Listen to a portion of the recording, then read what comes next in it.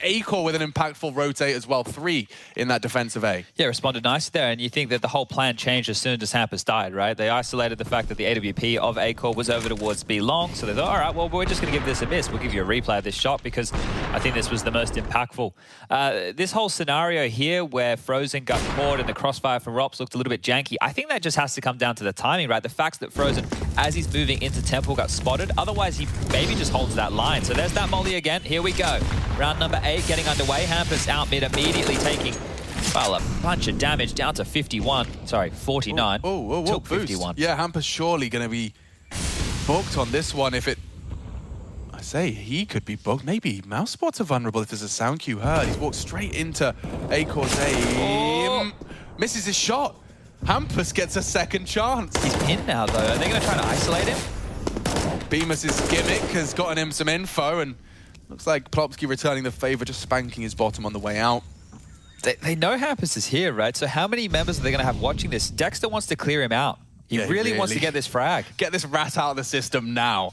Because otherwise, this is exactly what NIP have been fishing for. Like, this is their dream mid-round. You've got 4 set up with B control and util. Hampus has his red room here. They come from every angle. I know he's on the left. Every angle. Fine. No worries. Frozen solved the problem, and the rest of the ninjas are all coming in single file. Some util deployed. Acor with the disrupted smoke dropped. Do you have to go through that? Flashes better be good. Bemis does lose vision, but from behind he should strike, and he's good for it. And that's a solid CT shutout. NIP kept very honest in these last 2. Yeah, that one right there all just comes down to the cat and mouse game of Hampus pushing top mid, right? So they isolate the fact that he's there, and then they take the risk because Frozen had to walk through middle with his back turned. You know, that's a gamble right there. There's nobody mid, there's nobody swinging out from the ledge position. And at this moment, Dexter immediately starts rotating over towards B. There's good stop utility coming out of Mouse here to make this push up through the B ramp position even more difficult. And they walk away with an important one because that sends NIP back down to just these pistols. Yeah, and really cool. I mean, I know it seems simple when you're watching it play out, but Acor dropping that smoke at the mouth of ramp and having Bemis just play close to it. He's A, able to play anti-flash safely, and B, it's just that temporary wall for him to hide behind as they exec through. Really nice. Here he is again. Yeah, Bemis could have some potential to play. Plopsky's going to start playing with that gap now. All too aware of Bemis and his power positions. I suppose if you're a professional player and that's your new spot in the map, as soon as any developments are made, you see one player doing something you weren't doing, you are going to dig deeply into that. Yeah, you got to be on top of that type of stuff here. And well, there you go, Dexter with the opener. That's the little flash wombo combo you're going to see in mid a lot. Dexter for Frozen, Frozen for Dexter. They'll be helping each other out here. And then I feel this is a perfect position for BMAS. For somebody who's a rookie like he is, who's just a bit of an aimer, you put him in a spot and you say, just put your crosshair here. And when their heads come in front, just click mouse 1. Right? That's what we're looking for, BMAS. It's obviously quite a technical position when you're talking about those gaps and the timings. But due to the T's smoking it off themselves, you get an extra 20 seconds on holding that position. You know they're not coming. You get to set up, right? So it's actually quite the luxury for BMS here. Yeah, and I mean, unless he's playing in Gambit, he'd probably have 3 other players with him in that cave position. Something that was interesting that stood out to me was Gambit's belief that playing and holding the site from that cave position as a unit is their solution. I can't believe he's gone down to the spray there. Oh, dear. This is getting real problematic now. They've tried to make a move for info, but now BMAS is isolated. That means Dex is the lone man on this B bomb site. Yeah, he's going to have to do an awful lot with this one. He's going to get walked on as well. Device creeping up already. Oh, that might save him. Yeah, maybe. At least for the reposition. There's a little gap around for the peak. And, oh, that's the end of Dexter. That could be the end of the B site as well. 2 picks across the map, and NIP profiting from their earlier adventures. I don't want to be pointing fingers, right? That's not the intention of what I'm doing here, but in 2 of these key rounds, right, obviously the pistol upgrade round that NIP won was Hampus taking Acor out, pushing middle, and this time around it was Hampus through the smoke. This is BMS getting some exits alongside of Rops here. They won't be going for this one. They'll just be holding on to their goodies, playing the long game right now, Mouse. And 5 on the T side for NIP. That's pretty good so far, right?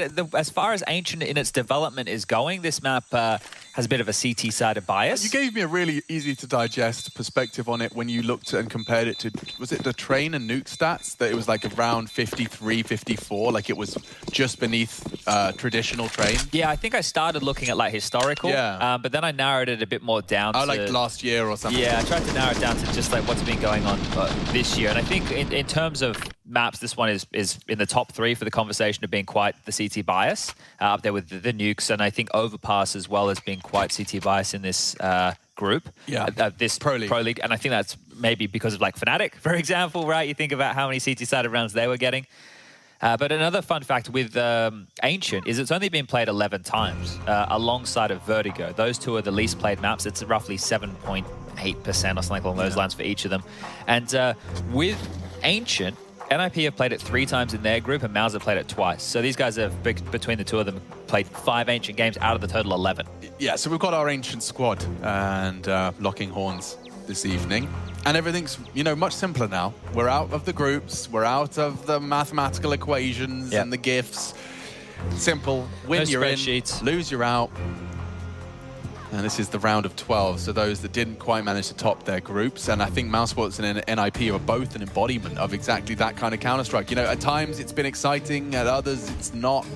A mixed bag of results, and I think coming into these playoffs, both of these squads are looking for a little bit more consistency and redemption. Same utils dumped into middle. We'll see Acorp probably playing this one a little differently, and in fact he has gone over to B early.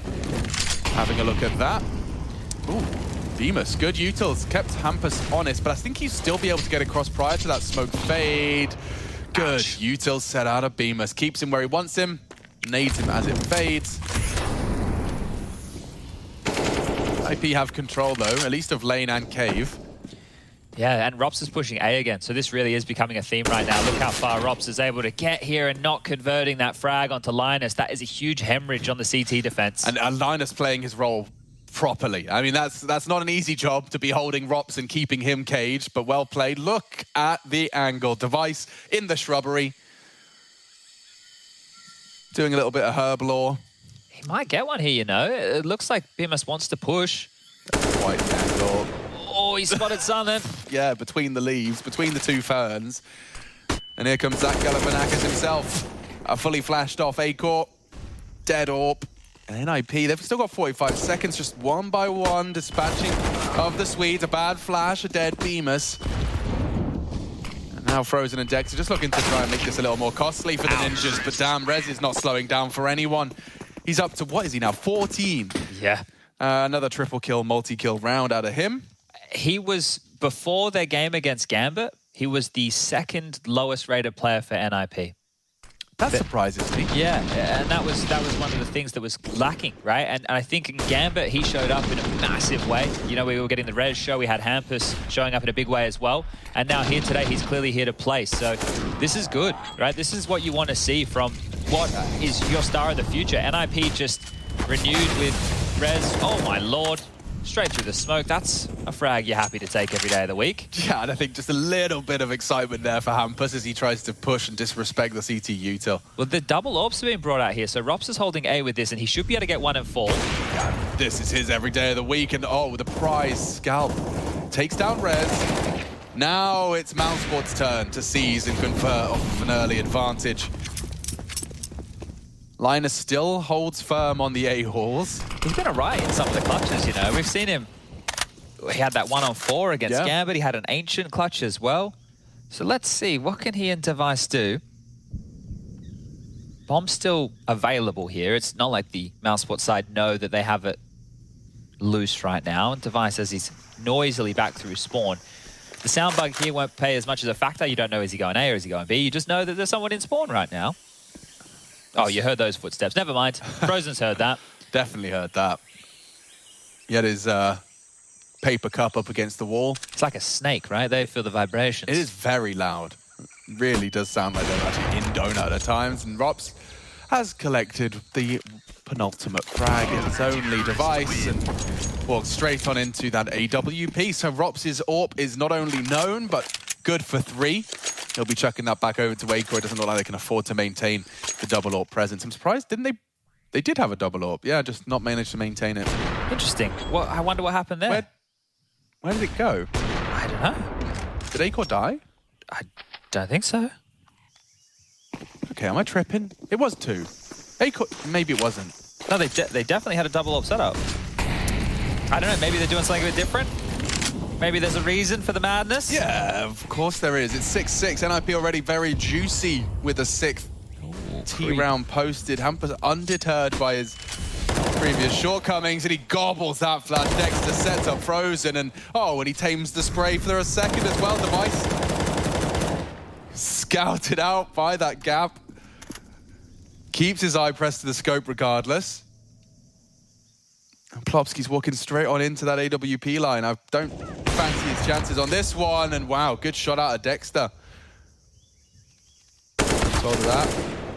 Linus snappy onto Robs. He's dancing with this AWP here. Flash actually looks quite promising. I like the way this man's thinking, but the flank is so quick. He is being pushed on. The flash perfect from him to try and close and isolate the gap onto Dexter. But from behind they strike. He does look ready for that, giving it a solid show. Oh, there's a real conversation change right now. I think if we're keeping tally as well, Device just AWP'd Acor there. So we're getting a head-to-head on the AWP duel at least. But this is the mid-flash coming out here, setting Frozen up for 2 big frags. But the conversation will change a little bit now, because with the scoreline at 7-6, the money isn't there for NIP to go for a buy. They're going to have to take a save, and you can just see how humble it is. Hampus with a flash, a Tech 9 for Plopski, and Linus into a Deagle. So this should be 8 here for Mouse Sports. They're going to win out the half, and straight through the molly. They're going to take so much damage. Look at all of this, and they're still able to run him down. Yeah, the product of disrespecting the flames is Frozen's caught with a nade in his hand. Rotate on the way, damage inflicted, but now they've got another. They could actually get the bomb down here, Chad. Look at the flash. It's so perfect. Dexter can't deny the plan, but he can take 2 of the 3 on the site. Linus another from his Deeg. 3 HP, but he puts Dexter on his arse. There's still something to be said about this. They've got so much time, so much util. It should just be a formality. I can't believe NIP have made it this close. They want to push him. They should cap him. Acor misses, goes for the no-scope. Now NIP have the advantage. Bemis a smoke and a kit. That might be his best bet. He thinks the same. Time getting a bit sensitive here. Some stray bullets. He might have to hold it. Does fake it out. He'd need them both. He need them now. Linus trying to knife him in the smoke. He'll take 1, but there's no time. NIP on an eco, Chad. Linus is Deagle and Plopski as well. They'll snatch a 7th. That's absolute daylight robbery. Oh, this first half now, you reflect on it for Mouse Sports. They have lost 2 rounds in similar fashion. The Hampus Deagle with multiple openings in the 3rd round of the game. And here, as they're just taking control of the economy late, they were setting themselves up for what could have been a 9-6. They fumble. They fumble in a big way. What a round to lose right here. This could completely change. NIP can now walk away with the 8. Their buy is much better. We got an MP9, we got a Deagle, 2 Famouses, and sure, the AWP's out here, but that's a big one to drop. Yeah, that's going to really leave a mark. Mousesport's going to be feeling the brunt of that one. Hampus up to his usual antics. He's very stubborn on his mid-fight. Frozen with the flash. This time Hampus ready. Dexter peeks out, so he knows a little bit more about the setup now. Rob's aggressive in the halls. Duking it out with Rez. Yeah, Rez here. Looks like he's aware of something. The jiggle... Oh. Rez knows. And Rez converts. Number advantage here, HP advantage as well. Dexter's still low. He's had to rotate over towards this A site. They're very susceptible all across the map right now, Mouse Sports. Oh, well, one clawed back as Devices look to pose and prod and get some info on B. Another body dropped on the B side. That's going to propel them into A here. Frozen with a lovely Loth angle and keeps them distracted for 1. Dexter another. Hampus should be set for this first onto Dexter, but as he turns to flash, well played. The in-game leader from Mouse recovers a little bit of their shortcomings in the previous. 8 for Mouse, 7 for the Ninjas. Now it's time to see how Mouse Sports T side shapes up.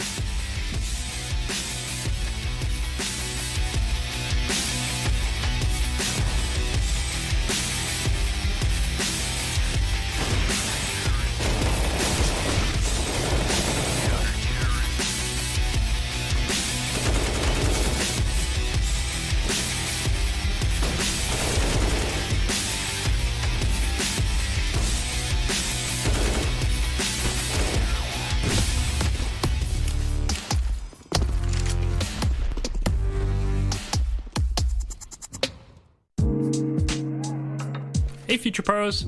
Locking down mid as a CT can put you in a good spot in a round of Ancient. So let's check out the Smoke Incendiary combo that the Chad Sponge Birchall likes to throw.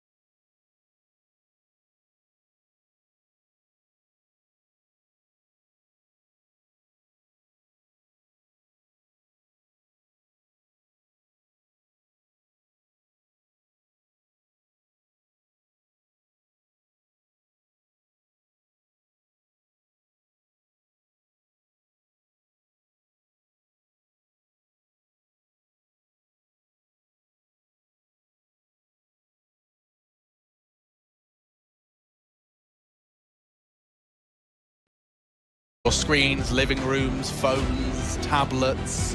What else can they watch on? Etch-a-Sketch. Projector screens. Great to see you in whatever capacity you have us in your living space tonight. Maybe on an aeroplane. Maybe you're watching live on an aeroplane. If you are, let us know, because that sounds pretty damn cool. How you doing that? How have you done that? Especially live. All right, well, this is quite an interesting CT setup. 3 towards cave. Dude, an armored CZ. Oh, it's not even armored. This is going to get juicy. But it's a very good pistol. But that jewel, Plofsky, that's a little bit uncomfortable, bro. He's been run down. Maybe that'll bait them in. He got left hanging there. He really did. They fully just abandoned See ship. ya, bro. Yeah, now there's more to be done. Rez has got issues, and Mousepaw's looking set for this pistol. Looking to go 2 for 2 in the pistol round. Nice recovery out of Linus. He's handed Hampus something, at the bare minimum, a kit, 2 frags available. And that's all he'll get. Mousesports, okay, 100% of the pistols. Let's see if this time they can have the conversions, Chad. Well, they'll probably convert against the Force, and then they'll lose against the light pistol upgrade. That just seems to be how this one's going there. But that's crazy that they just left Plopsky hanging like that, that he was the only one thrust so far forward. I would think with a cave stack, you would want to really fortify that position. But NIP had other plans, and so did Mousesports. So here we go. The Force spy for NIP. Let's go a scout in play for Hampers. D was for the rest. Another in-game leader on the second round scout. Yeah, I think, you know, there's a couple of good positions that you wouldn't mind seeing the scout in here. Mid, if it's not smoked. Donut, not too shabby. In the A site, there's a bunch of different positions you can use that from. But if they keep you smoked like this, you're going to have a hard time finding a whole lot. And I think Dexter and Hampus are both in-game leaders who think that mid control on a map like Ancient is integral. Right? You're going to see it reflected in their play. Plopsky. There's a chance here. Acor just on the other side. He's seen the foot, and that's all he needed. The boots are too big for Plopsky right there. Yeah, he put his clown shoes on this morning. Not even going to the circus. It's a mistake. Only make once. that was an interesting angle adopted there by Acor as well, so maybe not something that Plopsky was too aware of here. Jacob sticker? That's a proper throwback. Oh, yoy! And that is quite the headshot out of Hampus. What was that? Through the door. I haven't seen one of them. We're going to get scouts playing it like Dust 2 soon, just left and right strafing, banging through the doors. That was a nice shot, but I think he's going to have to do a lot more than just that here. They're coming in towards B and he's about to be smoked off. Oh, the tag, not bad. Yeah, it's something, isn't it? Unfortunately, none of his teammates are nearby to build upon it. All right, maybe we'll just call this one done then, because Mouse, once they get this bomb down, 40 seconds thrust onto the clock. Rez and Linus heading all the way over towards A main. Device just hanging around to see what he can find. And that Galil is going to be worth its weight in gold in the next round. So holding on to what they have right now, quite important. But the 1x bet odds, I think they'd shifted and they were favoring NIP, right, for this one now off that first half. And as we were talking about, this can be quite the CD-sided affair of a map. But like I'm saying about Dexter and Hampus, both thinking mid is a priority. They approach these maps, I wouldn't say in a similar way, but you have to have a similar philosophy if you think that it's a big piece of real estate. Do you suspect we'll see the same util set on the gunnies? I don't think so. They very much could do. I think that Mouse operate a little bit differently. They go about getting their mid control slightly differently to how NIP do. And I don't think, like, NIP get it straight away, right? Like, Hampus just runs straight out through. You will extinguish your molly. He'll just take that space. That's a lovely shot again. Right. Yeah, well. Yeah. I mean, it happens. You saw that one coming, so. It happens, I guess. Who's going to be the only one having a stomach no upgrade here? I think it will be Plopsky. So everybody else with the Deagle has a decent chance here for NIP, right? Linus even has a kit and a smoke currently. So let's see how expensive they can make this one. Back over towards B. 3 players getting lane. From Mr. Device. And now he's got a moment to try and tip the scales in favor. It's one Galil up against 5 rifles. Are they going to bring that boost out? We've seen it quite a bit, right? If you boost in this corner, when they run in, you can get a bit of an angle. But I guess they're waiting for the commitment. The nade on through a little bit shy. They are coming. Oh, okay, so Rez is really, that might incite the execute. Mousesports are coming. Device to be boosted, I thought. And Linus again, good for the damage on the Deeg. He's consistently putting his name in the feed on these buys. Loudly did drop off. Beamos is just wormed under that smoke and it's fading now. Should see one here onto Robs at least. Return of fire not there. Plopsky even spotting him out. Mousesports are losing another one, Chad. Surely not. He's got time, he's got health, he's even got Bemis by his side, not for much longer. And now throws it up against the entire squad. Bullets just chipping away, and eventually the war of attrition is won, and look what they leave with. Oh, disaster strikes in round 18 for Mousesports. Let me see that Res D, because I think it was just a blind little counter-strafe magic. Oh, he's used that smoke against them. Oof. That was their grenade that didn't go deep enough, and oh, Lord. Everyone hit him. Absolute bangers of shots right there. Yeah, look, Mouse are going to buy. Acor's gone into a Krieg here. Cannot get the AWP out. Util is super light. NIP have only won 8 rounds. 3 of those 8 rounds have been ecos. You just have to get Linus on a Deeg. Stop giving him rifles. Give the man a $700 pistol and the round is yours. They are already up B. There's a lot of ground covered here. A lot of ground. Linus caught out. Plopsky's going to have to do so much, and they ask too much of him. 1.5. It ain't enough. See you, mate. Bemis confirms our suspicions, and this is one way to solve things, a quickie. Straight into the site. Look, I think if you're NIP, you got that eco, so you're not feeling as bad as you possibly could be right now. You can buy in that next round of play, so it's all good. But just to lose to that pace, that was just very quick. Just contact up long, take the fight. You can see Linus, with his peak a little bit wider, he's not ready for that, right? He wasn't peeking out with intent there. He wasn't expecting to be pushed up so quick. So lovely shooting there from Bemis, continuing to have a bit of a showing here. 21 kills for him. Was a force over towards that Lamps position, being a real nuisance for the likes of Plopsky. And yeah, if you take a look where Plopsky is right now, he's sitting at 7 kills. So it's Rez with 16. Linus, the rookie, he's managed to get 13 to his name. You'd love to start seeing a little bit more out of, you know, the Devices of the world, the Hampuses of the world here on the CT side. Yeah, I mean, look, if you've got Rez and Linus online, give me one more. Hampus, Device, and you've got yourself a competitive Ninjas. Even Plopsky, right? We saw him have one or two good games, but he was another player that, you know, is in question of where is he? Because there was, for the longest time, Plopsky, when he came into this roster, it felt like he had some legs to it. Dude, I remember when Plopsky was more impressive than Brolin. You know, like that was the conversation. It was the battle of the two new rookie Swedes, and Plopsky was my favorite of the two. Double molly from Maus. Double orbs as well from NIP. Yeah, okay, so a couple of interesting ones for mid-take. Here, Frozen's on his way straight in, and oh my god, Device on the repeat. That is so brave. They're coming for you, bro. Takes down Beamers, can't quite bolt in time for a third, but that's that second AWP. Fires off a warning shot across the bow. Frozen left with just a scrap of health, and are they gonna commit? That is the question.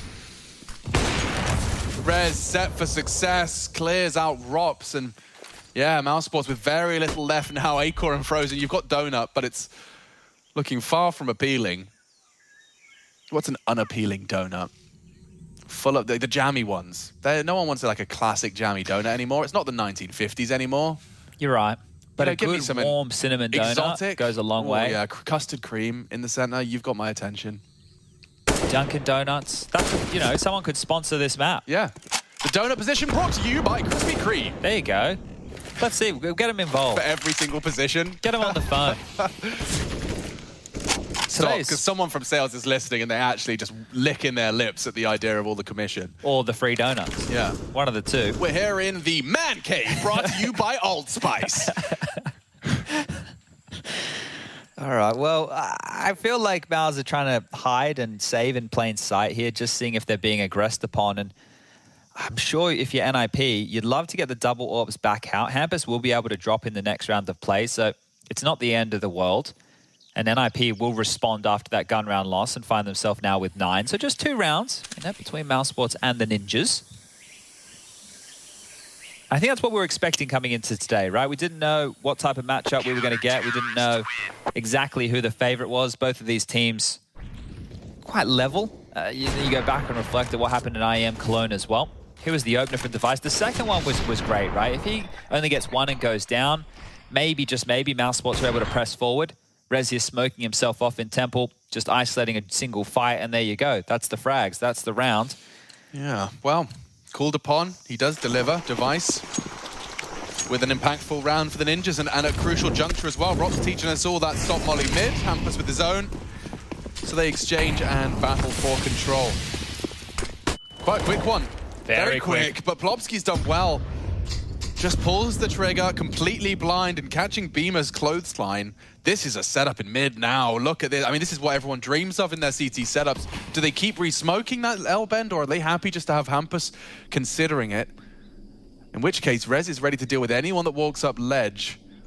Damn, this setup is perfectly designed to house what Maus have got. And if you look at the radar right now, it looks like they're completely trapped on in. The only way would be back through spawn, so they have to be careful with all of these peaks. Rez is waiting. 17 kills. I'm sure he wants some more. If they go for the B exec, Hampus is going to be there immediately. Linus and Device are on the site. Plopsky, he's rotated over towards A right now, but it won't be too long before he can join the squad. This is going to be a tough one. Dexter, yeah, I don't envy him trying to call himself out of a 4v5 with this setup up against him. So they start and return to Cave. I mean, Linus and Device are very passive. They are vulnerable to being smoked off, Chad. I feel like they're giving them the site right now. This almost spells a bit like a retake setup, and double orbs on the retake won't be easy here for NIP. Yeah, Molly looks well placed. Hampus' flank is coming now. Device potentially onto Acor. Hampus pushing in now, and Robs clears him perfectly. Perhaps Rez will be the element of surprise they've been looking for. And Barrel spotted, still hits the shot on the AWP. And they look to hold this back from Cave. Oh, Dexter's kept on the pillar now, so he's... Oh, look at that plant spot. We'll come back to that. We'll come back to that in a second to see if it becomes part and parcel of this round. Time ticking, Rez dueling with that Krieg. And that's the end of that. Plopsky's had enough. Solid recovery now from Mousesports, as it didn't look favorable, but a couple of well-placed smokes, and that double AWP retake, as you outlined, just not the one. The fact that they were able to get through Cave so easily right there, they were ready for Hampus' flank. No way back in once that bomb's gone down, just smoked up. Well handled here from Maus. That's a very good round to win because they just stuck to their guns. We saw for what, the better part of 30, 40 seconds, they just stayed in limbo, right? They weren't aware if anybody had pushed T-spawn, but they knew that there was some form of aggression across the map, and they didn't put their head into the vice that was that Hampus Rez mid setup here. And this is the kill that really takes any excitement out of the setup we just saw for NIP, because Hampus is meant to be there quicker than Rops is expecting. Well, Rops was ready for it. Acor hitting a couple of nice ones. Have to give him credit where it's due. And then Plopsky, well, just has to save. So Mytha there, the coach of Mouse, he's loving that one. Doesn't know if he believes that one really happened or not there. I'm not sure. He's still holding his breath for a moment. I can't for the life of me visualize what might have caused him to like panic about his celebration. Am I allowed to be happy? Wait. I wonder if that was post-round or if that was like mid-round or something like that. Yeah, because... of course. Context is missing. Okay, well, double ops here for NIP. Clearly something they feel is a necessity on their CT side. Hampus just down to a Deagle. He's done some of his best work in this map so far with the Deagle. And Linus relegated to the Famas. And here we go. Quick smoke out of spawn over towards Cave. And Molly as well. They've got that from a bunch of different angles, don't they? Over towards the ledge position. That'll stop any aggression from mid. Jumping on up. It gives Frozen and BMAS a little bit of a buffer here. But important round for NIP. Important round for both teams. Money teetering.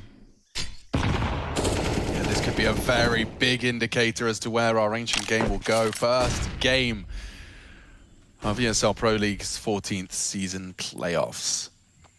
Both of these teams have had somewhat of a limp despite securing that playoff spot. A pot shot from Rez, and there is a bit of mid-control now for Mouse, so Dexter, he can tick that off his list. Yeah, and I think here, as long as they don't go for the same flash maneuvers, which we haven't seen NIP do similar flash maneuvers out mid like Mouse do, they know that they can hold on to a lot of this space. So pressure over towards B again. Device and Plopsky and Cave. Linus with a lot of pressure on his shoulders. If he lets them slip long, this Cave setup becomes susceptible to the flank. Yeah, and I'm so convinced if you can, as you discussed, maintain that ramp, Orps here should have a field day.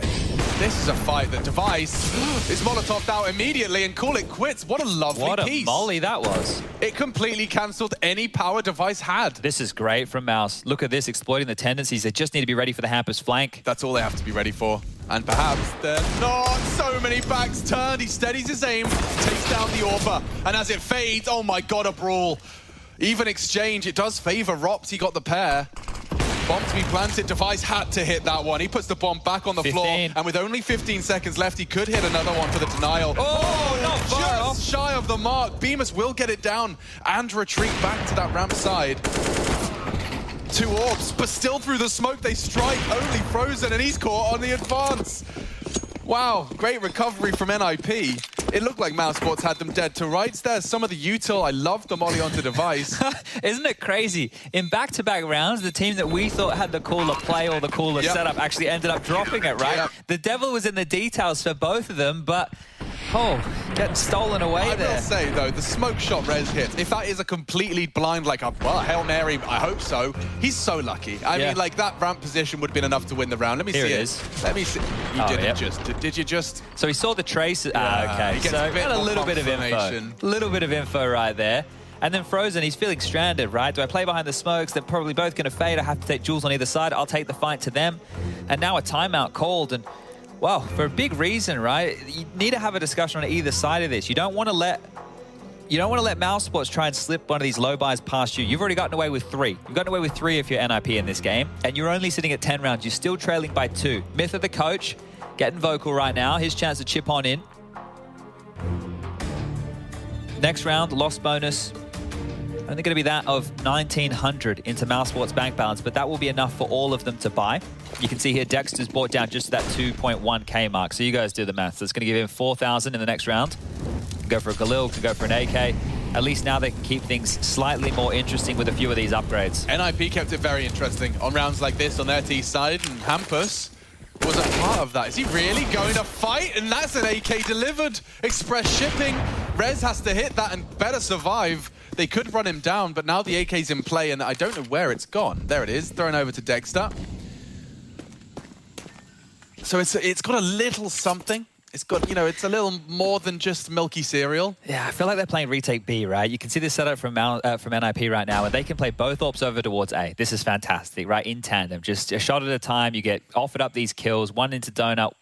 Oh, one into main. Rez here just searching, seeing if he can find the smallest of gaps. Robs with the bomb will be coming through that A main position, but you need Dexter on this AK to crack a skull. That's a nice little lurk smoke there that they can advance behind. Yeah, kept at bay for the first 6. Incendiary just now times out. 45. Dexter to rat around the smoke, hoping to slip through. Rez not going to allow that to happen. And oh, nice shot. Deeg perhaps opening up the playbook a little here.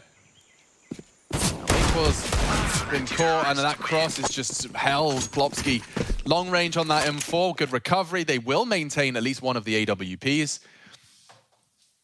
And the visor's back in play, Chadney. That's a different room, isn't it? It looks different. The room they were in the other day was quite large. There was a lot of space. There was couches everywhere. Room and one's their official room. Okay, so during the group they were just pracking.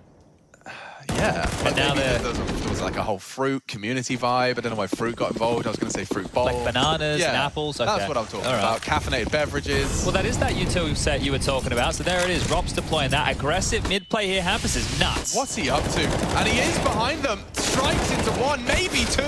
Hampus, you got any more for me?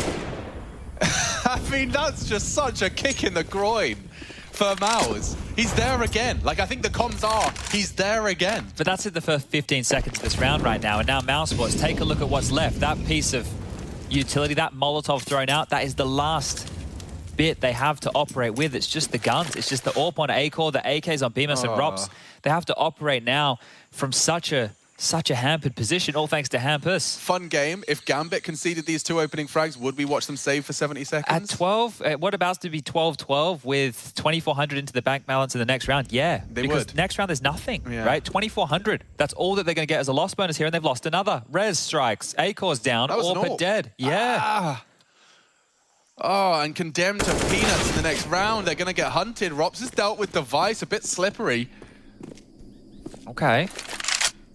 It's got an imposing presence now as you hear those footsteps loudly looking to close the gap. And off the flash, he's isolated a Jewel, not so much. Linus keeps him in check. I think, like, if Rops could, a save would be great here. But on the T side, we spoke about this the other day. I think it was when Gambit were playing, right? And they saved an M4, but everybody else had to eco the next round, and then it throws your loss bonus out of whack here.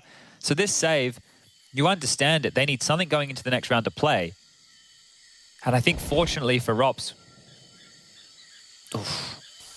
it's him who gets to hold on to this rifle. So if we're going to look to anybody, if we're going to look to the superhero of Mousesports to step up, the star, Rops could be the player to find them a couple of kills here. So all eyes are going to be on him as we move into round number 25 here. But this one was over before it even began. A minute 45. Hampus is this close. Finds the first kill at a minute 43. The second at a minute 40. And there you go. At that point, you're already down 2. And you're having to operate from the back foot out the gate. So 12-12, we're all tied up. NIP are back in this, and they can even take the lead right here, right now. You can see Frozen just having to stomach that one. It's all part of the dream career of being a professional gamer. You have to swallow those bitter pills. Hampus just outplayed and secured a very crucial 12th.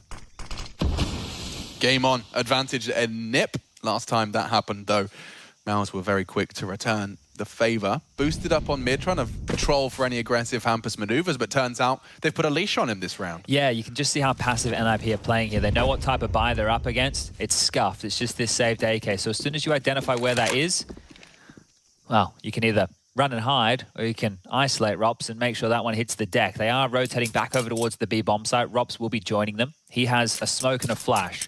So ideally here, it'd be great if Rops could use the smoke to smoke off one of the lanes, flash his teammates in, and try and get the bomb down. Set him up for a winnable clutch scenario.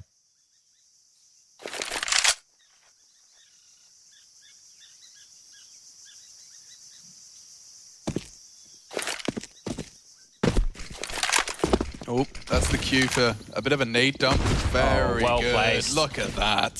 So much damage, and with their ears ringing, Mousesports start their commitment. One by one into the scope. Take your turn, stamp your ticket. There you have it. Does not get easier and quicker than that from the first point of contact to the elimination of all 5. 13, NIP 1 away. Oh dear, and you can see right now Rops has had to buy into a Galil, right? So already coming back to haunt them. I wonder if Dexter will be selfless here and give him his AK and swap it up with the star. But this is where NIP can really change the tune here. Max loss bonus will be in play for Mouse, so as long as they can get the bomb down, they can stay competitive. They just need to keep a little bit of pressure on the CT side of Con here. Double mollies mid. They won't be disrespecting that, but waiting for it to fade. So here he is again. Hampus up to his old tricks. You can't get away with it again. We saw how much it frustrated Maus the first time, and he's doing it again. They're not even clearing. They're not even clearing. They haven't cleared him, and he takes 2. Does not expect a 3rd, but the damage is done. He's already knocked them down, kicked them while they're down. And only 2 frags away from a 14th for Ninjas. They just had so much confidence. Like, Rez was just looking ledge from the start. Oh, did BMS catch anything there on that jump? He could really level this up. We've seen the BMS versus plopsky fights over towards Cave consistently throughout this game. Well, he's got another man on the side of this. It's going to be Linus. Smokes them off for now. But you have a minute on the clock and you're in a 2-on-4 situation. And I said a plant, yeah, that would give them a buy, but they need to get it down. Right now, there's not a bomb site that they can get into for free. Device has top mid covered. Rez is aggressive in A main. Plopsky and Linus are just backpedaling out of the B bomb site now. So I suppose there is an opportunity. But look at all the nades that they still have left. Like, Linus still has a molly for the site. Like, as soon as you breach, he can just molly the plant spot. And at that point, you're delayed. The rotation can come in. This would be some 2-on-4. Mission bomb plant. Bare minimum. 2v4. Dream outcome. And Linus just holding that perfect angle. It worked so well on the anti-eco at 20 seconds. They'll have to do very well to clear all of these angles out effectively and diligently. A boost does look like an effective way to do it. They can kind of clear him out. And Linus, ready for it, adjusts, and it's perfect. The best weapon for the job as well. Org in his hand. Gets a very clear view of that new boosted head. Juicy for the plucking. And no plant leaves them in this horrible state of limbo. 3.9, 3.4. Rez, wow. A tiny slither of Frozen's top of his dome. And you can see, yeah, looking the wrong way completely. Yeah, naughty there by Hampus, right? He's had a couple of different looks. He's been aggressive. He's just been in their face. He's definitely using this mid fight quite well at the moment. You know, in the first half on the T side, he's the one taking mid control. In the second half, he's the one taking mid control. And that's taken a lot out of mousesports' playbook. And I've also casted NIP CT sides where he keeps doing it and it keeps falling flat. You know, like it's his stubborn approach that this time is bearing so much fruit. With that double mid molly, you can't double extinguish, right? If you're Maus, you can't like extinguish the first and then extinguish the second. You've just wasted 2 smokes just to get out mid. And you would have already had to have smoked top mid and donut and probably mollied that and mollied ledge as well. So you get no smokes for the rest of the round. Yeah, so like that's why when they go to take mid like that, they just have to respect it. It's just going to be these pistols again here. So 5 dastardly deagles is... Oh, it's a smoke molly combo this time round at Hampus. Here he is one more time. They're not ready for him. Why does it look like they're not ready? Bemis is, but he's managed to take one with him. Effective stuff out of Hampus, and he's left Bemis on 12 HP. Deck around right now. Bad flash, safe angle. Plopsky set for success there. That's one to take notes from. Yeah, I think he gets his own back there from the pistol with the CZ, right? Try that one. Got jiggled out and got absolutely wrecked. But there is a rifle to be scavenged here. Dexter wanting to see if he can find that, and he does. And this is just another situation where mousesports' early stages of the round start with multiple member disadvantage. We've spoken about the 2-on-4. We've spoken about a lot of these situations where they're down. It's hard to see how they get into this. Yeah, I mean, this just looks unlosable. Look at the NIP setup.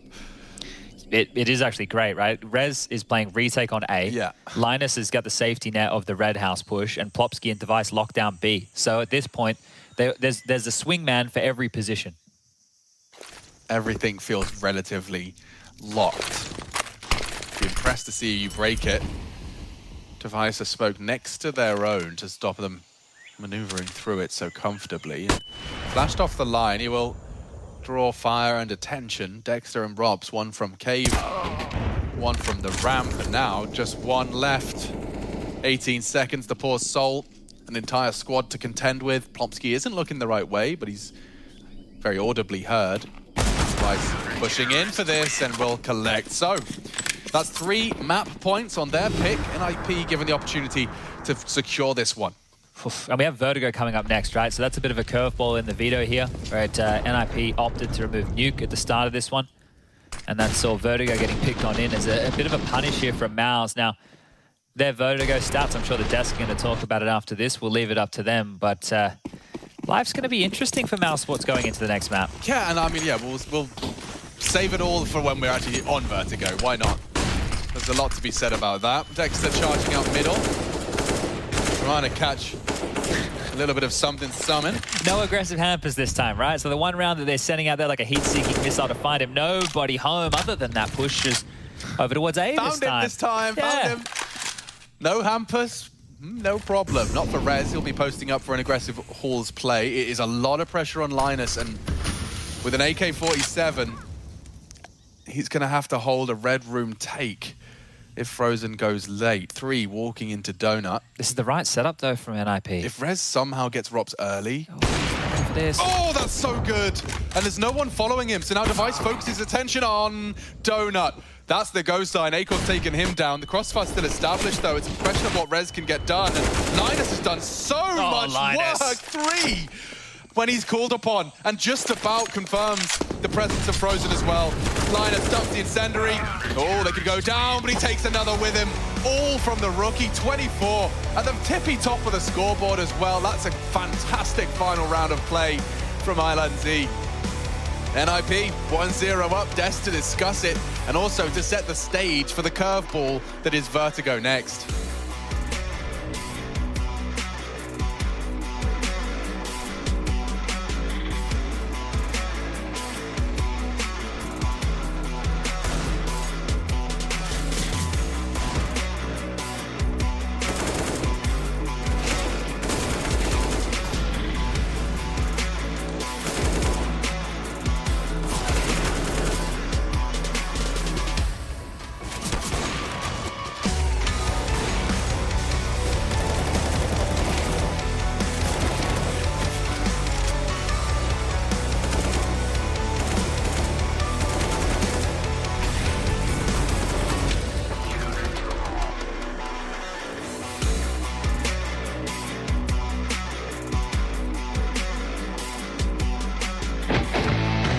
Hey guys, it's Robs. I'm going to show you a few tips and tricks on Vertigo B and how I prefer to anchor sometimes, and maybe you can implement it to your own playstyle. So on Vertigo B, if you want to play around the site and you're mostly alone, then you can just use this box here to get the information if they're coming up the stairs. And if they do, you want to use your smoke and save your smoke for that. You can just use your smoke like this. And they're just gonna buy you a lot of space, because you can, like, okay, they're coming, you're gonna fall back, and now you're buying time for your teammates to rotate, and they can always flash above the site here. You're just gonna play around the smoke, they might jump on top, and you just try to frag as much as you can. And the most important thing is that you just buy time. Good way to hold B is when you have 2 people holding it, and one of them is playing around this general area, so he's gonna hide and hold wood if they can boost and jump on top of it, and you have your teammate around the site somewhere just spotting down the info if they're coming up. If they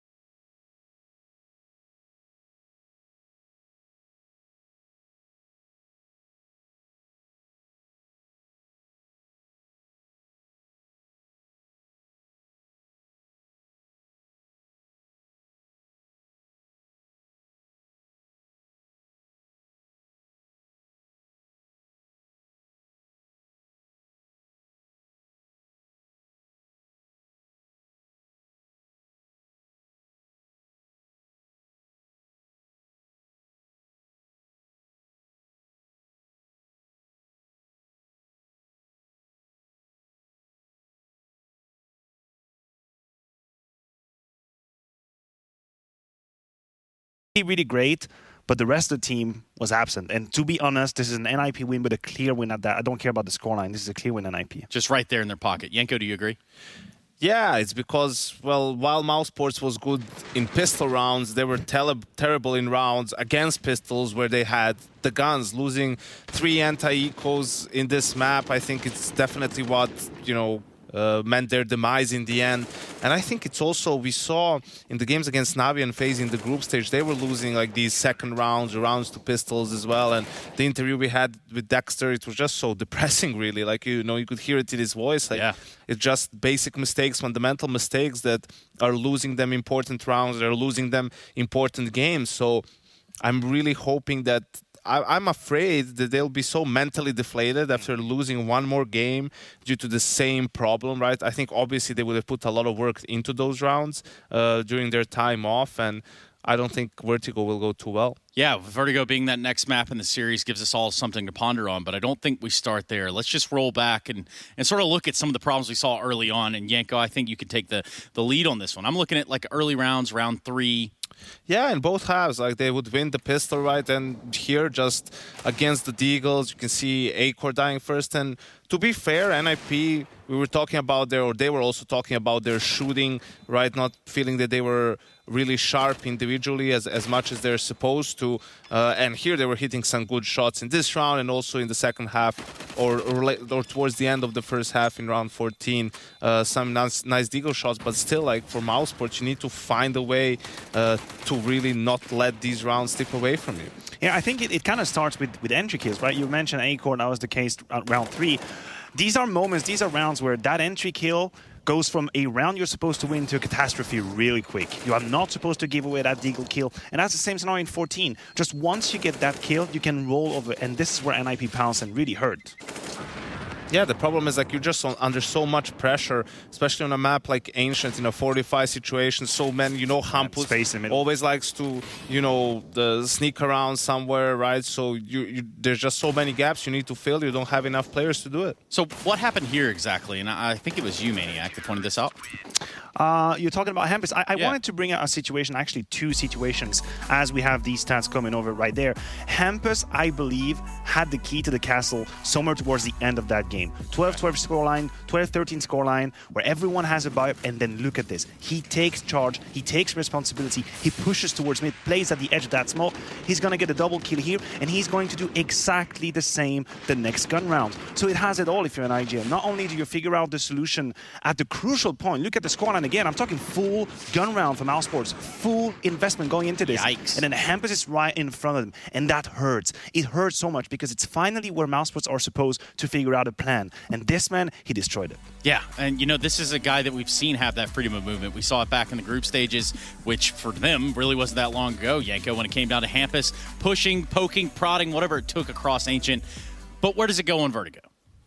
I'm afraid that the manner in which Mousesports lost this map and some of the rounds that they lost, I'm afraid it's going to stay in the back of their head coming into Vertigo, right? I like the pick. I like the confidence from them, and I like the punish. That's the point of saying you play 7 maps, is when someone tries to gamble against you in a playoff game, you're still confident enough in it to pick it and to play it at such a moment. I'm just hoping that, you know, the mental fortitude is going to be there after all the anti-eco losses. Yeah, and the flip side of that as well, when you take the risk of punishing onto Vertigo, and I'm looking at the side of NIP and Threat, and we know how tactically sound they are and how they prepare and thorough they are. They know it was going to happen, right? You are NIP, you decide to leave Vertigo open in that's a possibility. I don't think they... I think NIP was like, we're going to leave Vertigo, there's no way they're picking it. Like, we just smashed them 16-3, it doesn't matter, it was like an exhibition tournament, but, you know, they're going to pick Mirage and we'll be ready for that. Something like that. I think that's more what... in tune with what they expected. There's going to be planned. That's why we have post-game interviews. That's exactly why, which is why we're not there quite yet. We are ready to take another break and go into Vertigo, the second map of our first quarterfinal. You know what it is. It's ESL Pro League Season 14, y'all.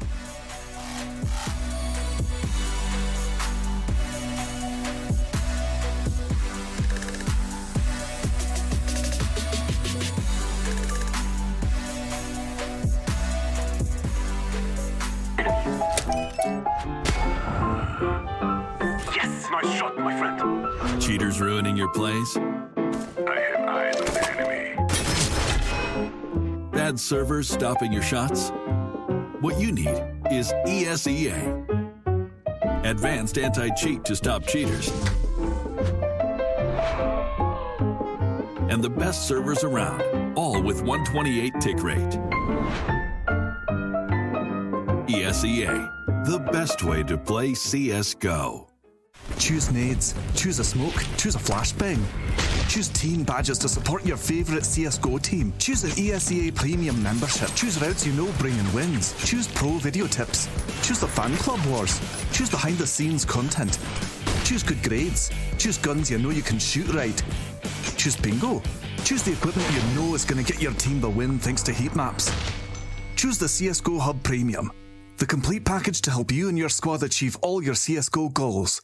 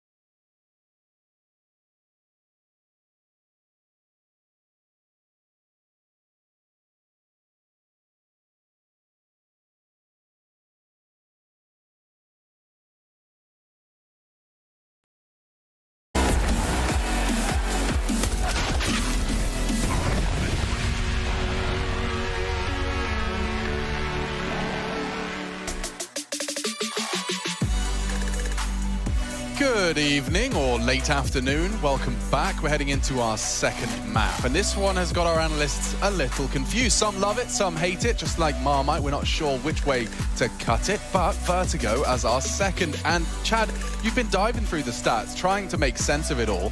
Have you come to a conclusion about this mousesports NIP curveball from Mouse? I don't know. I think Matthew and Yanko have interesting cases on this, right? It is mousesports going for what they consider the punish.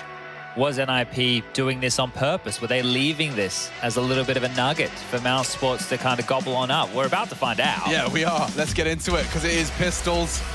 NIP starting on the CT side. mousesports to give us a look at their attack. Dexter pulling the strings, the first to ever do it. An Oceanic in-game leader imported into European soil, and they're up ramp. We're ready to get this one underway. An A commit, sandbags Molotov down. Process of elimination dictates that the plant can now go down. Smokes are up. There's no way for them to contest other than that nade, and damn, Dexter's gone down to 3 HP from that. A gap, though, in the first of the smokes has enabled a frag, and now the bomb across. Beam is safe, bodyguarded across. They just used the one smoke, and it's enabled them to get it down, Chad. Did they miss a smoke? Uh-oh, I can already see how this goes. Linus had a smoke and a kit, and the smoke is down. Both of them are down. The kit loose. They'll have to pick it up. A brawl now around the smokes. Frozen needs one, needs this one. And they're charging at him with knives out. Oh my God, Frozen will get him. On the bomb now, no kit recovered. It's 3 from Rez. Plopsky has to finish the job for the boys. What is going on? Yeah, and I just can't quite explain that one. A knife to finish. Acor will finish the job. mousesports will take that chaotic pistol. What is... Well, okay. Well, we knew this was going to be an unusual affair. Did mousesports miss a smoke while taking the site?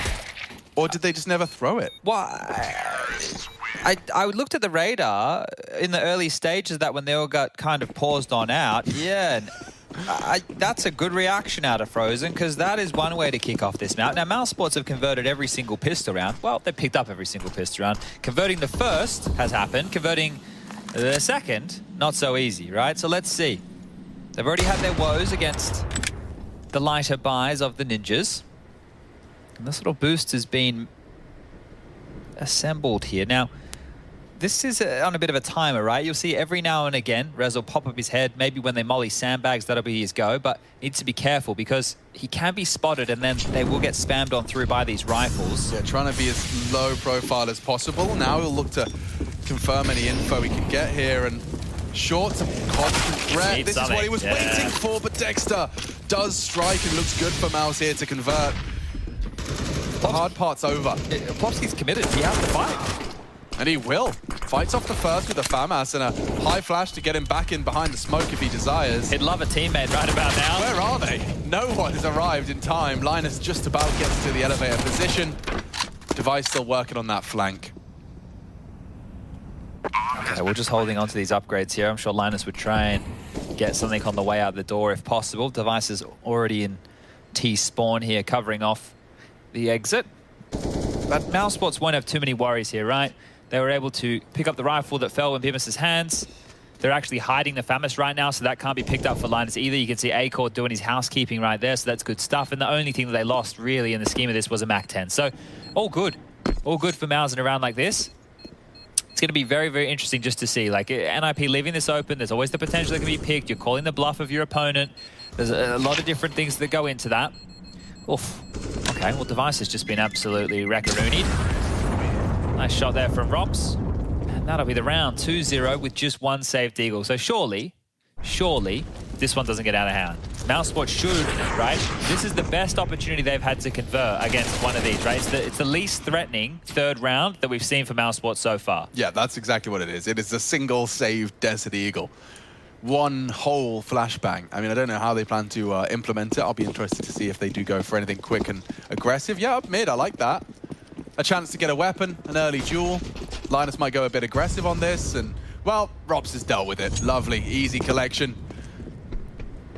2 Deagle bullets to the center of mass you'd think would have done enough, but just out of that range.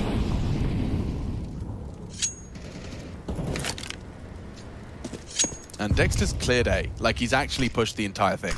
That gets really, really awkward about now for the ninjas. Definitely. They have no idea. Look at this. Easy collection for the Aussie. Oh, that's lovely. Let's see if he can get them. 4th. No, Acor wants that one. And Acor, with that knife kill he had on the pistol, you know, he's looking swole as far as the cash department's concerned right now. He's got 6.6. So if he wanted to bring out the AWP, he could.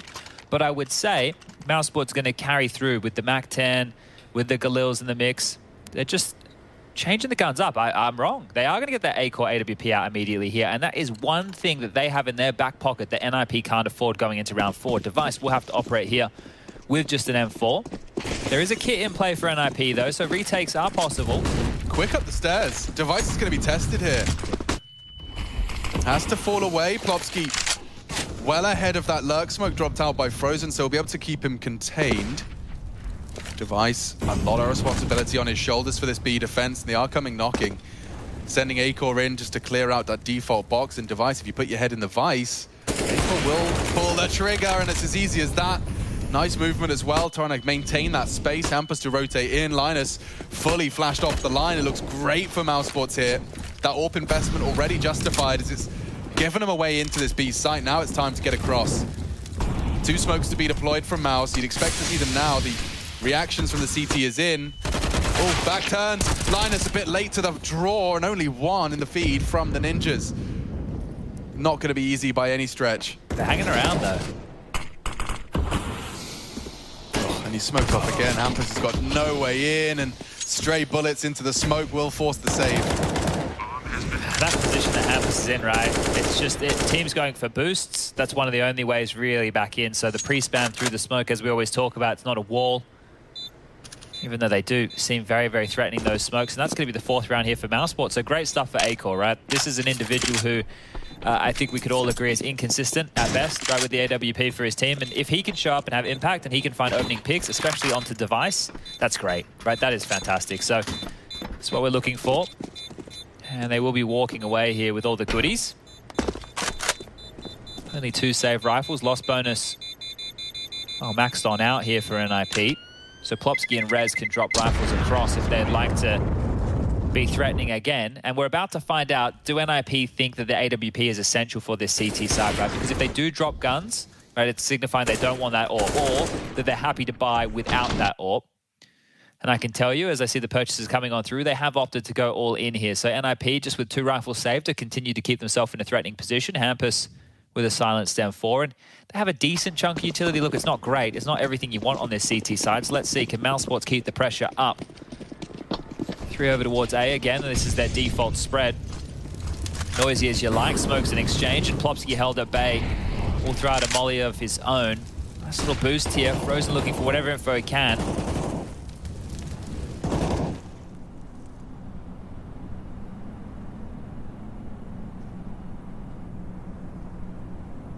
Whoa, that's quite the mid setup. Good luck, have fun, Rops. But knowing him, he'll hold this tight line and worm away. No, he's going for a bit more. Pre-aiming some boosts, and that's the end of him. Doesn't get a chance to really think about it. He's eliminated immediately. And talking of partnerships, you can see Plopsky and Linus in a potent little crossfire of their own. Yeah, this is pretty jarring as well. As Mouse trying to send up this ramp here, they could both swing. I say crossfire, definitely not by definition what it is, but a couple of warning shots. The bait and switch works out wonderfully. It's a 1 for 2, and it's a deal that favors the Ninjas because it's left Malzo only operating with A-Core's AWP and Bemis behind him. Yet to see this AWP go down. Let's see if A-Core can keep flying as high as he has. They're re-aggressing short here. Plopsky and Rez staying together. The Ninjas using this partnership system. Yeah, Dink exchange. The AK's just better. Plopsky found the 2 to pull NIP into this man advantage, and now it's down to perhaps him to finish it. Well, good util here. Time a bit of a problem, though. They need to get this bomb down. Yeah, and the flash could enable it. It's not going to be easy. One single bullet or even a nade, some shrapnel to finish off the job. A-Core's just got no hope. Hard committed to the site, and NIP, yeah, just convert off of Plopsky's handiwork early. And I'm sure Device is going to be loving getting his hands on that AWP there. So that AWP problem, it's been solved pretty much immediately here for NIP, and a great round.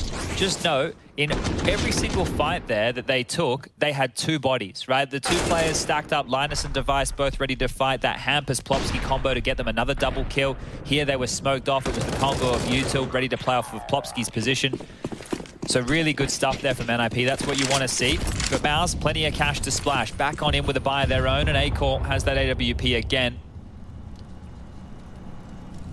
They're happy to be held at bay by this initial smoke, allowing A-Core to search over the top. Looking for any NIP members getting a little bit cheeky about things, and here they go. The crawl begins. Okay. Notice how little util, other than that initial smoke, they use. So Rez is going looking dry. Very dry here. There's so many members on the other side of that scaffold. Oh, he's hurt. They hurt him. And Plotski, hard shot to hit. How does he take Frozen down so efficiently there? Hampus good for one as well, just on that default box. So again, these A-Jules have given that man one-man advantage over. It doesn't look like it will last forever. Nice Acor shot. snaps to Hampus over the smoke. Divider smoke left side provide from Dexter. And there's another one on Acor. Robs could throw one out as well. Do they want to use that for the plant? They're running out about 10 more seconds on it, so they'll just let that one fade away. They've got 2 more for the go. That bomb's still right open in the open. Here's the util. Linus has a stop molly, could try and get that onto the default box. 25 seconds. See if Device has got the wallbang lineup. He does. One more bullet. He pulls off Dexter's plant. Repositions though. The leader just about. No! Linus again with the denial, and now Rops has got so much pressure on his shoulders. He's got to plant another fake at 8 seconds. That's unreasonable. And now there's no time. He cancels it again. He'd need all 3 frags. He needs all 3 frags! Oh my god, it nearly happened. Device just gets himself up on the box in time, saves his AWP by virtue of the no-scope.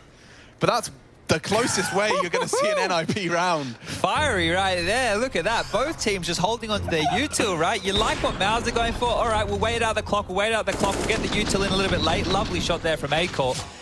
The molly with the Tiger device was great. It forced Dexter into only one place. The awareness of Linus. Great shooting here from Robs. The timer just hit 0. And then going down. Device getting him there just as it flicked away, and Myth up. Oh, I think he knows how close that one was. Oh, yeah, I mean, you know, you always think about it, even when you're playing yourself, when you're like, you've got 3 people pushing you, there's only really the option of fake and frag. And he gets 2 of the 3, Chad. I mean, most of us don't get that close. Yeah, he's done a great job there. And actually, all things considered, they've kept NIP in a manageable position right now. You can see Plopsky here only with an MP9. Everybody on Mouse is able to get what they want. AKs for 4, Acor back into the AWP. So Mouse are in a position right now to really break the ninjas. And Rez is going to feed the beast. Acor, as you discussed, happy to be kept at bay by that ramp smoke and just posts up for peaks like that. They just respect that smoke, right? They're like, if you're going to peek behind it, you're going to get a little bit lazy with how that and you think we're running up. Well, Acor, he'll find you. I can't believe Hampus is as brave as he is, though, just to be patrolling the periphery of that angle that we just know Acor was in. Yeah, very cavalier. Lucky smoke dropped. Peek over that, covers the aggressive line onto the scaff cross, but they are maneuvering back to B, and it's wide open right now, Chad. Yeah, this is the right call. NIP are coming to bolster this A defense. They've given up everything else on the map right now, so it is just likely to be a gamble into a save here. Plopsky's about to call this one completely empty. And now, with these noisy steps above, Frozen's hearing this. He's calling this rotation. If you're Mouse Sports, you better start moving. Move they will. Molly's a little short. Doesn't really have anything or any ramifications. Oh, they haven't cleared him. Oh, Linus was aware of the possibility, but Rob still strikes true. And they might have to save now. You can see they're already starting to Scarpa, but Acor's plucked another on the retreat. I can't even believe they even went for it, right? They were completely out of position there. I think the fact that they got the info and the bomb wasn't down just yet, they thought they could beat that rotation. But as I mentioned, Frozen can hear all those footsteps above him, so just noisy. And now it's about holding on to these, well, guns. It's just one now, singular, device, AWP. We'll have to contend with all 5. It's Rops, but he's given up his position here. I don't think he's long for this world. Oh, it just gets around the corner, but an ambitious repeat. He knew the gap was closing fast. And there you have it, completely exhausted of funds and weapons. This is the catch on Rez. Yeah, and there actually, I think, you can see the flash assist. Now that flash is designed to land behind Plopsky, so he's not going to be fully blind. He's just going to be a little bit flashed on up. But Mouse Sports, one thing that if you're NIP, you need to be noting, they're not contesting that smoke. Now that's something that Mouse Sports can change in the future, because if NIP are just throwing the single smoke and not fighting, Mouse can maybe be a little bit more aggressive. They can maybe push through that smoke and take a fight or two. Now, boosting up in middle, that is Linus elevated. We've already seen from NIP a couple of tendencies, and I know this is an eco round, so you're more likely to go more gambly and heavy in the stacks, but they've played 2 mid and leaving B open. Linus has heard a step or two. You'd love to see him get one. Oh, and he got away as well. Maybe that will bait Rops into this fight with Device's Deeg. Nade looks good for Linus. Oof, perfect trajectory. He catches that one, and Rops with a high-speed Pokeball has pulled us back to the 4v4. Only really Deagles. So as they dump their util B, there are going to be bodies behind it. No one from NIP is actually on the site. Plopsky's trying to flank. Rops would have heard this or suspected it the same.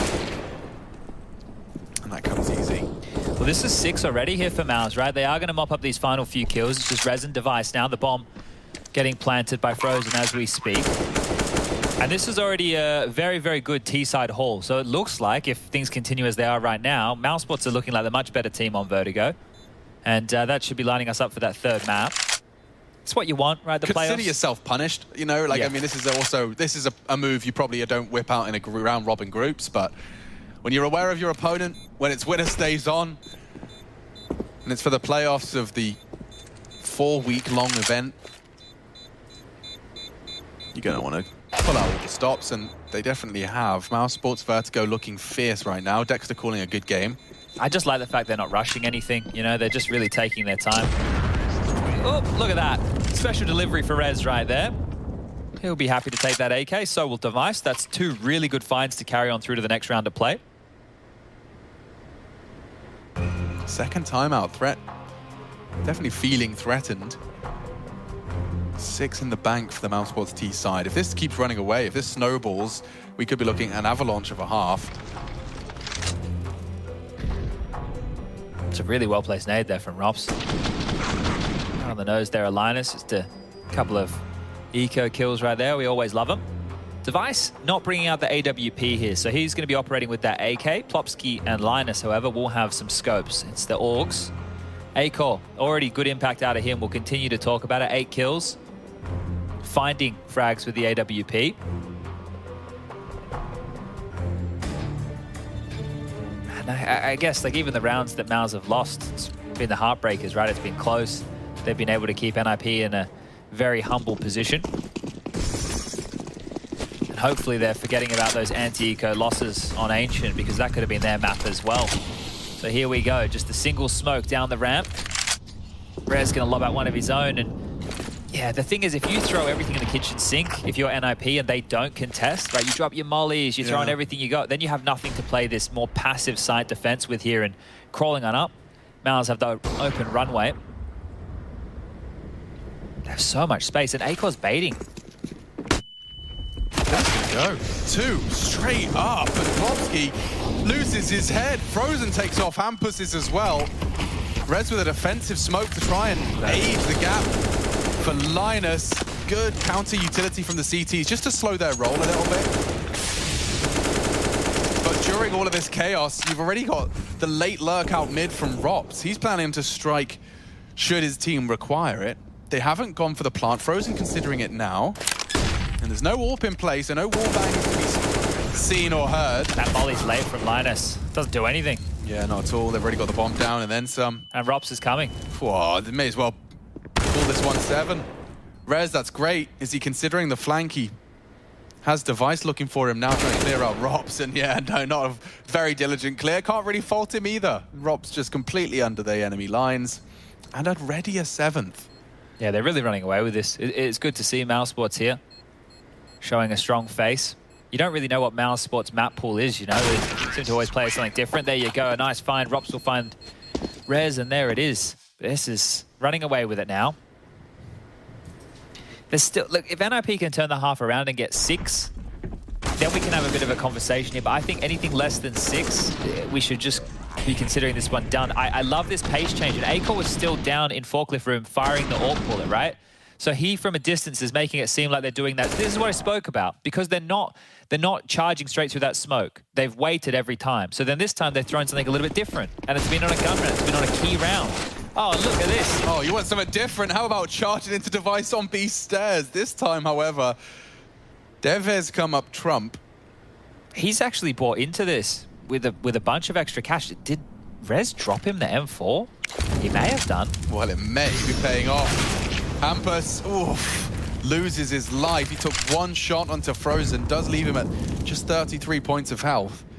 Vulnerable now to the rest of those CZs and Deagles alongside for the Device M4. Now, they know the M4 was B, so they're trying to counter their losses by pausing and hoping that there'll be some aggressions elsewhere. Device hasn't moved a muscle. plopski's having a little look, and it may be powerful if he gets himself tucked in on this tight corner. At least makes the CZ... Oh, you wouldn't go further. Oh, plopski. Oh, plopski, this is what they were waiting for. He does go down. Feeds them exactly what they were waiting for. The information is going to be transferred, but... yeah, one flash is all Rez has. Good luck, have fun. You better hit some scorching Deagle shots up against this Rops AK-47. I really don't fancy your chances. Device is here now. Bomb to go down. As soon as he does rattle off a tracer fire or two, there will be bullets in return. Bomb has been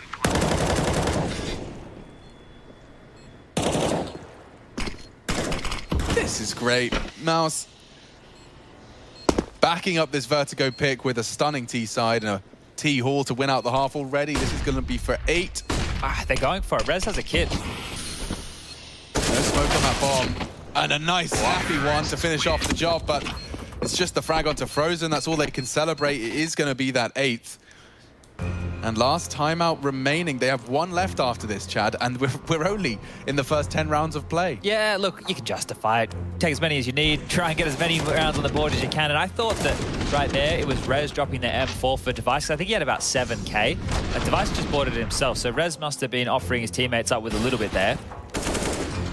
But yeah, as soon as plopski pushes in for an info play and he goes on down, straight in towards that A site. Great util usage there from Mouse Sports just to make their life as easy as possible. And with the scoreline at 8-2, I don't know. I don't see a way for NIP to really put up too much of a fight here. I mean, this is it. This is their last pot shot. You've got the Device AWP, all the nades you desire. What's the call out at the back of this timeout, though? It's probably not going to be giving them all that space ramp. It's just strange they have Device over towards B on a consistent basis, right? So with the AWP, it's not a bad weapon to hold down that B site, but... Hampus, he's just jumped straight down the B stairs, and there's more to come. A tag into the shoulder blades of Acor, but he leaves with it. And now Device down and out. It looks like NIPR too. Linus has to be the hero, trying to beat Dexter to the punch. He's done that. Acor, a missed shot, a baited shot. Linus trying to keep him busy. Brave to be sticking around there. A missed Molly, that would have killed him. That would have been Acor dead. Dead to rights. Rops has worked through mid. Rez responsible. He's got so much freedom though. Not even concerned about elevator. Look at this. He's so focused, so aware that he's got the full CT commit. And that relieves a lot of pressure. Where's plopski during all of this? Rez. Expecting another one. He wasn't, and now Linus has got his head on a swivel. Acor last seen B stairs side, and a loud one behind you. You really have to hold your nerve here if you're LNC. Now focusing on Frozen. It's the right call to make. Will take him down, and that's the finish. 3 from the rookie. Impactful fragging, putting a third on the board when no one really thought it was going to happen. NIP have managed to finally voice some concerns after a slew of 4 from the boys of Mouse. That's huge from Linus, right? His first kill, the one where he scrambles over to the site, right? These are 2 near misses. You know, you get Device just missing that shot and Hampus unable to convert. But when Linus scrambled over to the site and he stops the initial player from taking control, that throws the whole round up into question. So Linus has done so much here. It's not just the kills, it's the impact of that first. Oh, and look at this. Hampus, hello. So, be careful. People firing bullets into the smoke at you. Hampus is catching them, and I don't know who's going to leave with a frag here. It's up for debate. Great nade, just shy of the mark, though. 55. Dexter, however, takes both heads down. Rez and plopski, nothing to report. Nothing from their A-ramp hold. Oof. That's another round. They've just stomached 2 deaths straight away here. So NIP, they did it before. I don't know how they're going to do it again. Surely Linus has done enough here. You can't expect him to have another big round. I mean, the ground's set for something. He's going to be cleared by Acor, it looks like. Oh, the whole squad will clear him. Okay. Looks like Mousesports are being incredibly thorough. Yeah, and Device is just going to want to save, right? So, geez, this is 9. This is out of control now. It's not starting to get out of control. It's not just looking good for Mouse. It's a great T-half here. And yeah, I don't know. I don't know what the answer can be if you're NIP. You can't be starting rounds in back-to-back fashion, losing 2 players here, so... I'm going to see how warped my memory was. Like, in my mind, the old full Swedish NIP were playing Vertigo actively. You remember? I remember, like, I think we have a highlight where it was like... USP, 6K or whatever. Yeah, and he killed Rez or something with him. Yeah, one of those. But was that just a flash in the pan Vertigo? That was like last year. No, it wasn't. Yeah. Oh, Lord. Yeah, that was last year. What have I become? So it's a long time ago, right? And I think, like, stats, especially since Ancient came out, NIP have been prioritizing that. It doesn't feel like they have a super strong map pool, because if they're feeling that they have to ban Nuke against Mouse and they're willing to float, like, there's a lot to be kind of dug into there. But here you go, you can see where the money is at for NIP. Not great. This double here, Dexter literally just holding down the trigger, controlling that spray. 2 kills. There was a chance for Linus, but yeah, slowed on down. It's genuinely never been like a feather in their cap. I think I was definitely overly stimulated by the one good moment that NIP's ex-player had. I think even Twist was on the team at that point as well, right? That's how much I'm living in the past. Oh, Linus with a real attempt. A Hail Mary, if you will. Let's get this one over, shall we? Yeah, I think NIP have decided the same. Yeah, I just think with these crazy all-in maneuvers that they're going for here, like, it's been a clear shift. We've seen through the entire T-half that Mousesports, other than one round, are just willing to play and respect your smoke. And when you do want to push and try and contest and your tells of smokes and spam and nades through, they'll just throw their own at you. And they're getting, in the last 3 rounds, they've had the opening 2 kills. Now there's another one, right? You're operating with a huge advantage against a buy from NIP that's already crippled. They're operating with a far weaker scenario here, and this is 10. Double digits for Mal's already. They are really running away from this, or with this. Inferno next. I guess we should see if we can get there quick. Just keep it fast. Just keep the pace up, because it's looking dire right now. Okay, they know where he is. Regroup. Go to the other bomb site. Plant the bomb.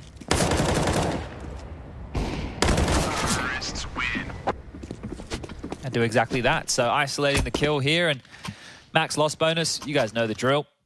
Device just immediately purchasing, right? Just immediately buying, straight on in. I'm not saying he's tilted. I'm just saying that.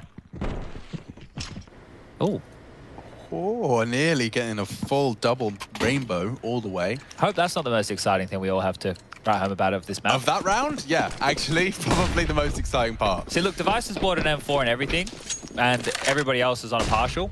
Yes, well, we all know what's going on. Bought. We all know what's going on there. Like, you're down 10 rounds. He has the mindset of, we've got to do something. We need something now. It's not like we can afford to give away one at this point in time. You've got 2 opportunities. So he wanted to go for the double bite of the cherry. Yeah, this is really coming back to bite NIP, isn't it? I felt, even if Nuke was picked against them, I think their CT side would have looked a little bit better than this. Well, yeah, I mean, it's going to probably lead to the Vertigo bans in future, right? They prioritize the removal of Nuke. Well, think about this, right? So in the first map of Ancient, Mousesports had to stomach, right, and get through the mental anguish of losing 3 anti-ecos. Yeah. Now you're NIP, you floated something in the veto, you didn't think you would get punished on it, right? Because that's the way it's starting to look now. You get punished on it, so you basically... The series is just starting at 0-all. Yep. So what you did on Ancient, all the work that you had to do, it doesn't matter. Like, and if you're Mouse, you forget about that. It's like, okay, well, we just won the second map, outpick really easily. So let's just go on the third, shall we? Like, the anguish of losing those anti-ecos, I don't feel that blow is as hard anymore. No, far from it. And I mean, we already know that Mousesports can hang with the big boys over on Inferno. I think they actually had 2 of the longest, if not most exciting Inferno games of IEM Cologne. There was that ridiculous OT versus Liquid. Yeah, that was a good game. 25-28, that one finished, and that was for the team's fate. This is just, it's hard to watch a game like this because it's one team who, like, we need to sing Mousesport's praises here. They're looking very organized, their flanks are great, their pace changes are really good. I've enjoyed the approach of this. A-Core's been finding impact with the AWP, everything working, right? The mojo in that camp of Mousesport's right now needs to be at an all-time high. And we already know that NIP's has been a little bit more fragile. Just picking up the last few kills here. The man who bought the M4, last alive, and I'm sure he'd love to save this and should be doing exactly that. 11 now. As the bomb goes off, Mousesport's post yet another round. Dexter decides he wants to shave 1 kill off the old tally. Leaping off of the building for cool boy points. Cool boy points. Yeah, you're a cool boy. If you time it right and you jump off of vertigo repeatedly, but time it just right so that you take TP to spawn before you crater. Okay. How many points do you need before you get called a cool boy? At least 4. At least 4. Yeah, I started the club and I've got about 7. All right, nice. Nice, I'm glad. All right. Yeah, I hope there's a Steam group. Join the Cool Boys. Cool Boy Club. Shadow books him. Look at the tracking. Oh boy, and Rez a bit late to the trigger there, does not have a rebuttal. A-Core, again successful on these NIP ramp maneuvers. Hampus does well to find one on the edge of the smoke prior to the fade, and Rez wants to stick around for more here. Trying to peek under that smoke. A-Core seems wise to his tricks, and one between the legs there. And that's quite the response. Hampus just long range into the AWP, his eyes looking elsewhere, and it enables NIP to at least try and finish with a 4th. Imagine. No, what? Imagine if their CT side was just like, their CT side's actually really good. Mouse are just super legit on the T side. Then NIP crossover, and then they go, like, what are we talking? 10 rounds straight out the gate, right? That's not going to happen. But let's just John Lennon for a second.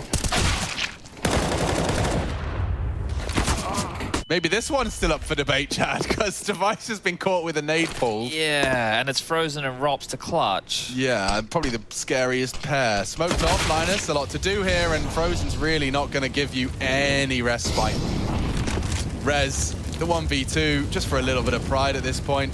Unless they line up for him, get some sort of dreamy collateral, not going to happen. He now knows one has slipped to the default plant, bomb down. Both their crosshairs now looking in your way. They're not going to give you a frag. You have to come to them. Not going to be fun. He rounds the corner, sees the barrel, knows there could be one close, and it's all Frozen. Damn, Mousesport's looking to finish this one quickly, and they are within touching distance already. Consider NIP punished. Vertigo has been picked up, and just moments away from picking it up completely. 12-3. We'll see you for the 3rd.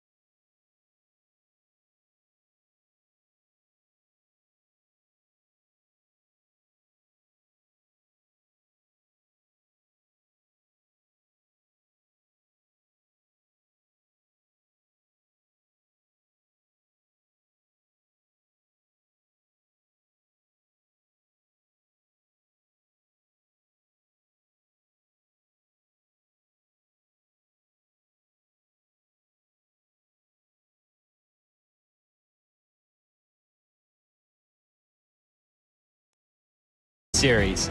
We didn't think Vertigo was going to go swimmingly, and it hasn't, unless you're a Mouse Sports fan. This has looked fantastic. They've come on here, they've rumbled the Ninjas, and they're setting themselves up with some momentum for Inferno. Let's see how quick they can close. Yeah, I might have to borrow the pajamas off those Ninjas because it did put me to sleep in that first half. Absolute disaster. And it's a punish from the Mouse Sports boys. Let's see if they can finish it off with all those spice and everything nice. An open and shut Vertigo would start with a pistol, and pistols haven't been hard for Mouse Sports to come by. You can see 1xBet does only just lean Mouse Sports' way. Of course, 1-0 advantage to Ninjas after a great Ancient. It's gone back and forth, but it's been the tightest of margins within the odds there. And I think the sentiment for everybody coming into today's game was this is a pretty 50-50 matchup. Right now, it's a B-lean, a heavy B-lean from Mouse. They have 3 players, BMS, A-Core in the quad position, and Rops up close and personal. Dexter overseeing mid on some jiggles, and they're going for a mid to B, dude. Like, they're going into the blender. Are in the right place. Oh, Dexter run down, and this Glock train is on its way. Suddenly, the USPs are filling the feed, every single one. Hampus, Linus respond. Frozen with 2 to deal with. He does have the bomb, or at least he did. It's now been retrieved. Hampus has it. He's got a nice stop molly lined up. Hampus will get it down regardless, burning slightly, but heating up with a bullet of his own. Okay. NIP will slow the Mouse Sports roll. Okay, well, that's the first pistol that Mouse haven't won. So that is at least a change for the better. But it is a 12-3 half. And all of those disruptive second round forces that NIP have tried and thrown into the mix, maybe it's time for Mouse Sports to have one of their own. Let's see. Let's really see here, because if NIP come on and they turn it on and have a crazy T half, we're going to be blown out of the server here. Sign me up. Blow my mind. Yeah, give us something to sink our teeth into. A-Core, interesting. Yeah. What are you cooking Look, over there? he's got some weird wallbangs, right? A-Core loves a cheeky wallbang. He's used to the biggest gun, so... Deagle sounds scary. I wouldn't be pushing through that smoke anytime soon, but they've lobbed out a few extra, and now they're starting to take some space. Hampus up on the scaffolding position, has Device and Rez in just behind him for support. Hampus, that smoke is fading any second. You know Dexter's close too. Who's going to relent first? Dexter seems like he's hanging about. He wants some traction here. Flash in. Not bad, and the shot is better. Hampus with a quick reaction through the tarpaulin. Game on. Game on indeed. So look at Rops. He's pushing through middle. He'll have a he bit of a loves flank these maneuvers. here, He did it on the T half, and now he's doing it on the CT side. It'll be a late flank. Looks like Hampus is starting to crawl up. And Bemis unprepared for that positioning. He wasn't expecting him so far up, but feels like he's been a bit hard done by there, Hampus. Could have and should have perhaps been a frag. Acor's still on the site. Problems now for NIP. What's that Rob's flank status? Just as I asked, he puts his name in the feed and the bomb on the floor. Popsky does recover it. Oh, this is going to get so hard for NIP to win now. Yeah, because they kind of have to go A. And they're worried about Rops the entire time. He's rotating too. Oh, that's so smart. His presence alone. He can be in 2 places now, essentially. One ghost parked at ramp and tested. Acor only good for half of the damage. Oh, they're all quite low here. Oh, and another through the box. They're expecting behind. Yeah, he strikes for the first, but the jig is up. He'd need another, and Plopsky dances with him well. Oh, there's a lot of details to that round there, Chad. Handled though, right? So NIP will get 5. Okay, now they should get 6. They should be able to convert here. Should, right? You're going to hear a lot of that. Yeah. Ifs and buts and babies. And scratches and cuts and ladies. There you go. I don't know where that came from. Neither do I, but let's pretend it's a real thing. Ifs and cuts. Ifs and cuts. What's an if and cut? Well, I mean, you might get a little paper cut on your... Yeah, by ifin. Ifin? Been a little bit too iffy. I fancy a couple of Mac 10 frags here. I want Device to get a little confidence boost. The confidence is far from boosted. It's an even trade. Could have been more. Linus is constantly looking more threatening than he has previously. I really am happy for him. If they bring this back, Alex, I'm going to be more than impressed. I don't know what could be more than impressed. Yeah. But I don't know. I think the hall was too big. Isn't it? Like, if it was 10-5, maybe? A 12-3 half, Chad. Oh. Yeah, no. Oh. Where did both of them go? There's a little boosty boy maneuver. Okay, I'm starting to to get a little concerned. Picked up an AK, and he's taken another head. NIP, you need a multi out of someone. It's Rez or Linus. Rez looking like a man possessed in pursuit of another, and Dexter's at least got a read of the situation. Bemis working on a flank, I believe. Oh, they missed the molly. Nothing looks good for NIP at the moment. Just as you were starting to like actually build the first step in the comeback story, now NIP are warning us off. Looking a bit sketched out here and actually pushing off of that short flash with backs turned. It's damage, that's the frag. Rez expecting the partnership there and just a preemptive wall bang. 7 HP for Bemis too. Yeah, he doesn't have much of a chance here. He's going to get preemptively checked. Oh, couldn't find it. The other was low. 2 clicks to the head could have resulted in a one-on-one. But there you go. That's a 6. They are all, I mean, all of NIP's rounds have been coming through some ups and downs. We'll see how this one falls apart, though. Yeah. Dexter did a great job of being jarring, right? This is great from Rez. This is really good from Rez. I mean, like, they did so many steps in the right direction on a full eco victory there. Rez bails his team out and says play on. Okay. Well, now it's against the guns, so let's see. One's already slipped the net to the left of Device here. It is Robs. Oh, what a combo that was. Yeah, that was lovely, and Robs should have them both booked. mousesports, that's a perfect start. You couldn't really ask for more. In fact, Rez was flashed off. The smoke's the only thing that guises his advance. And if he tries any funny business, Dexter will receive him. Take that and immediately, right? And this is going to send NIP's economy into question straight away because those rounds have been so close. They've already bottomed out. I really like that little maneuver right there where they dropped the molly scaff, which forced the player trying to take control either to run forward or run back. So that was a cool little wombo combo. And that partnered with Frozen not only wall banging it, but then pre-aiming the exit. Didn't see his toes, so Rops will find a third. Also worth noting that Rops was about to be tested on the B stairs and went for the most aggressive of holds. He throws the smoke, leaps down, and catches them with their backs turned. We'll see it again. Like 1 minute 39. They weren't slow to that. Make no mistake, Rops was just quicker. I wonder if that was a T-smoke as well, right? Because I know teams, they'll drop a T-smoke there because the CTs like to molly it. And that one right there didn't land in the middle of the doorway, which actually is what felt like it enticed them in, right? So, well, you can see the red button hit over there for NIP. Immediately purchasing straight in with whatever they can. Oh, the double nade. All of the gimmicks have come through perfectly. First, it was Frozen with the Org frag. This time, it's the double nade. Device now has to watch as this 20th round transpires. That's very brave from Dexter. He wants to actively contest this, and he has been swung on. Rez only kept to 1. An A-core activated, called upon the departure of Dexter. He has to fill the gap of short. And this is an angle that usually favors AWPers. He can post up, take as much or as little as he desires. And that's the end of Linus. Good reaction out of A-core. Slither gap and hits the bullet required. Looking like a 14th here.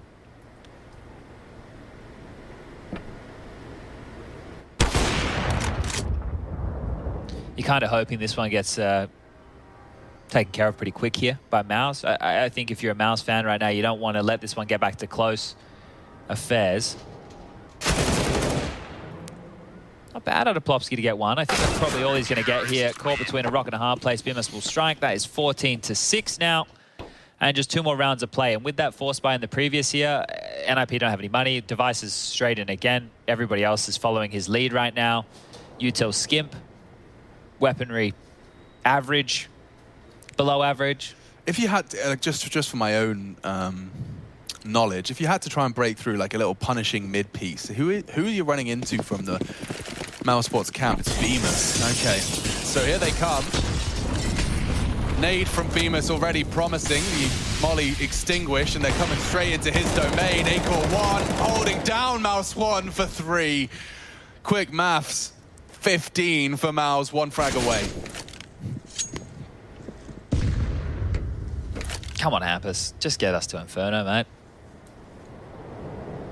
The 1-on-5 with the Deagle from the B lobby. Yeah, I mean, so it's going to become like a best-of-1 elimination game between the two of them. On Inferno. On Inferno, We all which like is some Inferno. perfect. Yeah.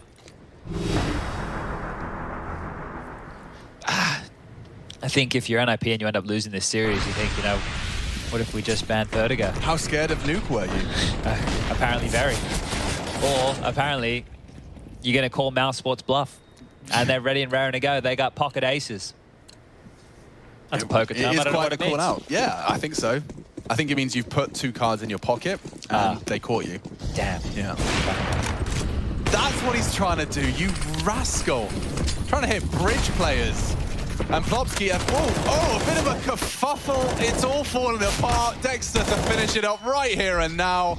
The Bullets just shy of finishing off Rez, but yeah, Mouse Sports, they've come and punished the NIP float of Vertigo. You don't think we can play this? You don't think we can play this? You don't think we're going to pick it and make your life utter misery? Well, think again. Because there you have it, spotless. 16-6, Mouse Sports respond in the series. Call that 1-1. And it's all going to boil down to it, the head-to-head over on Inferno. But first, the analyst desk. Do stay tuned. Tristan Sorrenthus, Matthew Kikre, and Janko Paunovic are waiting in the wings.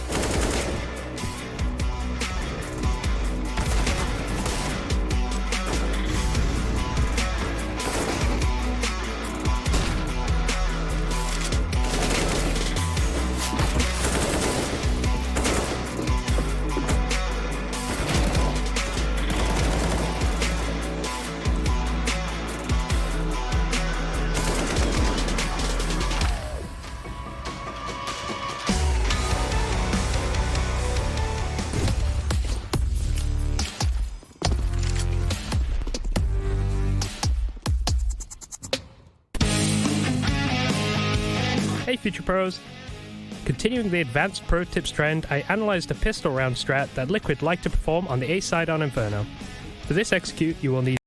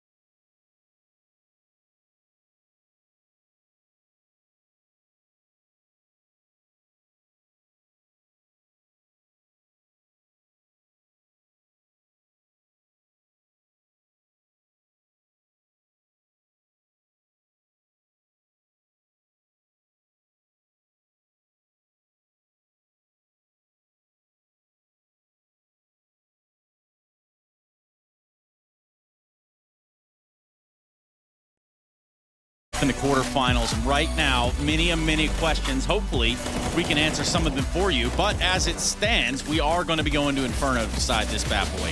And when I say we, I'm talking about you, the viewer at home, as well as Yanko and Matthew, who are both standing here with me, ready to go and ready to talk about how this map veto just got crazily weird. Yeah, I am a little bit confused. I am perplexed. I gotta be real. I thought NIP allowing Vertigo to be in the pool, knowing how their nuke might be, should being the operative word, that they have a plan. Right? There is some sort of preparation behind it. But you could clearly see that was not the case. There was a league, 2, 3, 5 leagues of difference between these two teams on the map. You could see NIP had no idea how to start rounds. They were losing men time and time again. It was messy. It was not nice to watch. But if you're Mousesports, you push it to a third map at least.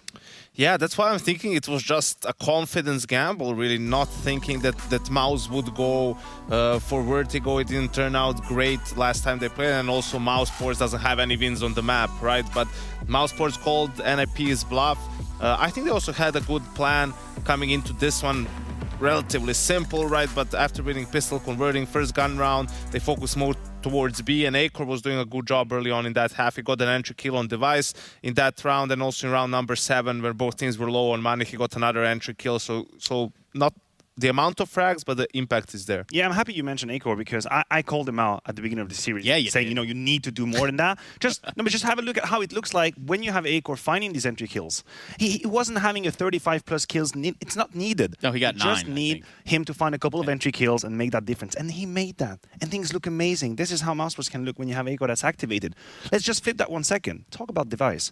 Where the hell is Device in that series so far? I think it shows that the fact that NIP doesn't really play the map, and Device is a player who benefits from not necessarily like a full rigid system, but at least like a sort of a setup being in place, right? If everything has to be done on the fly, I'm not saying he's incapable of doing it, but that's not where you're going to get his best games, and a bit of a rough start in this map didn't help him out. And I agree with you.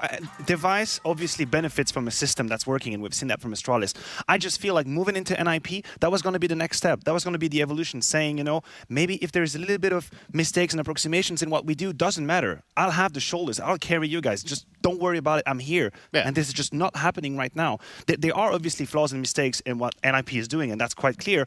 But I'm hoping for Device to be a man that can just take the AWP and make the difference. He's got that kind of tenure behind him. He's supposed to do it, and so far we haven't seen it. We've seen it time and time again, but now would definitely be the time to do it, at least within the confines of Pro League. Again, there are no second chances here in the playoffs. This is it. Hey, man, also, like, look at Device. He comes into NIP. These guys just start grinding Ancient, like a new map where you can't really opt that much on the T side. They played a bunch of Mirage, permaban of Astralis. Give my man some, you know, let him play. Give him some nuke, give him some dust too. Let's look at this. At least now he's going to an Inferno. Look at this though. This is the sort of run and tenure that you're talking about when it comes to the Device. Big old question mark there under the Season 2 finals, but the realities are this. This guy hasn't missed when it comes to playoffs, and if he has, it's been very rarely.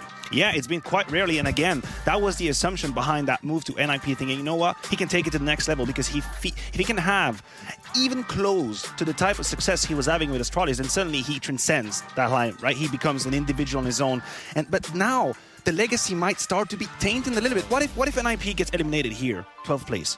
What do we say? Where does that leave us? Do you think he believed more in the NIP side of things, or was just tired of how Astralis was back in the day?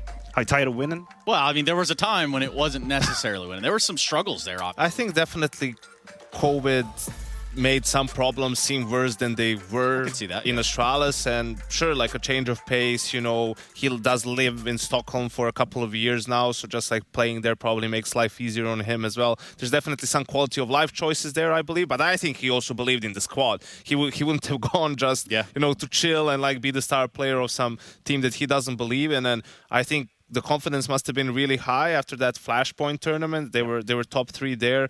With Mouse and G2, but after that, they just can't even get into the playoffs of a single tournament. Well, look, we're still deep in the playoffs, and by deep, I mean we just put our toes in the water, because it's the first matchup of the playoffs. Shallow, of course. Yeah, of course. We're going to be going to a break. We're going to come back with some Inferno action. Shallow in the playoffs. Mousesports and NIP. Who will drown in the shallow water first? Let's find out.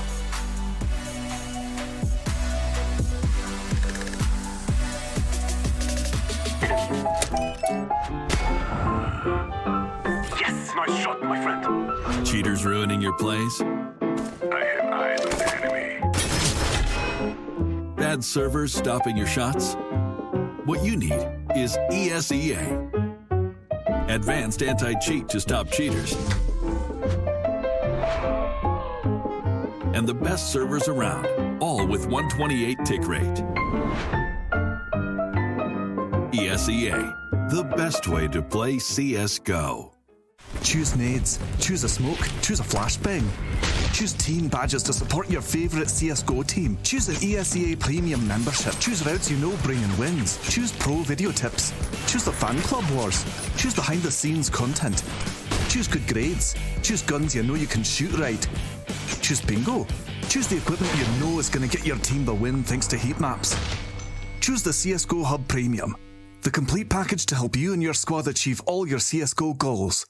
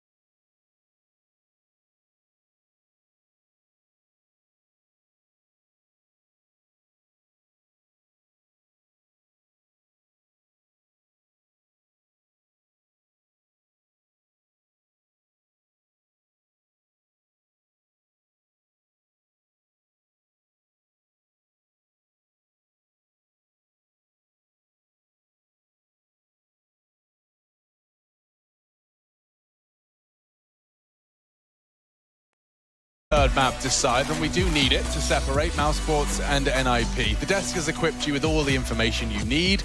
If you missed it, well, too bad. You'll be getting it through the lovely vocal drawl of Chad Spout. Oh, everybody in the room. We got the papers out. Plopsky even having a read right here. So just going over their notes before we kick this one off. We have mousesports starting on the CT side. We have NIP starting on the T side. And if you remember NIP's most recent Inferno game, that was against Gambit, which they actually picked it up and surprised everybody. There's Visor Guy, just hanging out on the outskirts. Ex-Olympic rower. Yep, from Perth, Western Australia. I think his name was David McGowan. Well played. Now, I don't know if that's one of the key factors for this matchup, but we're about to find out here as the papers have hit the floor. The hands are going in.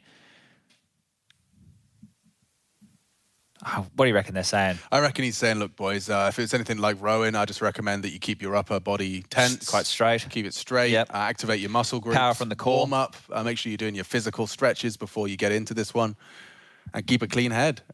I do think, actually, jokes aside, visualization is probably something he's working with them a lot. Okay. All of the successful... Visualize the headshots. All of the successful, is obviously what I was trying to say.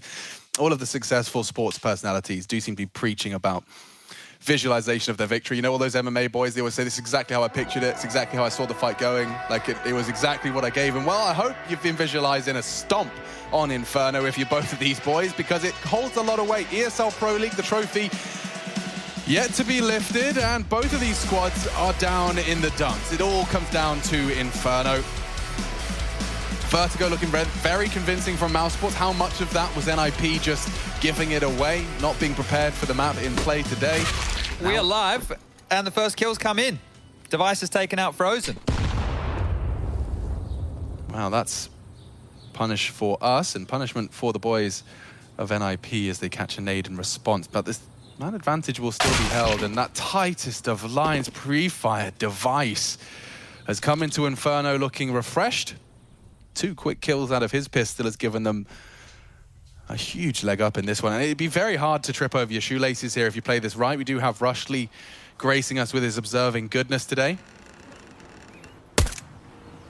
So Acor, I don't know if it was the bomb he spotted, but Linus and Plopsky were both there, and they've been allowed to wrap. Look at that. Such a passive hold from Rops, and Bemis has led to a full isolation of the only B defender. Yeah, well, that's it. This one should be done, right? Rops and Bemis would have to go around the world against 5, and they're still walking in. Look how patient NIP are taking this. They're not rushing the issue, clearing this one out, keeping their sleeper of the wrap under cover. But they will be picking this one up, and the smoke towards CT spawn, I think, just secures that. So Linus will be planting. 40 seconds on the clock here, and for Bemis and Rops, it's about either getting exit kills to get extra cash or keeping on their armor without taking any damage so they can upgrade to head armor for free in the next round. Or maybe they don't want head armor. Maybe they want a couple of extra bits and bobs along their side. Plopsky tasked with trying to find them. Same with Rez and Hampus are already clearing out A. So this one here, they are actually trying to hunt these away. They don't want to give any legs up for mousesports into the second round of play here. And this is NIP's second pistol, I do believe. Oh, that's a good point. They've got one on Vertigo. This one will hold a whole lot more weight. Oh, not clearing. Oh, having a look. They know where you are. Don't forget, Rops would love to keep that 100 Kev. It's like hide and seek. Yeah, and he has managed to do so. Oh, he hit him. 94. He hit him. It went down to 94. Well, that's a small loss in itself, but of course, NIP will be able to convey that information. Hampus has hit one last little bullet. And this is how the first one came about. Crosshair just waiting for it in the drive-by. This second shot really did seal the deal. Bang! One bullet, all that connected, but it does stop the extra helmet. He goes for the scout instead. 2 scouts, and neither of them for Acor here. So that one's curious. One for Dexter, one for Rops, and they're actually aggressive, wanting to find some tags here early. Throw NIP for a bit of a spin, and that's one way to kick it off. Rops, a big shot onto Rez here. Ooh, and that's Dexter's shot, taking a chunk out of Hampus as well. The scouts, mission accomplished. Oh, more tags. Get out of here. Oh, God. Their limbs are barely hanging on. Safe? I mean, you're not far off. If they lose another one, Chad, it's probably the best course of action. 2 almost dead. A third softened up. All right. Give it a go, NIP, I suppose, but you're about to give over a lot of rifles right here if you don't convert this one.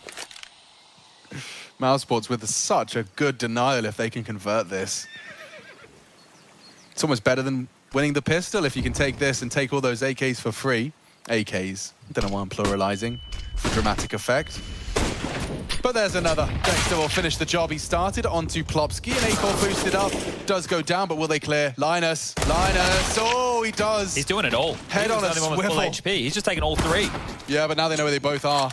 The scout from Rops has filled the feed, and it was through his teammate Bemis. Both coming in from Banana side, and a full sack of util as well. Maybe we can see that. Look at a molly. Smoke and molly used. Bemis could drop this towards the position. Device is not ready for this. He's going to have to reposition as the fight comes in from Rops. Linus could have to do it all here. He's hiding behind the pillar. Device forced forward by the flames. He lives on, though. Tucked in on the second. That's the duel. Linus has got all 4, and he's saved NIP from a pantsing. That was supposed to be a Mouse Sports conversion of all that early damage, but courtesy of LNZ, NIP will make it 2. That's huge, right? What he's done right there is massive. We were talking about, and I was joking about it, but the fact that they were softened up and they're in low HP, Mouse Sports were in the power position. Mouse Sports were favored to win that round after these early exchanges. Robs does this. Bang. See you later. You like your head? He does too. And then Linus strolling on in, just being able to isolate all these fights. Diligent on his clear here as well. A lot of players they'll get to and maybe leave it, but the third is insane. And at this point here, the little attempt from Rops and Bemis, you like it. You know what they're going for. You summarize that quite well, but denied. And NIP stay alive here, 2-0. Acor's turn. Fool me once, I think. Yeah, nade to push them off. They have boosted here, so Device is vulnerable if he does quietly expose himself. Realize how that sounds. And just a warning shot. Quick reactions. It did tag him up, so they're chipping them away here, Mouse Sports. Clamp down on mid now. Oh my god, they just continue to find the accuracy. He actually gets them both. And there's one from Robs' Deeg as well. Again, NIP conceding these openers. Great nade in response. Bemis and Rops both caught that, but it's Acor who still wants to force the issue. He knows where you are, and they might send a Deagle after you. Bailing him out of trouble is Hampus. Doesn't have the bullets for this, and he's lost his teammate now. Oh, even less this time. Device catching Frozen will at least give them the plant. Well, we needed Device. We had him on the pistol. He's been a little bit missing in the last couple of maps. If he can combine with Hampus right now and they can keep NIP above water for one more time, they'll be very, very thankful. Couple of flashes. Maybe Hampus can flash above Device on contact. That's if Hampus deals with this threat from the construction. Rops is down. Okay, threat neutralized. Device playing the off angle and will catch Dexter's walk up. So now only the armored Acor. And time getting a bit sensitive. They're on the way out. He'd love to take a rifle away from them on the way out. Really, Device? I think we can see you, Mr. Acor. Your long, scouty barrel. Very, very visible. Device does keep them in it. That's great. We've had back-to-back rounds. One from Linus, one from Device, where they have the necessary kills to avoid losing the pistols. Now, I know that doesn't sound like a lot, but when you consider how map number 1 went, right, and Mouse Sports were on the receiving end of losing 3 anti-ecos, if NIP find themselves in a similar situation, they lose 16-13 or something of the sorts, they're going to get a taste of their own medicine. But they've been able to keep their head above water. Yeah, but I mean, the water's been pretty close to swallowing them at times. My God, Mouse Sports have made a very competitive 3 out of this one, but looks like Device using that T-side orb immediately to ply his trade. He's got a kill and a half there, and Frozen catches a second. The nade brings him down to just 5. As a B defender, you can't be left a solo on the site with a health like that. It feels to me like Dexter's going to have to go for a gamble call here and potentially even go play over towards A with his teammates. Now, he still has on his belt a smoke, so maybe he'll hang around top banana until he feels threatened, drop that, and then that's where you made the decision. Do I gamble A? Have I done enough to scare them to the other side of the map, or shall I stay here at B and put up my best fight? Frozen opting now to tuck on in towards this graveyard position. He's going to be a sleeper, right? You're going to see BMAS and Rops taking contact first, and then Frozen's going to peek up his head on that low HP and see what he can do, and he's about to get an offering here from NIP. Here comes the parade. Swedish by design. Dry. Yeah, completely dry, but they actually got hit 2 of the 3. They only have to get past Rops, and yeah, he's been kept very honest. Wow. That worked so well. Was there even a flash, Chad? I just think there was the moto smoke and they just went, right? To go 4 players, basically contact out of the smallest choke point into the bomb site is insane, but that's profit. That is money right there. Yeah, and I guess now you see it. You think about it. When you're at this level of Counter-Strike, no one does it, right? No one goes out about dry. Yeah. So, of course, the pit player isn't in the position to punish because he's ready. He's staring at the floorboards with a smoke in his hand because that's usually step 1. This could be one of the problems right now if you are Mouse Sports. If Hampus is making calls like that and making plays like that, he might be able to individually find those gaps, right? I know that was as a team-based call right there. Too. Should be dead in the back yet. Yeah, it doesn't hear it at all. Easy one. Hampus even gets a second shot, so lovely jubblies right there, and they already have that AWP on Device, so they don't need to pick up another, and this is how it kicked off. Device just on his own. Hey, boys, I'm going to go find us a pick banana. Don't you worry about that. Next minute, at Apartments, they trundle. And yeah, you can see the smoke hasn't even hit the ground before the initial 2 kills come in, so that was just a contact play. Just pop on out and get yourself your 4th round here. NIP looking schmick. Schmick and span, as the expression goes. Well, they've been threatening on these Deagle and Scout rounds. Let's see if they can do it again. Up close mid with a couple of HEs. Hampus going to walk into the den here, and that feels very scary, doesn't it? Close up mid crossfire without a flash. They could be rumbled. Don't worry about the flash. BMAS ahead. Uses the sound cue, gets himself an opener, and NIP under the pump against the pistols again. Can't get it by the trick. I just don't know how Threat has any hair left. Like, how has the dude got a full head of hair when he has to try and keep a cool head watching rounds like this on the daily? NIP, they've made the first 3 up against Deagles and Scouts, and of course the pistols a bit bumpy. This one again looks threatening. And Beamer's given an opportunity. He will seize it. Rez swinging out for the punish. He anticipates it perfectly. Huge. And Beamer's is doing it all on his own. Anybody else fancy their chances up against this man's Deeg? Hasn't even reloaded yet. No need. He'll just get another headshot for free. No, back away. AK to play. And 3 fires for the finish. Oh, it's been stolen from him by Linus. Nearly the ace. Just a magnificent sequence out of Bemis, and you can see, I mean, the round has been handed to Mouse in a silver platter. Instead of victory now, Linus just considering his options to save. He'd have loved to have not let those weapons fall into enemy hands, but Bemis has killed so many people in such close proximity, there should be plenty. And there's another one now. Rops has taken his head off, and we'll see at least 2 AKs preserved. Yeah, would have loved that save right there. It meant Plopsky could have had a gun as well. So NIP will be threatening and they can continue to have another buy here, but you're already seeing the ramifications of these close scenarios here. And this is fantastic from Bemis. This is what you want. Just pouncing on that reaction in mid and standing his ground, not letting him take that space away from him. Thinking on his toes as well. Gets the AK and almost gets the bloody ace. That would have been a great round there for Bemis. All right, well, Plopsky into a Galil. Working on this second mid control, Device, Rez, and Linus. Plopsky and Hampus dealing with Banana in the mid push right now. And, well, to dissuade any early window... Oh, it's a pop flash. They want to find it again. Yeah, and look what they find. Oh, perfect. Rob, Beamers partner up to completely smash through the Ninjas in Pajamas setup. That is insane. When do you ever see a mid defense like that? Not for a couple of years. But they know. Oof. Oh, okay, Linus. He's won a couple of clutches. Yeah, and he's just wormed away through that smoke. He's paused within it. Is he hoping to catch the banana flank as it fades? I mean, Frozen's there. They're aware. He's got a full stack of util. He has looked a little clutchy recently. Yeah, he's won a couple of nice ones, especially when it didn't feel like he had any chance in those rounds whatsoever. So right now, with the position Dexter's playing, he should be able to get out of the apartments and get this bomb down. Now the question is, where does he plant and where does he consider first? He can smoke off one of these choke points, can molly the other. He's still very worried about a CT lying in wait. Now they're giving him so much room here. Wow, he's been allowed to clear the site completely, dude. So with a full load of util, this 1v4 starting to feel a little threatening. Linus hit a great shot onto Wakor to make it possible. He smokes off long side and is in float. He's clutched from here before, and he's getting for the graveyard position. It should enable another headshot. He's only got 20 HP, but he's doing it. One remains. He knows where you are, Frozen. Linus for the hero play, but Frozen denies.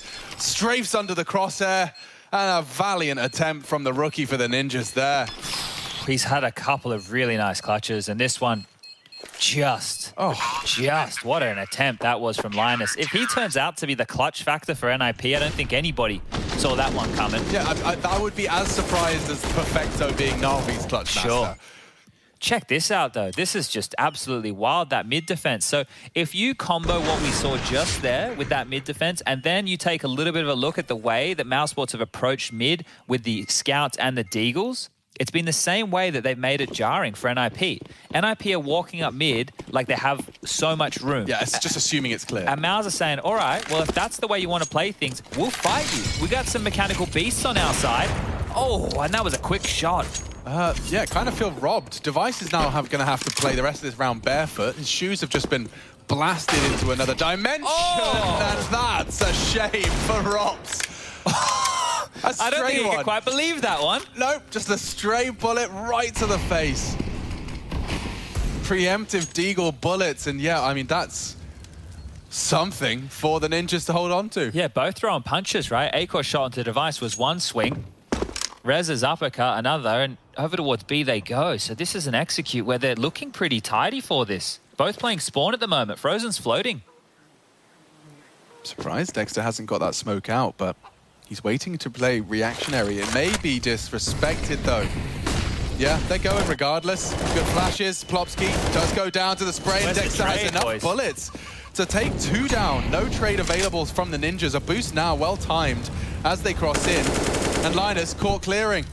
Great defensive maneuvers here, but the flank from Device, or rather the lurk, has paid off. They got the bomb still. They could pivot A. And they'll get a lot of space. The rotate was on its way. Dexter's going to be the first to receive them. Will be library side holding that short cross. Does he have it? He does. Missed his shot. Device, chance to plant. Dexter at least confirms his suspicions. Oh, they're planning default as well here. Bomb has been planted. What's the setup? Device gets himself into the balk, and that's an effective position to at least deal with this Dexter flank. Oh, and he reacts very quickly. Exactly what the doctor ordered. And Rez, maybe not a doctor, he would have to be surgical with these three, and looks away, averts his gaze, can't find one. Good play out of Mouse on the retake there, making sure it's safe and sound. Dexter not overcommitting. Dexter did so much, just by the way. He was the first guy on A. He was the only player defending B. That's true. Just so we can keep a rough cap on what just happened there. This is, yeah, just taking a blind pot shot. So good stuff there from Rez. Now, this is really wide spacing, right? I understand why you want to have wide spacing through the smoke, so it's not super easy, but I felt like nobody was coming, and there was a lot of flashes in the feed that appeared to be team flashes, so maybe a little bit of miscoms there for NIP, but Hampus is in with the hero AK. The rest are up to pistol upgrades here. Let's see if they can keep this interesting. Still have the lead just by 1 round, and hello, Robs wants a fight. Akor's farming flash assists, and oh, Mousesports are farming Ninjas. Quick couple of engagements. This Deagle armor buy is left with nothing, and Dexter, despite the vision, is still alive. Finally, he goes down, but 1 casualty for Mousesports to close the gap. There is 0 complaints from them. And what started looking oh so promising for the Ninjas has been responded in kind. Well, I think these last couple kind of tell a bit of a picture, right? NIP in the first 4 rounds were lucky to get across the line in a lot of those. Right? The pistol round was quite clean because Device got 2 bangers of openings, but when they were up against the Deagles and the Scouts, it was rough. They required heroic performances to get them on through. We're back into the guns. Hampus, unfortunately, only with a Deagle. Took that AK, didn't get anything done. And Akor posting down mid. A flash scuttled on through. And that's enough to hold him back, as I think that NIP now need to start respecting this mid corridor, right? They're not able to just be so relaxed about how they're posturing in it. The pop flashes have been potent from Mouse, and here they come again. Oh my god, if Akor was just to clear this, he'd have just a sweeping. Free frag. Uh-oh, Hampus gets the first. They know the AWP's close. He's forced to stick around. He will just be traded. 1-on-1. Bemis to defend the site solo. The whole squad's coming. 1v3 on A right now for the Bemis, man, and can't quite deliver. Some damage, though. They are bleeding internally. Frozen and Dexter with it all to do. Is that enough, though? Right, like they've been mollied, they've been re-smoked. Are they going to give this one a crack? I think with the damage, it's threatening at least, but he's pre-aiming the boost. Look at Rez's angle here. He's actually just looking for the head above the smoke, and he wasn't far off. But, Chad, yeah, your suspicions are backed up by their positioning. And regardless of damage done, it will be Ninjas in Pajamas pulling together for an A-plant success. Yeah, you can just see that Mousesports have a very clear way that they want to approach this, right? Just willing to fight mid. Now, this time, it didn't work. And that's what it looks like when the shoe's on the other foot, right? Both kills going against you. Bimas doing his absolute best there. But if you don't trade, if you don't find the first, right? If Robs gets the first, then he dies. Then Acor gets on. Then he dies. Then we're in a 2-on-2. Then maybe the likes of Frozen and Dexter go for this. But when you're down a man, it's hard to justify that, especially with the CT-sided economy here. They've held onto their guns. They've made another buy work. Rifles in everybody's hands. Acor back with the AWP and even a defuse kit for Frozen here. Okay. Looks like they're just going to execute B pretty early here, I think, Alex. Look, they've got all this control. They already have 3 players in Banana. The bomb not far behind, and that 5th man of Rez bringing up the rear. Retake utility. It's only going to hold them at bay for about 20 seconds. The question is, do Mousesports go for another one of these mid-clears, or have they already been disparaged from doing that because of the previous outcome? And Plopsky's actually braved the smoke. He's through. They know this is clear. They can just execute and go. You'd think they would. Plopsky likes to be the first man in. You see him strafe around this corner as soon as that smoke blooms. The flash is in, so is he. It's all about Frozen now. He's holding that pit jumper, but Plopsky's well too aware. He came prepared, and now the site is all Ninjas. Oh, a good bit of damage found by Dexter. He puts Device on notice, but it looks like Mousesports going to scurry away from this. Yeah, and a great round from NIP. They just changed it up, right? So they were able to buy the respect top mid. There was no more flash and peek. Is anybody home? Oh, Hampus is getting a bit hunty here as well. Look at him, already on the arch side. Huge gap at this moment. Oh, knife out. Oh, see you later, Acor. Pip the gap. Dead sniper, irretrievable. Hampus not aware of that library player. Maybe Dexter can sneak away. Let's see. Does Hampus want to keep a lid on this? Well, wants a bit more than that. Pushes into library. He will go down. Dexter trying to get to the AWP. Yikes. Okay. If Dexter lived there, he could have dropped the rifle. Everyone would have everything. Everyone would have a gun. He probably actually could have afforded an AWP as well. So, a little bit of an Orky Momo, I suppose. Yeah, I mean, you know, the bomb's blowing up. He wants the AWP. He should have just, yeah. Anyway, hindsight 2020. It's left Acor with a FAMAS. Yeah, better than nothing, I suppose. They're close mid again, Alex. Maybe they go for another one of these flash stuff. Like, the 3 players at A are ready to biff. Everyone on Mousesports is ready to fight. Counter flash, keeps him honest. Hampus is coming knocking. Frozen, ooh, just as he gets up on the sandbags. Look at this. The aggression into the mix. Mousesports continue to punish NIP's mid setup. You try and set anything up around second or mid, you're going to have a late CT push. Look what it's done to them. They're forced, corralled into B. A lovely 3-on-3. Acor is providing support from downtown, and they will smoke him off. Or will they? Oh, he's got a gap to work with as well here. They won't find anything from their boosted venture. I think they'll re-smoke with Linus here. So this will fade, they can re-smoke and then go. Now, if they can get into the site here, they will need to trade in their favor. They're going to need to take out all 3 and try and keep at least 2 alive.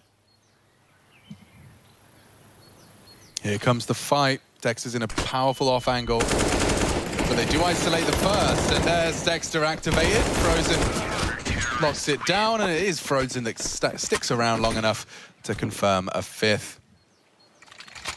Gap closing. Hampus a little, well, hampered in the finances, but other than that, it's still tickety-boo for the Ninjas. Yeah, so there's been a couple of different showings so far from NIP, right? A lot of their T-side stuff has been relatively explosive. Remember the 4-out apartments, just drying towards A, catching Mouse off guard. They had that B execute after they got that banana control. I think right now, they need to force back this close mid and this boiler setup because that's such an issue for them at the moment. And again, like Rops is just running into apartments. Look how much room and confidence he has. Like even if you just had a player on the bridge in second mid spamming on through, Rops can't take that space. He can't go for that. But if you're on that bridge, you know there's a precedent set that Acor could be there. Watch this. And that's dead. Straight away, Linus just pokes his head into the apartments and he's sent packing. Bemis unlikely to lose his life to the Rez bedroom lurk. It's 3 CTs here. Rez really is borrowed in between the two of them. And oh, that's the end of him as well. You better hit some shots here, Hampus, because the rest of the map has fallen into enemy hands. Frozen does not convert. A new lease of life. Hampus going aggressive. Hello. 13 bullets and a dream. A lovely angle over this smoke. Bomb planted, slips off, gap held, and that's the end of Hampus. Frozen's patience rewarded. Brave to be dropping the molly there from Device. Partners up with Plopsky. The molly has found one, but now he has to find the remaining 2. And they got so much util. Bemis can smoke him off. It's not planted for Banana.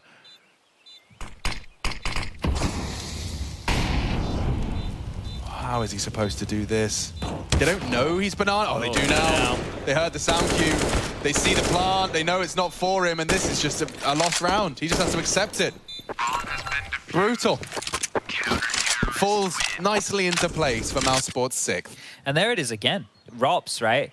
I think knowing that Linus is defaulting there, he's just straight up, I will kill you, right? That is what they are doing right now. It's like, we will just shoot you, right? Like, this is cool, but I can just do this. And then I can get another one on Rez. And that is really jarring because on a default, boiler and halls control feels like it's mandatory, right? Because you can't really apply pressure to top mid if you don't have boiler and halls control. You're either just going up that one choke point. They don't have to worry about any other leaks. So NIP not being able to get that consistently is actually pushing them into this B bomb site where Frozen and Dexter are keeping it scrappy. They're keeping it very, very honest here. So NIP, they have opted to purchase in again. And you can understand why. The nature of a few of these rounds, the loss bonus, the economy where it lies right now, if they can get this and they can take all these rifles away from Mouse, they can win the half in quite a convincing fashion. So you've seen here some AKs, some Galils, most players with more than 1,500 in the bank balance remaining. With their loss bonus in the next round, they will be able to buy here. So just getting the most out of the spread of rounds that they can. They love to do some more damage than that. Dexter aggressive, Frozen not that far behind him, and up close again. This time it's Bemis locking down boiler and halls. And it's just stalled Nip out. They can't go anywhere. You can't go banana. You can't push up. You just are waiting right now. And this is a product of the Mousesport's defense.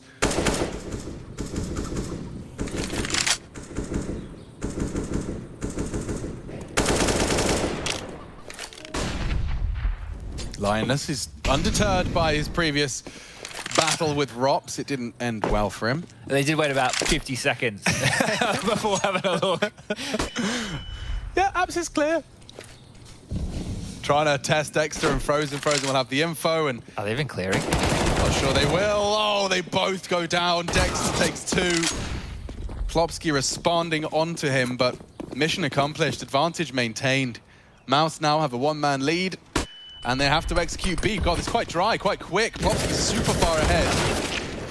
And Rez still gets the frag, gets the head. Here we go. Oh, Rez. Uh-oh. He's pulled NIP back into contention and then some. If anything, Acor and Bemis may not even be a voice in this one. He'd hope for a stray smoke shot to isolate a 2v2, but not happening. That's ridiculous. That was a 3-on-5. Yep. Dexter got 2 kills immediately. And then they stomach this round loss. That, not ideal whatsoever. That is a really big loss for Mousesports. In the context of all this, remember I spoke about the loss bonus where it was at, where the money situation is at for Mousesports. They just put all their pennies in. Yeah, and for NIP it was a managed buy, right? They were going to be buying in the next round regardless of what happens here. So now they're going to be buying even more so. This is great from Dexter. He gets a double up, right? The swing out as he's being cleared.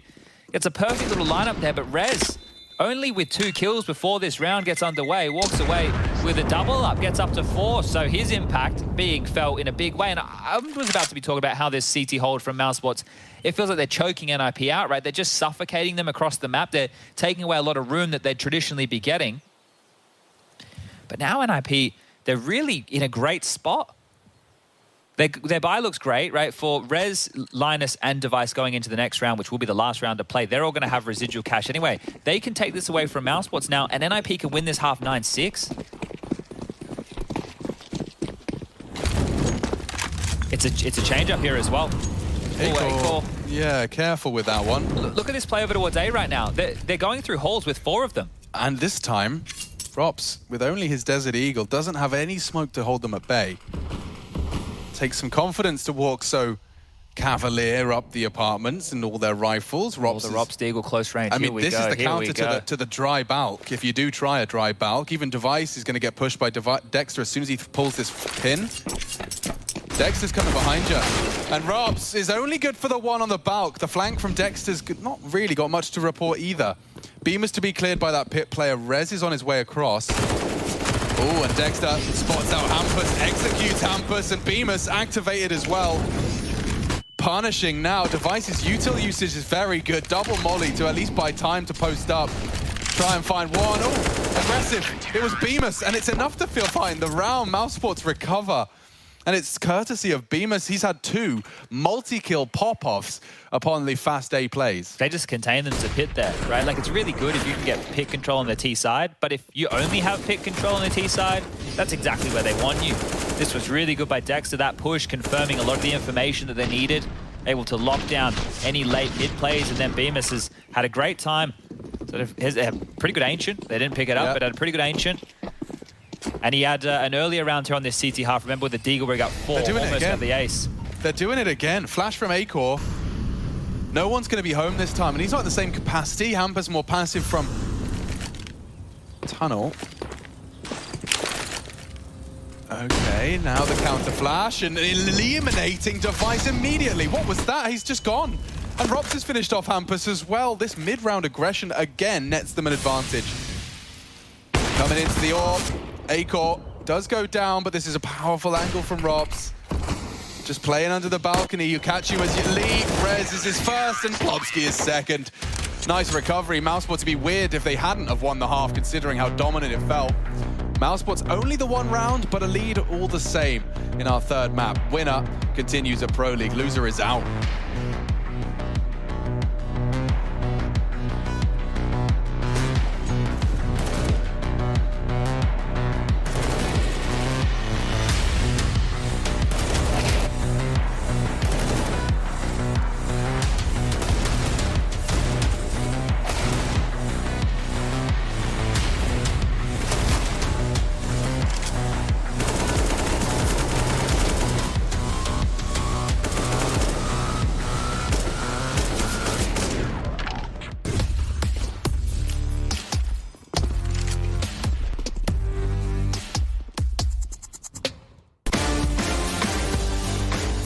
Hey Future Pros!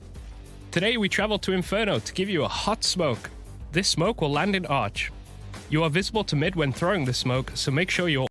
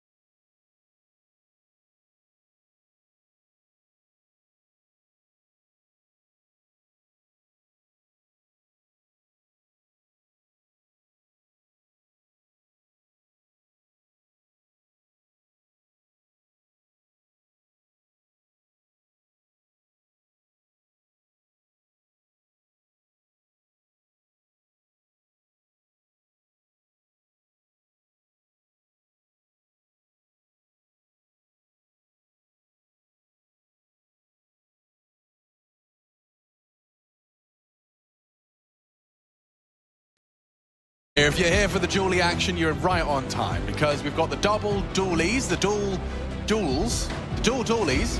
There we go. And we've got some Kevlar alongside for the ride. And NIP have 7, Mousesports 8, and of course a map apiece, which leaves us here, the final half of play in our first of the playoffs. 1 day is all the break they got between NIP concluding and securing a spot in the playoffs and being straight back into this head-to-head with Mouse. Mouse, well over a week, so they've definitely a bit of a contrast, bit of time between the two. Yeah, and I think that there's a debate to be had with that, right? We just have a little bit of a player cam situation. We want to get that one online so you can see all their beautiful faces.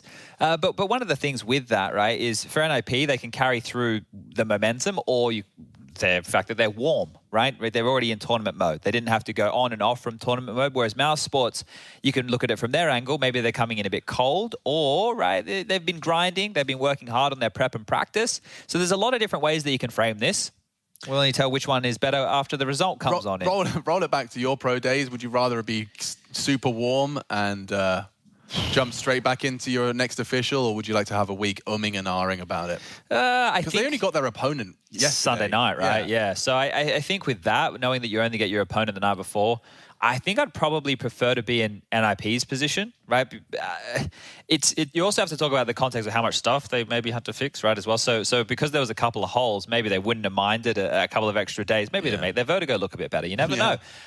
So it's one of those things where the framing is always going to be a little bit different, but I miss the good old days. You know, you play the 4 or 5 best of 3s in a day. You know, you'd grind all day. You'd play plenty of games. Hello and welcome back to I'm Katowice. It's 3 a.m. and we're still going. And we've got another best of 3 to look forward to. It's like obviously now with Tier 1 Counter-Strike, it's very, very rare that a pro team would ever have to play more than 1 match in a day, right?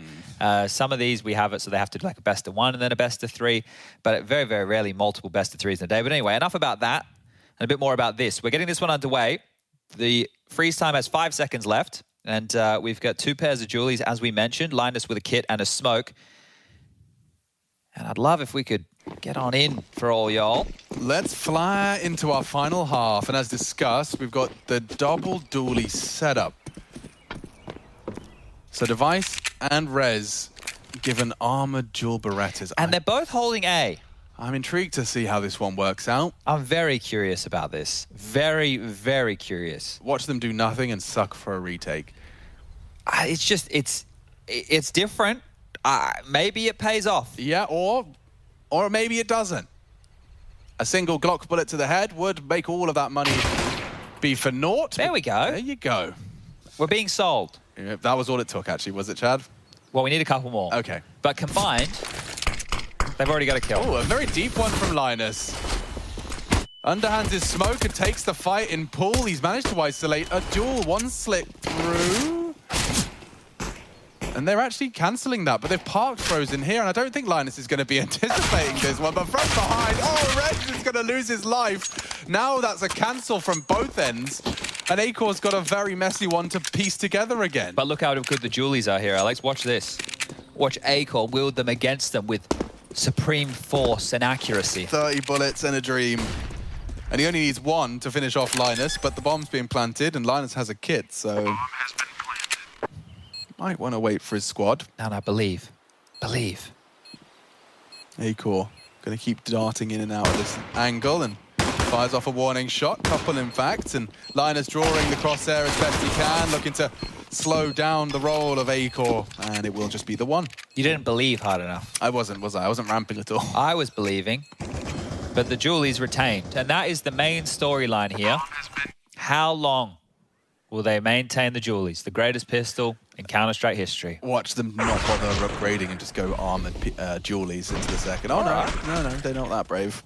Well, Acor's been able to get an AK-47 in his hands here, everybody, so this one here might have a couple more stories as we do tie things up 8-8, and this is a playoffs game. Can we address that pistol a little bit more as well? Sure. So, was the fact that Linus did that slightly deeper smoke and Plopsky got nothing through it, or whoever was the jump through it, excuse me, from Frozen, got nothing for it. Was that enough to repel them out of Banana and lead to that? I think they called a cancel because he got space and they were just going to pause and wait, but then as soon as he's denied, it was just seeing what came their way, which was a plant, right? And because of that plant, they've been able to get 2 Galils and AK, a Mac 10 and a Deagle, so not too shabby, all things considered. Rop 17 kills to his name, and I'm sure after their antics up middle. They'd love to have a little bit of a look in again. So Rops is on his lonesome. The other four are kept together in a bit of a wolf pack. And it does look like late banana control is on the docket. So they're going to get this for free here. Now, it just depends on how much mousesports want to throw behind this, right? They can do a half-wall flash. They just don't need to. And they don't know that right now. So creeping on up. Frozen leading the charge. Boost just to be safe. And now they can just set up for a B execute. They've got a smoke for Coffins, one for CT, a molly there for Nubox, maybe Dark, mid-control now for Hampus, and Device and Rez are both rotating on over. So right now, NIP know exactly what's going on. Hampus just needs to play to contain. You want them to finish B. Don't give them an option to go back towards A. That's the last thing you want to do. Yeah, and he's actually letting them throw their util. Finishes off Rops, and that's going to propel them forward through the flames. One's across. And now Hampus is dead too. They can fall back Yeah, now. There's one underneath you there. Oh, they're committing. There's the commit. That's what he was waiting for. And he does eliminate at least one. God, he's not far off. Onto Frozen as well. These SMGs, they can do dirty damage. They do. Look at the health chart. They had 3 points of it between the two of them. That is so close. And mousesports have absolutely no idea. Bloody hell, that really is the finest margin. You put the first 3 rounds of the game, and then you put these next 2. They've been very, very close. These have been so close. Like NIP, if you guys didn't get the first half, Linus saved them, then Device did. And that was in the anti-ecos. And now here, with the anti-eco of their own, it gets so close. How does he get 2 more with 2 HP? That's mad. Just darting around. Okay, well, the Deagles are out. Hampus has only got a USP here. What more do you need, Chad, to peak window? Oh, he's kind of been hard done by there. It was body shots, 10 HP left on the A-core.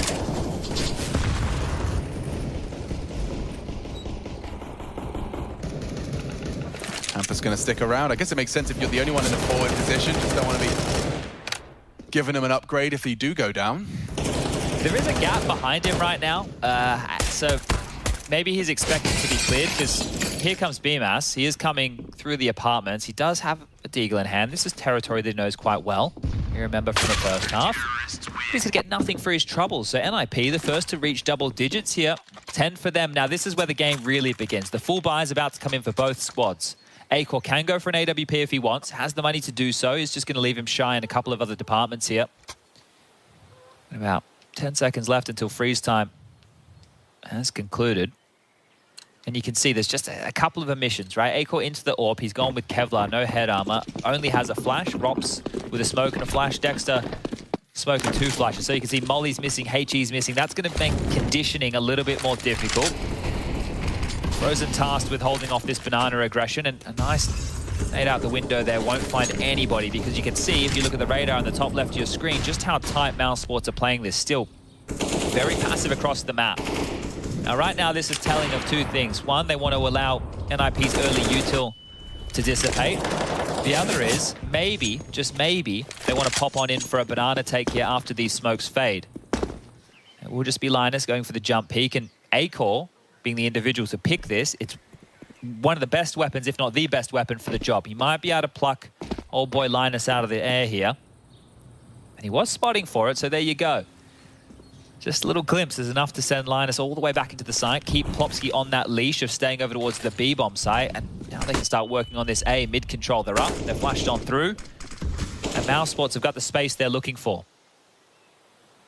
You can see they haven't had to see anybody, right? But they've forced the rotations around here, and NIP have actually gambled that this will be a B finish. Hampus, he's going to join the crew over towards the second letter of the alphabet as mousesports look like they are destined to finish on that site.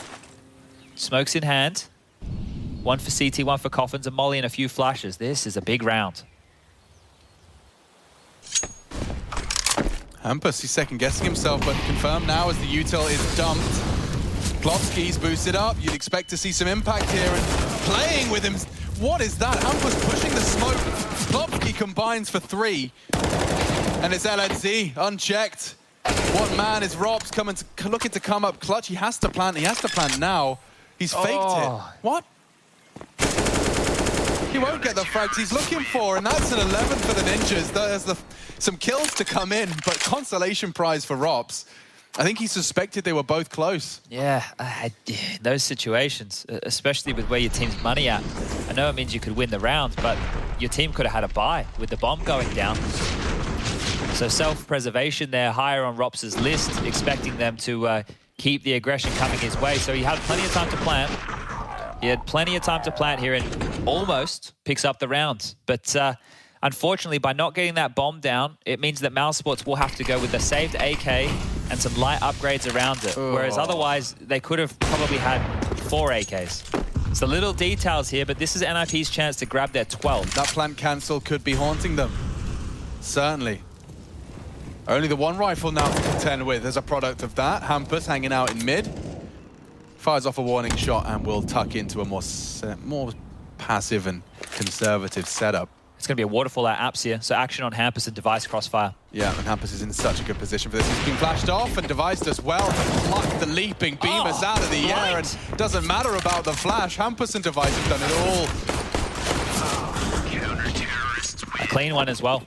A clean one as well. After just stomaching everybody going down to Rop saving that AK, everybody staying alive in the next round, it's almost like that's water off a duck's back, right? Because they keep all their guns, they get the buffer of the round win bonus, and they set themselves up with a bit of residual cash going into what will be the next round of play, where their loss bonus is only 1,400. So as far as the economy is set, NIP are in a pretty good position right now. We would assume if they lose a site, we're likely to see a save.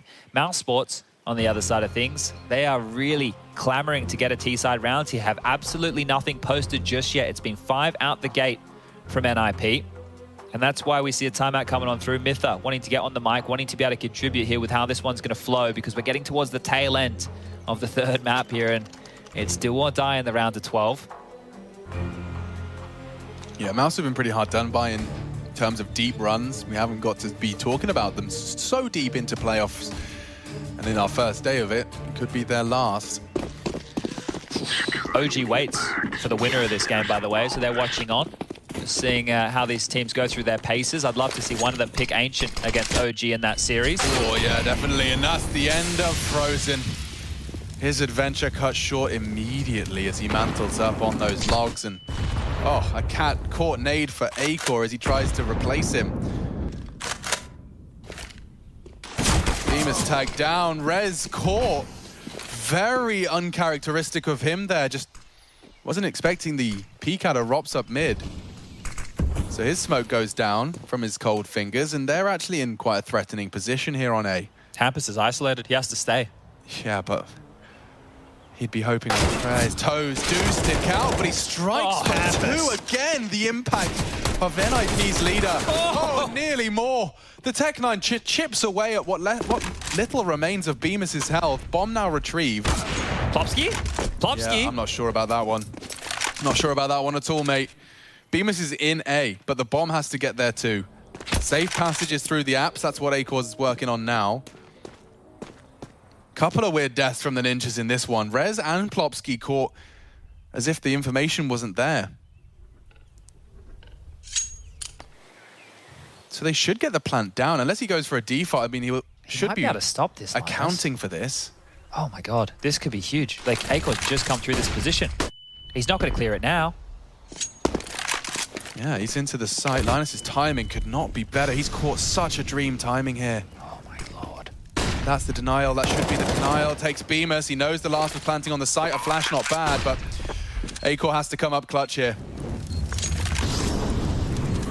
Knows they're up against the AWPer. Device is crawling in behind him and baits the shot. Oh, Linus doesn't even need the help. He's done it all there, and another impactful round out of NIP's rookie. Yeah, good stuff from Linus there. Just a nice little maneuver, getting himself up close and personal in those apartments, and the timing for him was great, right? He's really just found that window, threaded the needle, and that's 13 now for NIP. This was the opener right here.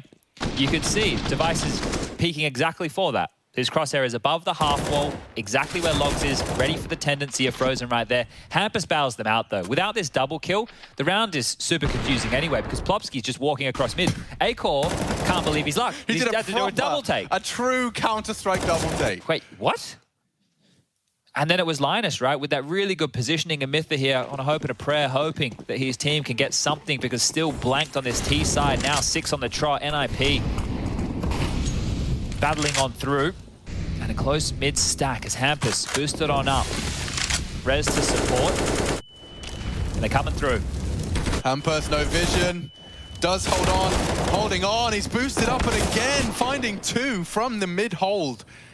That stops Mousesports from running away with it. The rotate is so fierce, and the bomb still T-steps. I think they want to see what April can find, but... Found everything. He finds the whole squad, and now Falcon as well, still an issue. Device now keeps them even more honest. Frozen can catapult himself into a 1v2 with loads of time to reposition off the back of this. Yeah, this is a very winnable 1v2 for Frozen right now. He's going to get the bomb down while NIP is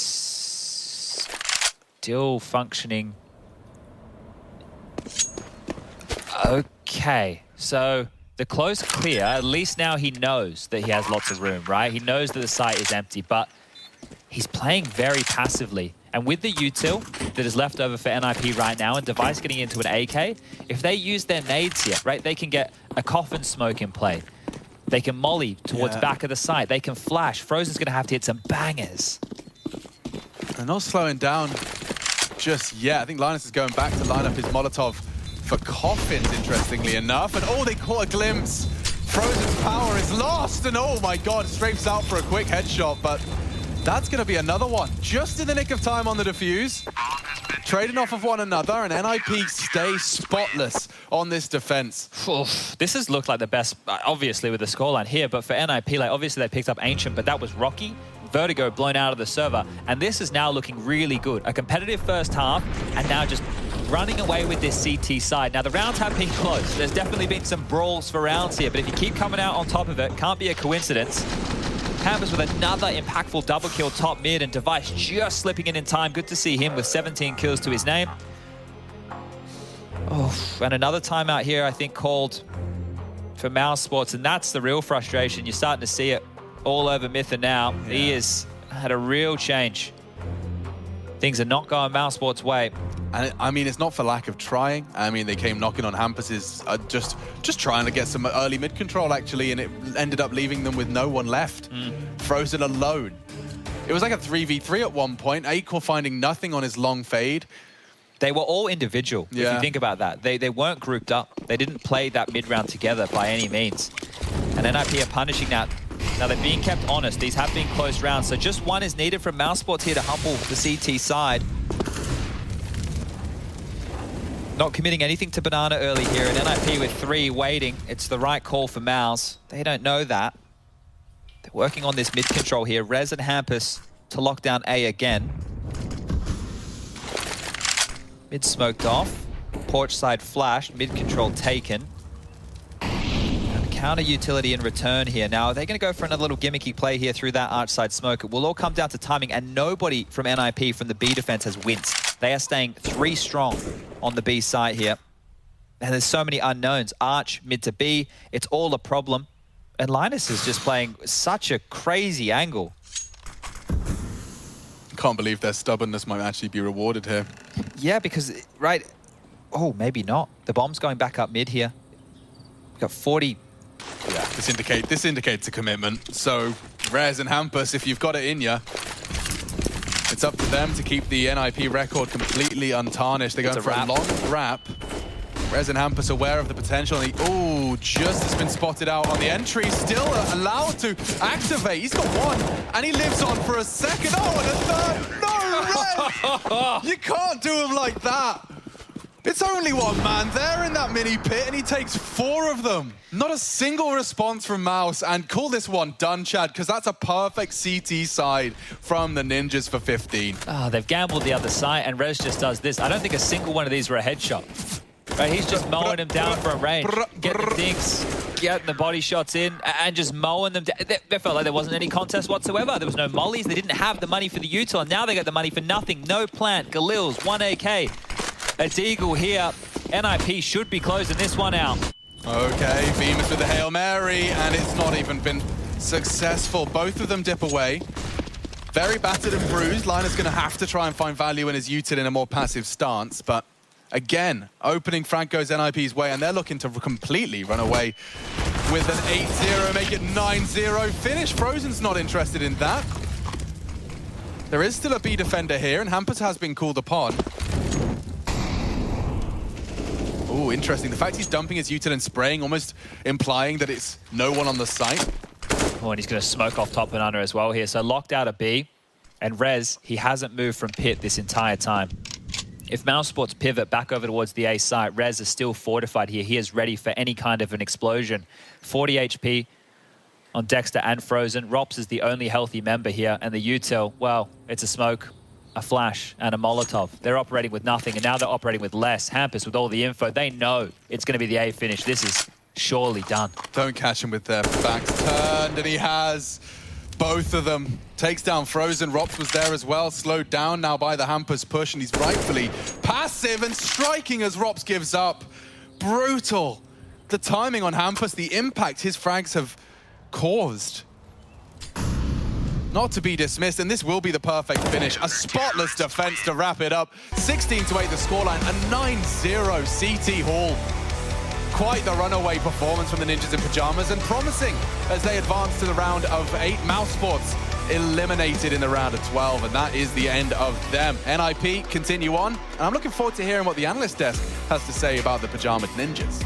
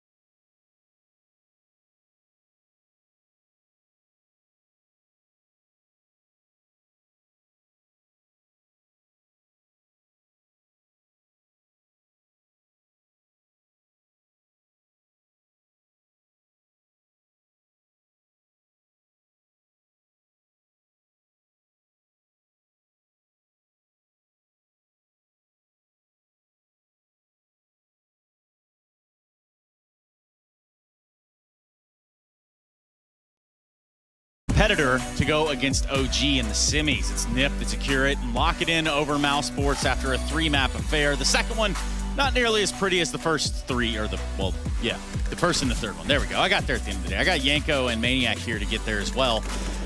Any takeaways from this off the top, Yanko? Is anything sound of alarm bells here? I don't know, man. I'm just looking at this series and no T-side round wins. Obviously, for Mouse Sports, a big deal. On the third map, they lose both pistols, can't get any momentum going, and just like Aker again, pretty much nowhere to be seen. I think for me, really, that's the biggest question mark at the moment for this Mouse Sports lineup. You know, no team is going to make changes prior to the major in a month and a half or so. But I think after that, if they don't see a significant improvement from him, I think they have to look towards an upgrade in the upper position. Something tells me you agree, Maniac. Yeah, I do. I truly do. And we have to take off the gloves here.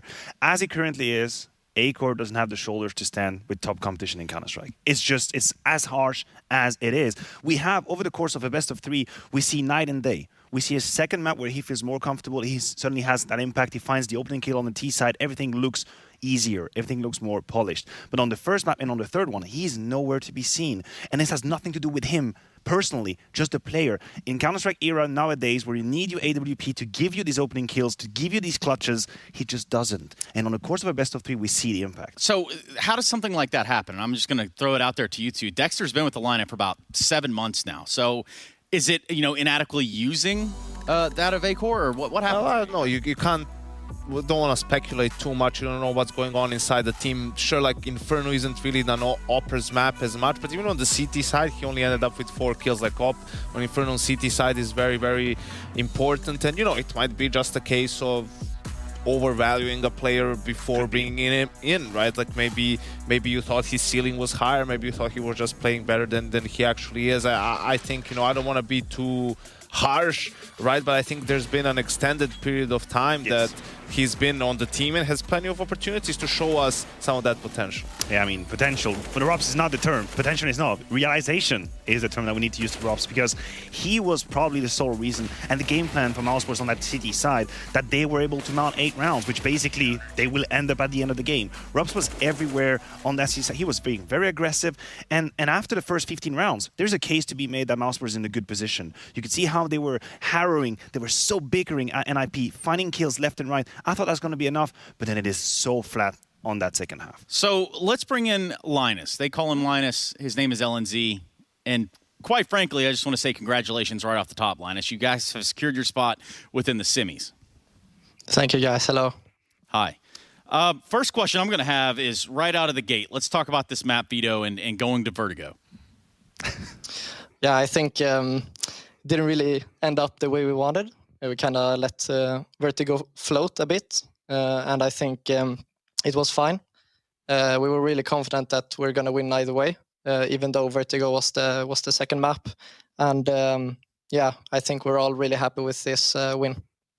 Linus, I have a question for you personally. When I watch you play, I have a sense that you feel quite comfortable in clutches. 1v2, 1v3, I feel like you have a plan. How can you explain that? Because you're definitely still a rookie in Counter-Strike, but a good game sense. Yeah, I think I'm honestly just playing my game, I'm just playing the CS that I am just used to, and I don't really think too much about it. I'm alone against 4, and I think you kind of have to approach it that way, because otherwise you're just going to overthink and you're going to lose. You just have to isolate the duos and then fucking shoot heads. Yeah. Nice. Yeah, I think so. action. So obviously you guys, just kind of limped into the playoffs with only two wins and some other results going your way. I wonder, now that you guys had a comfortable win against Mouse, where do you feel like how far you can go in this tournament? Yeah, I think we all would be really happy with the win, of course. I think everyone in the world would be. But I think that we're comfortable that we can reach at least the top 4, since the highs that we have had have been really high. I think we kind of crushed Gambit. And also with this win, I think we're even more comfortable. We just have to make sure that we can find our consistency and not be as low as our lowest has been in this tournament so far. So, Linus, I got to get you out of here. There's a whole other game going on. But my question is this, yes or no? Will we see you guys play Ancient against OG? We'll see about that. Okay. Well, we'll take that as yes or no. I'll take that. That's fine. Hey, right. Thanks a whole lot, man. We'll get you out of here. Thank you, boys. Have a good one. Cool. OG with that 4-map map pool. You love it. Somehow it just keeps getting sweeter for him. So for us, we obviously need to take a break here. Is there anything else to unpack or pack away, rather? I mean, mouse sports are out. That's it. Pack them up. Pack it up. Pack it in. Top 10. I'll tell you where we're going to begin again. That's compLexity versus Vitality, and that's coming up after the break. Another quarterfinal is staring you right in the face. What are you going to do? You better be here. We'll be right back.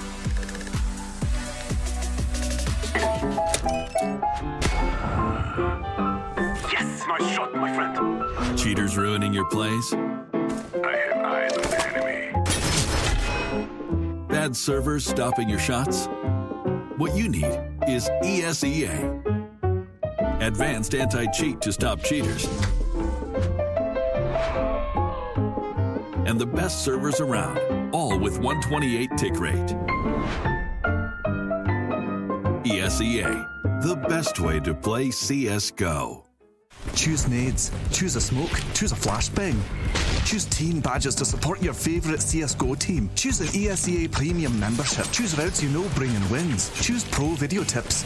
Choose the fan club wars. Choose behind the scenes content. Choose good grades. Choose guns you know you can shoot right. Choose bingo. Choose the equipment you know is going to get your team the win thanks to heat maps. Choose the CSGO Hub Premium, the complete package to help you and your squad achieve all your CSGO goals.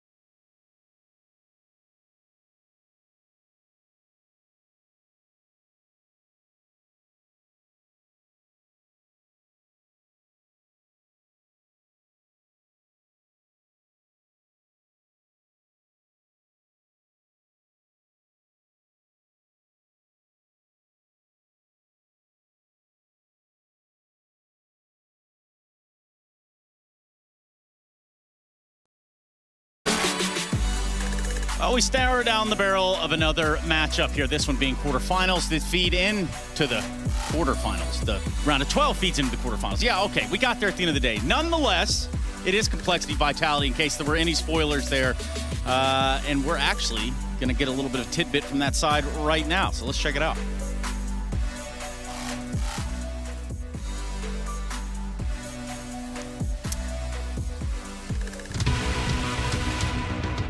Before we kick off compLexity versus Vitality, let's take a look at the captain and the kid who would be king. For a man who likes nothing more than stabbing his enemies in the back, compLexity IGL BlameF has discovered a new joy in-game in the wake of Rush's departure and Config's medical leave: shooting players in the face. After success in Group B, the Dane currently has an event impact rating of 1.32, with the third highest ADR and the third highest opening kills per round across all players in the group stage. Over the past year, Masuta has risen from newcomer to super shooter, proving he has the firepower and the potential Vitality needs to challenge for the top spot again. Equally lethal, making plays on the offense as he is anchoring sight, Masuta should be the perfect second star to ZywOo. But as he lacks the consistency of his notorious teammate, his status is yet to be confirmed.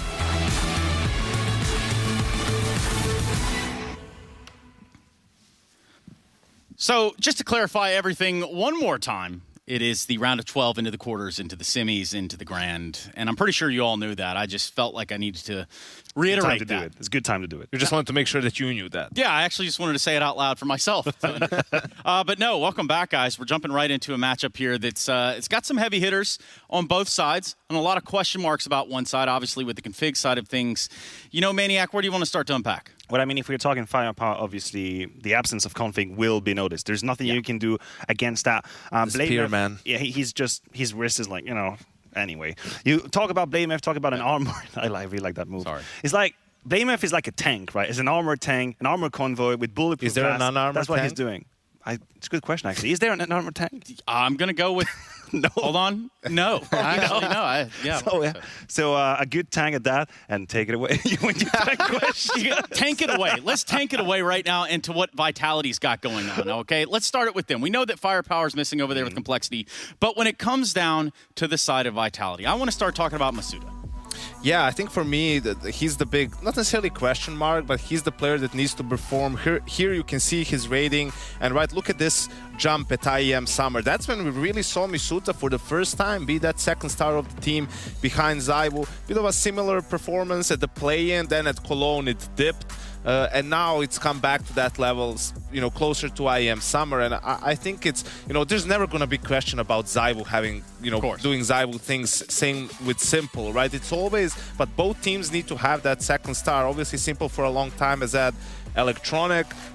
For Vitality, you look at different times, maybe Shocks here and there, Alex way before, right? But Masuta is that young guy who was brought in and who's now supposed to be maturing into that role. And I think that's the key factor for Vitality, to have good games, deep runs, beat opponents. Like ZywOo needs to have some help. He turned into a win condition. Masuta turned into a win condition. Okay. And I guess some of the things that we have overlooked with Vitality over time is that Masuta was a pure rookie. Vitality was his first actual high-profile team. He was still studying high school, for Christ's sake, when he was playing with Vitality. And now, with Kyojin being in, obviously the resources are all focused towards this new guy, and then Masuta stepping up, and he's doing a lot of good job. Do you want to say he graduated?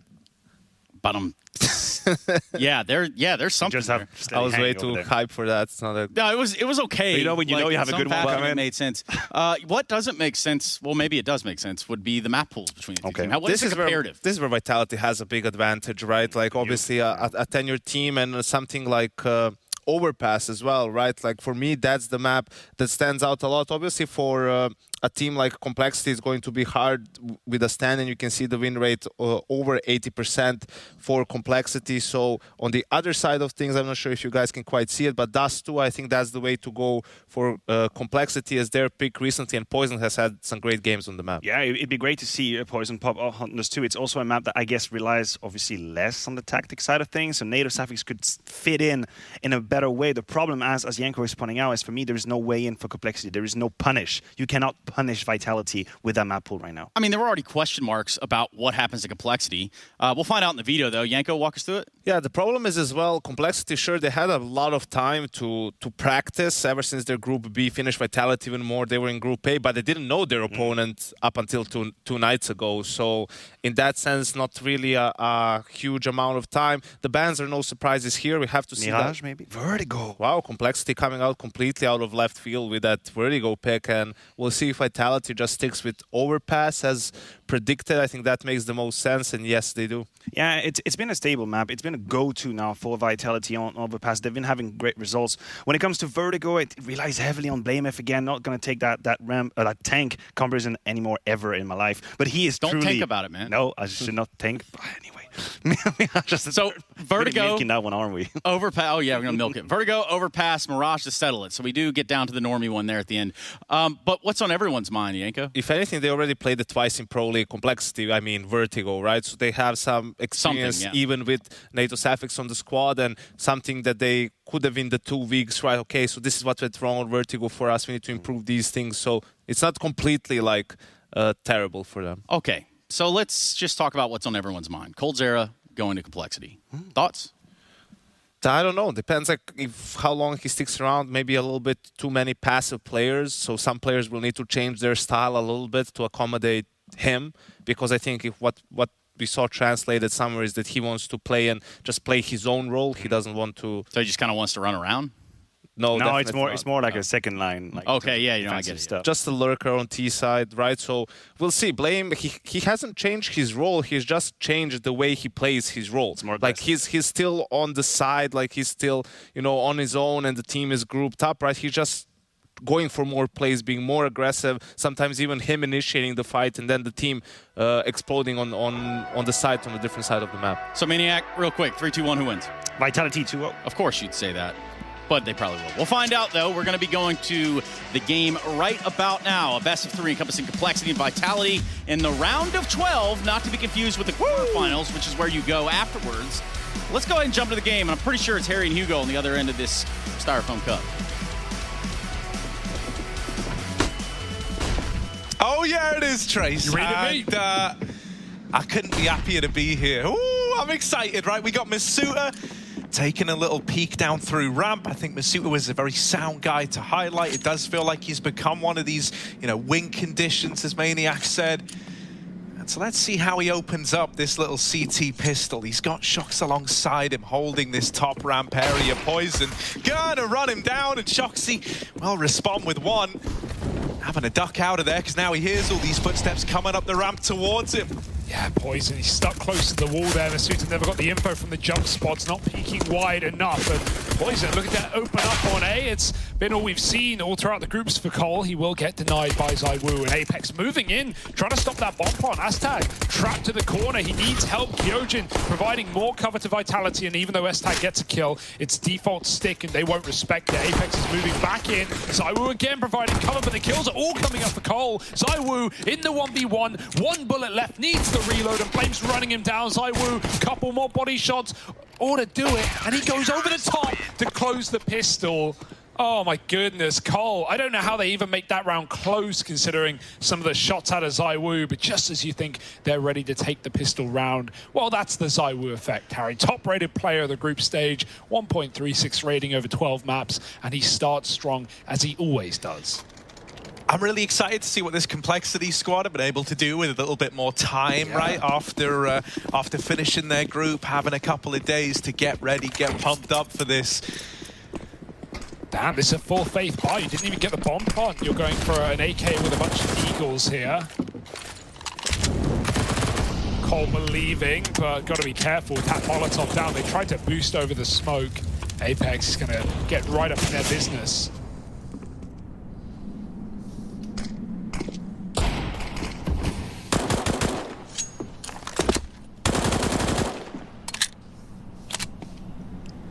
They've been forced to respect ramp, though, and play behind this smoke for now. Poison, he's seen you, he wants you, and he's going to tag up ZywOo.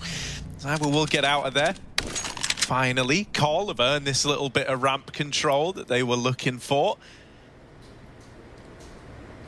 It's pretty measured, pretty slow right about now. BlameF with the AK. Looking to make these entries happen. Reaggro back in though, and it's all on the back of Apex's flash. That's S-Tag knocked out of the round. And they're even wanting to get stuck in again. Another flash goes over, this time enabling a short peek. Masuta tearing through them at the top of ramp. Even though Poison gets the better of him, it's still hanging in the balance. In amongst all this chaos, JKS has taken out another. So Kyojin left now as the last man. It's another one of these clutches needed out of the Frenchman. Kyojin going up and over, drops the bomb at ramp. And now with just 15 seconds, JKS, he either needs the kill or he needs the plant, and he can't find the former, so he's going to go looking for the bomb. Kyojin knows he has to stick it, and so he goes up, he looks for the fight, and locks in that round for Vitality. Oh my goodness, back-to-back 1v2s from the Frenchman. I love that re-aggression call. compLexity waits so long at top ramp to get comfortable, to get situated, maybe calling across what they want to be doing with that one. Then Apex flashes Iwu up short. He just swapped to the SMG after getting tagged down low. He gets a kill. Masuta comes back in big, and as Blame sees that flash come over, the AK that we talked about needed to perform, he gets scared of sandbags. He thinks, well, we haven't got a molly. It might swing us from there. He looks away, and then he gets hunted by Masuta. Nice little clutch for Kyojin as well, and now they want to get involved once more. Finally denied at the first hurdle. Iwu dropping into the smoke. It should still be fine for Vitality. It shouldn't get out of control. They've started these rounds a man, or sometimes even many men down, and still managed to dig themselves out. Apex has retrieved more utility. And he started to tap them out. Only pistols. Oh, and Apex is making them look nice and crispy indeed. Oh, got to give it up eventually. Let Masuta get some eeks, make some money. And so that's a nice clean round out of Vitality on the anti-eco. Cole with a game plan of going A every round right now, and Vitality are always there ready to receive. I'm really curious what we're going to get out of Poison here, right? If you remember back in the group, he kind of took on the role of an entry fragger almost a lot of the time on Vertigo. And it was actually a real treat to watch, right? I wonder if we're going to see more of that responsibility fall onto guys like Blame F now, you know, like your JKSs as well, maybe. Or if Poison is still looking to be the man getting a lot of these opening kills. There wasn't money for him to bring the AWP out now, so he is on the AK, so maybe we get a repeat of that. Once again, there's this ramp aggression out of Vitality. They're always looking to force you to respect these smokes. And now replenish it with Zaiwu dropping another. Apex is still sat on one as well, so they can really, you know, waste a lot of the time off the clock here down at the bottom of ramp. Oh, chunky grenade. And Vitality, they actually evade. They get out and go home, eventually giving ramp up. Now this is the play for Poison that worked on the pistol round, and it works on the gun round as well. Taking down Zaiwu traded by the FAMAS though. And now Vitality 4-on-4 back to the bomb site. Poison doing what you wanted it to, Harry, and that's a nice grenade for Blame to make things a little bit softer for Cole. 4-on-3. Mollies are going to slow you down, but eventually compLexity will have to commit. Yeah, Blame collects that kill on the short side, and now this little bonus round is looking to get laid to rest. compLexity come through with the big guns, and they're hoping to reap the reward. Kyojin, it's a rough spot to be in. Getting a double out of that situation is all well and good. Is it enough for Shox to close out the round now? He's waiting up here on the boost. They don't have utility to clear him. So they're not going to know till they tap that bomb, till they force this peak, and Shox goes up and then over. Sees the guy on the site, and finds NATO as well. He clutches it out with the FAMAS. Shoxy with the 1v2. And clutches have been Vitality's friend to open up this game. Yeah, 3 out of 4 rounds have come down to 1v2s that just get... And think about these 1v2s as well. They're all from boost. They're all Vitality just jumping up boost and clutching it out. I don't know if he heard NATO. Maybe NATO climbed on the fence and fell off, but he was so assured that NATO was there. Even before he tried to stop the bomb plant, he went first to NATO looking in that direction. Great awareness from Shox. And 4 rounds up for Vitality. You barely get a second to react there if you're Cole.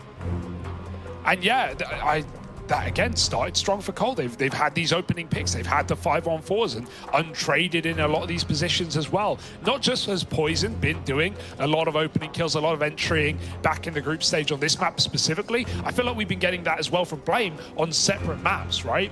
He's often been, you know, one of those IGLs on the other side of the map at times, getting the info, finding a pick, causing frustration, rotations, and then sending his team in elsewhere. Not so much on Vertigo, as we've seen Cole go for 4 rounds now, just waiting behind this ramp smoke till they can attack. And close rounds, but Vitality with them all. Still no AWPs in play. And, you know, you want to talk about poison on the AK, rifling, and trying to find opening kills. The one danger of that is when you've got ZywOo on the other side, you really love that AWP to try and take him out. Good mid-take for Vitality. They switch things up. And finally, as Cole start to default a little bit more, Vitality have so much more room. Spawn taken, and Cole none the wiser. Yeah, I thought ZywOo would have to catch wind of this player eventually. Doesn't matter, because this is the mid lurk coming in. Cole are learning that they can't just go 4 behind this ramp smoke and have a guy holding B. That's not going to cut it, because Vitality are going to take this mid control away from you. This really should be the round. Yeah. Like, you can't even save. In T-spawn, nowhere is safe. You're trapped in between Vitality players. Oh, this is a horrible way to lose a round right here. I think the first kill is the bomb getting dropped in spawn. And Vitality, it wasn't just one man that you can try and flush out. No, Shox push B. You have a double upper mid take. 3 players now in T-spawn. I don't even know what you would call this, mate, because the fights don't ever happen here. The middle finger. And now ZywOo's even re-aggressing. He found a pick on A earlier. He's going full send, and they're so distracted by these smokes that are about to fade. ZywOo should have the backstab. Now, Shox has moved away from B, giving Blame room. But S-Tag's light, and round is over. ZywOo shoots him in the back of the head, and Blame, even if he gets this trade, it will mean nothing in the grand scheme. 1 on 5, he's taken the first, but 20 seconds, it's a done deal. Have you ever seen a round like this? You ever seen a round play out like this before? Ooh. Oh, that's ugly. And it's a perfect time to call it as well, because you've just like wrecked Cole's confidence on A 4 rounds in a row. Like not just winning the ramp fights, but also or delaying them with smokes, but also clutching out. You know Cole are going to go do something different. And so what a time to throw in the old T-spawn take. Insult to injury for compLexity. And now, where the hell do you go? Maybe you just sped faster, right? Pistols round this saved AK from Blame, try and get a quick mid-round. Vitality so far have had the reads down pat. Yeah, so that's 5-0 now for Vitality. compLexity yet to field the round. That's what the 0 means. Just in case. Any new viewers here? New to maths? New to numbers, aren't we all? So look, we've got this little hero AK on Blame, right? Still in play. And the rest of the guys are going to try and partial buy around it. You know, if you want to look at silver linings, you're maxing out on loss bonus here. So even getting, you know, like a bomb plant really solidifies that even guys like Blame F will have guns into the next round. Alternatively, you can get a couple of kills and suddenly he's armed, he's well equipped. So this is fine. Bit of action. Bit of an assault down towards the bottom of ramp. But once again, mate, they've got you so conditioned to never go through this ramp smoke that even though, like, this round, Vitality didn't really have many people leaning top ramp, like in the past where they've had 3 guys fighting here early. Well, this time it was just the lone ramp peak out of ZywOo, and he had that late support from Apex on short, but Cole don't want to go through. They've been so used to getting mauled at any attempt at the ramp play. They're taking it slow, they're taking it respectfully. Ooh. Finally, Blame F decides he's had enough, and actually they line up for Apex. So yeah, this is what happens when you don't respect the smoke. This is why they're so scared about a ramp. In the 2 rounds, Blame has had the hero AK. He has been completely timed, right? It was him looking at sandbags off the back of that crane flash, and then he just checked the short smoke that they have been pushing through, and then they get lined up, as you said. All dead now. Shox will make it so. 4 health doesn't stop him from fighting down deep, and he removes the pistols from that round. Apex is all over the place right now. Literally. Yeah. 6-0. This is an excellent start for Vitality. And yeah, like you said, you well put. That was the 1 round. Cole could have gone through the smoke. They did that close Naphany smoke. They could have jumped up short, taken a bit of space. And the funny part is the fact that they didn't do that is their undoing. But I can't blame them, right? Like you said, conditioned. Vitality have had this when they want it. And they still don't have an ult. They don't want it. They don't need it. Kyojin tasked at B, and he delivers the goods. Yeah, this is looking a little brutal right about now. Poison has been spotted and spammed out, playing over that one-way smoke. And so already this round is maybe reaching a conclusion, and not one that compLexity fans are going to enjoy. S-Tag and NATO back here in T-spawn. This time not under siege, but they don't really have a lot of room, a lot of really anything to work with here, Hugo. Vitality have 4 nades on 3 players. Like, they have every reason to win this round. Shox probably won't get to use them if he stays in this corner, but that's fine. 1 and done will be enough for Shox in this position. And that's presuming he doesn't double up. Quite the presumption to make. However, Molotov's available. It's down to whether Cole wants to alert their presence or keep taking it contact and sneak in. Shoxy, patient as ever. NATO's coming his way. He looks the wrong way. NATO jumps up, and Shox has not got the drop. It's NATO with the entry. Now the util can fly in. Now Cole alert their attack. Yeah, with Kyojin low from past battles, you know, he could be an enticing little opener into the site. Flash is dodged, but the kills still come through for the low HP Kyojin. He gets 4 in the round to put Vitality up onto 7-0. It must just feel like you can't set a foot right, you know, if you're compLexity right now, you know. Blame F. It feels like they're in his head, everything that Cole are trying to do, whether it be going for these A ramp pushes, and it feels like you're always, you know, having to walk through a smoke into the meat grinder, or you're getting pushed in the back line on B aggression, on mid aggression.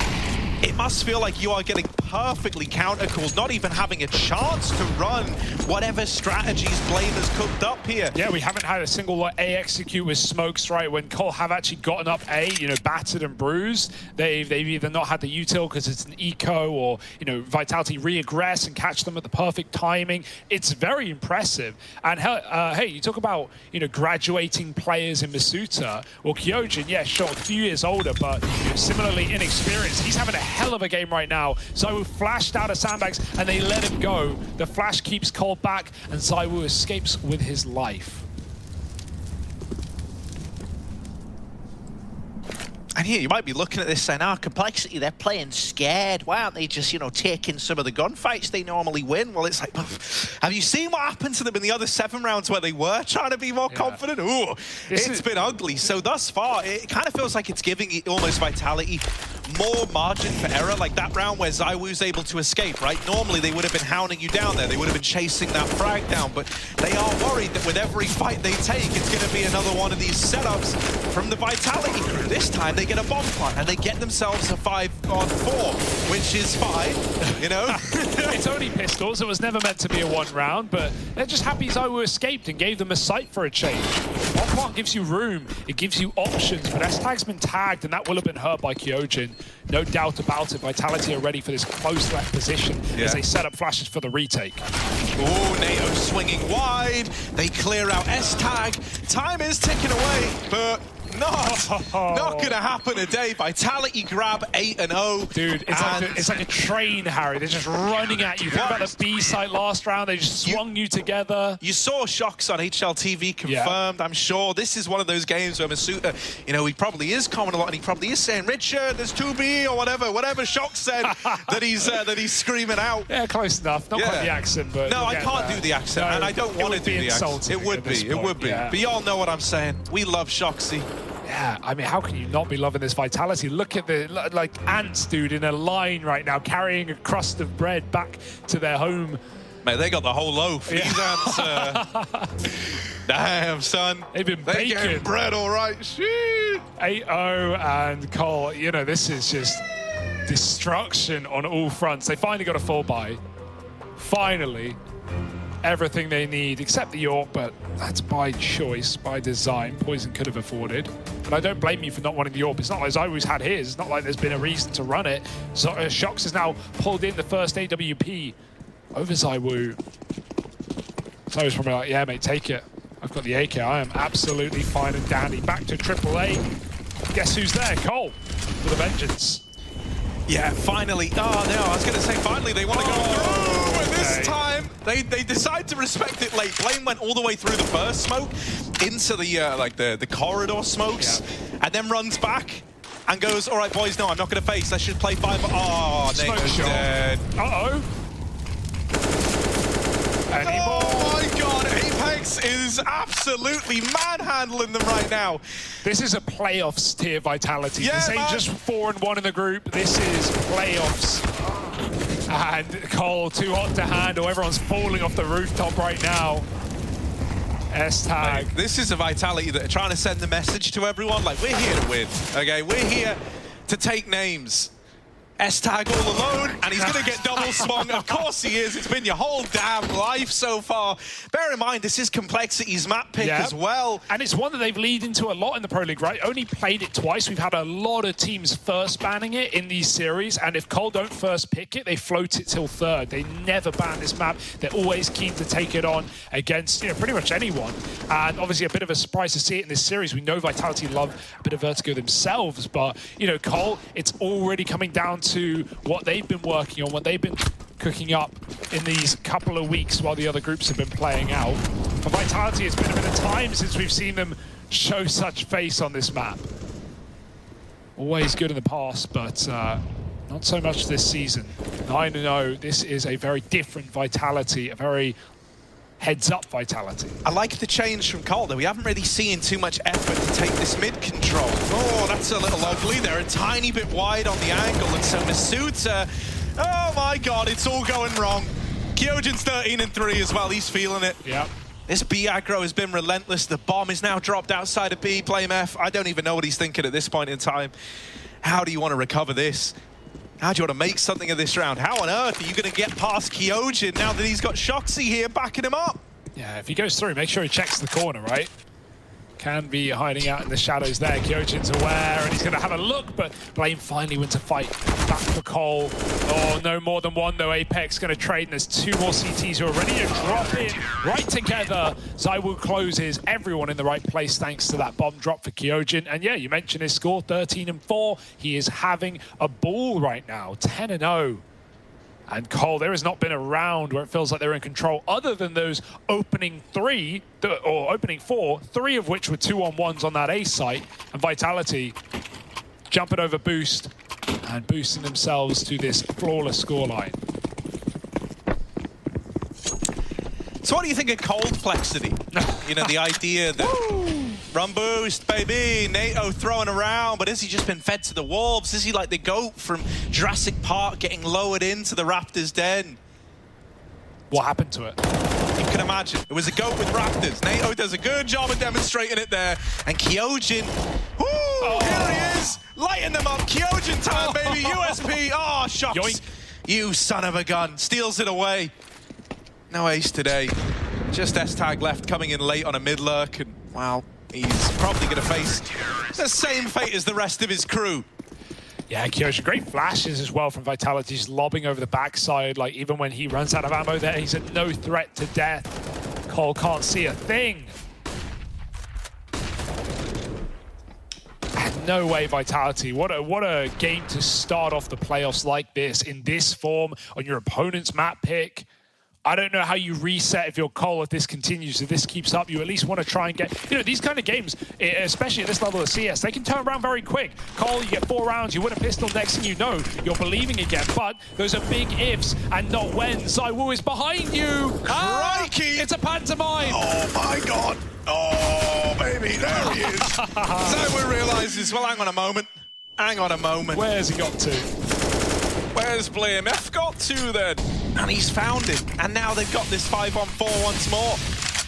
Tired of respecting smokes. Blame thought he'd caught a lucky break, but in the end, it was just teeing ZywOo up for even more. Little double from him over at ramp. Now he does get traded after that, so finally Cole have got this ramp control. They don't have the smokes to throw and execute, though. They've only got Molotovs and flashes, so there's no smoke wall. Instead, they're just going to run in dry, and this is going to leave a bit of a shooting gallery open of Vitality. Apex almost can't believe that there isn't a smoke in his way.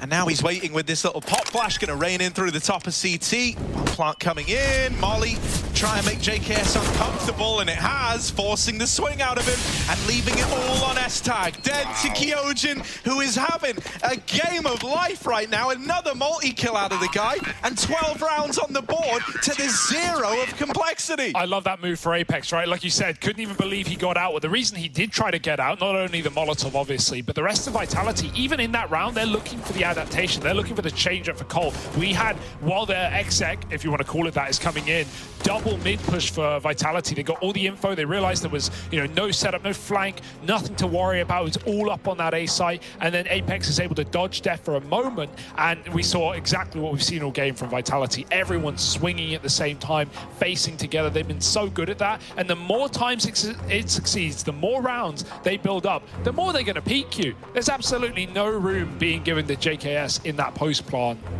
And it's not going to start now, compLexity, I can tell you that much. You're going to be given gunfights whether you like them or not. And I'm guessing they don't. 12-0. And seemingly no way back in. Poison's first orb. ZywOo yet to don it. Shock still running one as well. They hear all the footsteps going A. The mid guys are like, well, boys, we're in. ZywOo gets all the info, and this is where the mid players have got to shine. What do they want to do? They're just going to both fall back. No one committing to this wraparound, because you're getting dealt a fast A play.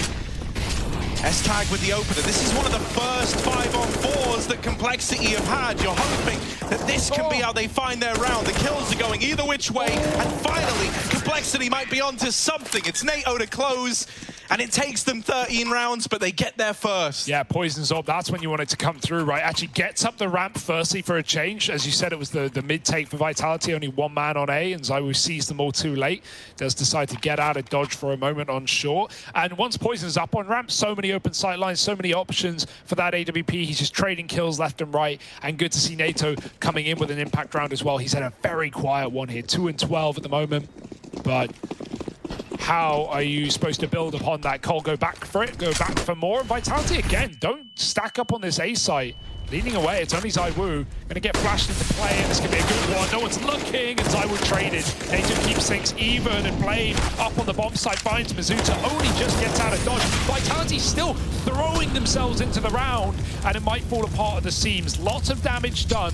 Someone needs to capitalize. Yeah, Kyojin's getting mollied, getting naded out of the round. Shoxy's flank has now got to do it all. He's got it down to a 1v2.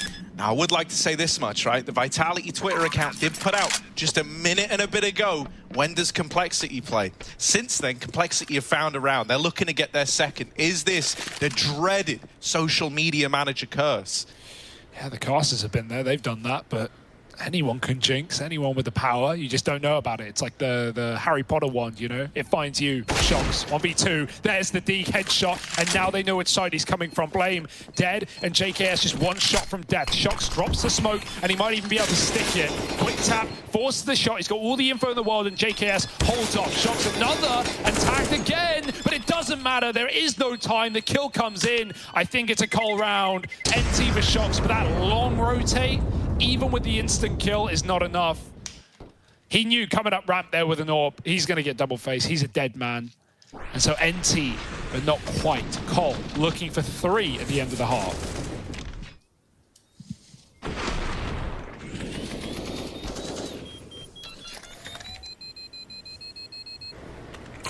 It's 12-0. Then the BM tweet comes through. Now compLexity are reinvigorated. They're bringing it back to life. You know, 3 rounds, not a lot of rounds. Doesn't take a genius to work that one out. Or a mathematician. But it's better than getting 15-0'd, right? It at least gives you that little bit of breathing room. We've seen comebacks of this magnitude happen before. At this event already, we've seen teams bottle 13-2 halves. Think about FaZe Fnatic to refresh your mind. Oh, it's one that still hurts even now. Oh, Mizuta, mid-info. He's setting up Shocks, though. He's just trying to get their attention drawn to his side of mid, and S-Tag creeps into the angle. Shocks. Oh, missed shot. Now they're getting closer. Molly doesn't give him a lot of room to work with, and Apex has been smoked off too. Good util for Cole. Flash through and Apex. Oh, it could have been a double, but instead is nothing.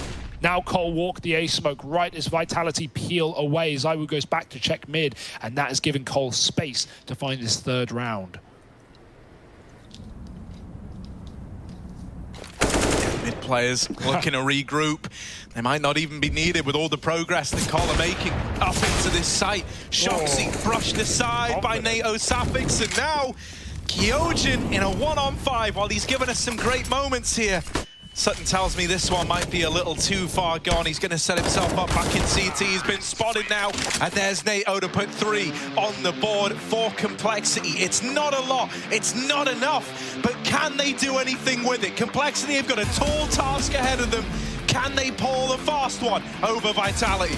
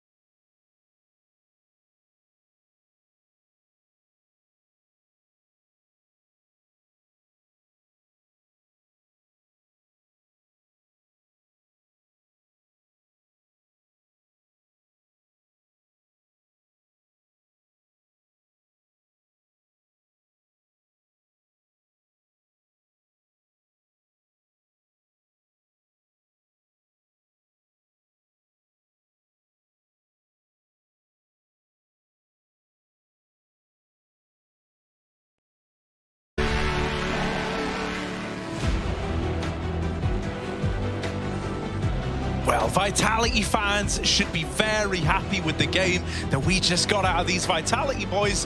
For compLexity fans, maybe a little quiet right about now. You know, you're still reserving some faith for this squad, but only 3 rounds to their name.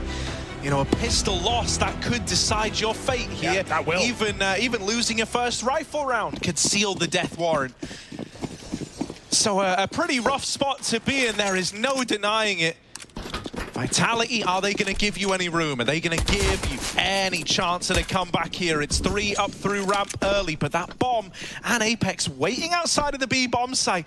This is the Hugo Byron special right here. Yeah, they've even faked it out with a smoke from Spawn that landed on the bomb site. That wasn't thrown from ramp. That really sells this hard. And everyone's left B. That gives a lot of room. However, NATO doubles up in A. Misuta, the longer he lives, the better it is. And he gets out with 30 health. Bomb planted, but really, as good as it can get, Cole should be winning this round. Apex with a flash. It's got to be a damn good flash at that. ZywOo up close, and him and Apex will get a couple of kills each. Apex dancing around, and he's made this possible with the dink. Flank coming in for Masuta, and this was meant to be a complexity round, but now it's just Poison left. He's sandwiched between two enemies, a rock and a hard place for Poison, and Masuta just will not give him this mid-fight. Smoke on the bomb, that's his only chance now. He's sticking it, deals with the first man, but out of time, out of chances.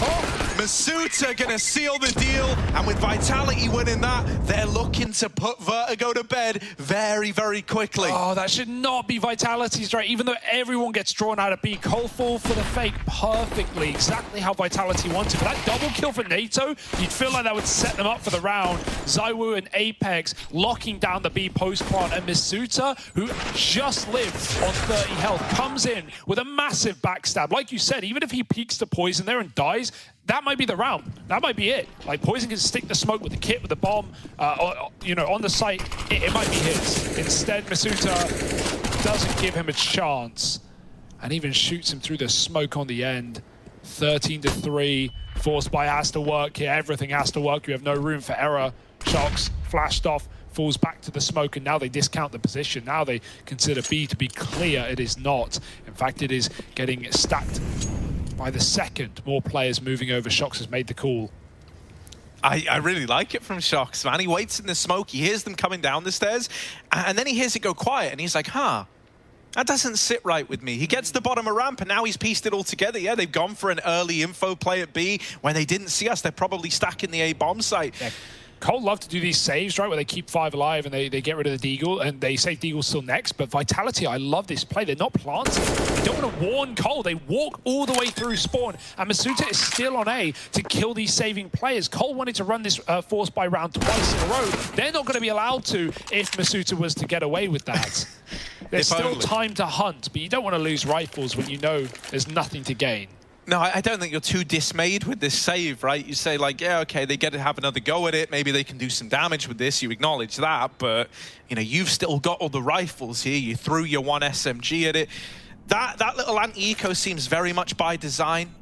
You know, like, throughout the entirety of what was left of the group stage when we saw compLexity play, we were referring back to how they play these force buy rounds, like you just said, right?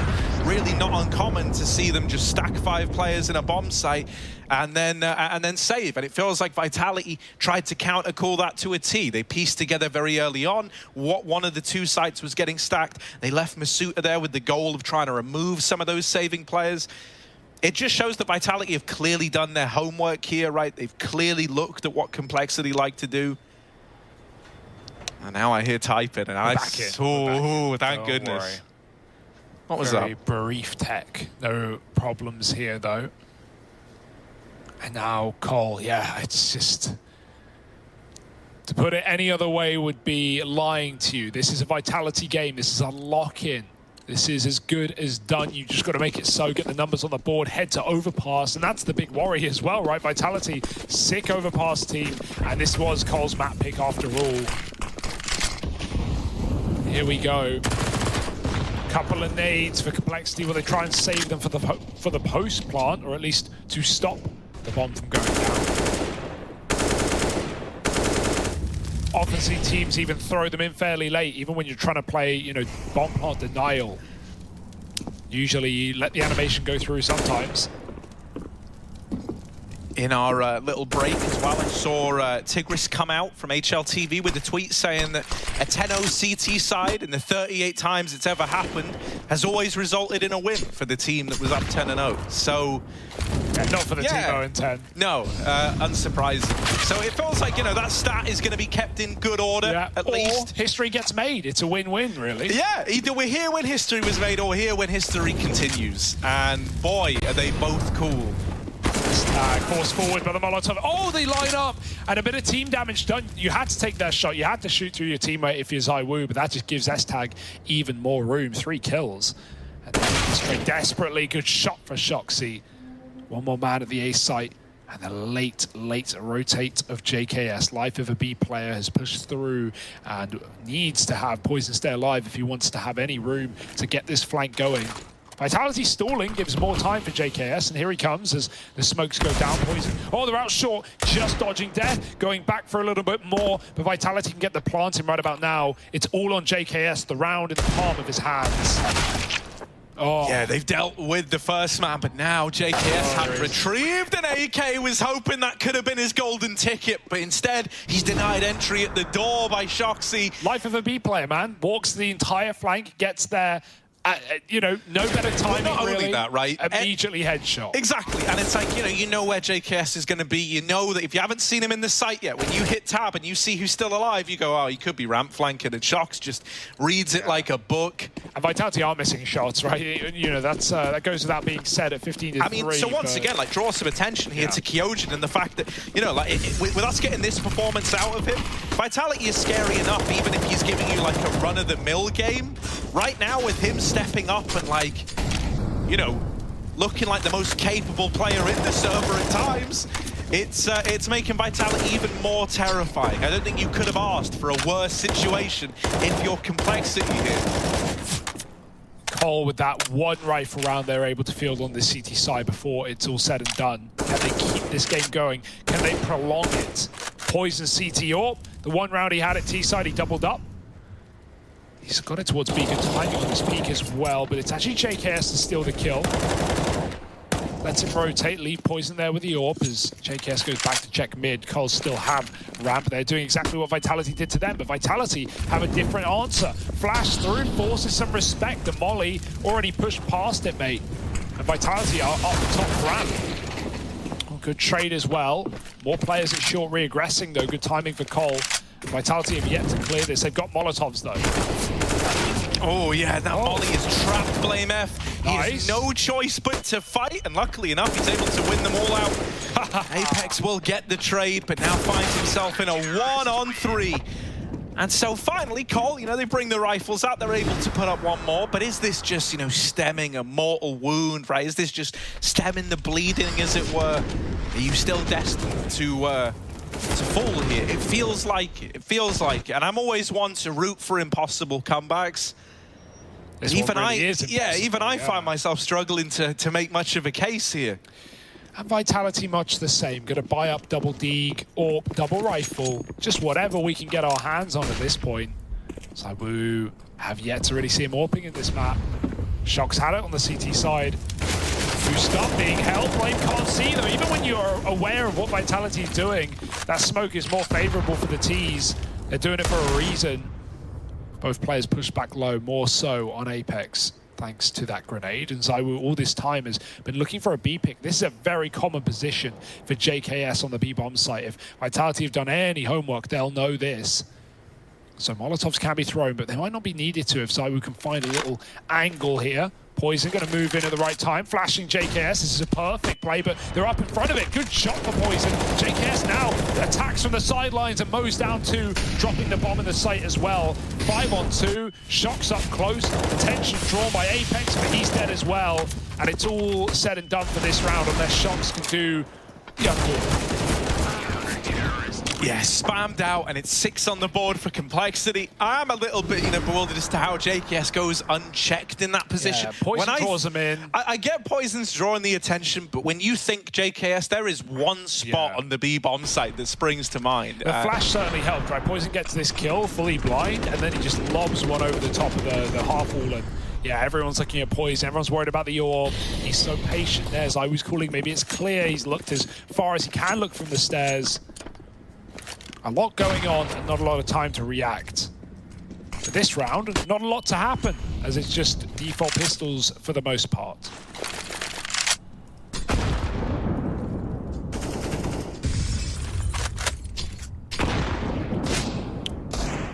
Yeah, I think it was that Sinners matchup, if I'm not mistaken, where they seemingly had a set of nades specifically for JKS on that B side.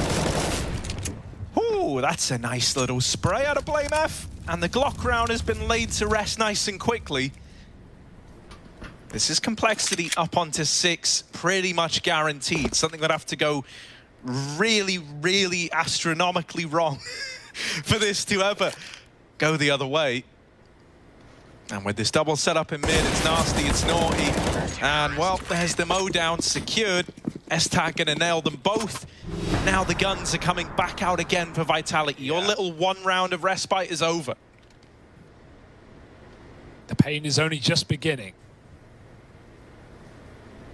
We won't have to wait long for it. No AWP in this one either. It's just the bare bones buy for Vitality. Smoke flash on some of these players, but that should be enough, you'd like to think. This is where Cole have nothing to lose on the other side, right? They can play loose, they can play free, they can just keep taking these A-ramp fights.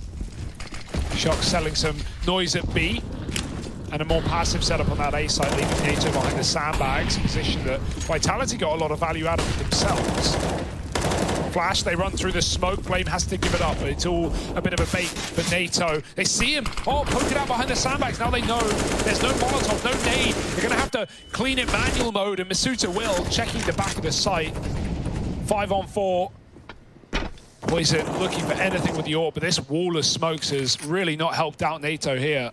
Nor the rest of Cole, who can't catch an angle. They don't know how many players of Vitality are even here. They've got to leave JKS at B out of fear and fear alone. And the re-aggression, Vitality are ready for it this time. Or are they? Yeah, the swings at short always get a little bit awkward, right? Very narrow, and so everyone's getting stuck on each other there, and it leads to Kyojin getting dealt with. A 4 on 4, compLexity able to restabilize this somewhat. You've still got the 2 smokes needed to execute into this A-bomb site. That's on ZywOo and Masuta. So right now you probably just play a bit of a waiting game, wait and see if any re-aggression comes through for Cole. Now they're going to line up these smokes to try and make the push happen. Only 1 down, and they try to spot the player close, but ZywOo will land that little flick, and JKS is once again left in one of these clutches. Life of a B player. It's a horrible life to lead all alone on this rotation. A lot of time ticking off the bomb just in getting him here. He doesn't have any utility to force engagements. He's got no way to bring the fights out. And so Vitality can just play time. They don't have to peek this. Shox and ZywOo as well are 2 of the best clutches in the game. This is a really rough spot for JKS. He taps the bomb. There's the peek. Double swung from short. And Vitality lock in compLexity's map pick with a crazy dominant scoreline. Vitality are here looking to make a statement, looking to take names. And as we get ready to head to Overpass, they're looking for a 2-0.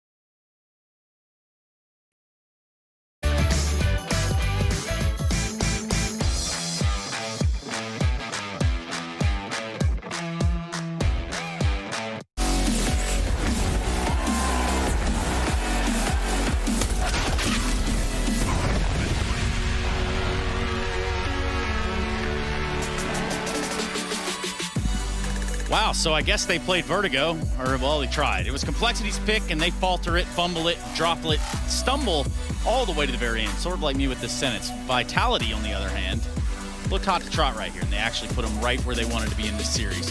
Nice dominating showing from the French side. Leaves us a lot of questions here about complexity from the side of Yanko and Maniac, who are here with me. I guess we have to start a conversation with the first few clutches that open up that game. You have 3, I believe, 1 V2s being won by Vitality. Propulsdame puts them in that very dominant position, right? And that's the problem for complexity. Is there a world in which they can beat Vitality? Probably, maybe, but you need stars to align. You need to win these rounds. You need to have some sort of momentum, have the money on them. If you're going to lose these clutch, let Vitality go. That's it. You have nowhere to fight. Yeah, you need to take advantage of the opportunities that come your way, really. And they lost those 3 2v1 clutches early on. Vitality got to a 4-0 start, got a little bit of a buffer. That's when they started with their aggressive plays, really, you know, and they were just dismantling complexity. They couldn't even start the round, you know. Vitality was in T-spawn. Yeah.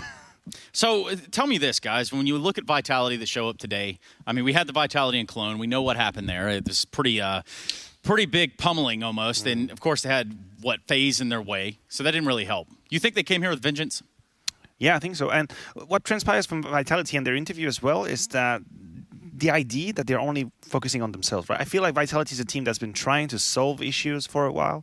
And hopefully now you've had the break behind you. You could work on whatever you want to work. You made it through the group stage relatively unscathed. A good showing from Vitality. And now is the time to show that whatever you've prepared is working. And the first man we need to mention is Kyojin. Because obviously if you look at the stats, past 3 months, he's behind, he's at the bottom. But whenever he's got performances like this, I think you're building a bank of trust, a bank of confidence. Yeah, we're moving into playoff, and that could play a really huge role moving ahead for Vitality. You said Kyojin. Kyojin. How do you say it, Yanko? Kyojin. Kyojin. I like yours way better. Yours is better. You got to put it like that. Well, he was better, at least in our Air Force aim high head-to-head. Obviously, Blame F stacked up on the other side. Not a whole lot to say about what was shown from complexity right here. But you're 130, he's in T-spawn. Yikes. Deep in T-spawn. That is fast. Yeah, that was a real weird round, too. They had control of T-spawn and the bomb for the whole round. Look at the way Kyojin is being used and utilized in some of these setups we see. He is the tip of the spear fighting on the CT side, and I like that. I like that because we know, mechanically speaking, he's extremely good. If you see his highlights on YouTube, it's completely stupid, by the way. I could never do that with 5 million hours in Counter-Strike, but he can. So if you can set him up, if you can put him in positions where early on in the game, he gets a couple of good trades, good fights, maybe with a good flash or a nice timing being found, then suddenly he builds up that confidence, and late round, finally, he can have an impact.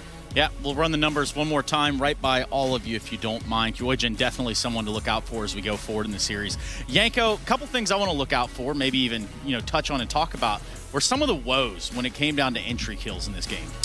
Yeah, I think it was just apparent for Vitality after they got off to that good start. They just didn't want to let complexity get any space, right? They were going for aggressive pushes early on. This was the round we saw previously. They were in T-spawn, 1 minute 30, just that really fast mid push. They were fighting for A RAM, they were fighting for B lobby, like just constantly in the first couple of gun rounds, really, we saw constant aggression from them, even against these half-bites. Didn't want to give complexity any room to breathe, make the game uncomfortable for them, and yeah, the players were just executing really well.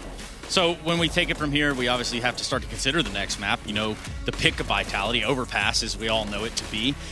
Is there a chance that complexity could take an Overpass? Could they steal one away right here to keep themselves alive? Look, it'd be a great achievement. It'd be a great achievement and a surprise if complexity were able to push us to a third map. They've been able to take it away from VP during that group stage. That was with BlameF, had a very, very good performance. So that built up a little bit of confidence, but we have to be clear, we have to be honest. Vitality have made Overpass their stable map now. They're on a 6 maps win streak as well. There is Na'Vi in that list. Yikes. There are some decent teams. So if you're Vitality, finally you've built that map pool that you want to have. Did I shock you or something? No, I just something came crashing down somewhere. I mean, do you mean was that complexity? It's been like an explosive day all around. Yeah, really some weird stuff going on around here. But that's a totally different topic. I'm not entirely sure we could go into that. What we could talk about, Yanko, is finding a will and finding a way for complexity. Yeah, I would say there's like a 10% chance for compLexity to win this map. Really, they would have to have a lot of things going their way. Vitality just seems to be very much on point. You know, like they put some good practice in. The players are really confident. So it's not even so much as the map. Just they look like a very well-oiled machine at the moment. That's why I think they're going to close this out 2-0. Yeah, it could very well be that. Maybe we get the Mirage. Does it? Let's just say if we did, does it become an even playing field of sorts? I'd say there would be a debate. There'd be a conversation because in terms of momentum and shift of confidence, then Vitality would be the one with backs against the wall. Then in that hypothesis of yours, probably frustrated not to have one overpass, which they should have. But the problem is for compLexity right now, this is the Vitality at peak altitude, right? It's cruising control for Vitality. Everything is looking fine. Apex is having fun. High five.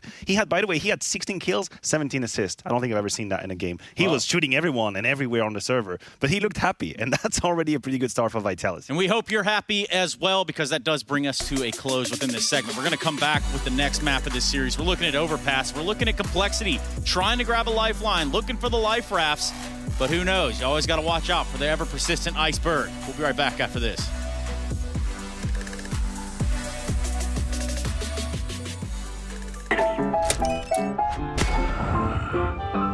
Yes, nice shot, my friend. Cheaters ruining your plays? I have eyes on the enemy. Bad servers stopping your shots? What you need is ESEA. Advanced anti-cheat to stop cheaters. And the best servers around, all with 128 tick rate. ESEA, the best way to play CSGO. Choose nades, choose a smoke, choose a flashbang. Choose team badges to support your favourite CSGO team. Choose an ESEA Premium membership. Choose routes you know bring in wins. Choose pro video tips. Choose the fan club wars. Choose behind the scenes content. Choose good grades. Choose guns you know you can shoot right. Choose bingo. Choose the equipment you know is going to get your team the win thanks to heat maps. Choose the CSGO Hub Premium, the complete package to help you and your squad achieve all your CSGO goals.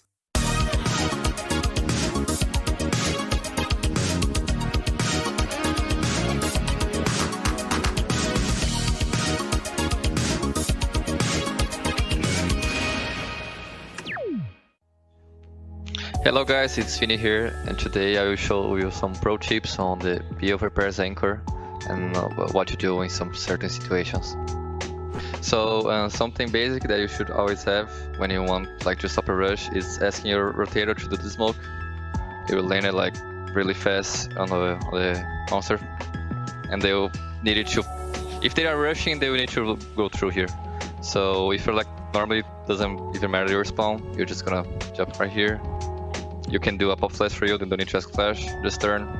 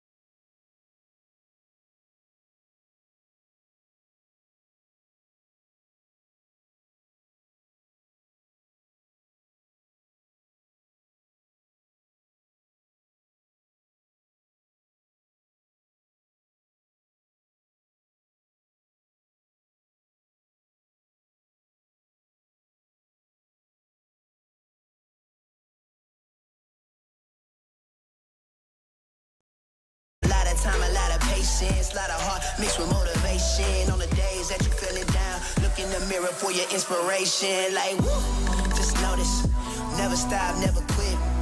People wanna see you doing good, but never better than them. Gotta push yourself to the limits. You cannot lose if you are not in it. You gotta lose sometimes just to win it. Don't get discouraged, it's just the beginning. Yeah, turn up. Don't end up a Timmy Turner. Don't get caught up in the streets. Don't get caught up with a burner. Don't be a slow learner. Oh no, you only get one shot, one chance. Talking March Madness at the big.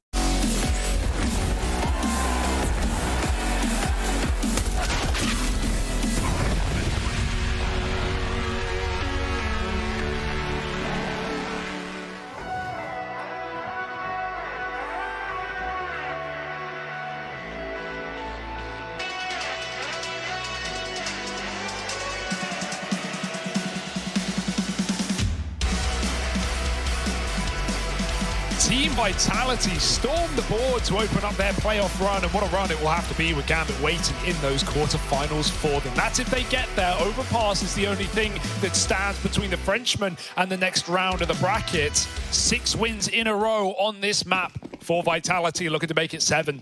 I'm here with Harry. How are you doing?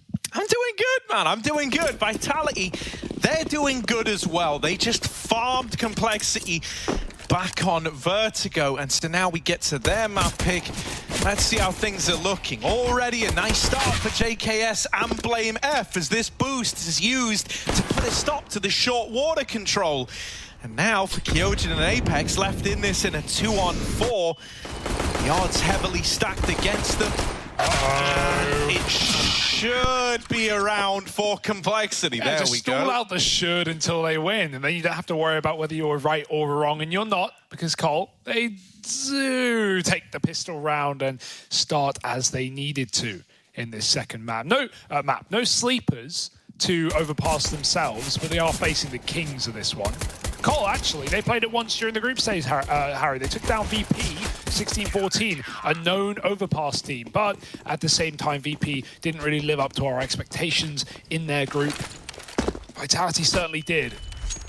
Blame trying to get involved in middle, gets the flash nade combo off and gets out without a graze.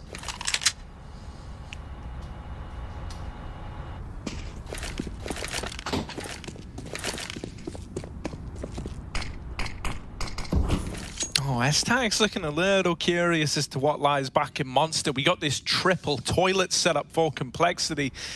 And while this is happening, Vitality are working middle, so they might have to uncover the terrible truth that lies back in the toilets here.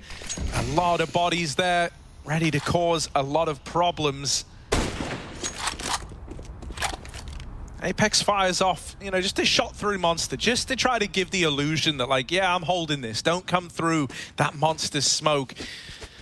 But S-Tag heard the footsteps, and a part of me wonders if that shot might entice him in even more.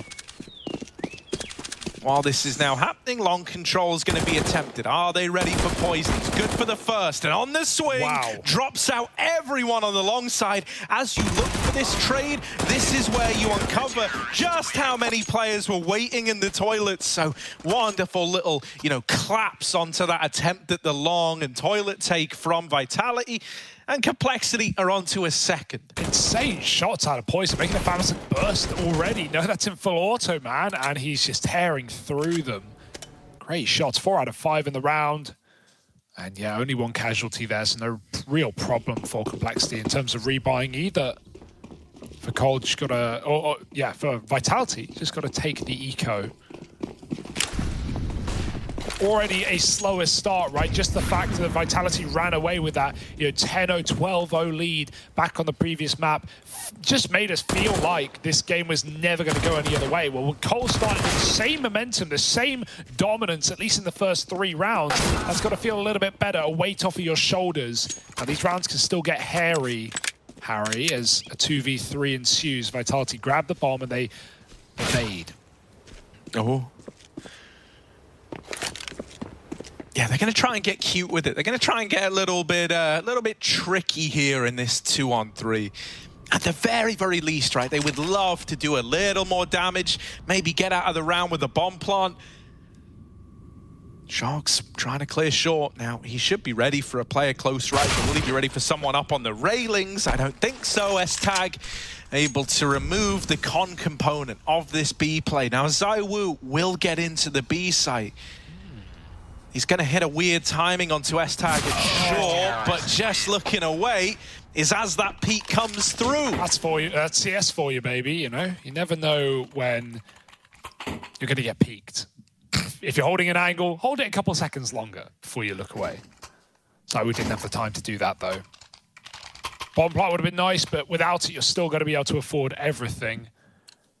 Kyojin even saving a bit of spare cash. Going to be sent in first, I'd imagine, with the Mach 10, 2k left up, not even buying much utility. That screams that he wants to play a quicker round. And so in towards B they go. Vitality looking to start strong, flex their muscles. Poison's here, though. That could be a lineup. It's a lot of damage, and he even gets back onto Pillar. Now dancing around with this orb. There's a second out of Poison and his AWP. And with the earlier tag onto ZywOo raining in extra damage, these players really are softened up for Vitality. Now desperately looking for a means to an end. They're going to try and get this bomb down. It's open for CT, but with no one peeking. Nothing offered up. No. That was your own flash, ZywOo. It's fine. Everyone does it every now and again, even dudes like ZywOo. He's still got the AWP. Can he tango with the best of them? compLexity moving in. Low on HP, even one would be good. Apex now left in this 1v2 clutch, hidden over at Monster. Smoke on the bomb. He's got to swing wide if he wants to put a stop to this. And there's the short peek getting rid of him. compLexity grabbed themselves a fourth. Vitality still yet to field around. They try to change the pace going into a fast B when they first, break ground with the rifles. And it ends up feeding this compLexity CT side another round. It's still a very scary post-plant, right? As Poison, he may do a lot of damage here, but his orb got gifted to ZywOo, and that's when you start getting worried. Luckily, Nato was already in water by the time ZywOo took out Blame. His own smoke actually gave Cole room to move. He just wanted it, to stall, to buy a bit of time for the bomb there. Apex forced out by the tap. And double up still in the hands, firmly in the hands of compLexity. Can't quite see the legs, they can see him. He does grab the shot. Poison, that's a bit obscene. Going back for another. Oh, the jump. All it's going to do is delay the inevitable, though. Apex will eventually fall. And now Shox doesn't expect a monster repeat. He's found a bit of a timing. If he went there, he would have found players with their back turned. He still can. He still might. Looking. Oh, now JKS is giving it attention. There's still all these timings where if Shoxy had gone, it would have been devastating. But now there's someone on his angle. JKS is here. Oh, mate, he's holding nades again. Shox has had all these opportunities where he doesn't know it, but there's been so many chances to have exploited timings at B. Now that he's smoked off, he's going to have to decide, well, do I want to hang around or do I want to go through it? He's waiting for a flash, but they turn away and they mow down this monster push. Just Masuta left, 1v5 and a long way from home. Yeah, it's a real shame for Vitality, right? Like, he's calling, all right, guys, I'm out Monster already. They don't know I'm here, group up with me. And they're probably going to go contact. They probably don't even want the flash, but then that smoke comes down. Shox, he either has to play in front of it and get peeked, and, maybe his barrel sticks out, or he has to go hide inside and wait for the flashbang. And it doesn't do anything to S-Tag up close. Him and JKS locking down Monster. And right now, this is a really good sign out of Cole. This is them showing some face today. In a series that didn't really have any of that. Mask on in the first map. 5 alive, the double orb continues, and Masuta has to save his AK. Counter-terrorist. Starting strong for compLexity.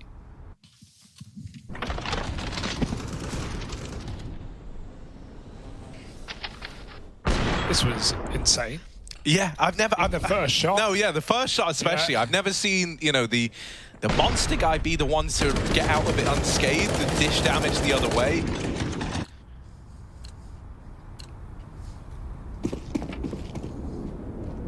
All right, Vitality, we need to see some ideas now, because this is a little 5-0 start for Cole that they're very, very content with after how, Vertigo was few and far between when we look at rounds that compLexity were able to field. Oh, they even silent boost the AWP of Blame up in Con. You can run and jump it from the stairs, but that makes noise. So throwing him up here on the boost maybe makes you discount this position on the mid-cross. That's what it's designed to catch out.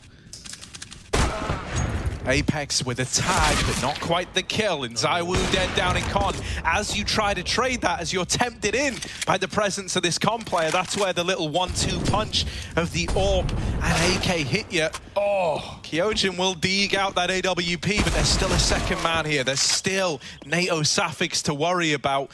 And he's being a nuisance in the backline of Vitality, just eluding capture and Con, not wanting to give this trade over. And now that you hear players spamming short, oh my goodness. Well, that pulled the attention away. Masuta does not want to face the connector player. A-Site only has poison in it right now. If you ever wanted to look at a silver lining, it's that. But even if you get this kill, even if you get in, you... Oh my God! All right, Masuta. But as I was saying, even if you get this, you don't know where everyone else is. You're worried about your backline. You're worried about the front. You're going to try and plant in the smoke. JKS can't find him through it. No. But there's that rotation up through Dumpster that will. And so it maintains this flawless 6-0 scoreline for compLexity. Yeah, it looks good. All I'm remembering, all I'm thinking about there is that one tap. Honestly, that blows your socks off, mate. Warm feet. But still, Cole keep it clean. 6-0, as is NATO. You know, he was 1-12 at points in that first map. He was really having a mare. So this is going to be a lot more reassuring for him. Nice flick out of Poison, man. We're getting some sharp shots from either side in this second map. I'm glad Cole haven't gone down with a whimper and just gotten smoked on the second map of the series. No matter how it goes from this point forward, they've at least started strong. They've got that to lean on. Only one AWP per team. ZywOo now donning his. Wasn't really required on Vertigo. Did it for fun right at the end of the T side. But now he's got to find this opener. He's got to do what he does best and set Vitality up for success.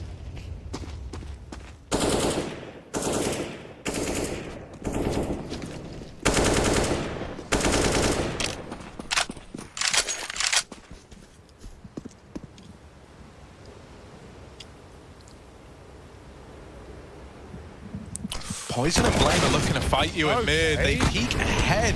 Oh, Poison catches that Molotov, and NATO down in Con, he needs a flash to set him up for peaks. Timing's everything here, and there's the flashbang. NATO Safix has them lined up on a platter. Trapped in the connector, but still looking to fight.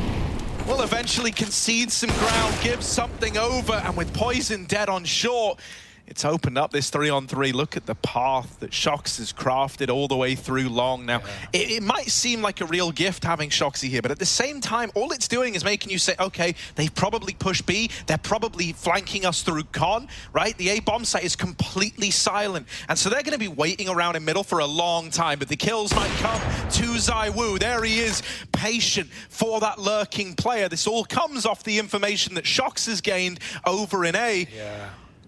That makes you so mad if you're S-tagged there. You're like, why is he still, there's 20 seconds left, he's still in middle, and there's another. ZywOo doubles up. You thought NATO had done enough in mid.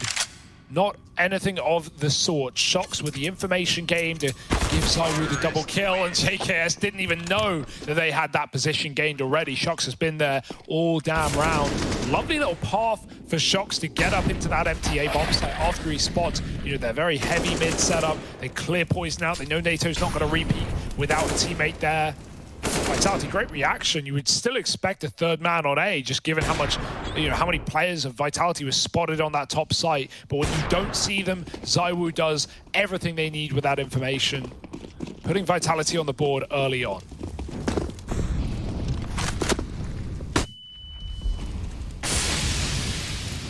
Oh, Blame trying to get confident with it. He's been very, very keen to fight middle with support from Poison.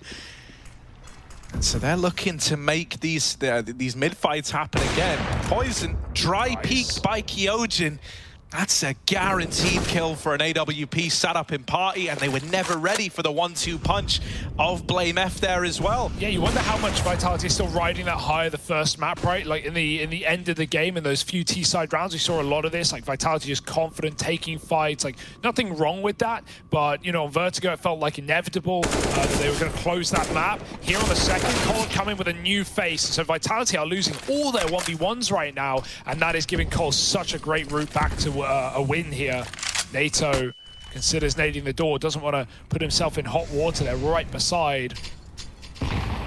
Will eventually come through. Shox has short all this while. That being said, it's still a 2v5, Harry. It's still not really a way back in for Vitality unless there are some big mistakes made by Cole. Yeah, it would take some kind of divine intervention. It would take a bit of a miracle for you to close this out. And I think Vitality know that. They're not even really keen to move in here. Flash is going to go over, but Shox could just die to the short peak. ZywOo attempting to gain real estate out through Monster, dies with the bomb. And now Shox is going to get followed up onto as well. It's 7-1 for compLexity. You know, last time we saw these two teams go head-to-head on this map, we did have 3 players different in the server, right? Obviously, that was RPK still in over Kyojin. We're going all the way back to February here, right? That was Config, not out of injury, and that was Rush still in as well on the Cole side. But, you know, there, it was 16-2 to compLexity. ZywOo had a very, very quiet game by his standards. And so, you know, it shows that they've been able to nullify some of these key players on Vitality before. Admittedly, there's a lot of new challenges facing this compLexity squad that we have in the server.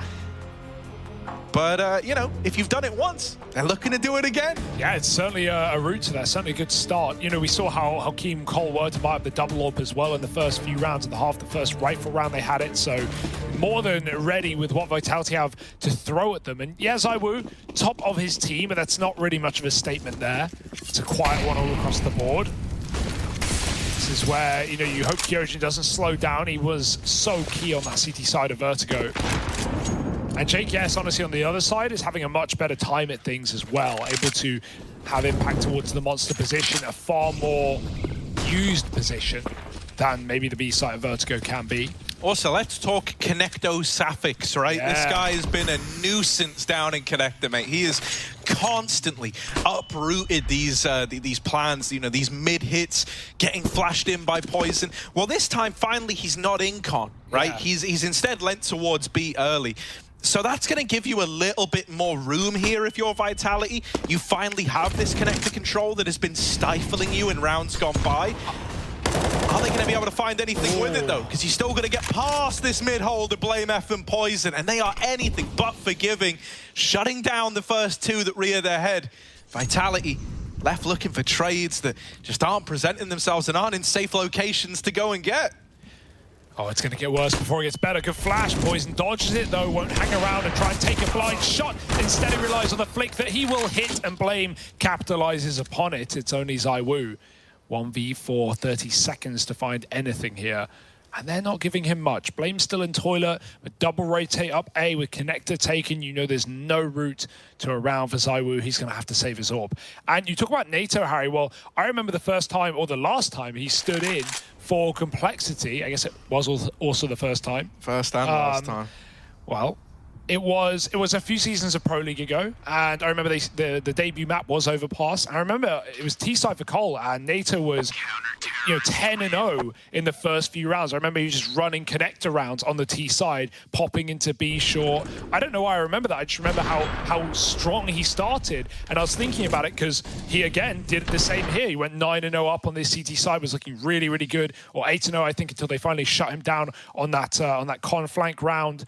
Where ZywOo got the double with the orb. Vitality's only round in this game so far. This is a very different matchup to the one of Vertigo. 8-1. compLexity have flipped the script. And will we really be commentators if we didn't look at the pseudo-psychology side of this as well, right? Absolutely. You imagine if you're Vitality, you were riding this high back on Vertigo where it felt like nothing could go wrong. Even when you were taking peaks that I think Vitality would admit were overzealous a lot of the time, you would still be reaping the reward from it. It felt like everything you did was working as best it could. Whereas now, you can't win a 1v1 to save your life. You can't do anything. It feels like every turn you try to take just ends in another dominant round for complexity. We've had a lot of dry fights as well, right? Like Vitality just trying to peak angles that maybe you would get away with in a lot of games, but not this one. I think the first, aspect of like having, feeling your mental game slipping away, it's like the first step always feels a bit like denial, where you go, no, I can still be as confident as I was. It's just a mind game at the end of the day. Like, I got this, and you keep trying to play, with what was working. You're being very confident, at least in how you're positioning and how you're poising yourself for fights. But you're not getting the results, and that's the problem, right? Like, you're dry peeking angles, it was working back on Vertigo, but now, what should have happened there is happening here. You are getting shut down. And so something needs to change for Vitality, and it's got to change quick. ZywOo's AWP looking to be that wind of change for Vitality has opened up into the A-bomb site. The rest of the gang hoping now to follow through. Misuta's Deagle has allowed for the bomb plant to come in, and now you're set up in a 4-on-3 post plant out in the open. Poison stripped the first man from the ranks, but he's surely dead to Apex.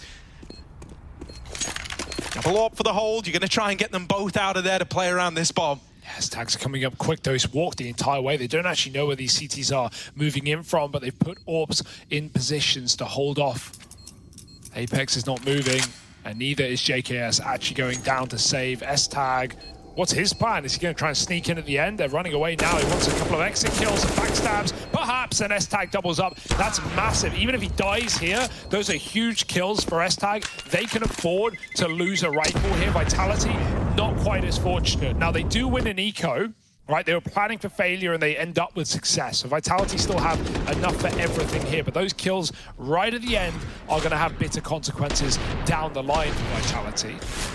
So 2 for 1 right at the end is worth it. And yeah, Poison, he may get that kill onto Shox, but prior to that, firing blanks, man, if he was able to hit some of those flicks on Vitality's Deagles coming up into A, maybe that would have been a retakeable round after all, but JKS did not like the odds. And so Cole will re-roll the dice with another rifle round.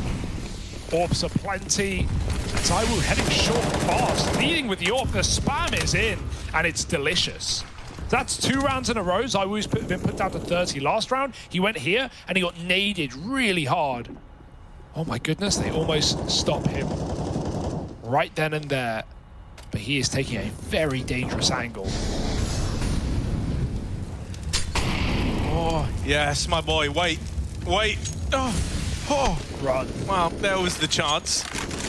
There was the opportunity. You're not going to get given that peek again by S-Tag. Not even he's wild enough to go for that twice in a row. Yeah, and even, compare the CT sides, right, Harry? When we had Vitality up at this kind of scoreline, they were just taking every fight they could. They were swinging stuff together. Obviously, very different map, but Cole, they're not keen to give away picks. They're not trying to let Vitality back in. They're just playing their setups. They're playing their crossfires. It's a good read in this round, moving a 3rd man up A just now as Vitality leave the lower site. Only Shoxy there.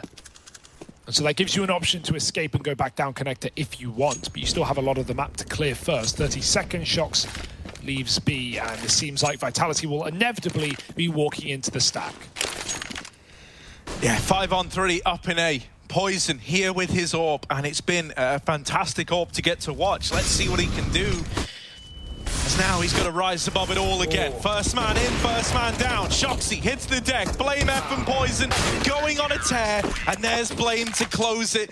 This double hold of Blame and Poison in mid has been, I must just feel infuriated to play against the way that they bounce off of one another like some kind of pinball machine, mate. They're all helping each other out. The trades have been on point between these two, and then you factor in that NATO is there. Like, he died right away, right? Don't get me wrong, but it's the sheer numbers. It's the fact that Blame finally feels like he has a read over Apex. He has a read on the game.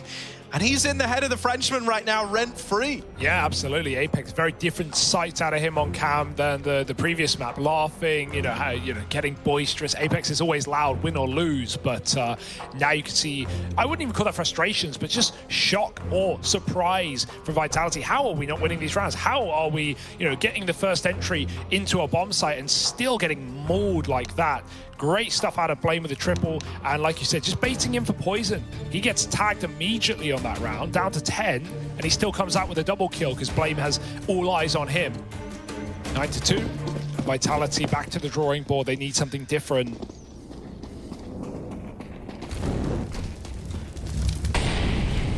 Poison's got a spawn, but Flash will keep him honest. Yeah, I think that was a missed mid-Molotov, if I'm not mistaken, right? So Vitality were keen to explode onto the scene once that missed its mark.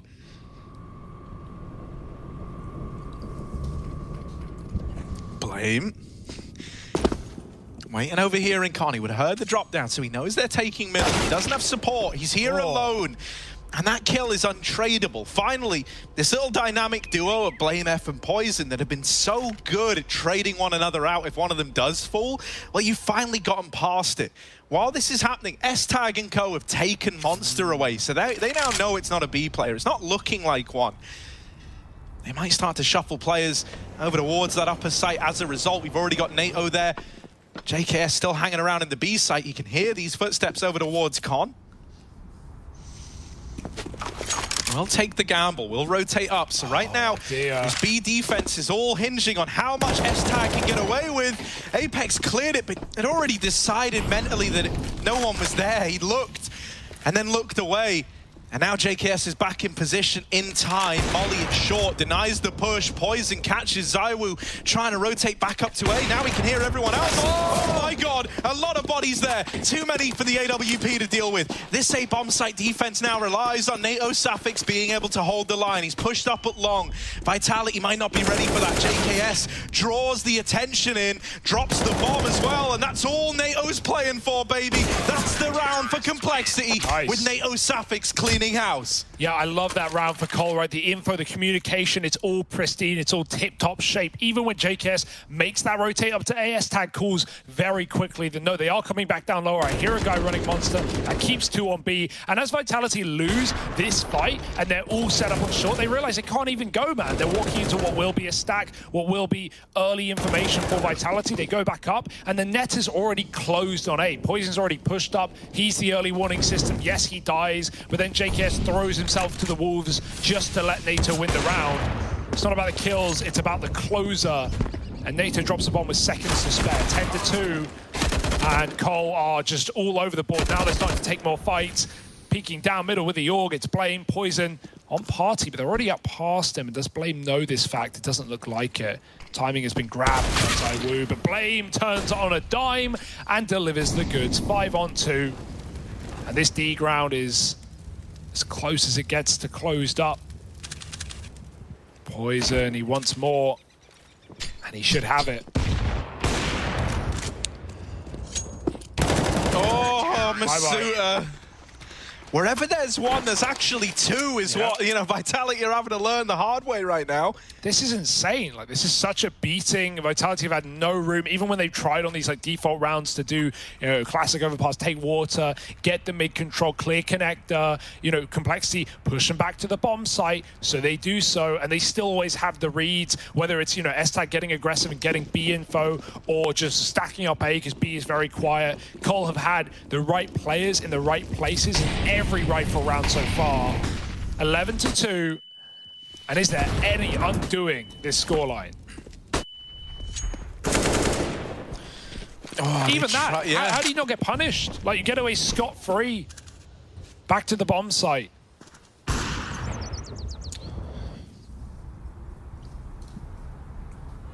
Well, they're trying to do something about this B aggression that they must have pieced together is coming through.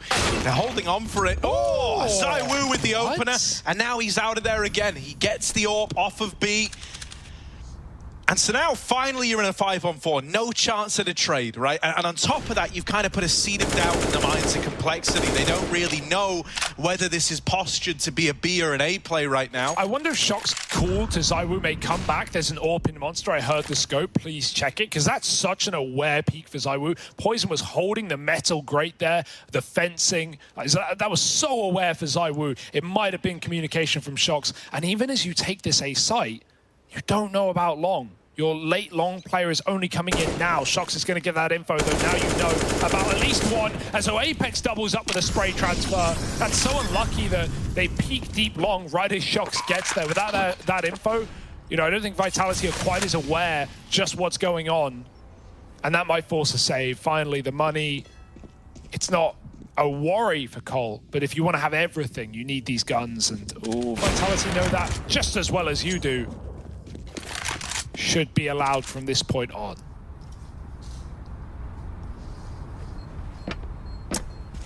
Yeah, it's wild to me that Vitality are clutching at straws to try and manage a 4-round half, right? If they get 3-12 here, I don't know if that's enough room to recover. I mean, we already saw that be the case for compLexity back on Vertigo just moments ago. So you've finally been able to break this streak. You're hoping this is where you can chain 2 rounds together to close out the half. As you mentioned, because of that save, compLexity are going to have everything they could possibly need. Look, we got this replay. Wonderful shot out of ZywOo. Poison never knows what hits him. And it's that kill that really starts to have the whole round spiral out of control, because finally compLexity can't go for those info plays. They're having to play very reactive. They get dealt that awkward timing over towards A long. And so you found your little momentum break. But was it just 1 round of respite before the dominance was set to continue? Gonna have this nade stack onto the boost. Woo! But the opener is actually Shoxy, spamming the smoke, dealing with JKS on the other side. Another early man advantage for Vitality. And so this is going to leave them right where they want to be to find 4 at the half.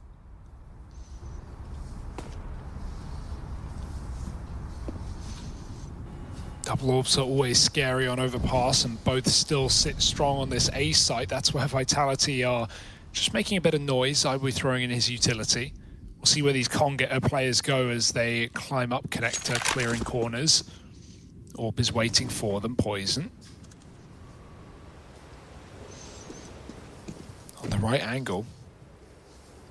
Oh no, he moves out. Good timing though, that's the bomb. That's all the info in the world. Yes, Poison dies, but that 1-for-1 allows you to stack A if you want. Cole are not convinced. They realize Vitality are going to make a move back down connector, and S-Tag takes Apex with him.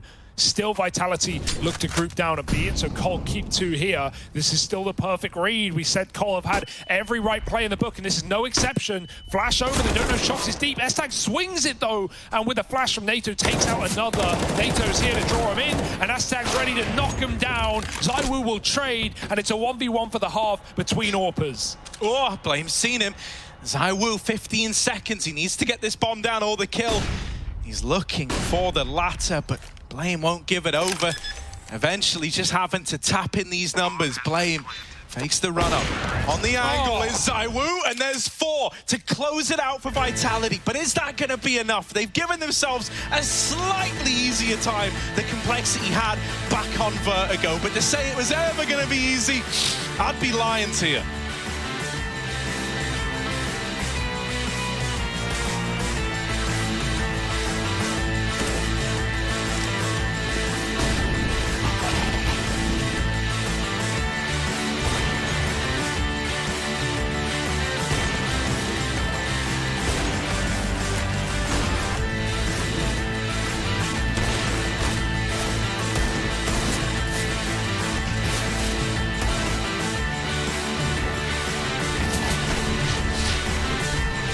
Pressure in the tournament, I don't think so. I think honestly it's probably the opposite. Like the fact that we came into this tournament because of our situation, we didn't really set high expectations or anything like that. We just took a game at a time, and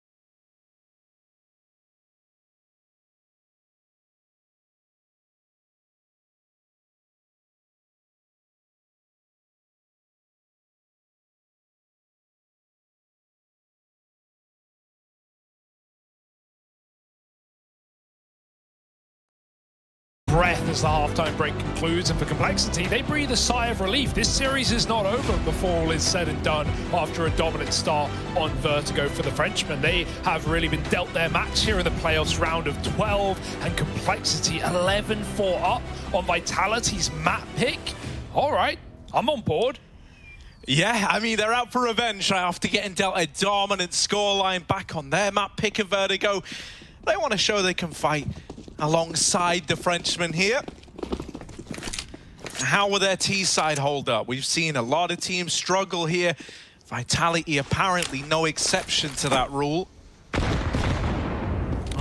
Double nades onto Masuta. That sucks for him. He's just trying to jump peek for the info outside of B. Also, seeing a double nade stack onto the boost there, that might make you believe that it's going to be a B play, right? That's a decent bit of utility for a pistol round to have just been lobbed in to a bomb site that you might not even ever commit to if you're compLexity. Yeah, the only problem with that is yeah, Vitality, they move 4 down B, and then they realize, like, nothing's coming, it's no rush, and that gives Cole time to go back up, and Cole has so much map control to clear out before they take A. So Vitality, it goes both ways. They fall B, and now they stack up on top. Shox' timing is going to be a bit awkward, a bit skew-if, and they might not respect that smoke. Why bother? Masuta blind, great flashbang, and JKS gets the entry. He was only 10 health anyway after the nades. Apex has to give up A and wait for Shox to stab him in the back. But, oh, that's a light-out shot. ZywOo does the same through the smoke, and Shox is doubling back to long. The position he just gave up, there's no picks open to him, and not to anyone. In fact, Poison doubles before Shox eventually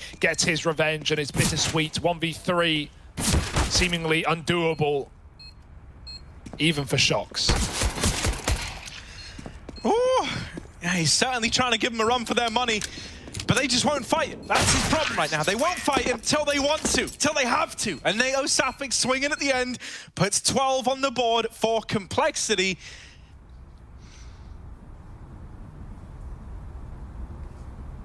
What do you do now if you're Vitality? Do you want to force this? Do you want to try and, have you risk your first rifle round being against 14? Well, there's this little map called Mirage, Harry. Yeah. And that's already entering the back of your mind. Yeah, it does feel like we're destined to get there now, doesn't it, Hugo? Two dominant games as well. Don't get me wrong, there's always time for a comeback. Pistols often seal your fate if the force buy falls as well.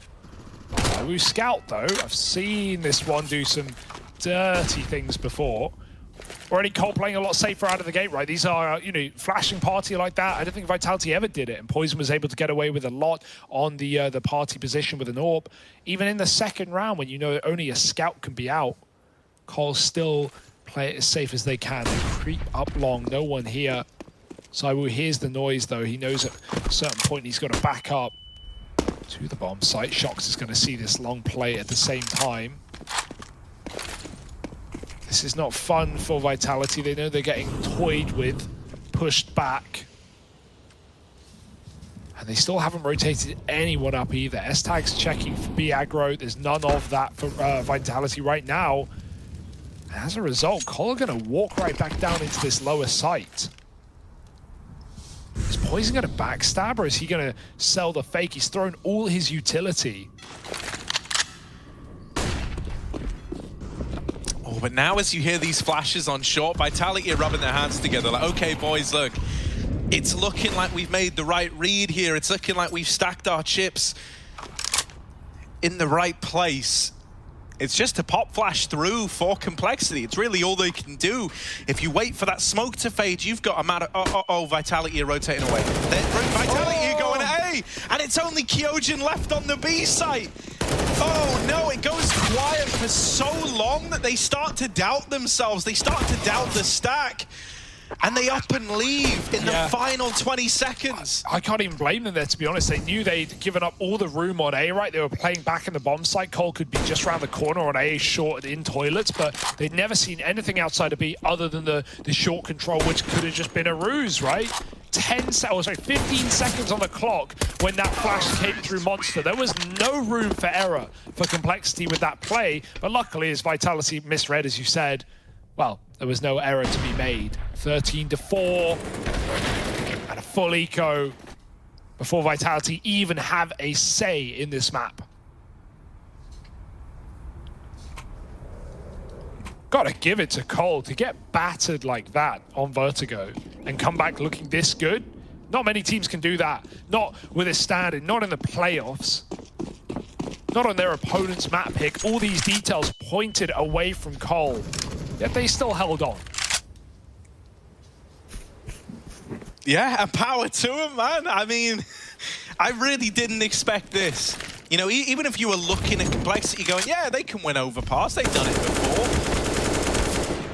I don't think you were imagining them picking it up this dominantly, right? That's the scary part. This is going to be 14-4 when the guns are next out for Vitality, and that's their one chance to embark on this huge comeback. You know, if they don't win that, then it's GG. Then it's over. Then we go into Mirage.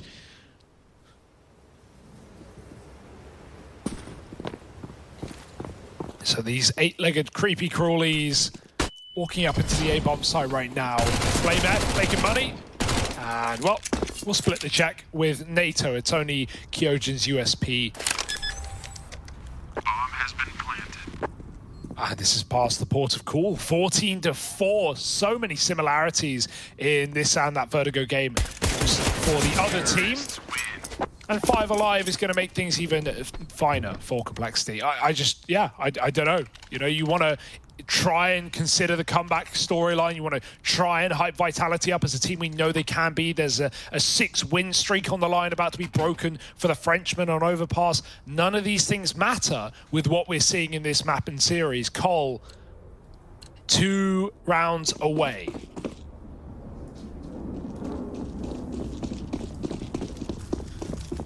Yeah, so as mentioned, this is your opportunity. This is your one chance to get anyone believing again, Vitality. Missed shot for ZywOo on the opener. Nade stack back onto the boost, but this time doesn't find any damage. Yeah, when you set the precedent of doing that play in a pistol round, you know Vitality are going to be very careful once the guns come back out. 3 nades this time as well.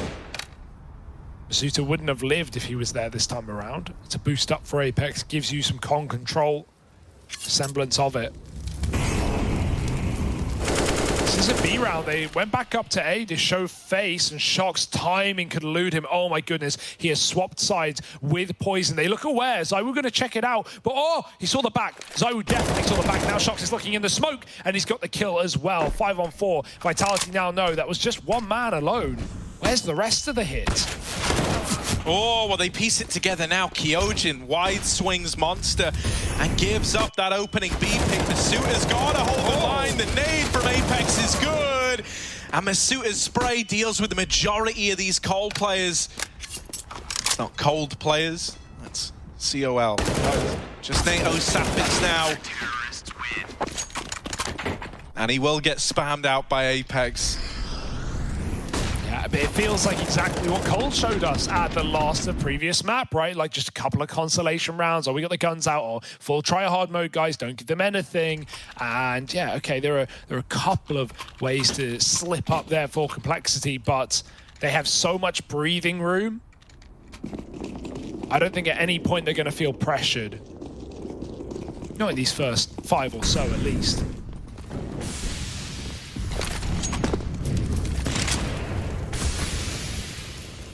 Poison's having a banger of a series as well, 26 and 12 in this map. A T-side open, the first opportunity to do so. Him and BlameF were double AWPing toilets come the end of the CT side. And ZywOo, not being quiet, in the top of his team, in fact, but not been much of a margin to work with here for Vitality. Cole again, walk up long side, no one here.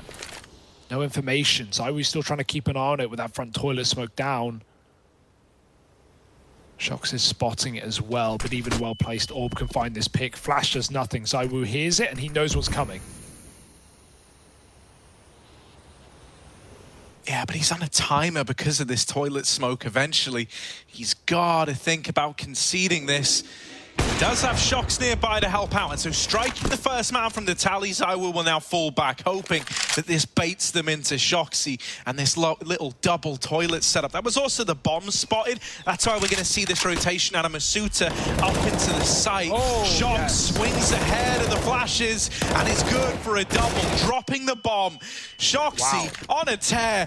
Triple in the toilets and a 6th on the board for Vitality. It still pales in comparison to the 14 up on the board for Cole, but these are at least steps in the right direction for Vitality. Now finally breaking the money of compLexity as well. This 7th round should come pretty freely to the Vitality squad. Yeah, very dangerous for Shoxy there to get aggressive, right? Like, you know, you have the cover of ZywOo, you've got to hold his divider at the same time, but he hears that molly get pulled, and Shox knows he can get away with absolute murder there. Doubles up.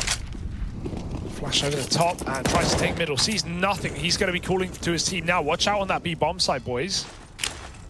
Watch out on that boost spot as well. Cole are going to do this till he gets him a kill.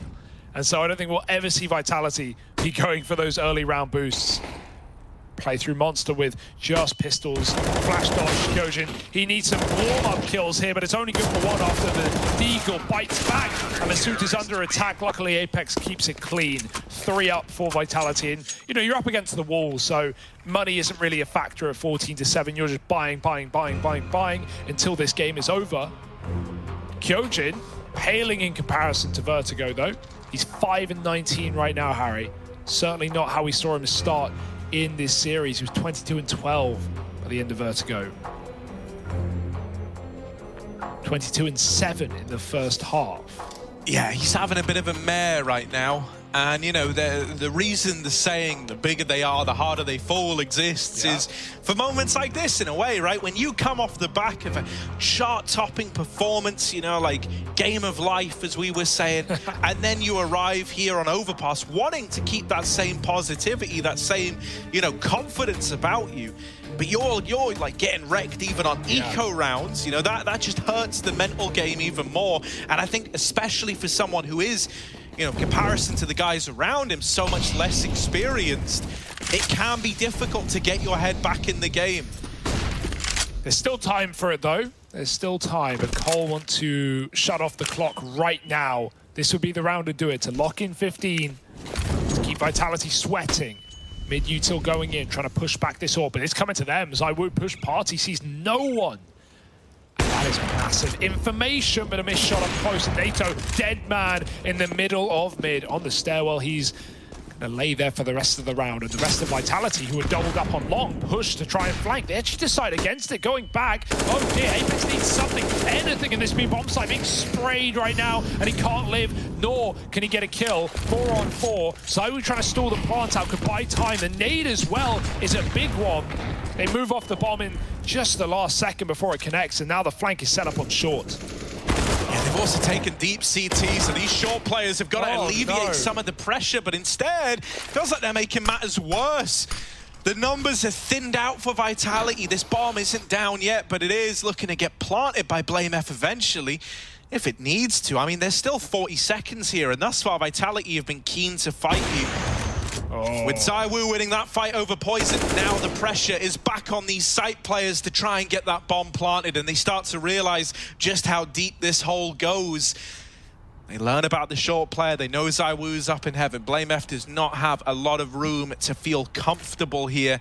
Anytime he taps this bomb, he's worried about getting re-peaked, and the tap and the fake gives the info over that this is a B play. The flash is brilliant from ZywOo, and it sets up Shox to close that round out cleanly. Yeah, poor Blame as well, right? There's no open plan when you know, as you said, heaven and short are both taken. There's nothing safe for Blame. He has to fake it. He has to try and draw a fight out, but as he does, Shox calls for ZywOo to come back down, and he flashes it in. That looks scary for a second, though. Don't know what the call was for Vitality. They didn't want a full flank monster. They all wanted to group short, and that was fine. They're all taking fights. The big detail is Shox doesn't, right? 2 players die on short. Shox doesn't try and throw himself in trades. He slows it down alongside ZywOo, and he lets Cole complicate it for themselves. Awkward flashes in middle. Apex, though, takes the space that ZywOo couldn't. ZywOo now sees them, and that's everything for Apex. He was just about to up and leave, and now he knows they're coming his way. Oh, no. Uh-oh. ZywOo's dead in middle. choosing to hang around, choosing to fight that. And now Shox. Oh no, he not can't to pistols. hold on either. This might be the eco round victory for compLexity. They partial bought in this one. They wanted guns in the next, but they're here in the now and aggressing up towards this A bomb site. It's only Masuta and Kyojin left to try and make a difference. 4 to keep the map alive, and it's going to fall by the wayside. Both players dead to JKS, and everyone taking fight. The favor Cole, they're ready for it. They're waiting. They're sitting back, relaxed, with the clock on their side. And yeah, that is a frustrating round to lose. Everyone falls. Apex gets 1 there, and then the pistols come through. It's got to make you a bit sad. Dude, I'm gonna cry, Shox. Come on now, dog. You got this, homie. If you don't laugh, you will cry. And, well, Cole are laughing all the way to the bank. Yeah, that one felt a little bit like, you know, sunk cost fallacy almost, right? Like, they'd already had one man die, the others... I think once you lose Apex going 1-for-1, like, yeah, don't get me wrong, 1-for-1 against an eco sucks, but hey, it's better than what happened next, right? Which is everyone trying to trade those kills out in middle. Yeah. ZywOo getting caught by the pistol rush, and then Shox hanging around to try and have a big hero moment. You know, you had like 3 players attempt the round-winning play, and every single one of them ruined their opportunity. This aggression outside of B is caught by S-Tag, and so this might be the beginning of the end for Vitality here on Overpass. That's not going to boost your confidence. 5 and 22, you walk T-Spawn. Guys, I'm out Monster, it's free. I'm in T-Spawn. Oh, he's holding T-Spawn. Okay, cool. And yeah, this is the kind of patience that pays off in dividends for Cole. It's what won them the previous round. Even waiting there in middle a few seconds, you know, allowed Vitality to get overconfident, to feel like they had that mid control. They're probably calling, like, guys, we've got full mid. There's 1, maybe 2 dudes here. Watch out your B side, watch out your connector. And then ZywOo doesn't realize they snuck up on the left wall. That's why he gets caught running back as well. So these patient rounds out of compLexity, it's not much to him, but they're all catching out the Frenchman. ZywOo legged on his retreat. Don't know how Poison hit that. ZywOo gone. Shox's orb now needs to be strong, and he'll find JKS, but Molly's down. Don't give him a lot of room to move. Headshot to blame, but Cole are not deterred. Yeah, missed shot for ZywOo, and he's tagged low in the process. They're getting closer. Apex will hold the line for now, and ZywOo wins his long fight. S-Tag throwing into this clutch attempt, but he needs a plant and spammed out through the smoke. It was only a matter of time. Vitality find their way to 9, but they now need 6 in a row to force for time out of this game. It's impressive for Vitality that they're still holding on, but ultimately you're just thinking, Cole, I've got this in the bag. You still are. You're not worried yet. Double digits is maybe where things get a little bit more worrying. But a patient start for Cole gives them those opening kills yet again. They can't quite close this time around. ZywOo's AWP has been through thick and thin, man. It's been holding on the entire map, even when the rest of his team haven't really been there around him. Now we're starting to get others stepping up. Masuta's had some rounds, Shox as well. Nice shots with the AWP in that one. But it's really just been ZywOo. Even so, for compLexity, Poison still nearing that 30 bomb. NATO slowed down from his 9-1 start. But S-Tag has filled that void in numbers at least. 15-9, it's crunch time. Yeah, look at what Vitality have got in this round. I mean, double MP9 up again. Ooh, blind. It's fine, it's fine. He's not punished for it. ZywOo waiting up here. Boosted angle at long. He's got Shox alongside him as well. Missed shot for ZywOo means Shox's MP9 has got to stand and deliver. Only good for the first. The AWP knocked out, and ZywOo's going to get out of there while he can with the 4-on-3. They need to be ready for someone up close on short. They're not considering JKS. Gets the first. How? Missed shots from Apex has meant that JKS is still a threat, still applying pressure. He's looking for the trade, but JKS takes Apex out of the round, and that's the A-bomb site wide open now. A start that looked good for Vitality quickly turns sour. And that's been these last few, hasn't it? Cole, this is the closer. There's a kit available for the retake, but Masuta's making noise, hoping Kyojin can find something coming up through this smoke. It's gone down again. Re-smoke cut out. And as more time goes on and Cole don't see a flank, they start to consider that everyone's here just waiting behind this utility. There's the jiggle, and there's the shot from NATO's orb. It's now all on Kyojin, bottom of the server. And he's not going to get lifted up here and now. JKS closes it out. 3 kills in the round from him, and massive impact to find Cole to close it. It was a little bit scrappy, but they get it over the line. They lock in the map pick of Vitality, breaking that 6-winning streak. And now we go to Mirage to close the round of 12.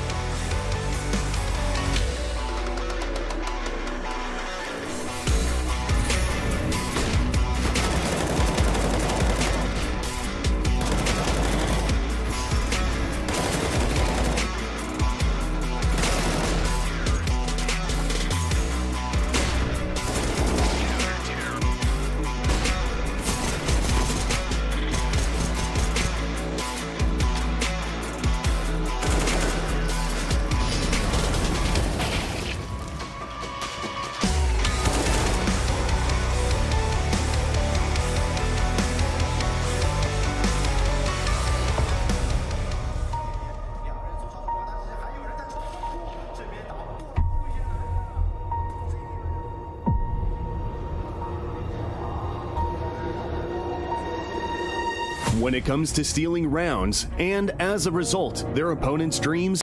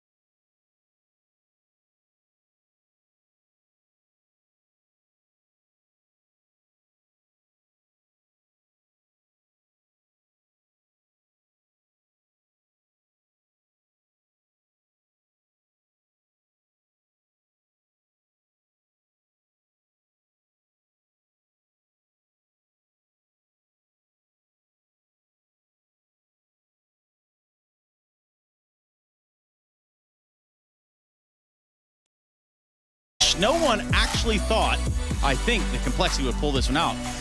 And the truth is right there. The proof is in the pudding. The proof is in the progress. 4 rounds from the side of Vitality on the T side start. Not ideal, not optimal. For compLexity, though, you're real damn happy about this. Because ultimately, at the end of the day, Yanko and Maniac, I guess you could just say they kind of put it all out there, Yanko. Yeah, they definitely did, Trace, and, you know, I didn't give them 0%. I said 10% chance.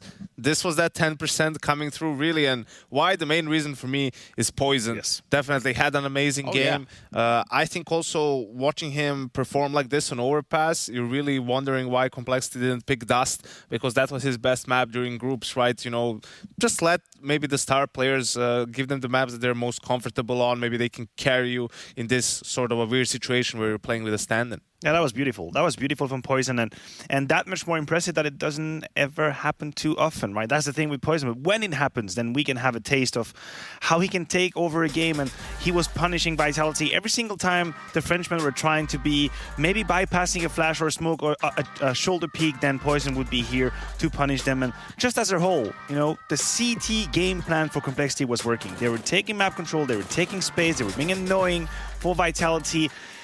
But that's a problem. I mean, that is a problem for Vitality. I mean, what's funny is, you know, Vitality is losing 3-0 here, and the first gun round this round, right?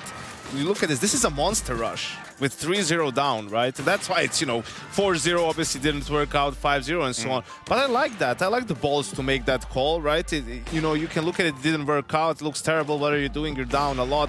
But which team would really rush Monster in the first gun round after being down 3-0? Maybe they saw something that compLexity, when they win pistol and convert in the first gun round, maybe they start 3A, something along those lines. But you know, I like the confidence from Vitality. It was there. Sure, the result didn't back it up, but that's how you need to play. A little bit of overpass preparation, too, from the side of compLexity. We saw target nades. They were trying to get the guy on boost multiple times, and I'm pretty sure after the first time, Vitality was like, we're cool. You guys can have that. Yeah, we're not going to do it anymore. Look, when you're compLexity and you prepare for a map like this, the fact is, as Yenko was mentioning, Vitality is a team that is very momentum-based, mostly on their T side. They'll go for simple solutions and fast solutions for as long as it works out. But the problem I have is that I keep seeing this happening event after event after event. If there's a bad start, they struggle to shift the way they approach the map and to keep the quality of the rounds high. And this is something I really fault them compared to other high-level teams, is that when they're 0, 06, 07 down, mistakes start to happen. Individuals get flustered. A flash is missed. This is not supposed to happen at the top level. You need to maintain like a baseline level of discipline into what you're doing. And Vitality, even after winning that first map very comfortably, you know, smiling, high fives all around, you can see the frustration onto Overpass. That shouldn't happen. So let's try this in a different way, because you've got the psychology thing going on, and Yenko, former coach of FaZe. What do I have going on? What do you have going on? Not much. You've got some things going on. Not much. Let's try it this way. Maniac, if you're compLexity, you just picked up here, and now you find yourself going to Mirage. What do you say to the team? I'd say that they have done enough to rattle Vitality, definitely. And I think they have to realize, they have to know that they put Vitality against the walls because of how Vitality was playing. And this is where, if you blame if you're Peacemaker, you have to see it on the server as it's happening that your opponent is getting a little bit mad. So you make traps with them. You don't rush into their faces. You let them come to you. You frustrate them a little bit, and then you go on with that third map. So inversely, you know, we look over at the Vitality side. They had a commanding lead in the first map, and now you've just faltered the second one. Your pick. What do you do? I think you can't let this affect you too much. I think you still have to play with confidence. I think you can really... It's easy to, I think, predict what compLexity is going to do. They pick Mirage so many times. The game revolves around, you know, Blame F creating a lot of space on mid, most of the time with a lot of utility being thrown that way to mask Config is not here. What they're actually trying to do, right? And then the rest of the team is exploding somewhere, and Blame F is coming in on the lurk. Okay, now he's playing a bit more aggressive. So you need to pay attention to that. You need to have a clear decision at the start of the round, the CT side. You want to fight for mid, or you want to let it go? Like, don't half-ass it. Don't let... It's like eye candy, right? What Blame is doing. Don't let that draw too much attention. If you're fighting for mid and it's just him and you kill him, okay, you kill the lurker. They have the side. Play the retake. If you're letting it go and they're fighting for mid, they're taking mid control from you. Push the sides. Like, have a reaction. Have something in place, and don't let compLexity start running around too much and getting, you know, an opportunity to play with a lot of confidence. And again, in the compLexity camp, you know, what is it that you're trying to exploit right here? Are you agreeing with Mania or Yenko? Yeah, I agree with his plan. I also think that if you're compLexity, you know that Vitality will try to retain control of that game mostly through aggression. And that has been their modus operandi, right? We know Vitality like to grab the game by the hand and be aggressive. Let them come to that. Wait for them. Punish them. Make it so exactly what happened here on Overpass. They try to play fast and loose. They try to bypass a couple of protocols, Punish them for it. Punish them, and then once you have that rhythm, you can dictate it. Yeah, well, the rhythm can't be there without rhyme, Yenko, and that's the one thing that we do know. We also know... The rhythm of the night. It is the rhythm. Oh, dang, you almost got me. We're going to be going with our rhythm, which means we go to a break and then we come back with Mirage. It's going to be that third and final map for the evening here in the round of 12. Again, not to be confused by the quarterfinals. We'll be right back after this.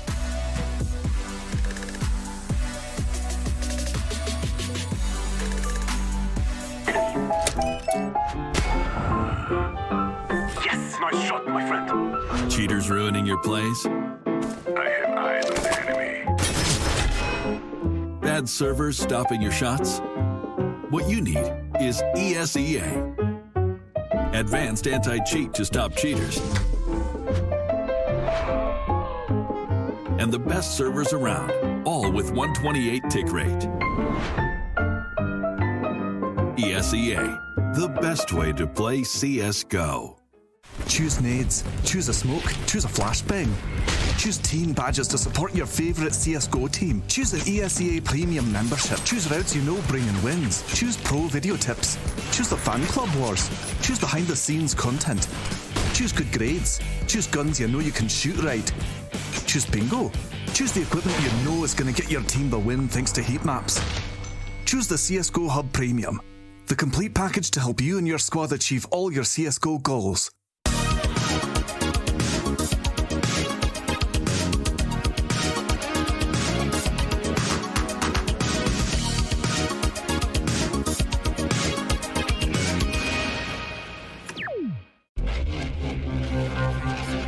Instructions and waiting, AWP.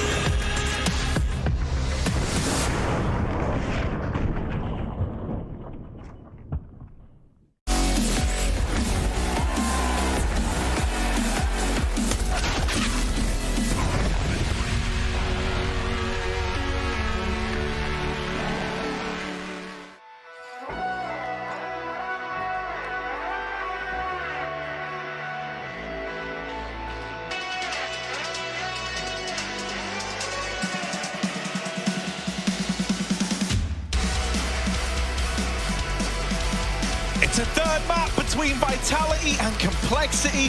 If you told me this is where we were going to end up at the end of that Vertigo game, I would have called you a liar. But compLexity, they fought hard back on Overpass, dishing out what Vitality dealt to them to open up this series. And now we head to the Grand Decider, the place where the playing field is equal. S-Tag and Blame dead in lower tunnels to Shoxy, and we hit the ground running here to open up Mirage. Yeah, Vitality gonna head fast into this A side. That Molotov will do nothing to stop them. JKS may have even been good to save it for a post plant or to stop a bomb from going down, at least delay it. But right now, Colt are all cleaned up through this connector. It's gonna be a CT plant with open lines of sight for Vitality. I don't see a way this can go wrong. That's how the worst rounds could always begin. But no kits here. One flash, bit of armor, and you just got to go in together. Shox is in the open, holding this line. Eventually going to give it up. Vitality not giving you away back in, but in the CT sneak, Apex anti-flash. Got to be careful, they're walking up on him. Ooh, he's trying to get it back under control, and Zaiwu will come in with one. JKS left trapped in the sandwich, and he's pincered by CT and Ramp. He is a dead man. Shoxy makes it happen.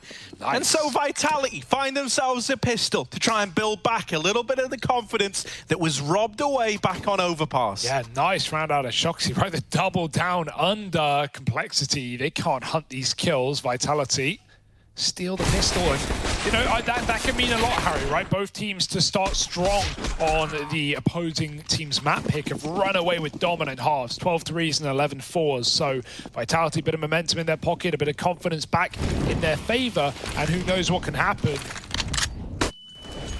It's that or it's the reverse sweep. Cole forced up. Nothing new here. More than experienced on this Mirage. But not going to be able to put a stop to that one. Blame and Poison, however, fire off a little bit. Poison, they're up close, mate. Careful, those scopes won't connect, and it's the double jump for Masuta to get that kill and keep things under wraps for Vitality. Still got smoke down at CT that NATO's going through. S-Tag cut off the catwalk, and NATO can't muscle through the MAC-10. Open plant, or sorry, closed plant again for CT, but Vitality have all the real estate in the world. Yeah, you know, if Blame F goes and flushes out this CT player, low HP Masuta, maybe there's a chance. Oh, Masuta, you little slimy devil. He gets away, not unscathed, but he gets away, and the numbers alone make this an undoable clutch now for Blame F. I was going to say, even if he dealt with Masuta, Apex would have never given him the fight from Palace, so it would have all hinged on, you know, tapping the bomb, forcing a fight. Instead, Blame F falls, and Vitality find that conversion after all. And there's a more fired up looking Apex. Yeah, right. Perhaps fired up for the right reasons now. Yeah, it was quite the disparity between those first and second maps of just confusion on Overpass. Like, how are we not getting any T-side rounds? How do they seemingly have every read, every stack? And Vitality trying to play a bit loosey-goosey on that T-side was not good. This is a great map for it, though. Apex trying to take that cross shot. Little grenade to soften up compLexity, but this is never supposed to be a round that gets out of control for Vitality. Only pistols, no armor on the most part. Running and gunning. MAC-10's best bet. 5-on-3. And the bomb going into B as soon as NATO tries to escape.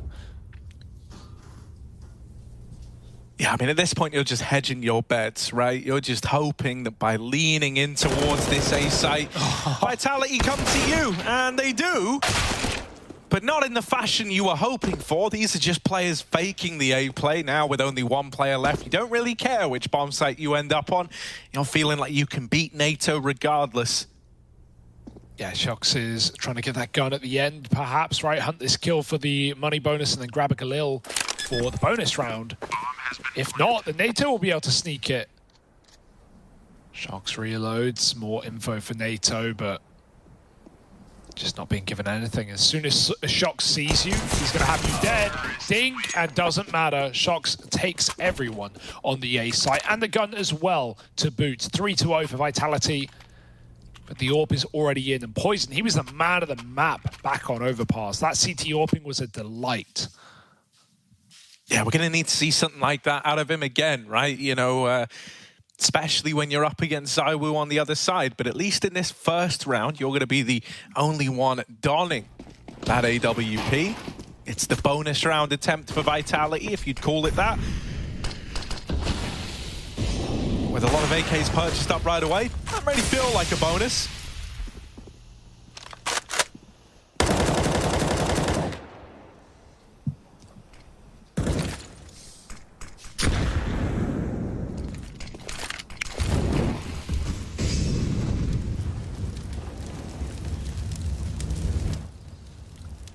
Tag could be dropping nades here to try and help out those A players as Concrel's coming in. Doesn't matter, he just gets domed, doesn't he? ZywOo's found one out on that A side of the AWP. It's got to do something, everything. In fact, jumping up is audacious as Kyojin comes through the Palace smoke, and 3-on-2 to the favor of the French. Suta heard that drop, he knows what's up, and Blame trying to climb into the window once again. Woodwork, tippity-tappity, and Masuta hears everything. Big ears in middle right now.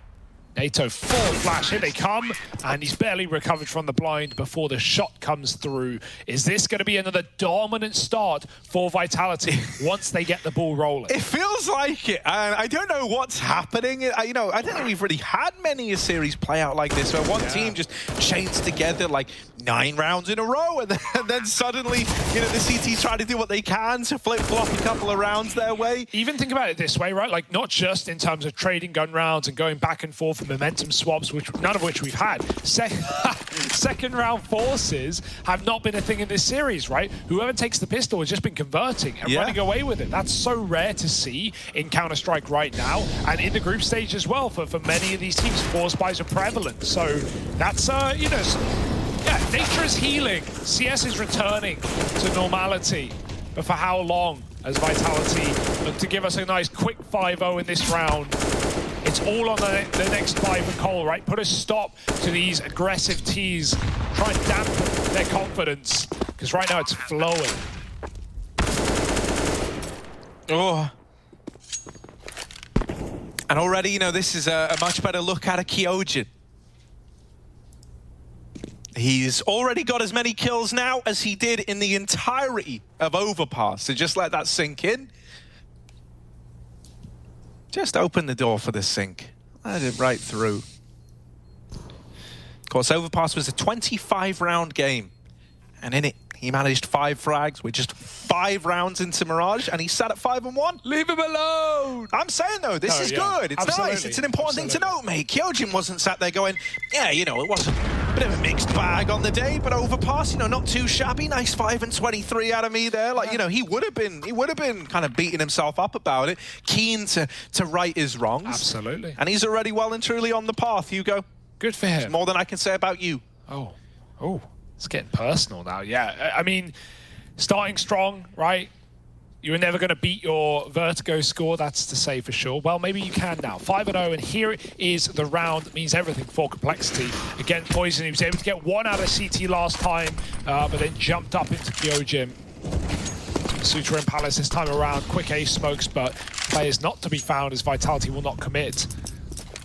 They send Shoxy B. Kyojin going to join him eventually. 3 up in the Palace with the bomb. Vitality really trying to sell this double fake. They throw nades A, they show B, and they go back to that A site. All it's done is draw Poison back, but that smoke's about to fade, and his sight line begins to open, trading onto Masuta, and he catches ZywOo down the ladder. Poison, that's more like it, buddy. Yeah, the AWP comes in a swinging for compLexity.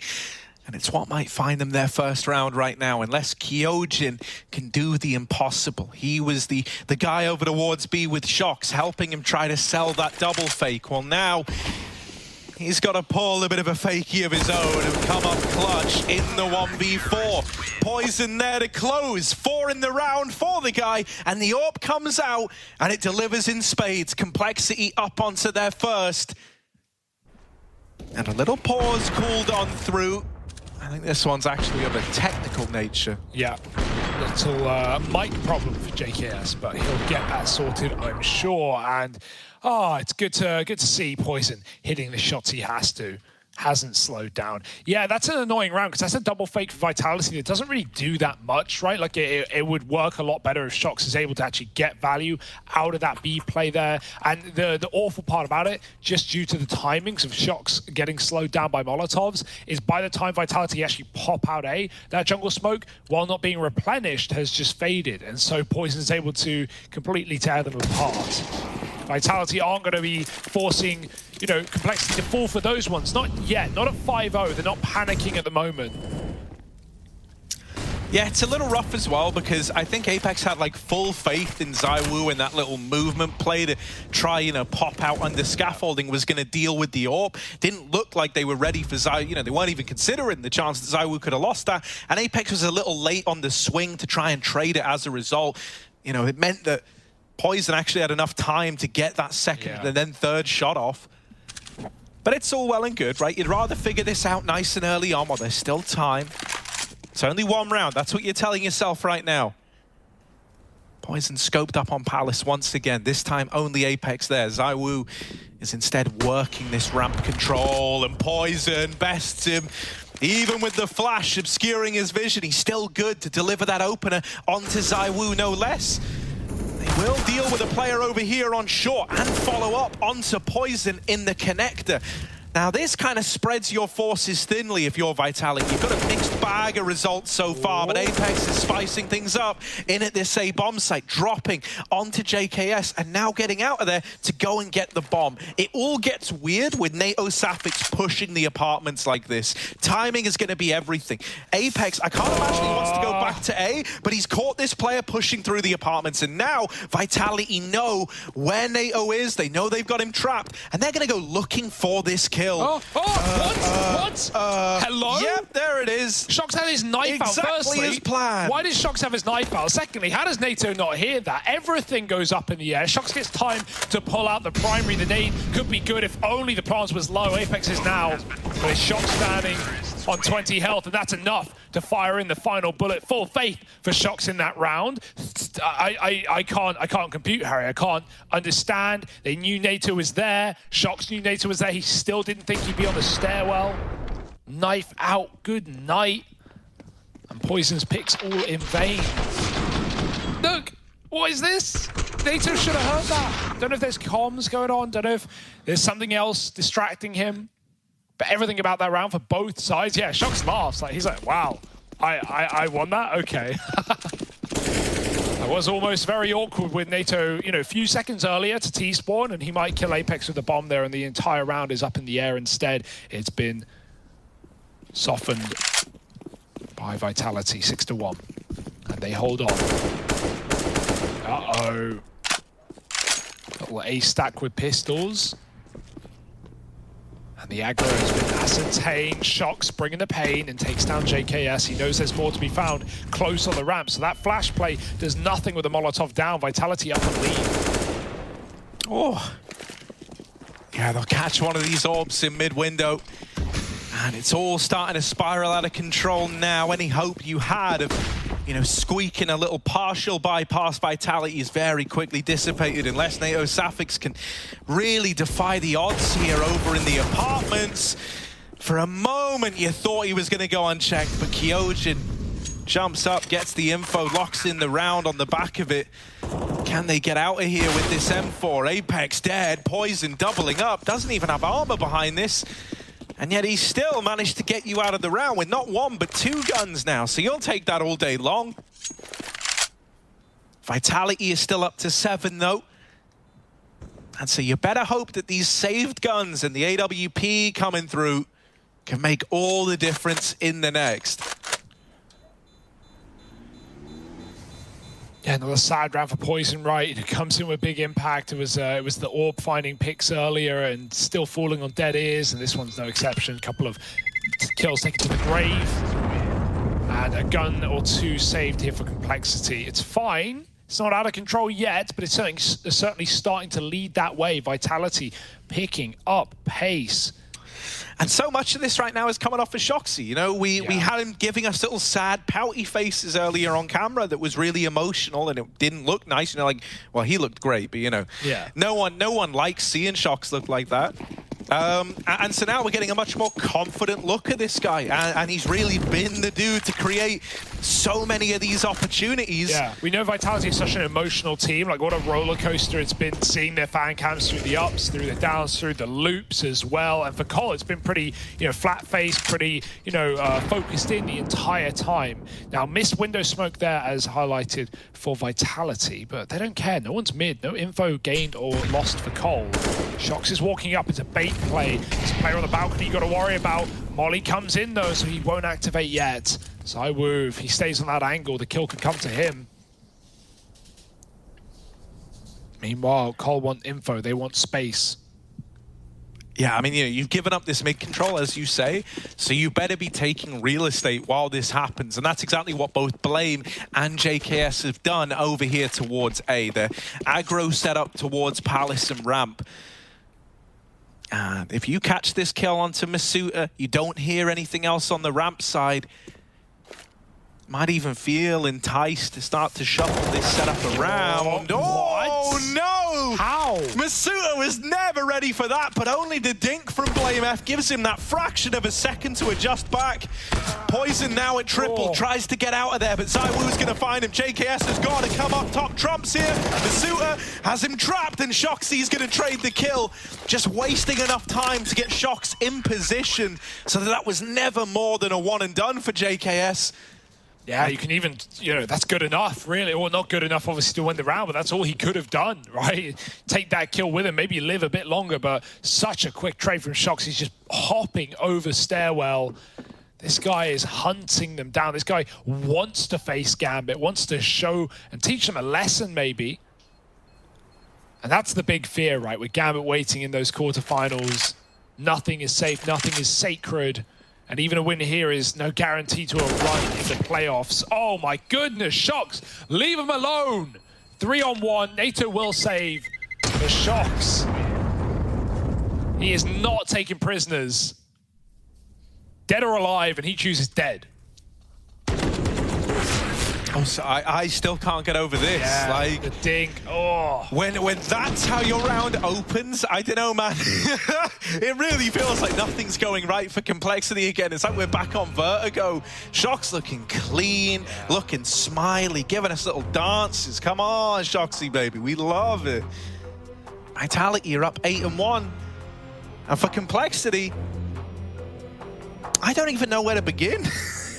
I don't know. It's like we got the call that we really, really wanted back on Overpass. Oh, look at this. Oh, Poison nailing them, and he's still looking great. But where's that supporting act gone? Yeah, and this is CT side as well, right? Like Cole have tried a lot of different setups. They've tried to actually they haven't really fought middle properly with like lots of numbers. Obviously, we have typical window smokes and all the annoying util that you can expect from Vitality. But maybe that could be the change for Cole, throwing around to fight for middle. Of course, now, if this is going to be the one, as they look towards connector and window, Vitality are leaning A. We've got this fake again. Shox is selling them round after round, keeping players attentive at the wrong position. It's only JKS left on that A site. Poison's going to smoke B, but Shox don't care. He's going right through. Yeah, last time he was punished for this, and so this time he shows a little more restraint in the smoke walk. He sits in it. Here's the flash coming, dodges it, and is looking for this opener. Now it's a nasty 1-2 setup, right? Even if he's ready for Poison at bench, even if he somehow finds the AWP, you hope that NATO can trade this out. The timing gets a little weird. NATO Safek's going to swing now and puts his shot in his back. So now with the B play not working, not selling this ruse, and in fact, Cole are even rotating Poison over to A. They know what's happening. They know what's up. ZywOo with one. It's tried to get them in, but it's not really pried this bomb site too wide. Kyojin on the bomb might just get peeked from CT, especially as Apex is juggling nades around. Kyojin's going to try and cross, but is he ready for the close player? No, JKS beats him. And compLexity pull through with a second round. You know, I admire the Vitality trying different things, right? They could just be brute forcing bomb sites. It is Mirage after all, but they're throwing in fakes. And yeah, okay, both fakes have actually been the rounds that Cole have won. You know, 2 of them. It was that, you know, same play where Shox went B-apps, got mollied, and Vitality popped out Palace late after smoking that A site to start. Yeah, it's a similar kind of idea in this one, right? Without the telegraph the smokes on A, showing you started there. And that's unlucky. Shox gets caught by NATO's Valk jump up as well. We've seen Cole do that a lot. You know, double playing the apartments, giving up middle, not playing short with the AWP. Well, now they have a double AWP. Now they may be fighting for mid. As they're expecting to see Vitality there. That's exactly what the call is. Jumping in is Poison, trying to get involved. Smokes a potential Molotov. But Vitality flashed out, won't commit themselves. It's only Kyojin, and he should be dead. There's a nice shot out of Poison. He's full of them today and already starting to lean a third to B. Cole, they're starting to read. They're starting to understand what Vitality are up to. Oh, NATO just saw a couple of boys there on that jump up. Mollied at the truck, but he'll extinguish it. And so now Vitality, you know, this is almost like a bit of a mind game between them and NATO. Oh, Apex, hey, buddy. Trying to come in on this short wrap, and he's done it at a pretty alarming pace. They should hear this, but NATO, caught looking in the apartments, is blindsided. Apex could be on to a second. JKS isn't even looking. And so Apex has opened up the B play. Oh, the timing on that nade pull. Shox will trade it out at least, and it's the double AWPs left up in this retake. They used the nade as a smoke, but even then, ZywOo's found through the lip of the boxes. And Shoxy's got to come up clutch. Bomb plant going in. Shox, as we say, double AWP to go up against. It's a weird one. Shoxy waiting for a shadow, waiting for the face. No one's moving now, and Poison will swing out and seal the deal. compLexity, they claim a third. You gotta admire that nade call, right? That was perfect. They were able to grab the bomb, cross to the site with the help of the smoke, only for a moment, of course. But it all means nothing as Poison pops with the AWP again. He has been the hero of this series for compLexity, no doubt about it. You know, it feels like, obviously, with config gone, we've seen a lot more rifling out of Poison, especially on those T sides, right? Yeah, look at that. Still hits the shot, second too late. And, you know, even despite that, Poison's been great on the rifles and T sides, on Vertigo especially, but when we get him back in his element on CTAWP, we get what we want to see. He mollied that window smoke as well, so it didn't bloom correctly. Shox, the man of the hour, closed out in the 1v2 by Poison and picked up to start this one. Cole are starting to find success, and this game is tightening up. It's no longer a dominant win for Vitality where they can get away with everything they want to and more.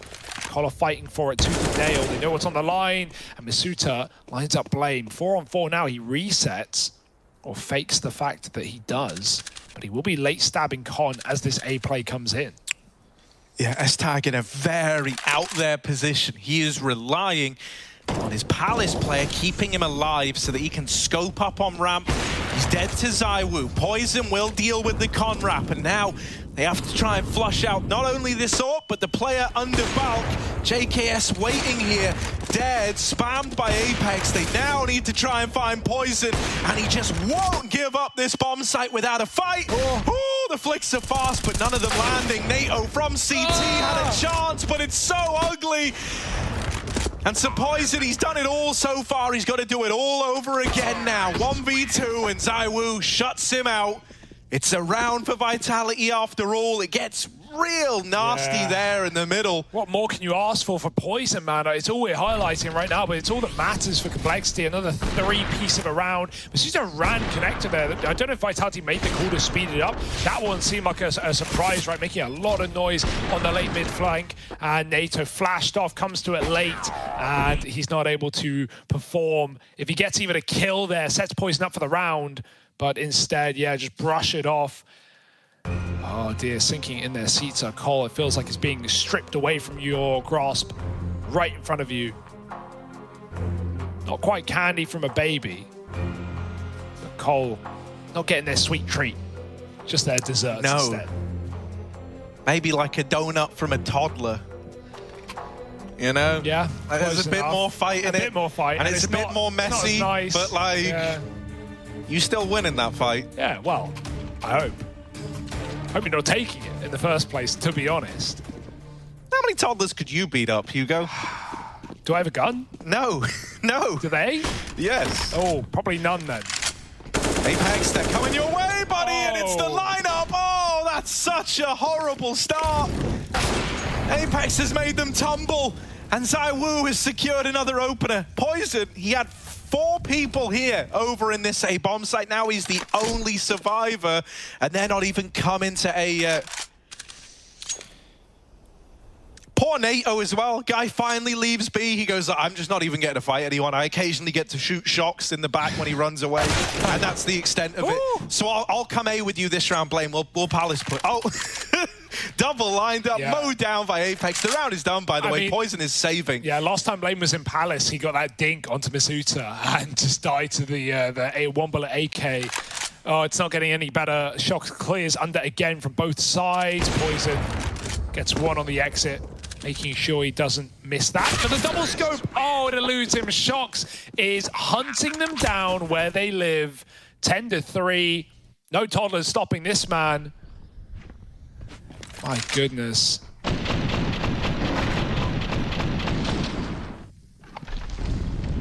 He ran right for the back corner. He was ready for that one. And even a gap in the smoke, Dink does nothing when it's ZywOo's AWP on the other side. And yeah, we're getting a little more hype. He's in their heads. I'm pretty sure, like, because they lined up so badly, NATO either dinked JKS or JKS dinked NATO, one or the other. Doesn't help. No, right? I think you're dead anyway. You're both jumping around the corner. And now it's just Eagles, Harry. Now it's just pistols and an SMG for Blame trapped under pass. And Vitality might just pass by on this B split. Yeah, the worst thing is Blame can hear all of this, so it's like they know of the impending doom that's about to approach this B side. I'm sorry, bud. I'm sorry, you're in the wrong place again. All 4 of them wrapping around the guy. And Apex trying to clear up these mid players does offer an AK up, but that just might, you know, further entice you to look to save here.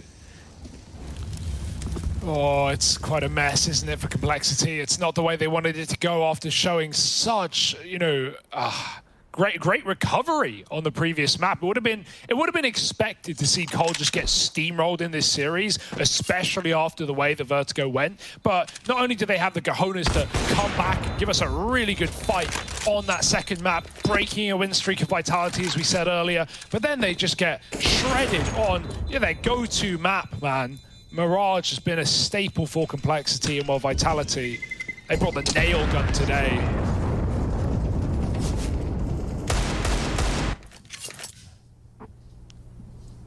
And so now we either get a repeat of the Overpass scoreline or a repeat of the Vertigo scoreline.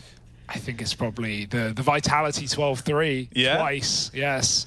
Certainly seems that way. Although we've got the fall by the double orb, S-Tag with a quiet one here as well as JKS. I mean, you know, I could list out the players who aren't performing. Here's the thing, man. Why not just list Poison? If you look back at Overpass, right, Poison was very much the star, but he had a wonderful crew around him. It was really S-Tag and NATO that we were looking to. Now, Poison is still keeping it up. He's still keeping that same face showing, but we just need those supporting characters, those supporting acts around this AWP. They're in window. They are in window. They are trying to flush out this AWPer, and they know where this guy is. Shocks, it's just a tag, and Shocks is going to spam him out. And they don't know about JKS at ramp. They never uncovered ramp, but at the same time, they never cleared it either. And JKS loves ramp pushes. They flash him off. Apex going to find him. It's S-Tag and NATO Suffix in a 2v4 retake at the A-bomb site. Yeah, window ain't broke, but Cole might be. Can't get back through that murder hole. 4-on-2, and Vitality fan out looking for these frags. Where's the flank? They've already found it. Kyojin need to get back on double digits. Locks in NATO, and now S-Tag. 5 kills to his name, and looking for a 4th round that feels like it's destined to elude you. Vitality double-faced, even with a nice flick. It's 12-3 on 2 maps out of 3 for Vitality. They're looking to make this series a quick one, at least on the closer of Mirage.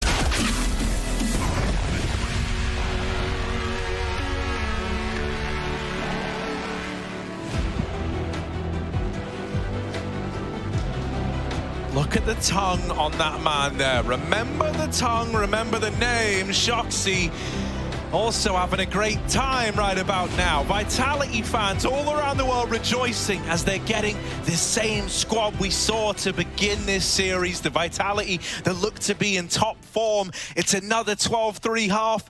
Now compLexity moving into a T side. And with really only Poison showing up to the party so far, where are the rest of the gang? Yeah, you could just forget Vertigo at this, Overpass at this point and go, yeah, you know, Vitality are too dominant, 12-3 halves, great maps out of them. Can they close, though? That's the question. Should be easy, not always in reality. compLexity with elimination on the line have a lot to show, a lot to prove. Poison flashing them through. Jungle, S-Tag with the opener, jumping into the site. Shots, too many targets, not enough time. And Apex not... Oh my goodness, 2-3 tags! Apex holds strong, he's got 4 in the round. And it's Vitality to lock in a pistol. That should have been done right there. I am lost for words. Apex came into this, you know, flapping his tongue around, looking good, but he's eating out of coal right now, that's for sure. Look at this, bro, disgusting! How? That was Cole's way back in. Oh yeah, no, he's up, he's walking around. Apex is leaving the building, he's out. They've used attack pause for that alone. It's like when Blame F, you know, breaks the chair and Graham Pitt has to fix it on the sidelines. Yeah, you can use attack pause there. I don't think you're going to need them. Not anymore, not after that one. Numbers alone, that should be a lock-in for Vitality. What a dominant series to wrap your heads around it, folks. 2 12-3s and 11-4, all converted within the first few rounds of that second half. Vitality, well, they haven't converted yet, but if they were ever going to, that's the round that will pump them up. Nice to see a second standout player alongside Shox. Yes, lovely. With all the clips. Lovely, mate. This is unreal. And Shox and Apex right now looking down the line saying, don't worry, kids, we got this. You know, like, they are having an incredible game. Rolling back the years, as it were. 4 spy up for compLexity. Once more, you know, we've been in this situation already. If they don't find success here, they're going to have one chance with the rifles to embark on a mammoth comeback. Yeah, and even though, you know, we're in a time of 4 spies finding success, we said this earlier, this series has not been an example of that. It feels like old CS, Harry. It does feel like old CS in a way, right? And you've got Shox and Apex fragging out. Yeah, it really is. Yeah. Well, like we're back in the golden years. No time like the present. And what a gift this is from Vitality. Cole, can they break the curse and find a force? Or are Vitality always destined for dominance?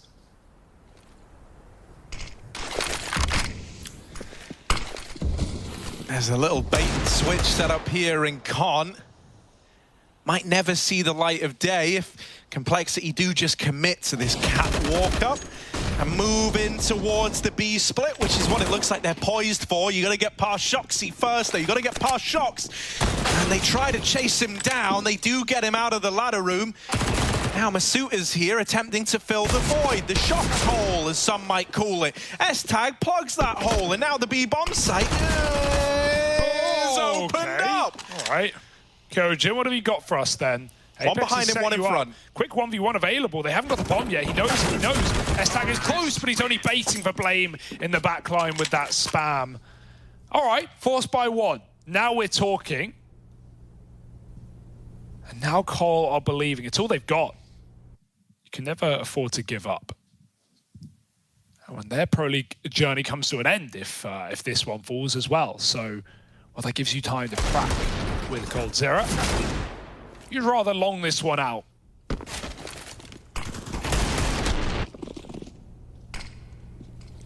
Nice D's for S-Tag as well. Already having a bit of a resurgence in this T side. Will it mean much though? Blame opens up and doubles down to Zywoo and Apex.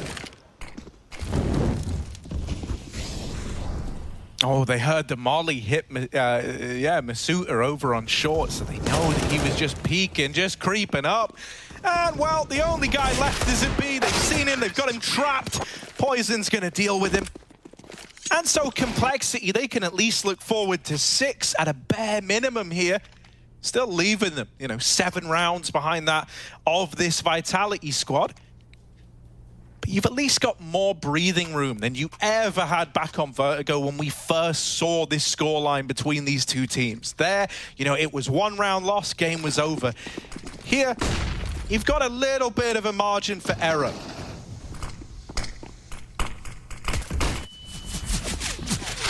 It's running amok in middle. We haven't had many mid fights in this map. Oh, you can't see, it's over triple. Oh, the connector hides ZywOo's head from Blame. They're going to smoke it off. They don't know where they're dying from. But Cole still should be able to run into B for free, even though Vitality are running that rotate to try and pad the site. It's already too late.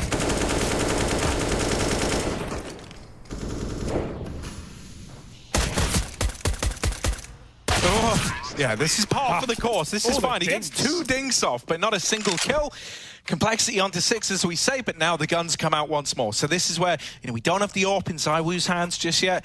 I wonder what Poison's choice is going to be instead. Looking like he's going to run that salvaged AUG in this round.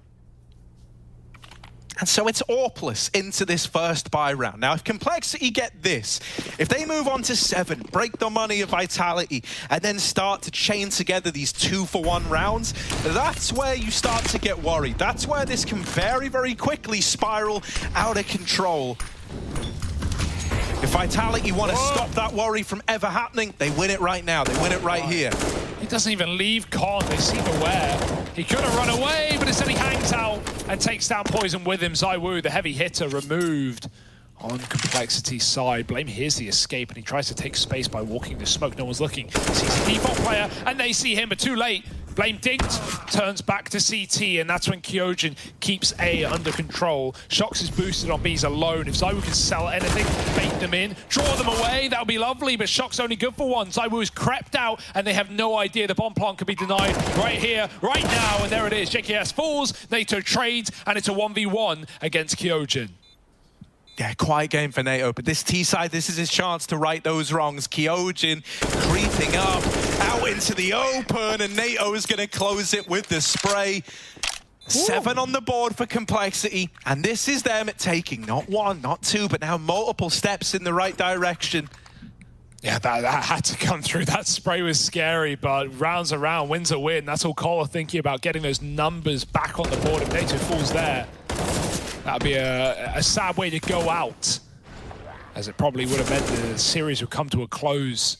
Now Cole can keep believing, keep fighting for it. Another round over towards A with the smokes. Mid info denied, double smoke, triple smoke set up in middle for compLexity. They throw top mid, cat and window, really trying to keep Vitality out of middle. So they go, fine, you want mid? Have it, we'll stack A. It's only pistols after all. But Cole are walking into the Lion's Den. Luckily they got the tranquilizer darts at the ready. No hurry here either. The kills are all being delivered to NATO. Oh. And even when the D comes through, the trade is instantaneous, leaving ZywOo to get backstabbed. If it wasn't Blame to grab him from chair instead. 8-13. Baby steps. But suddenly, you know, just 5 rounds between you. And as we say, like, you've got Vitality right where you want them, right? Every round that you win only leads them down this path of partial investments even further. So whenever you win a rifle round, it kind of hits. It kind of feels like a 2-for-1. And so, like, really, you know, there's only like 2 rifle rounds between this and an even scoreline. Running with that kind of line of thought. Shox donning one of the AWPs in this round, the other out on ZywOo, and he's taking it into the apartments, looking for a peek. On to JKS, who is just waiting for the time being.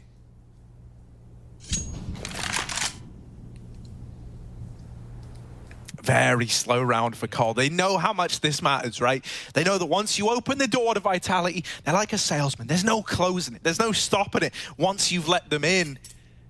Oh. Or is that vampires? I always get them confused, but no one wants to be that first man to fall And so it's a slow mid-take out of compLexity. Oh, no. The timing on the nade pull for S-Tag is brutal. And that's how the man advantage is given up. Yeah, that double setup, right? He sees the orb fire. He thinks he has a second to throw a flashbang to get him off the angle. Instead, it's Masuta quickly peeking off the back. Apex waiting for a window boost, and he might get delivered exactly what he wants. There's the bomb on its own on ramp. That could decide the round. Cole, it doesn't matter where your kills come through. They have to come through right here, right now. ZywOo back to CT. Longer he lives, the more room Kyojin has on this bomb, the more time ticking away from the favor of Cole, and Blame's been cut down by the rotation. Now Vitality flooding the bomb site. They know that they've locked this one in, and Shox is here to confirm it. Only NATO Savic's left. And even if he gets this kill, there's no recovering the round. There's no moving away from the reality of that bomb getting dropped on ramp. Can't hunt the orb either. There's just no saving face, no saving grace, and ZywOo closes the 14th. Well, the buy eco, Harry, it's been revolted by Vitality.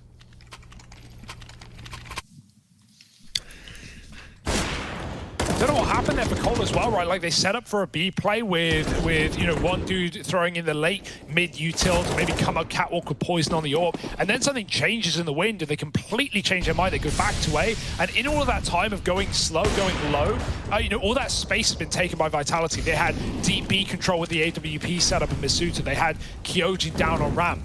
Vitality had so much more space than Cole were ready for on the ramp retake. They've already got to forget about it, put it to the back of your mind and try and keep this game raring on. Yeah, we need that kind of hero to emerge, you know. We need someone to be our man for the recovery effort right now.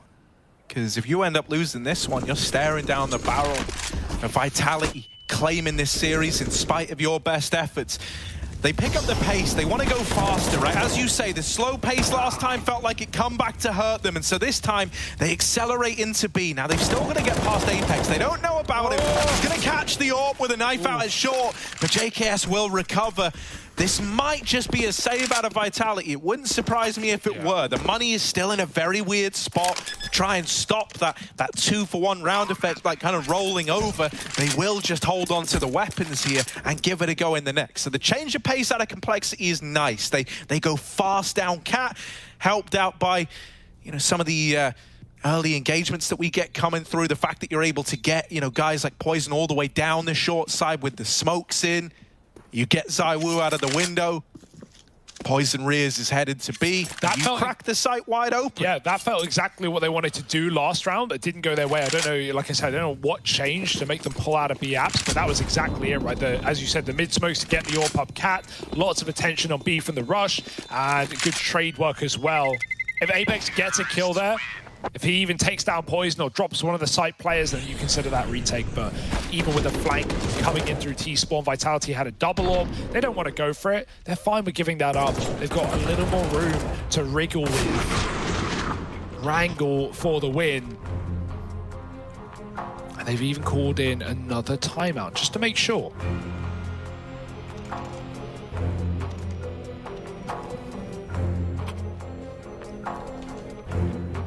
As far as these, you know, dominant one-sided halves have gone and then closed up even a little bit in the second one, this is where compLexity were able to close out Overpass at 16-9. So already if Cole can get a little bit more done, they're improving on these second halves that neither team has really been able to field.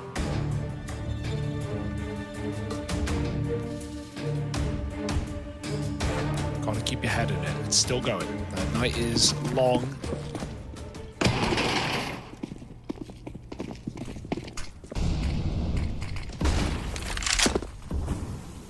Oh, heavy middle boosting ladder. Double boosting ladder. Gonna get there before Blame has any idea.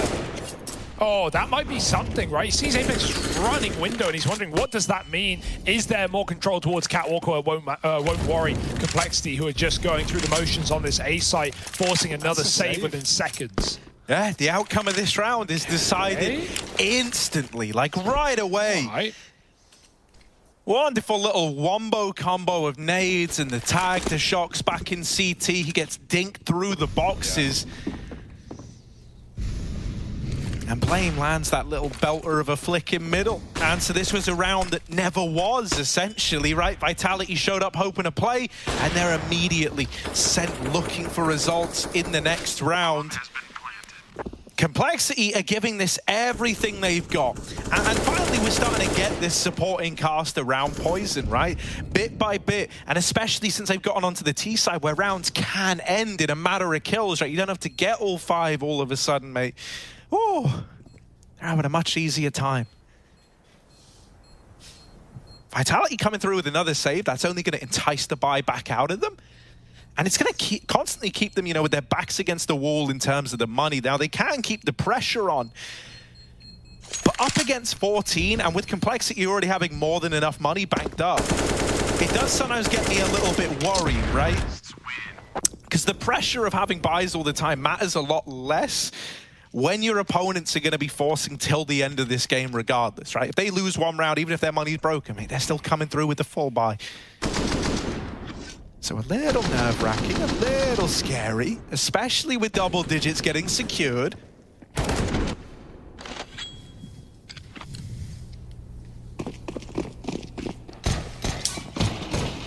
You come back out with the double AWP again. Yeah. The comeback's still on for Cole. Kyojin, now they get the ladder boost off once more, and Apex gets out alive. Luckily, that was a window smoke for Cole that gave him the room to do so. Maybe having a run boost here. Poison lobs a flash. Blame yeets himself into the middle. Nothing to be seen yet. And still this double ladder as well. They're not doing anything with it. They're not trying to fight mid early. That's often what you'll see, like an AWP go up there and fight CAC really quickly. And you know, teams are confused how the AWPs, they're so quick. No, it's more just a bait and switch with this double setup between the two young guns.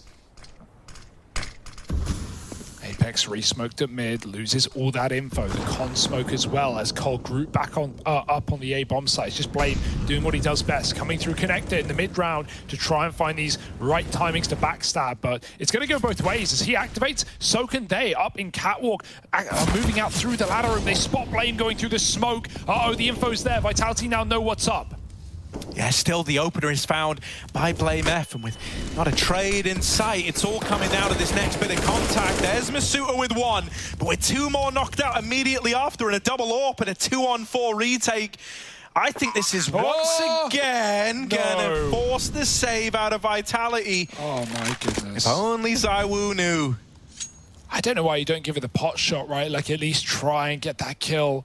Fire through. It's your only way to even consider that round. So the other thing that's scarier about this getting out of hand and all these saves from Vitality is, like, with each round that passes and with each round being pretty clean for compLexity, they're going to get to a point where, like, it's always worthwhile hunting. I mean, I think they should be hunting even heavier now, if I'm being honest. It surprises me that they're being so reserved here. If you take away, you know, even one of these guns, it has huge implications for Vitality looking to the future. Well, you also know it's double AWP, right? So you don't really want to be... It's a lot harder to hunt these AWPs, especially on Mirage. Like, there's so many awful angles to try and clear. It could be anywhere. And so, yeah, Cole at the same time, they're just thinking about their next round. They're probably talking about what they want to do, what adaptation they want to make to keep this comeback rolling on. This is super impressive for Cole, right? The first force buy win we've seen all series, it feels like, at least in those second round conversions, and they've built off the back of it. 5 in a row, Vitality found a 14th, now a 3-round streak for Cole. We keep having these saves out of Vitality. They keep surrendering early, and now another fight in middle for ZywOo. Molotov onto the smoke, but Collar in the rush. The run boost again. This could be a pick for ZywOo, but the flash is good and the run boost is bad. If anything, that favors Cole. It lets him get out behind the boxes, not on top this time. If they were, that might have been ZywOo's. Instead, mid now conceded by the Frenchman. These AWPs still trying to get involved. The flash pushes Poison back and ZywOo dons the angle even for a moment. Shox hasn't moved a muscle in ladder, holding the swing. Vitality know what's going on. They're just scared of lurkers, right? This is the time of the round where maybe a Palace player pops out or someone in B-Apps tries to create some kerfuffle. Right now, that's not the case. Collar grouping B for the full execute as Blame comes up through mid. Vitality have just lent ZywOo back towards this A bomb site, leaving 3 players far removed from this play. Masuta is effectively alone. Now, Shox can come back and help him somewhat, but he's on this weird position because he knows BlameF is let loose in middle. Shox misses timings. Kyojin's found on the rotation. This is another round where you just want to save, but Apex has already thrown himself to the wolves. And so in the blink of an eye, it's only Shox left. If you weren't hunting before, believe me, baby, you're hunting them now. You want to try and take this AWP away because you know the implications it's going to have. compLexity are on to 12, and Vitality, they are crumbling on this CT side. Yeah, look at the spread, man. Look at the mini-map. There is nowhere to go. There is nowhere to hide. Shox is a dead man. He just doesn't know it yet. Oh, it doesn't clear the corner, and Nata removes that orb.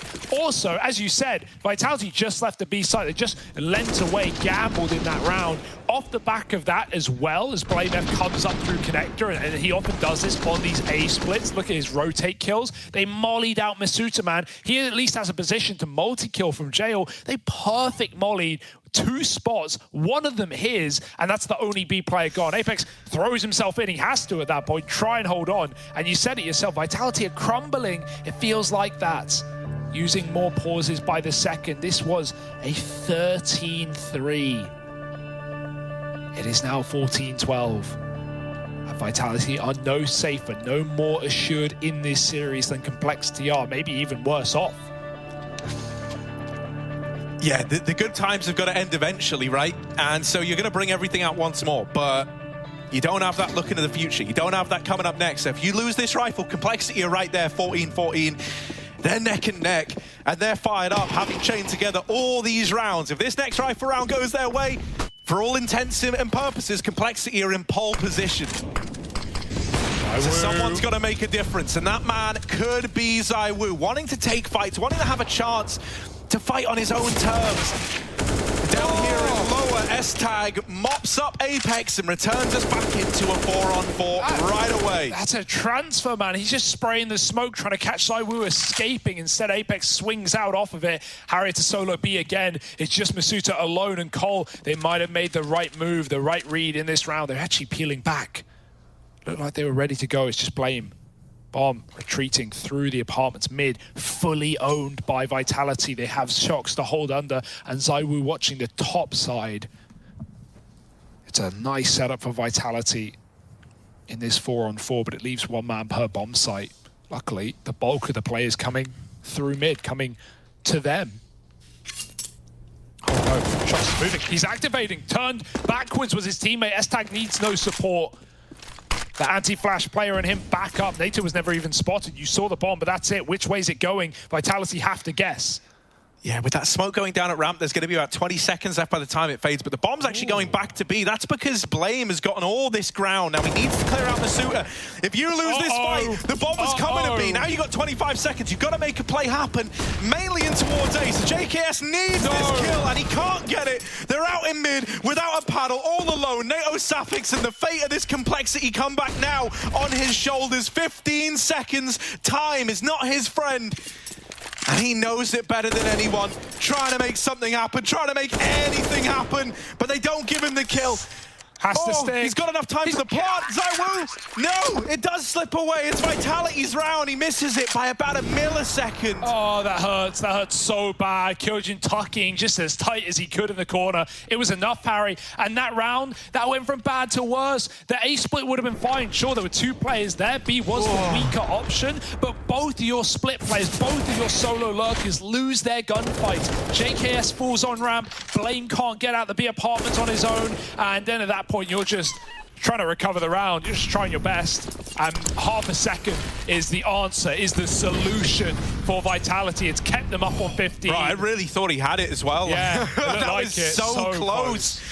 Okay, they're trying to change the pace again, but Vitality have also stepped it up. They've taken Palace away from the get-go. BlameF is playing around this con smoke from the beginning of the round, and Poison is already down short, liking what he sees at B, but they lose JKS at ramp. Blame dies on his A-lurk, and compLexity. All these rounds, the illusion of a comeback, and it might be nothing more unless someone can make a difference. Will they clear Shoxy? Are they ready for this man? Yes, they are. It's a 3-on-3. 3-on-3, and they've reopened a chance to keep this comeback going. Yeah, but you're not saving this one. ZywOo saving the day instead. Plucks S-Tag out of thin air. 2v3, locking it down using all the util you can, but you don't want to be caught without gun in hand. Boost up for NATO. Poison with the orb. He has been the hero of this series for compLexity, and he's got to hold strong now more than ever. Yeah, they're flooding out. Neo's dead. Poison's got to do it all, and Rap from the market. That kill seals the deal. Vitality, they pick it back up. They deny the comeback run to compLexity, and they stop them in their tracks, taking this series at 2-1 and moving on to face the Gambit boys in the quarterfinals.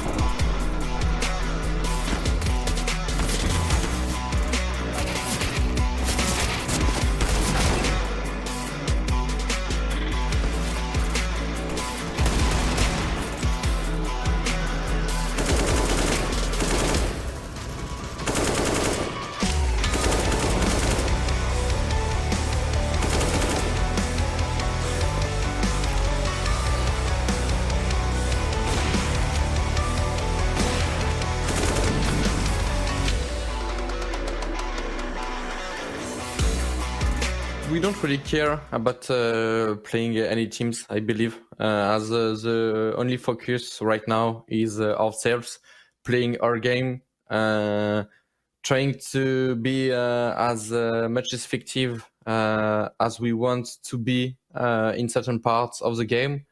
And whatever the opponent can be, we definitely believe in our capacities to beat anyone if we manage to be high in these compartments in ourselves. So that's definitely the main focus.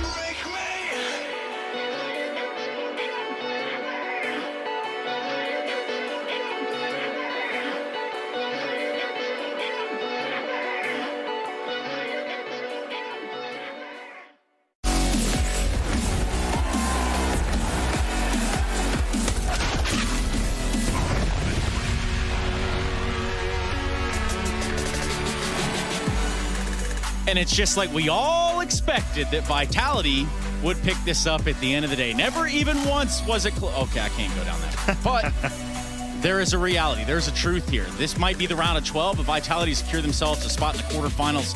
And boy, Maniac and Yanko are excited to tell you all about it. You know what? Excited is not exactly the term, Trace. I'm going to be real with you. I'm a little bit perplexed at the situation.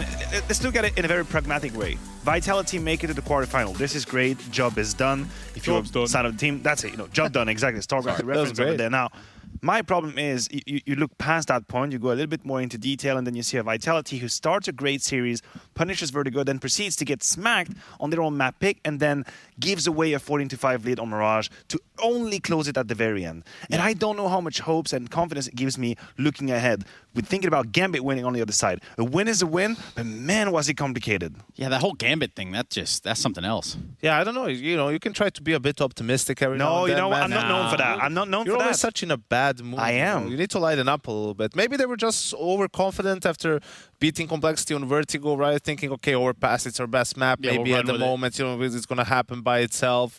And then, wow, it doesn't really go the way you expect. It was a wake-up call, and then it's just back to business as usual on Mirage. I think you look at the scoreline, you're thinking, wow, it was actually close. It wasn't really that close. It was a massive lead for Vitality after that first half, 1 second pistol as well. And, you know, I think it was just a matter of time before they really closed it out. Yeah, and I have to look at a guy like Shox overall. We're going to load some highlights up because Shox is Shox. He's a Shoxy Jesus in his own right. But that's Yanko. That's Yanko Poundovich. Oh, and hi. Hi there. No, but I think Shoxy definitely showing his worth right here. Definitely putting some stuff on the board. Now, Maniac, I know you're a big Shox fan. I am. So tell us all about his personal life and things that he doesn't want the world to So know. what do you want to know? When he got a license or when he learned how to Well, walk? we're thinking something like a little juicier like that. Like, Juicier. okay. That night in Kiev. Oh my God. Write a book about these nights all across the globe. Look, what's happening on our screen is way more interesting, way more relevant. Is it? A guy like Shox, whenever he gets 2 to 3 kills, I see you, Trace, in the pistol round, he will pop off. Right? There is something about his confidence. There's something about him having that momentum and rolling over opponents whenever he gets going at the very beginning. And that was an example right there. It's true. You have these players who are like, dude, just give me 2 kills in the pistol round. And then I'll own them. I'll own them. But then I'll own Apex them. doubles down. So that was pretty nice. Yeah, but Shox, like on a more serious note, right? He in this team right now, he was the superstar of the French scene, right? He was a virtuoso, so to speak, right? And in this team, he's the T-side anchor. He's there with the experience, right, to kind of play on those sides, apply pressure, use his game sense really to take advantage of some small openings that he might see, and he did that. He did a great job at that on this map and really created a lot of space for the rest of the team. Well, look, I think it's only due up, and I think it's only, reality that we catch up from the side of Vitality. We're going to have Shox joining us here in the studio to close out the day. Shox, hello, my friend. Are you there? I'm Shox. It's Apex. Oh, sorry. Apex. I felt a little... my fault. I can see you now. I don't want to say that you look a little bit better than Shox, but that's like a whole other thing. Hey, dude. That's really true. So talk to us about Overpass right out of the gate and playing against the CT side of compLexity over there on Overpass. Well, I heard what he said, and even you're not confident about the next matches for us. We just play like garbage today, except that Vertigo and maybe that T-side on Mirage. I don't know what happened, but we felt much better from after the player break. But yeah, today was a disaster. Mainly our T-side on Overpass. That didn't happen for quite some times because we had a strong showing all the time on Overpass, like 6 or 7 times. But it's life. Sometimes you learn from what you did. Our Vertigo was good. Our Mirage T-side was good. This T-side was tough. But yeah, overall, the most important is the win today. We didn't show up as we expected, but it's life. So we just need to learn from that. So for you, Apex, right now, it is overall a good and positive feeling, right? I mean, you make it to the quarterfinal is great, but you had obstacles along the way. As I said, you lose your map pick, you had that lead on Mirage that goes a little bit sideways. You're still like feeling positive, or mostly positive about this one, right? Well, yeah, because I know that with the team, it's always hard to play against teams like them because they have a stand-in, they have nothing to lose. They're trying individual things sometimes, etc. And for us, it's just a disaster. Like on the Overpass was really good, but yeah, they play so much individually, and we couldn't handle that, and that was pretty hard. But yeah, as you said, I'm pretty happy because we're going through. It's our first time in EPL playoff for our life in Vitality, so it's really important for us to go through and learn from our mistakes from last games. So yeah.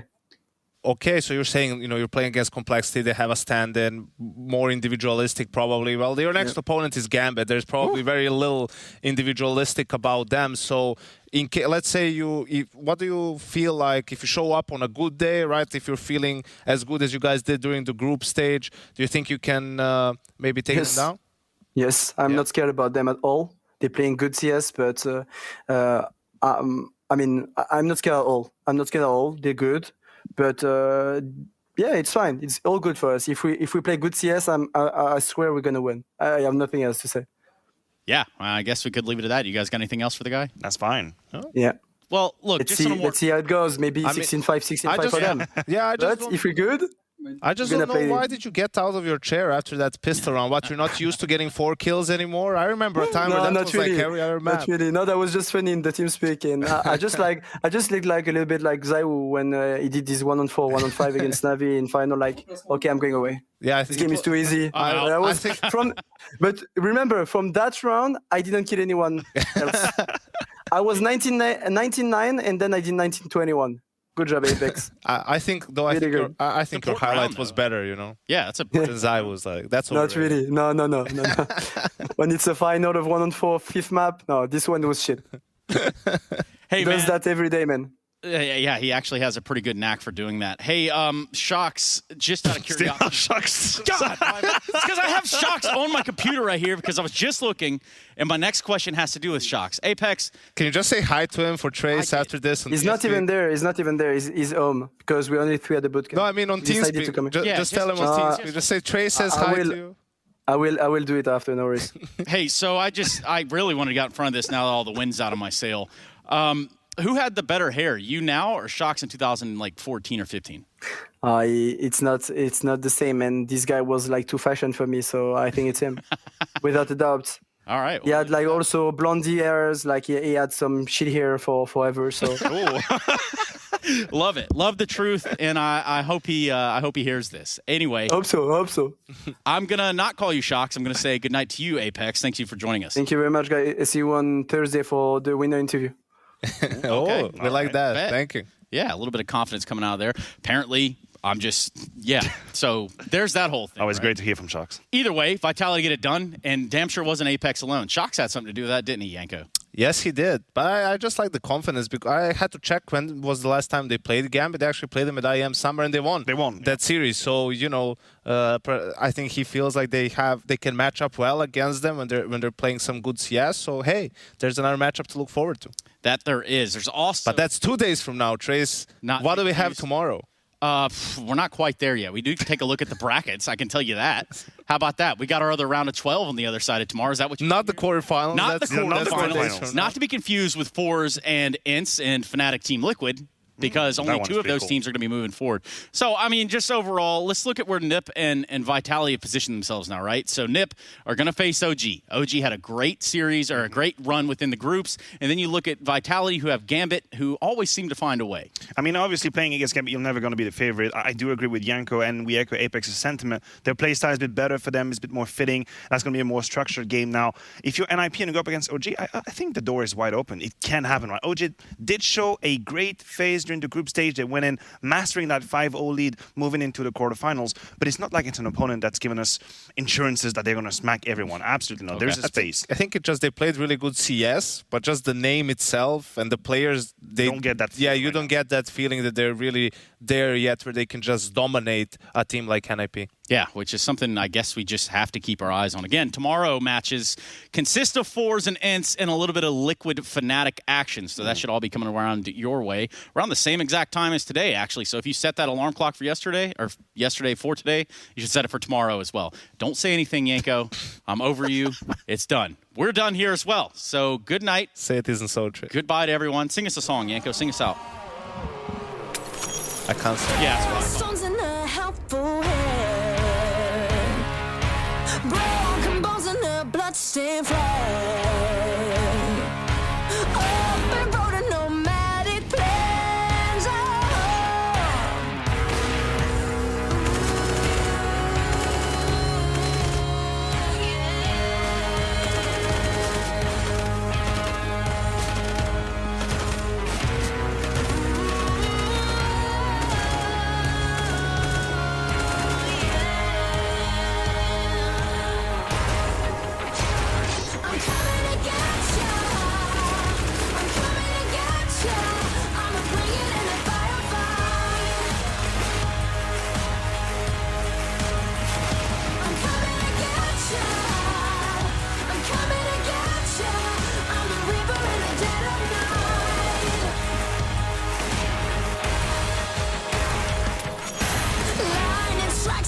quiet town. Bodies fall upon sacred ground. Battle flag and a king is crowned.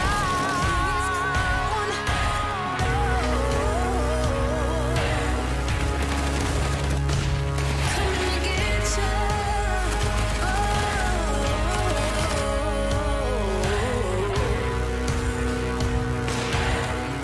I'm coming, I'm coming.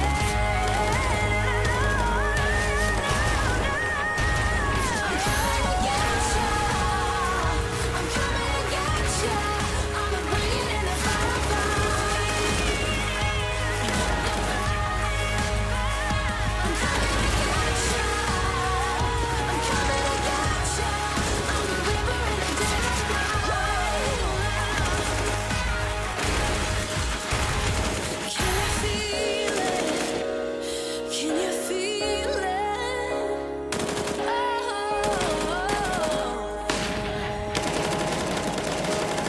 I'm coming. I'm coming. I'm coming. I'm coming.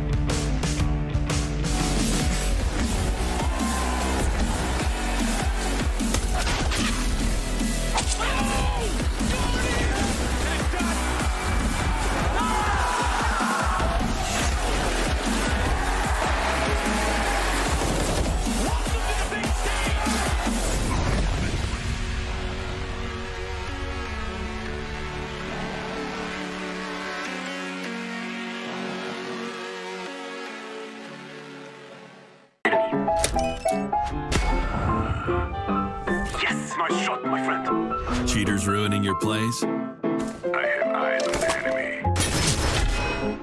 Bad servers stopping your shots? What you need is ESEA.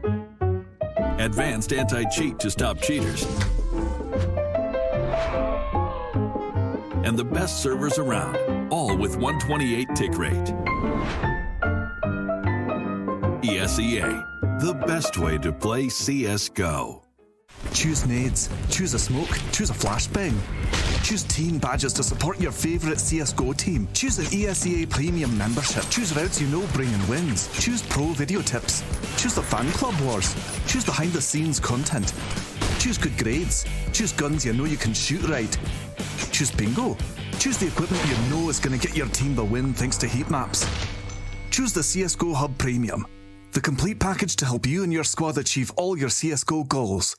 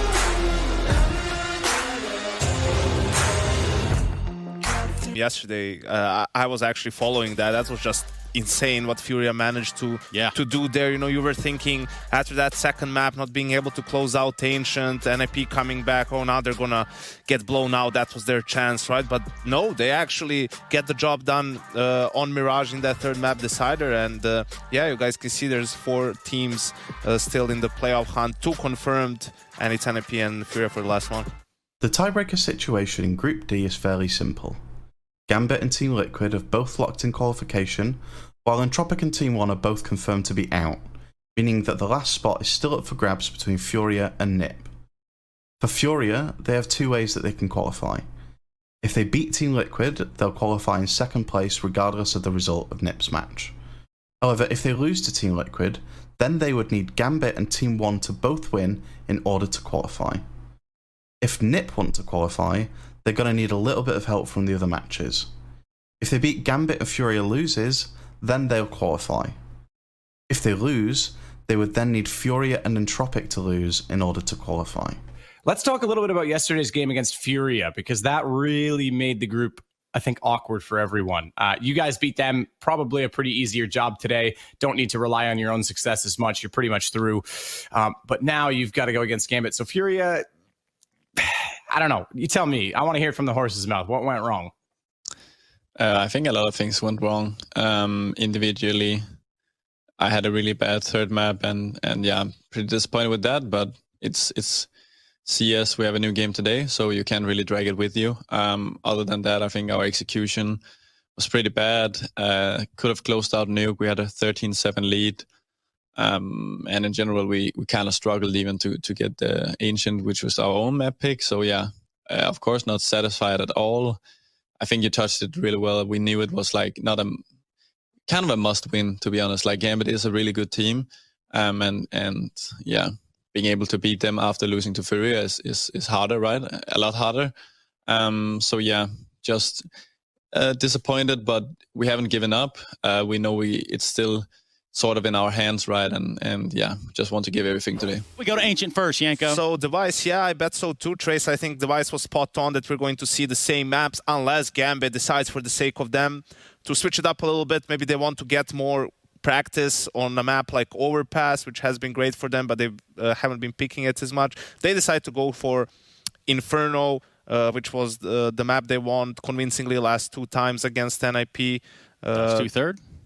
Yeah, it's just the same maps all over again. Inter's tucked in now with Nafany in a partnership for this. It's a perfect pop flash. They've both been blinded, and as their vision restores, Nafany, I think he's spent about 15 bullets for that frag. That res does eventually fall. And, well, man advantage NIP. Here comes the rest. The rotates in. They need to clear and isolate that hidden Hobbit. How is he not gone down? He's still hiding, could play the denial here, and he will tap away Device. He's at least stopped that bomb plant, but there you have it. Axel to peek out ledge, split. Contained by Hampus. It is the A split, but held by a scout of Shiro and a CZ75, and Axel's already rumbled that mid-lurk of Hampus. That propels them forward, smoked off by Hobbit. Oh, they have to go back. They've dropped back all the way through Donut here. This is giving time for the rotation to get on over. Oh, good util. That molly will buy time. Shiro deterred, and now the bomb can be planted. I believe Rez will get it down uncontested, which is, you know, not always easy to say on T-side, Ancient. Oh, this Galil is nice for Inters here. You think he might want to carry that forward into Linus. They take one. Maybe they'll accelerate for this now. And Ninja's 2-0. They've got so many weapons now. They want to be threatening a little more from Nafany's Deeg. Doesn't the save. Find anything there, and that's going to be the cue. Yeah, get on out of there, boys. Hold on to this. You're not looking too shabby here. Look at their health, bro. They really... Oh, wow. What a void for Inters to cross there. He needs to be careful. He might go down here. Oh, Inters. You've got the molly from spawn. You've got the smoke donut and the smoke top mid. Now, I don't know if Blast have adjusted their rule set back or forth, but if you're NIP, you may as well get as much use of that as you can. You won't be getting away with this in a couple weeks' time. Oh, and Axel actually could have done so much more with that. Rez is delivered. No more smokes, and the bomb's not down, so you're going to get poked, prodded, sprayed, Linus low. That's a big conversion, but the spray out of that Mag 10 was so close to perfection. Plopsky left with 15, so now they'll be asking some questions of that. Inters stands and nearly delivers too, so solid defensive work out of Inters. He's done enough. Just going to rejig the CT setup here. Right now, Nafany's going to have to pick up the slack, and Shiro comes on over to watch B ramp. Oh, and this Nafany should be punished. Definitely is. Damage done now, down to 22, equal with plopsky. So he's done a lot with low HP here, plopsky. Ooh, Nafany, his nade could be incredibly influential. Now Shiro forced forward by the flames. He's burning. Will have to find safe retreat behind the smoke. So that's mission accomplished here. A boost could rumble things. If he gets up the right time, he should be able to strike and deny. I don't think Plopsky saw him, and that's an easy first. No one to return fire. Device does well to topple her Hobbit, rather. Oh, and Shiro's gone too before they even start the plant. Device with the double, and now Axel thrust into a clutch with no kit. Unlikely he goes for this.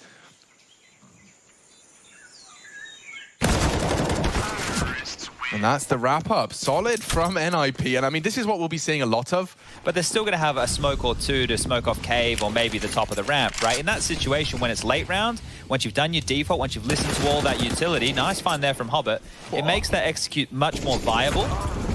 Oh, responding with a nade there. So Rez picks up another kill, setting himself up in a very good recipe for success. Yeah, I suppose all you have to do is just have Hampus often enough there behind the L-bend and walking through your mid-util early that they have to acknowledge it. And here comes Rez.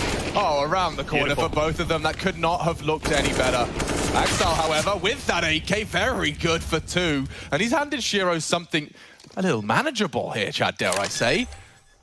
It's far from easy. He's counting a lot on this unpredictable position upon the fade. Plopsky's committed, though, so maybe this is a duel he can win. How aware is he? He suspects. Oh, and the fight's given to him. Plopsky, nice awareness. And speaking of A, it looks like there is a change up on its way. 2 util sets, actually, 2 nades out of Exile and Inters. They're very quick. Just before they're even ready, the pop flash comes in, gobbled up by Inters. And the smokes are blooming, just thrown on the fly. This is so quick out of the ninjas.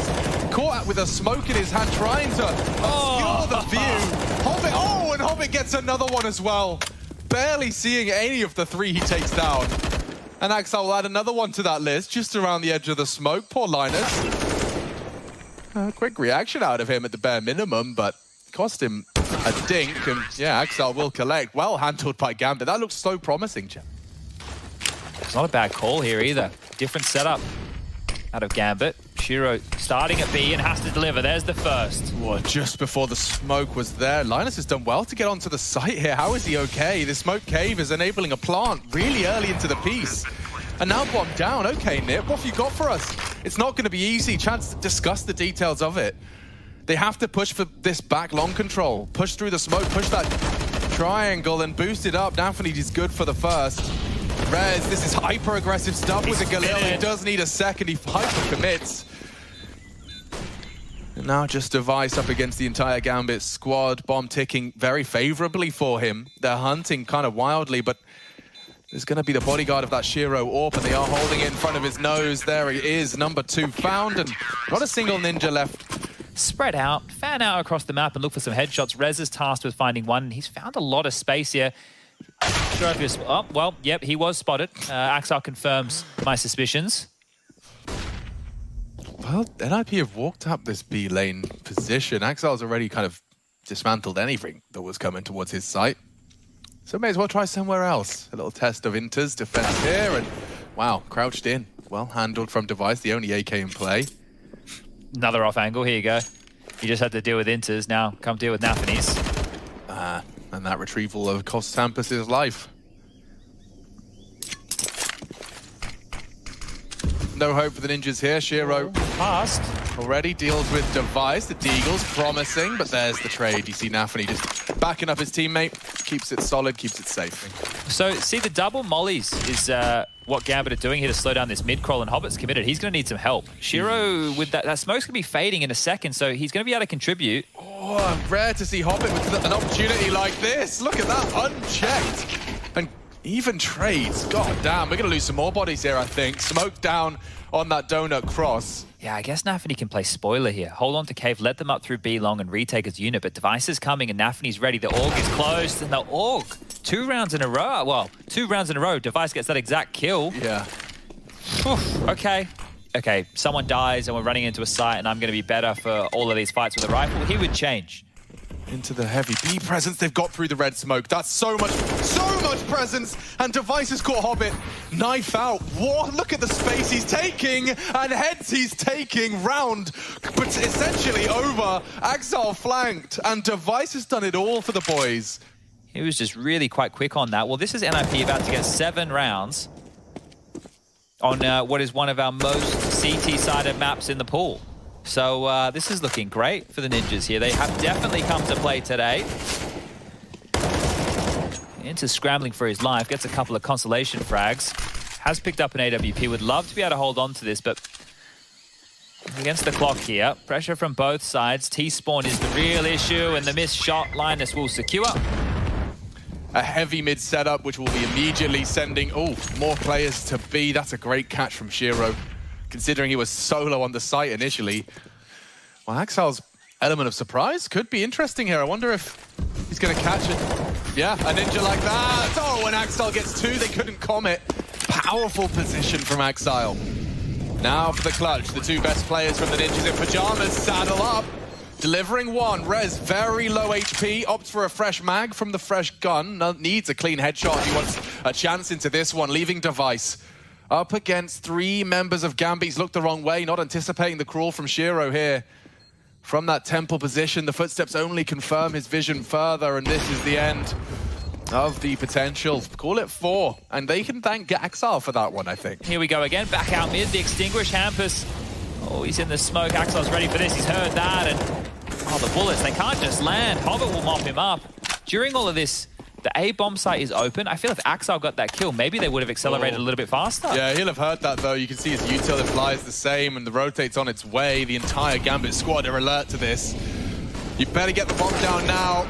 That's sketchy. A lot of pressure relieved as he finds the frag onto Hobbit.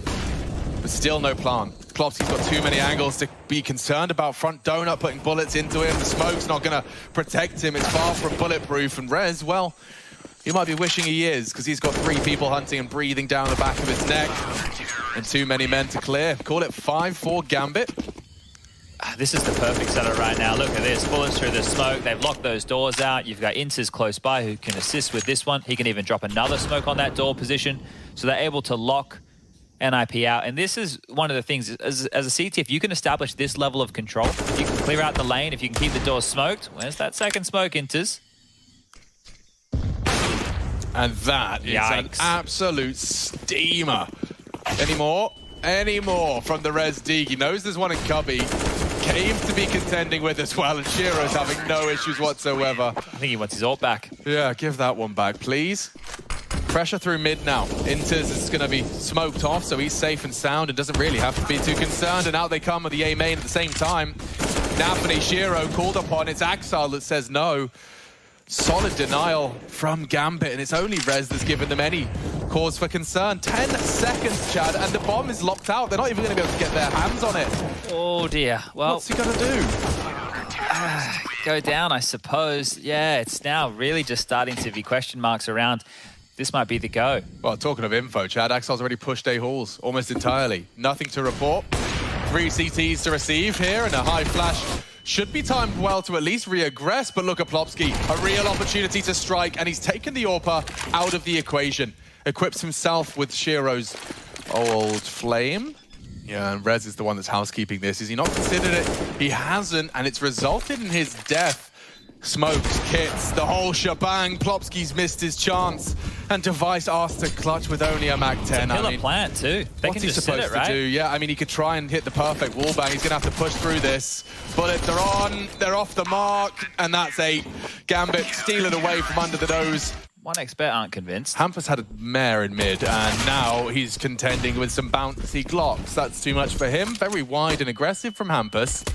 Don't think he was anticipating so much presence from Gambit. There's 4 of them in mid, and yeah, and it's actually a very imposing presence from Gambit. Rez has got too many angles actually to contend with. Look at this. The CTs all look hampered. Well, there's a leak in the boat somewhere or something. They're just getting in everywhere.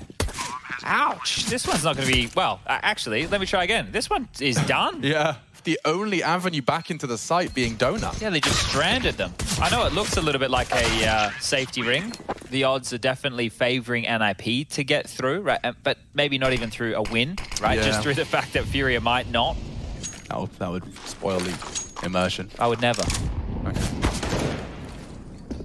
Well, this is kind of an important round here. NIP have put all their marbles. I reckon Rez has one. actually got some juice in the tank with his flank. It's not bad. It's pretty good. 2, not quite, but he does well to the first at least. And now Nafany's position Everyone's scouted here. out. The whole CT squad is here to receive, and they have to commit B.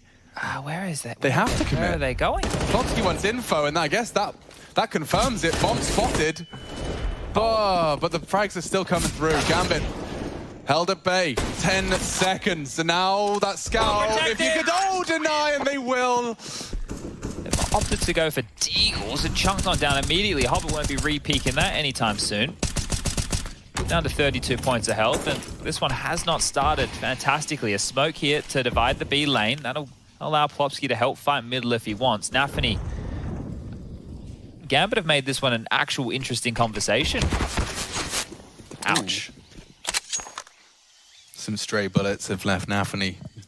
Hampus is cheating over as well now. That's perfect. He's actually arrived at exactly the right moment. Repositioning after every shot. Rez with a miss. Hampus is there, and yeah. Oh dear, oh dear, oh dear. NIP call upon Rez to deny that plant. Oh, that nade looks great. very promising, and looks like they've just about done enough. And would rather save hold of what he can. It's the M4, Kevlar, and the Helm. Well, Rez gonna have to take a lot of contact here, and look at the use of that angle, left side of the box, and just unloads into 3. That's the bomb, that's the round, just that Glock from Hobbit. Poor soul can't hit anything. There you go. I hope that's correct. Oh, and he's found the entire team. Should be finished off in a jiffy. Nice work out of the plopsky spray to stop that being a retrieval process for Gambit, and well, we'll take 11. There it is. Nobody over towards A immediately here, so NIP are going heavy mid and heavy B out the gates. Oh, Hampus is getting very pushy here. Oh, great dunk nades as well. Combo right there in towards the cubby position, and Shiro almost getting one back. He's lucky. Very lucky to be alive, old device. Yeah, unless they happen to be looking the wrong way because of a boost. Ah, 2 heads. And they have no idea. That's the end of that. Okay, Entropic versus Team 1. I think we all imagined this one would be close. Team 1 with a reasonable half so far. I'm sure they'd love 7. That's what I'm looking for with Liquid here, and they've really come in with a great form. Okay. Rez, a lot on the agenda here. He's already missed his first couple. There's the success onto Inters, but he's kept humble, and I think so will the Ninjas here. They're rotating in late. The bomb will be uncontested. No one in a position to stop that. Temple close fight, and that looks promising. It did look that way. Hasn't resulted in anything. Now I would just be holding on to these, but it looks like they're going to lose everything right now. Linus is super committed here. That smoke to get away isn't going to offer up a lot, especially if Hobbit holds his line. And well, Shiro, he's coming around top red house as well, so this one is done. Gambit will get up to 10 rounds. Wow, they should have only had 2 to operate with. Now it's just 1. So 1 smoke left to operate with. Space taken. Oh, very aggressive. And Nafany just goes down. Well, now the boots on the other foot, and then some. Plopsky catching both. Hobbit supposed to be the element of surprise. Plopsky's eyebrows far from raised. Maybe 60 damage between the lot of them. A player goes down, then yeah, right? I don't know. It's so difficult to manufacture because the default spreads from Gambit, right? That doesn't happen often. Normally they'll trade. A T-smoke dribbled out, and Hampus control. I can't believe he's still willing to go so aggressive. Update on that Liquid game. It does look like Inferno has concluded in favor of the Team Liquid gang. Oh, Hampus might catch a couple here. This is very awkward. Yeah, significantly, but he's got 1. Plopsky through the edge of the smoke, and just like that, NIP have put 3 frags from 3 very different spots on the map into the feed. All right, Chad, I suppose surely this is NIP 14th. Yeah, and really, I feel like they should be running away with the game from this standpoint here. We haven't seen a lot out of the T side. Device in the right place, the right time. finds another frag. That's Shiro down, and it's just Axar. Sure, he's got 21 kills to his name, but you need to five more. That's the first. Yeah, first, and he does have util that he plans to dump Donut. No one ahead of it. Hampus considered it. Maybe he is. Yeah, nice work from Hampus. Just maneuvers at the edge of the smoke and does put the 14th. I don't know what it was because of. Hampus calling mid-clear, probably. Yeah, but this is unfortunate for Hobbit didn't hear him. He didn't hear his legs. But now they're not ready for it. Up on the ledge. Hampus, good for the punish. Nafany down. Gambit, scramble. I think this one's done. Yeah, what are you supposed to do? You're just going to throw yourselves into cave and lose it all? I think they are. Plopsky.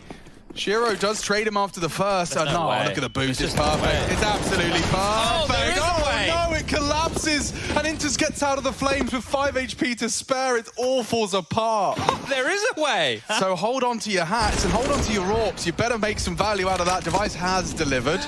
Okay. Well, they can still... Yeah, there you go. Get another one of them, Device. It's all going to be fine. NIP, it's all good. Everyone take a deep breath. Everything's cool. That was just around to make it seem a little bit more exciting. Hampus is going to find another kill, right? Right. And now it's just 2 alive. And these 2, they know a thing or two about saving. Yeah, Axon knows a thing or two about killing, though. Nice. Hampus still has a thing or two to teach him. Shiro up against the world. He is being pushed, so he'll compliment him with the first. Okay, not another one. No. I couldn't have seen a more certain round. Last buy round here for Gambit, but still, meltdown there. Significant damage out of the Hampus maneuver, but again, Gambit have got themselves something to work with here. Won't be able to deny this. Bomb has been planted. Safely planted. Oh, and into the jaws for the first. Okay, 4 on 4. No one's moved on B. Yeah. They lost to that round we just highlighted before on B. But you want to make sure you're holding on to all your goodies there. So Rez was obviously in a difficult position. Oh, so they can get rifle drops here from Plopsky and Linus. And that will mean that this defense could be rumbled. What a miss. Set up, though. Rez with the first on the M4. Device looking for redemption and finds it. More in mid. Hampus has dealt with the first on Temple's side. Bomb now and 1v3 for Shiro. NIP to close it out, and there it is. Ancient converted in the head-to-head, 2 for 2. I think, well, obviously we just saw NIP take down Gambit on Ancient. Unfortunately for Furia, they lost the first map 16-4 to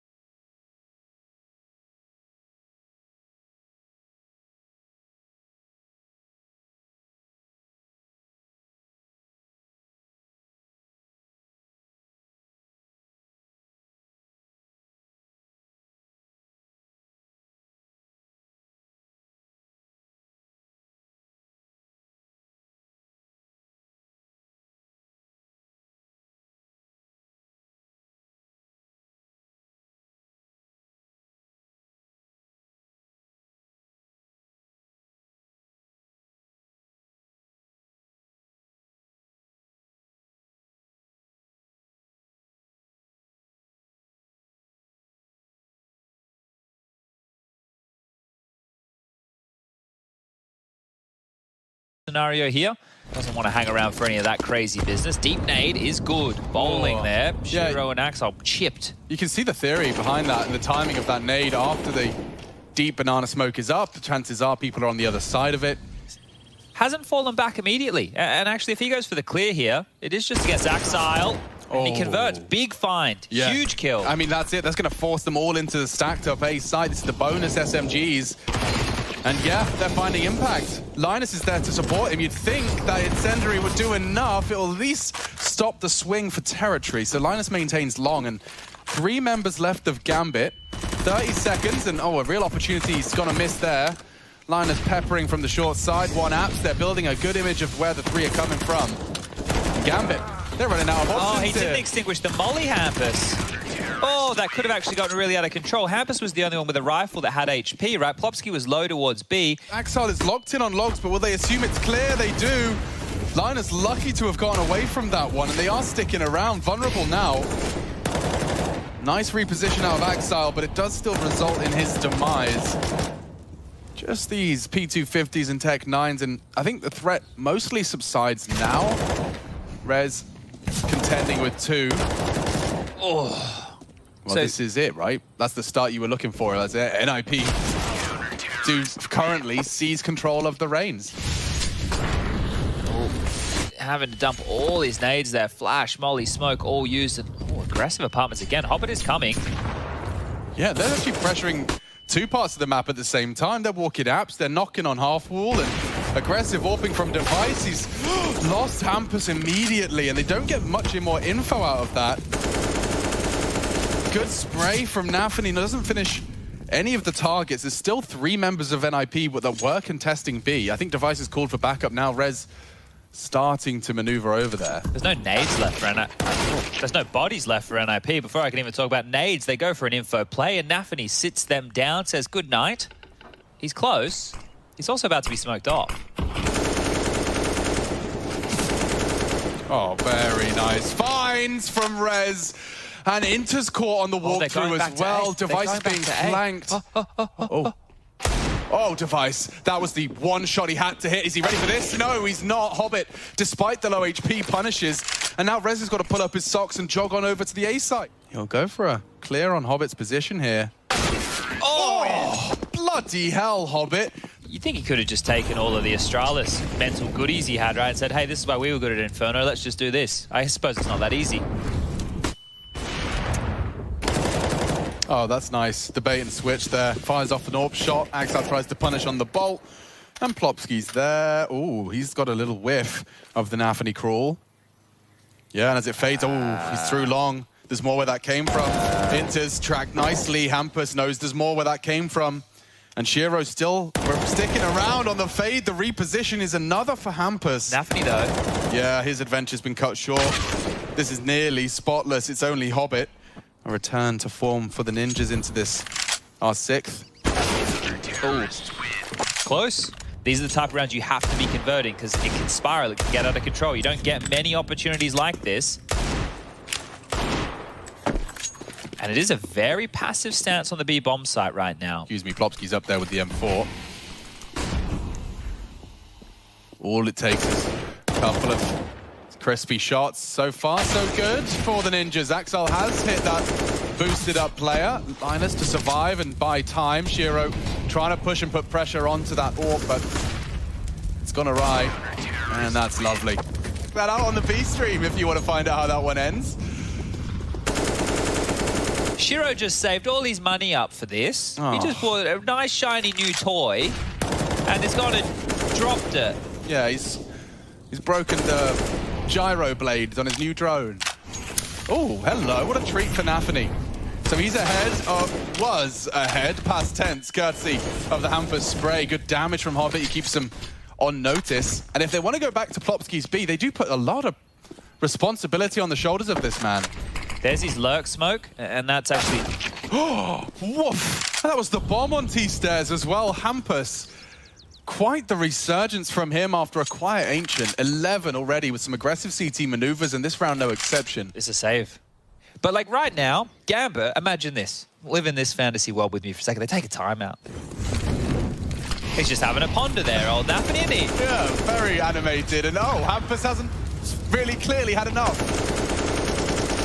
Decides he'll make his 11 a 13 and perhaps even make that 7 and 8. Well, they didn't take a timeout, you see. With the story that I was trying to paint, they had to take a timeout. Well, that really is a short-lived period for Gambit. Klopski looking to finish the round right here and now. He knows where you are, Shiro, and sprays him down eventually. Knows where he is. Hobbit up against the world. Klopski now hunting down the hiding hobbits. Look, Device, he only has 5 kills. It's other members stepping up, and this is great. Klopski, Rez, Hampus, all contributing here in a very big way. Well, he's not going to have a peek, but he might have a smoke spray. They've just been denied their one avenue of attack here. I think they might have to go back and find another way. Hobbit's got some space. That might entice them forward to Linus. Hampus is flanking. A missed shot from Linus here. He needs to hit the first one, the cross in. Device will miss, and Linus lets one go. Device has dealt with it. Still some alarm bells ringing. Now perhaps not so much, but Axile is always deadly. He's even got a flashbang to try and maneuver out of this pit position. There's 2 posted up on his location. It's Hampus that saves them. All right. Get me in control. Give me a call, NIP. Let me know. Well, we're going to get Anders on the phone first for the keys to the simulation. True, yeah. He has been running that for far too long. Here comes Intus, though. He wants to go off the extinguish. He's considering a resmoked pool and does drop it out. Klopski does nothing to report, and Linus called upon. He's looking to slow him down here. Rez has fallen elsewhere on the mid push. And yeah, Gambit looking set for this one. Only Device remains. He's already got past. There's enough backs turned that there's a small window for Device. He's not ready for that boosted position, so he will fall. Smoked off, unloads his mag. Daphne, nothing. But a lot of info, I suppose. Great flash. Device gobbles that one up, and then the lead that follows. Intus is in. And so a Gambit's name in the feed. Now the bomb loose. Shiro keeps things in favor. And look at the rotate. They're still locked out. That's Linus now and Plopski just in CT spawn where they started. That one there adds so much doubt that what it does is... Oh, Linus has found one here on the save. Bomb's about to go off. That's when he's going to release that shift key and start running. There it is, using the audible, the master steps, and a great shot from Shiro. Even gets them all. Shiro, you bloody hero. That is massive. And you can see it means a lot to him. He knows what he's done there. He's given him a good leg up into running away with his half. And NIP chose to force Chad. They've already lost Hampus. Oh, no. Well, it's 9-1. I have a sneaking suspicion this could very well end 9-6. And then, you know, that very, very good CT half from NIP. Right? Like, that's one of the... When you gamble stack a site, that's one of the risks when you smoke off the choke. Basic stuff, rudimentary stuff. Exile doing the dance of Molotovs and flashes, and he's actually left a little worse for wear. They've been a bit hard done by not converting that. They're stacking B again, so getting the most out of these pistols, right? They will be able to buy in the next round. The loss bonus will be there for them. And Plopski sent forward. Managed to get a lot done here. And Rez can't believe he stuck around for that, but that's enough for Linus's M4. That's the bomb loose. Lovely stuff. Lovely from Linus. That's exactly what you'd need from the saved M4. It's going to be a huge half. They get that T-side pistol. Maybe they can do it in 2. Wow, that comes easy to Shiro. Posted up on the Aggie peak and deals with them. Nice little setup for Hampus, though. And this perfect time for it. You've been saving your schmeckles for 2 rounds in a row. You need to find some dividends here, and only one from Rez. Shiro catches a glimpse of Hampus. And this one, a nasty yet predictable death for Plopski. Gambit will leave with a 5th, but the damage is done. NIP going to be pretty solid and happy with that, I think. Bomb has been planted. Resurgence from Gambit. Call it 5, okay. NIP, they're here to play. But is there a commitment? It looks a bit fakey. Full commit, and Hampus finds more. He's actually hit that onto Intus. They're working up long, and Shiro loses his head. This is brutal. Hobbit's still aware that it's possible. They've scouted out Nafany, and he's lost his life and his kit. Hobbit, his suspicions confirmed, and he will have a back-turn plot. He needed both. Rez is the one to stand his ground. And quick from Axel. Very quick from Axel. He's made this 1v3 just toying with him. Nice play from Rez. Doing an awful lot without having to move too much. Nice shot all the same. But NIP, they will take the pistol. And perhaps that third map may not be necessary. Good shooting. Call it 11. I really like that pistol. Only enabled to get that M4. And oh my god, look at him go. Nafany trying to challenge out Hampus, but expected it to be clear. The molly on logs, just not quite enough of a spread. But maybe, just maybe, Gambit will have their B stack underway. Smoking towards CT, Hampus to test the water, and he's on his own. Everybody else has been dispatched towards A, so really just playing with Gambit right now. Yeah, 2 for 2 as well on this one. Gambit, gobble it up, send Hampus to the other bomb site, and he sells it. Okay, all right, look. You gotta love this, right? Like, you think if there's 2 in-game leaders who you think have similar, well, I guess we can throw Art in, but he's the craziest of the bunch, know that he has something big in his hands. I would be sending everybody in this direct. Maybe not now. Maybe not now. Maybe that smoke is enough of a deterrent. Okay. He has the M4, guys. Hampus is still... I mean, I'd feel very pressured if I'm Gambit right now. Flashes all over the shop. Trying to deny what they can. Some bullets from Shiro. Hiding in that tree position. Axile with his M4. Holds on with frags alone. They're coming for Nafany's position. The flash is too late, though. Oh, my lord. And again, a nasty opening death for the Gambit leader. Where's this NIP been? Yeah, correct. One flash. They can fully execute here. Hampus with some confidence in his maneuver here. Just going for the full clear, and Hobbit shouldn't get more than one. If that, Hampus keeps him honest. Ooh, no boost today. Flopsky cancels those plans, and then some. NIP making light work of Gambit. I'll go warm up the car, mate, because this is over. Like, the fact that they bought into that one now, sure, Axel can try and hold on to this. That's all good and well. But they get 2,900 as the loss bonus into the next round of play. If Axel doesn't hold on to this, it's just going to be some upgraded pistols here. What are we witnessing here today? What a crazy, crazy game this has been. NIP from the shadows. They're just going to be cheering for a Liquid win. Okay.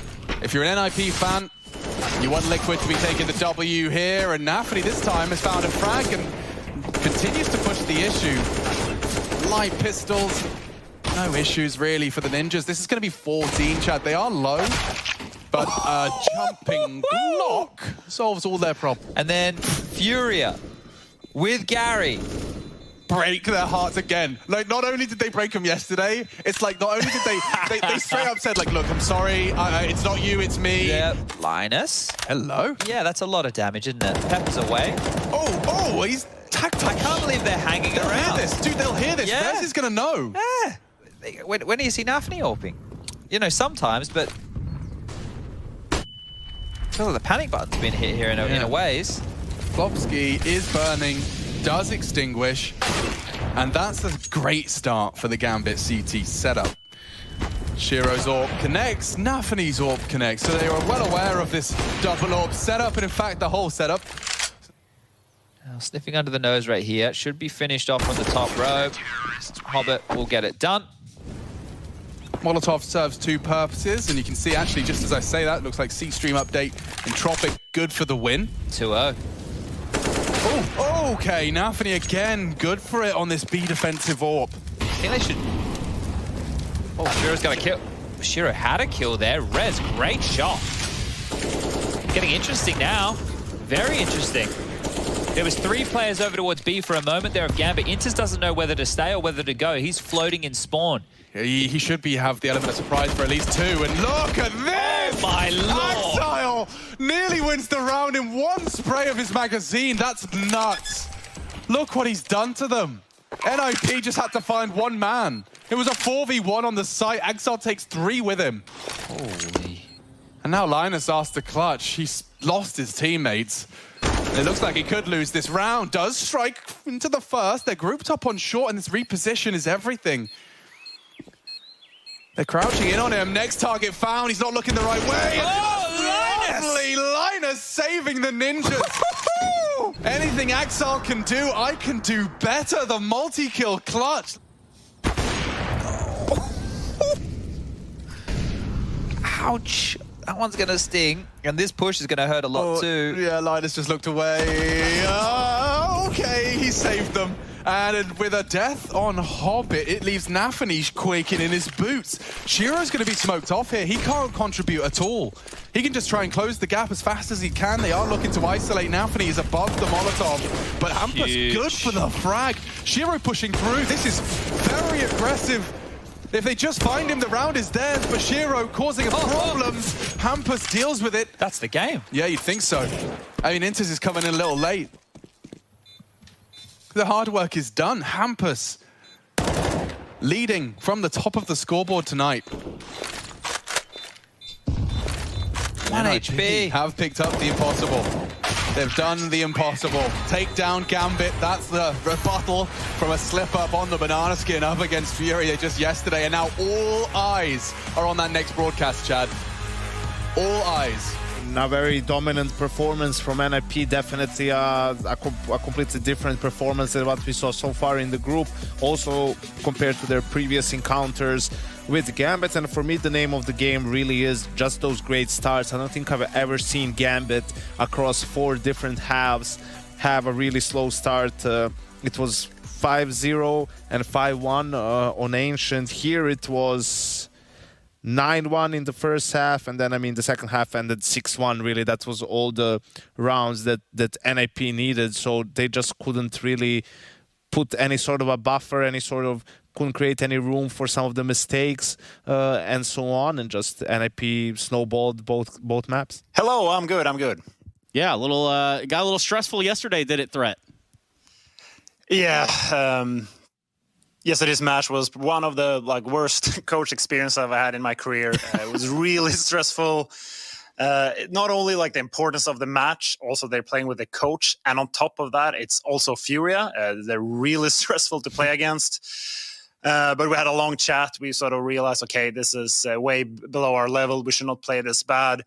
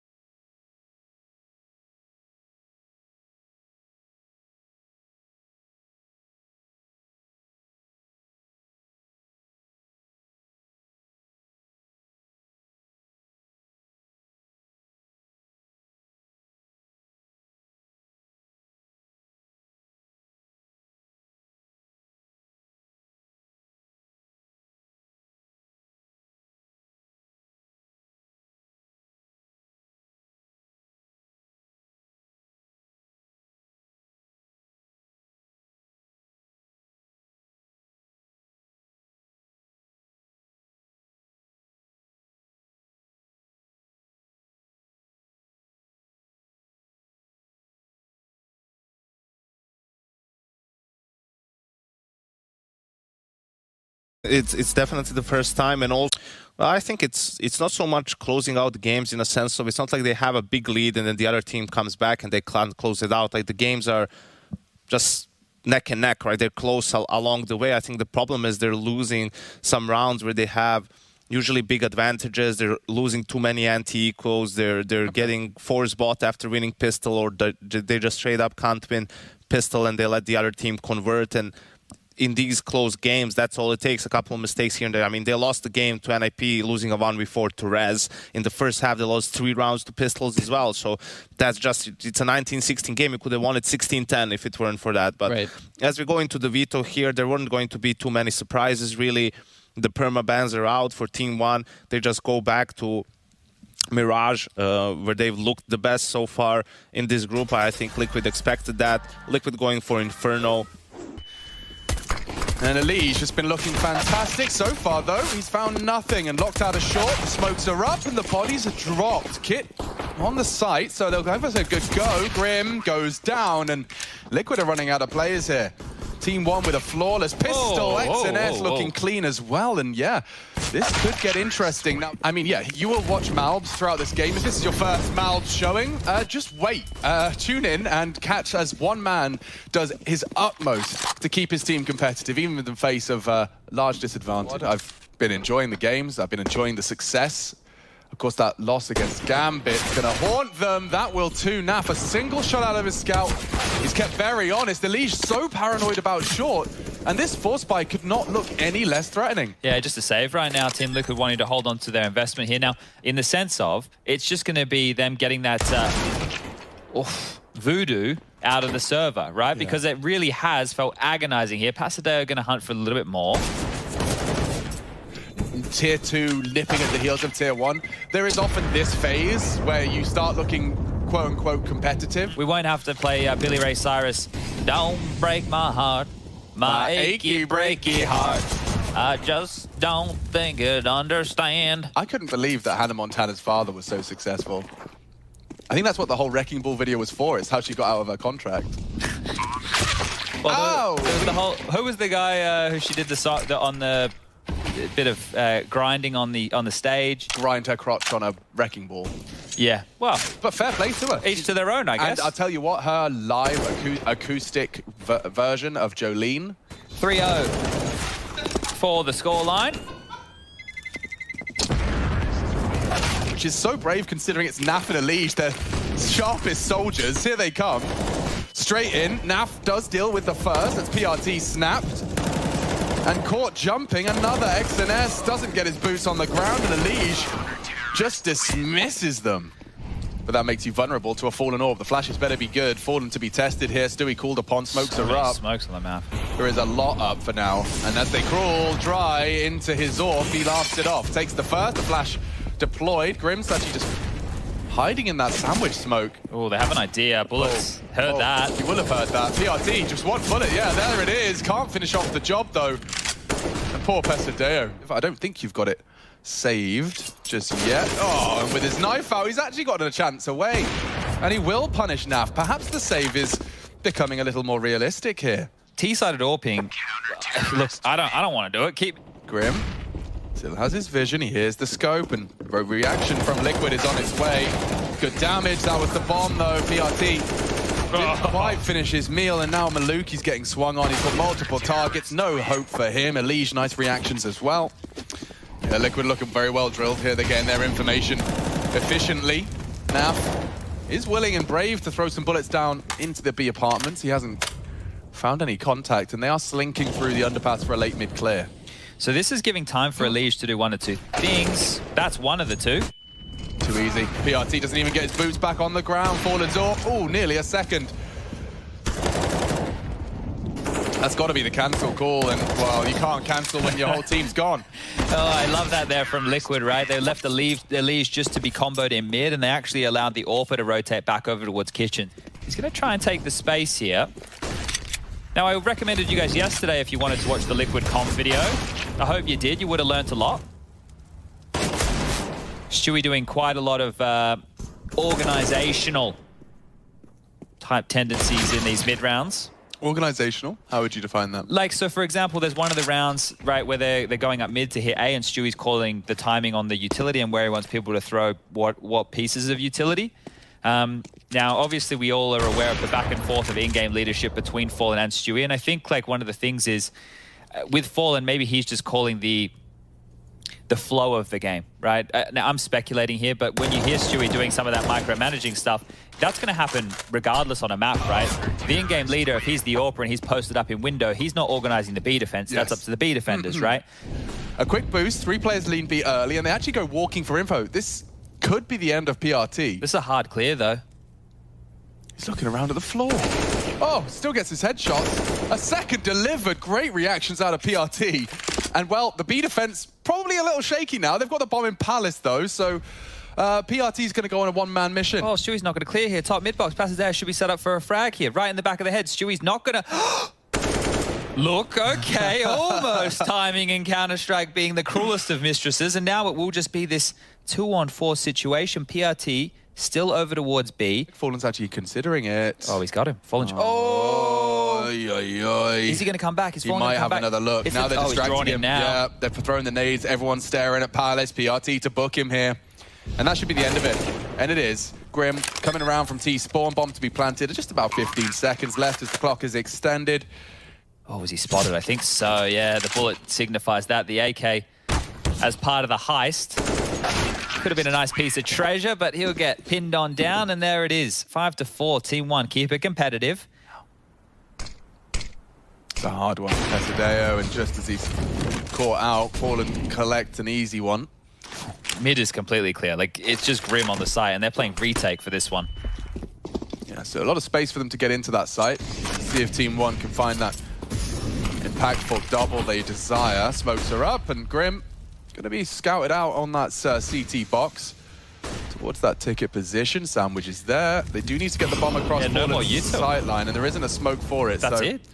Yeah, this one's going to suck for Team 1. Easy collection, just like that. Grim strikes as well, and one by one they fall. XNS, the last man to go, but that is Team Liquid extending their lead. So the money's still decent. Team Liquid do respond. Nice smoke there. That one's going to bounce a million miles a minute as they run onto A. Yeah, really quick into A, and Stewie can't believe his luck. He's already collected one.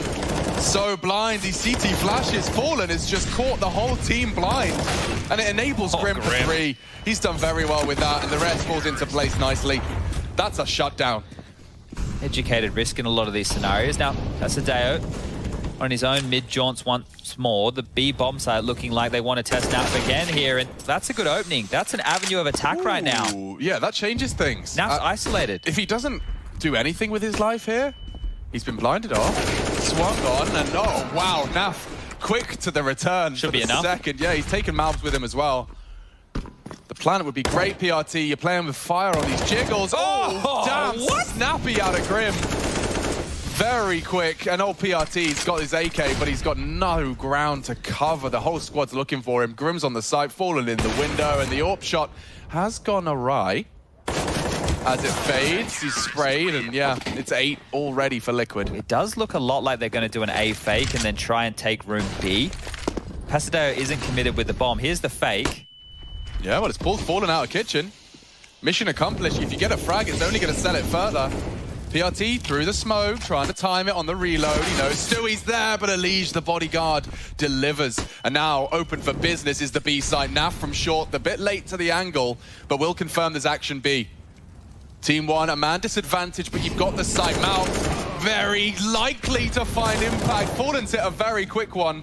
Oh, and it falls apart again for the caught on the jump. Maluk is the last to fall, but that was a quick one out of Fallen. Stewie's over here now as well. They're not drawn towards middle, so set up for this. Okay, Stewie with a single pop flash. He can drop this. It's going to be a perfect time. Fallen's already taken one down. Blinded off. They do descend. Big from XNS. Sprays there too. Fallen still finding impact as that CT AWP. Oh, they're all in. It's chaos. 3 versus 2. Elige needs a multi and has delivered exactly that. And the dream. Team 1's felt a lot of heartbreak right now. Maybe they're just aching too much. Break something. Holding it with an AWP is always brave, but the fact he's found that so easily, just as Pesadeo obscured the light, in the smoke, and oh, Stewie's double. Oh, he's looking good. Pack her up. Yeah, and pack it in. Team Liquid's 11th starting to begin. Tink as well. Yeah, Stewie takes 4 there, and his teammates will finish it off. That is domination from Team Liquid. But let's see if he can do and deal with this test all the same. Molotov down to the window position, a whole squad charging down through mid, and that's the frag they were waiting for. Oh, they're just sprinting into A, aren't they? XNS, what do you got for us here from the ticket position? Would need more than 1 frag to make this one interesting. And now they already get the bomb down, something Team 1 couldn't. Look at all the control right now that Liquid have in middle, right? They just have to stall this out, and they can play the post plant from far. Oh, I mean, they even had a Palace position player that didn't need to activate. Fallen and Grim working on any of the rotating players. CT to be contested, Grim waiting, and Crosshairs plays. That's a well thought out pistol. I like that. We'll talk about it in a second, see if PRT can do anything more with this. He's just losing his health left and right, but here's Professor Deo and that open plant. Got a Smoke kit as well. Hang on. Okay. This is threatening. 5 seconds, start counting. Okay. 4, 1 bullet. 1 bullet. 1 bullet. Oh, he gets it. PRT ninjas under their nose. There are 3 AKs out right now. Yeah, and why does their buy look better than Team 1? I guess this is why we like plants, right, Chad? Yeah, we love a plant. We also love players staying alive, and that is huge from Grim. Forget the pistol round. Oh, it's filthy. See you later. Well, this one started great. That's true, and they've found it. Oh, dear. What is a magnificent thing? Isn't it? You could even say it was fundamental of life. You could. Sting got angry. Oh, did he? Yeah. Well, they're on a very nice hunt here. These are the rifles, right? And Grim, he just might take them all. He's so scary right now. This is actually 4 for Grim. I mean, he got that double on the apps. He comes back to finish the job. What would you call it in Oz? Dollar tree? Yeah, dollar shop. Dollar shop. Yeah, but most stuff in the dollar shop costs $2. So. Does it really? Well, they've really missed the whole point there. Yeah. Stewie, you trying to get baited in here. The flash, it's going to help. Oh, in a big way. The assist is there. Pasadeo noted, and be good to find anything. He's lost his head from his shoulders, and, well, with PRT getting run down, I think it's more of the same. XNS has got his Super Soaker out. This one's the Super Soaker 3000. It's the newest model. It's very good. Maluki's not got more than that, but XNS still, with the aforementioned powerful pistol, could try and do a little more damage. A couple of chances there, and just shy of the mark. All of the teams in their group so far feel like that. I mean, don't forget they were within touching distance of the Gambit W as well. That was a great game. That was a lovely game to watch. On the half, as I hear Hugo curse it with his voodoo. There's no way this can go wrong, right? Don't know why he's a cockney child, but Hugo and I have the opposite of that. I've been like a preppy private school, yeah, I don't know why wearing the tie and the blazer. Yeah, exactly. Gones and T and cursing Team 1. So call this one 14. The bomb is down. The 40 seconds has started. And if you want, you can count them out at home next time. Next time the bomb gets planted, count down from 40 and see what happens. A little remiss we haven't had a mouse moment at all. That's the second map. There's When's an it Inferno. supposed to have one? Yeah. Yeah. Yeah, perfect smokes from Liquid. They've even got the lineups to throw that window smoke from every single spawn. Just 1 or 2 nerds started that, and then now everybody has to do it. You know? That's all it takes. A couple of people bother to learn all of the lineups. Anyway, so what if I just spawn in and I just throw it from where I spawn? He's taking the right gambles. XNS, though, oof, in the open for 1. Good trading. Yeah, man advantage maintained. Nice work from Stewie 2K, and they are crawling into A.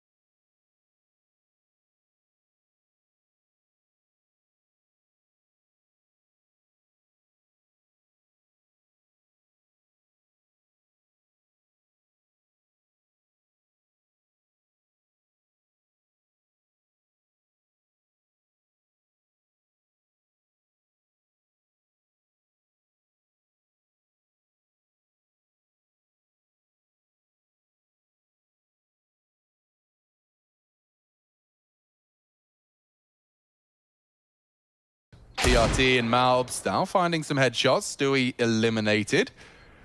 Partnered up. They have a kit. They have a smoke. Both spawn, though. This is not an easy clear. You still have a lot of mysteries. And I think that flash kind of tells exactly that. Yeah, and they just used their smoke as well for connector, so they really don't know what they're up to and what they're up against. Missed shot from Fallen, and Grim has to come up clutch. The first found, and dancing with him, rotting the clock. He has to force the push. PRT does deliver, but I'm not sure if there's enough time. He's got a kit. It's going to be close. Right down to the wire, right down to the very last second. He says play on. Okay. Screaming tears and fire. There you go. Lovely. Yeah, and the panic, because you know that there's a couple of people who are a bit scared of flying in the mix there as well. And the very same people that applaud as it lands as well. Sussy smoke. XNS is in a bit of a standoff here. There's a couple of seconds separating him from instant death. Oh, and he does recede at the perfect time, trying to dink out the walk-up, and he does hit the bullet, but Grim Seike's better. Kept even. Maluki needs to contribute here, and he has tucked in to do so. Missed his shot, doesn't get him a second opportunity, and now PRT with it all on his plate. Liquid looking to convert this map, but they're making it costly here. Malbs is making it threatening. They know there's one on ramp. They only know there's one ramp now, and he's so low. This is looking like another successful retake for Team 1.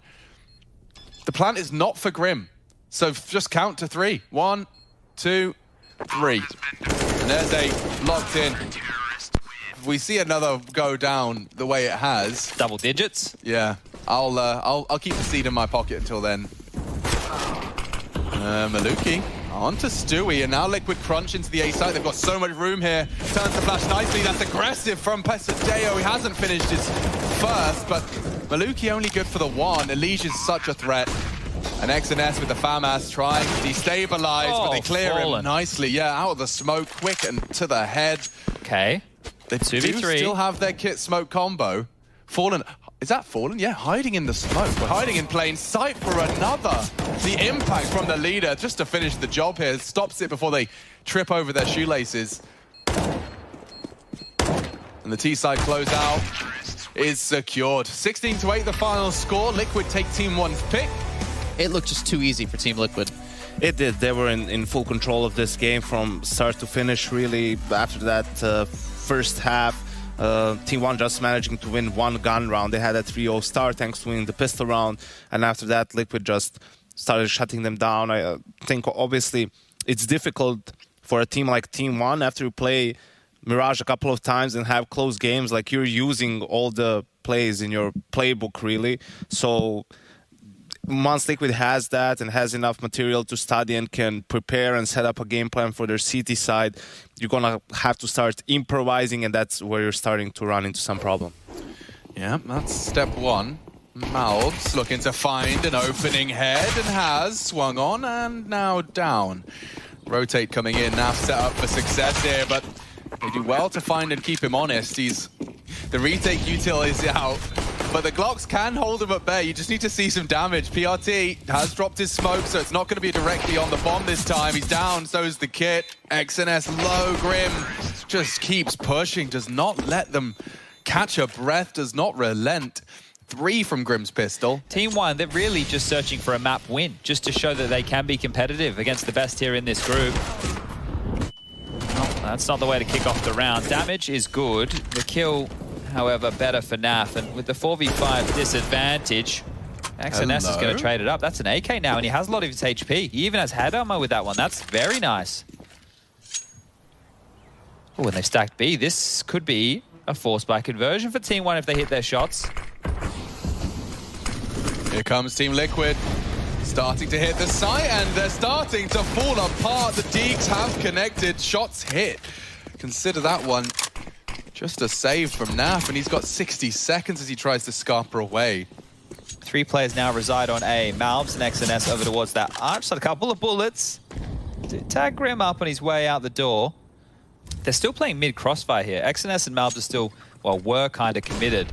Flash up, Malbs set up. This feels like a shutout. It certainly should be. And already, they're being warded off of mid, but they do start their commitment. Malbs, oh no, nothing. He's got nothing. That's ugly. PRT needs to step up to the plate now, and he's got nothing as well. A single frag is just not enough. It's Maluki's Mac 10 that makes it competitive. After all, the Deagle to save them. Okay, Grim, 1v2, makes it very swiftly into a 1v1. He knows where you are, Maluki. Gives you no time. Great play from Grim. Preemptive stuff, and Team Liquid are straight back to it, I guess. Fighting mid and banana simultaneously. Grim has been fantastic with just going for these aggressive openers. You can see the level, I don't want to say level of respect, but he knows that he can take it to them individually here, just really pushing and forcing his way through. XNS should get another here, and there it is. So 2 rifles to work with the bomb going down over towards B. Oh my God. So much. I can't believe he's taken an M4. That's crazy. And they even know where the final is. So XNS should be able to pick up that M4 if he is brave enough. There's nobody else hunting him right now. Elige, Stewie, and Fallen all just hiding over towards T-Spawn. I've seen them lose them. I haven't seen them win the financial battle. You see what's a bigger problem as well, right? It's only... This one here should just be them getting whittled down. I won't get excited. It's not that the Deagle forced with smokes before. This should just be peeling them apart. Is Maluki buying the rifle last rounds? Right? He bought the M4, which he had money to do because of the kills he was getting with the Mac 10 and whatnot, right? And even if XNS saves this Galil, he can't drop... Oh, he can now. Okay. If he lives, it might be all right. It's looking unlikely as well, isn't it? I'm trying to paint all these pictures of how they can get an AWP into Maluki's hands, but I don't think it's going to happen, guys. Yeah, so if he lived with those kills, he would have then had enough, right, to drop an AWP, but now not the case. And the util to be dumped out through. Flashes are high, Pit is blind, and they jump straight onto PRT. Fallen keeps it even, and then some. Seizes the advantage again, seizes the site, and Naf looking very, very comfortable in that duel. Oh, and you're saving the 2 worst weapons that you just invested into that round. The 2 who prioritized utility over firepower because they needed it for the banana control. So now it's an MP9 and a FAMAS. Liquid pushed B-Apps into PRT, remember that? So if Furia had a 5th, that is true. How many good teams are in this group? It's crazy. Yeah, I think... Oh, hello, Elige. Let's see if he goes monster mode.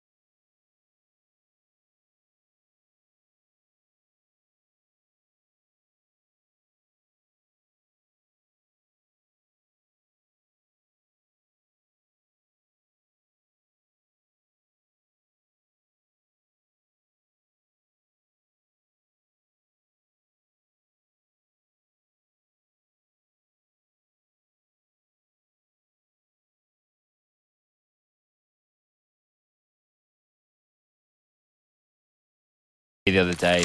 Everything he was doing was the right call, and sometimes... Luki, again, going to be looking to find early impact, this time just responsible for any mid-crunch, and... I don't know where XNS's health went down. Was that the bang from Naf? Yeah, it was. All right, well, he's working with a little less. Malbs finds a little more. Stewie, again, the opening death for Liquid.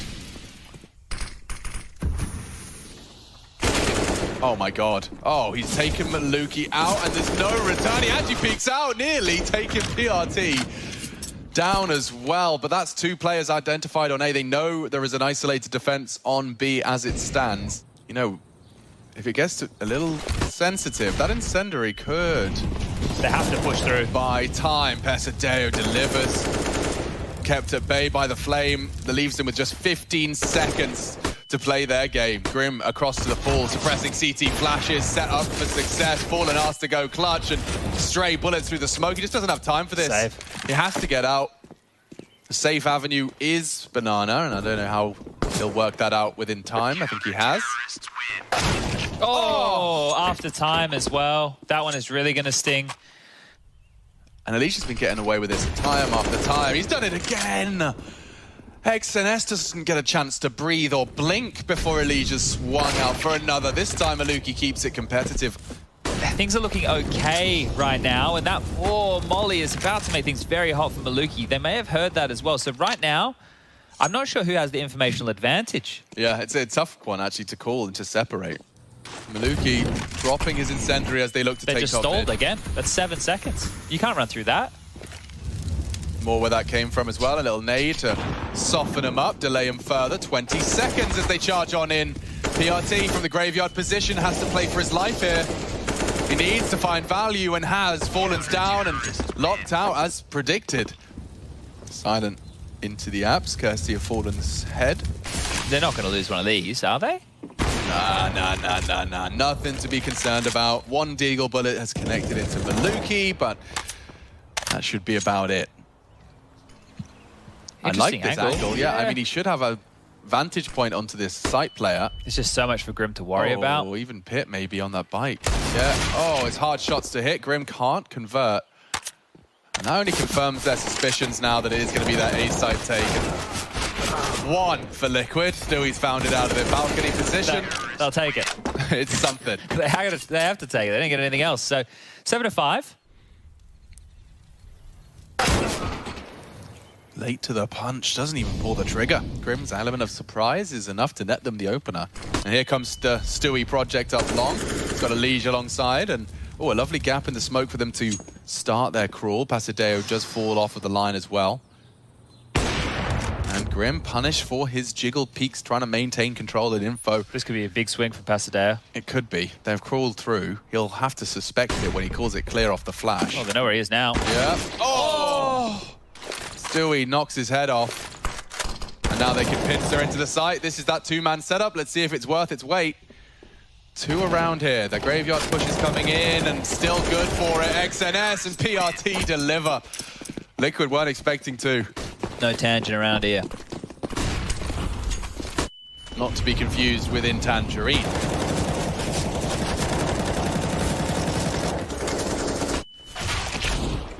Well, this one's shaping up as a 7th, I say, and... I say. Golly gosh.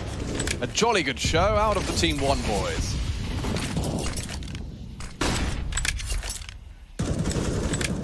And this will be a competitive half. They'll be playing for the advantage in this last round of play. No, absolutely. They could use every bonus they could possibly have. A last round here would be great. 2 up second mid, and this is an opportunity for PRT. His bullets in the right place. Attacks. They finished the job at least, but it's Elige that immediately responds through the smoke. Wow. Hold up a second. Opting for the orb to catch the flanker. Pesadeo going aggressive. He seems aware. Takes the fight down mid, and he knows where the last is, and that's the end of that. What was that? That's a decoy thrown on over, and well, actually, that's done exactly what it was designed to do. Stewie looks like a bit of a tit right now. He's thrown out his smoke for nothing.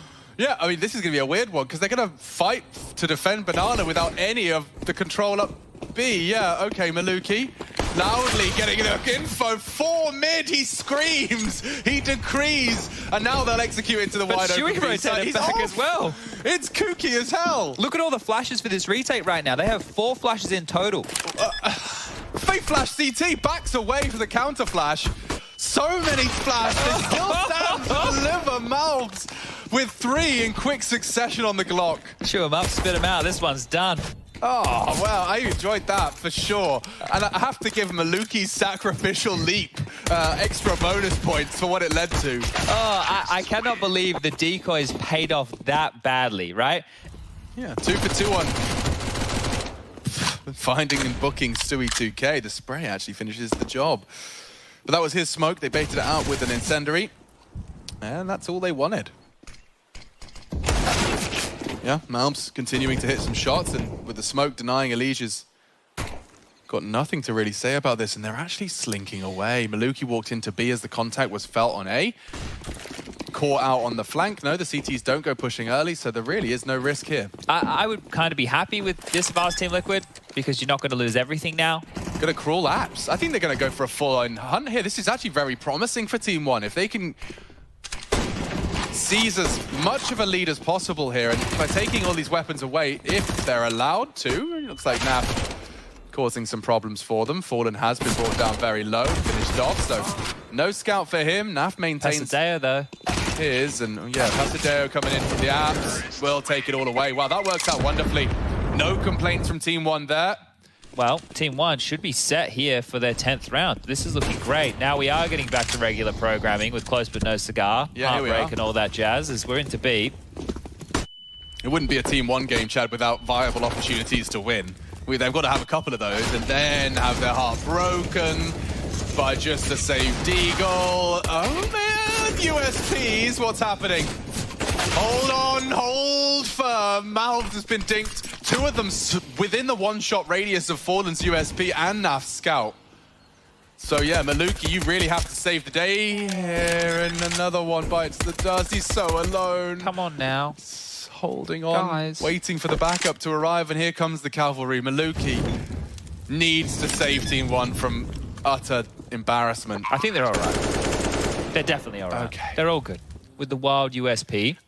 He hasn't checked it. I don't think it's going to matter. I told you it wasn't going to matter. Unlucky, mate. NT in the chat. Ah, nice try. NT. Next time. Let's get him, boys. Going around now. Yep. Let's go. Ooh, and a stagnate success. Even Malbs is looking worse for wear. His jaw hanging loosely on by the cheek. Okay, XNS is starting his crawl now. And elevated over the smoke of his own design is Grim. He knows these angles well. He's forged them through use of his own util. He loses a liege in the process, but Fallen's Orb still vigilant on the site. Careful now, Maluki. If you die after time, you're going to be left with nothing more than 2,900. Oh, he might die. Oh, he will die. 5v4 conversion to excuse me. Aggressive? Yeah. And against pistols, I can't believe he's going for a repeat. That's very brave. Fallen, he's had a few shots. He hasn't connected a whole lot here. Elige, well, he'll do the cleaning. And Grim comes in just to pick up that final sock left on the floor. So, in his CT versus T-side stats, let's see if he can find some impact with that. Oh, he's been tagged down immediately here, so... This is aggressive. Oh, very aggressive, and it's resulted in an advantage. Team 1.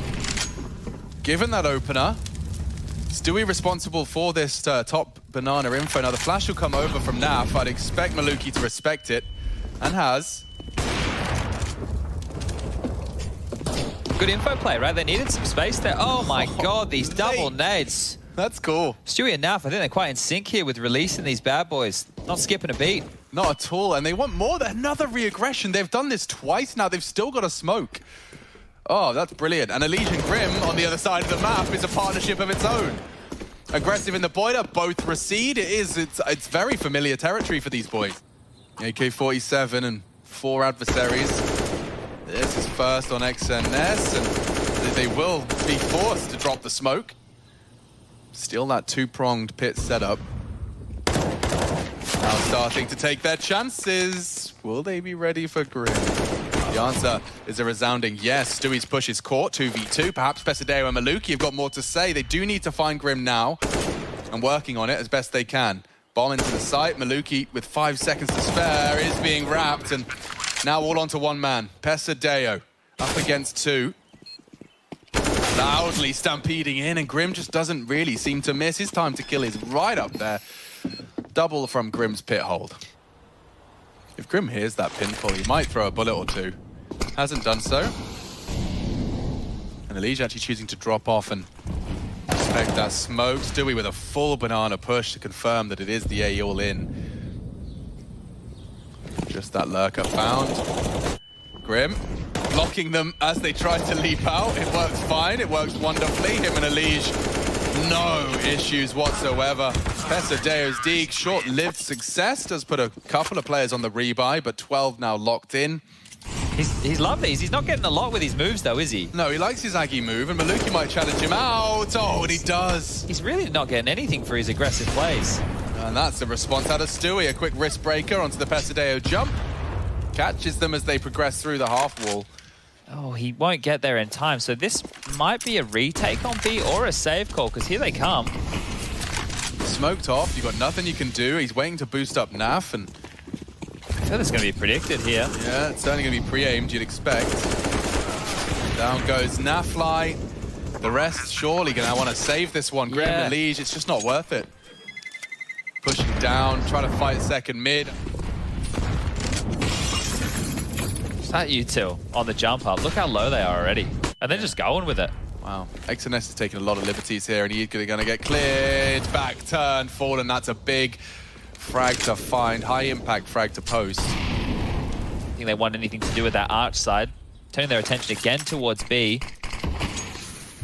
Denied by the drop of the smoke, and well, Elige denying even more. So PRT also hits the floor, and now it is a 3-on-5 situation with B being the only viable bomb site right now. Elige is there actively contesting, and the frags come one by one. Pre-util. Stewie's in a prime position to punish anything from that elevated position of Pesadeo. And Maluki's his next one. Clearing it out. Nafly collects his 13th, and that's a spotless defense from our North American. Extinguishing Banana. Malbs would love to see some more impact from him here. He's going to get caught in the open, and Stewie will unleash back-to-back AWP openings now for Team Liquid, and Stewie's going for more. It's just going to be way too easy for him. A second kill, a 3v5 established one more time, and 1:30 still on the clock, so things for Team Liquid are looking great for the 14th. And from here, Alex, they should be able to just sail home. Yeah, but you were just saying you had that realization that now you actually get a chance to play it every day. Yeah, I get the luxury. Lucky me. Here they come, lots of nades. Stewie's already found impact, and he is burning to a crisp, so that's one way to, I suppose, open up the B bomb site. If they do deal with Naf's boosted position, we've got a conversation to have here, and no one's pre-firing it. They're in, though, and he hasn't found another frag, so Fallen, this is fading. Fades, he's going to deny it. This is perfect. They can't even plant. The frags have come through. There's no time, and the 14th is locked in, courtesy of Fallen. Just not enough time on the clock for them to piece that one together. Here's the Fallen aggression again, jumping across mid. Is going to have a free peek, and this time we'll find an opening. So things have gone from bad to worse in the last, what are we looking at? 3 rounds now. Yeah, it really is. The downward spiral continues. Light by, some pistols. Riley's on the wall. It is. /.-/.com.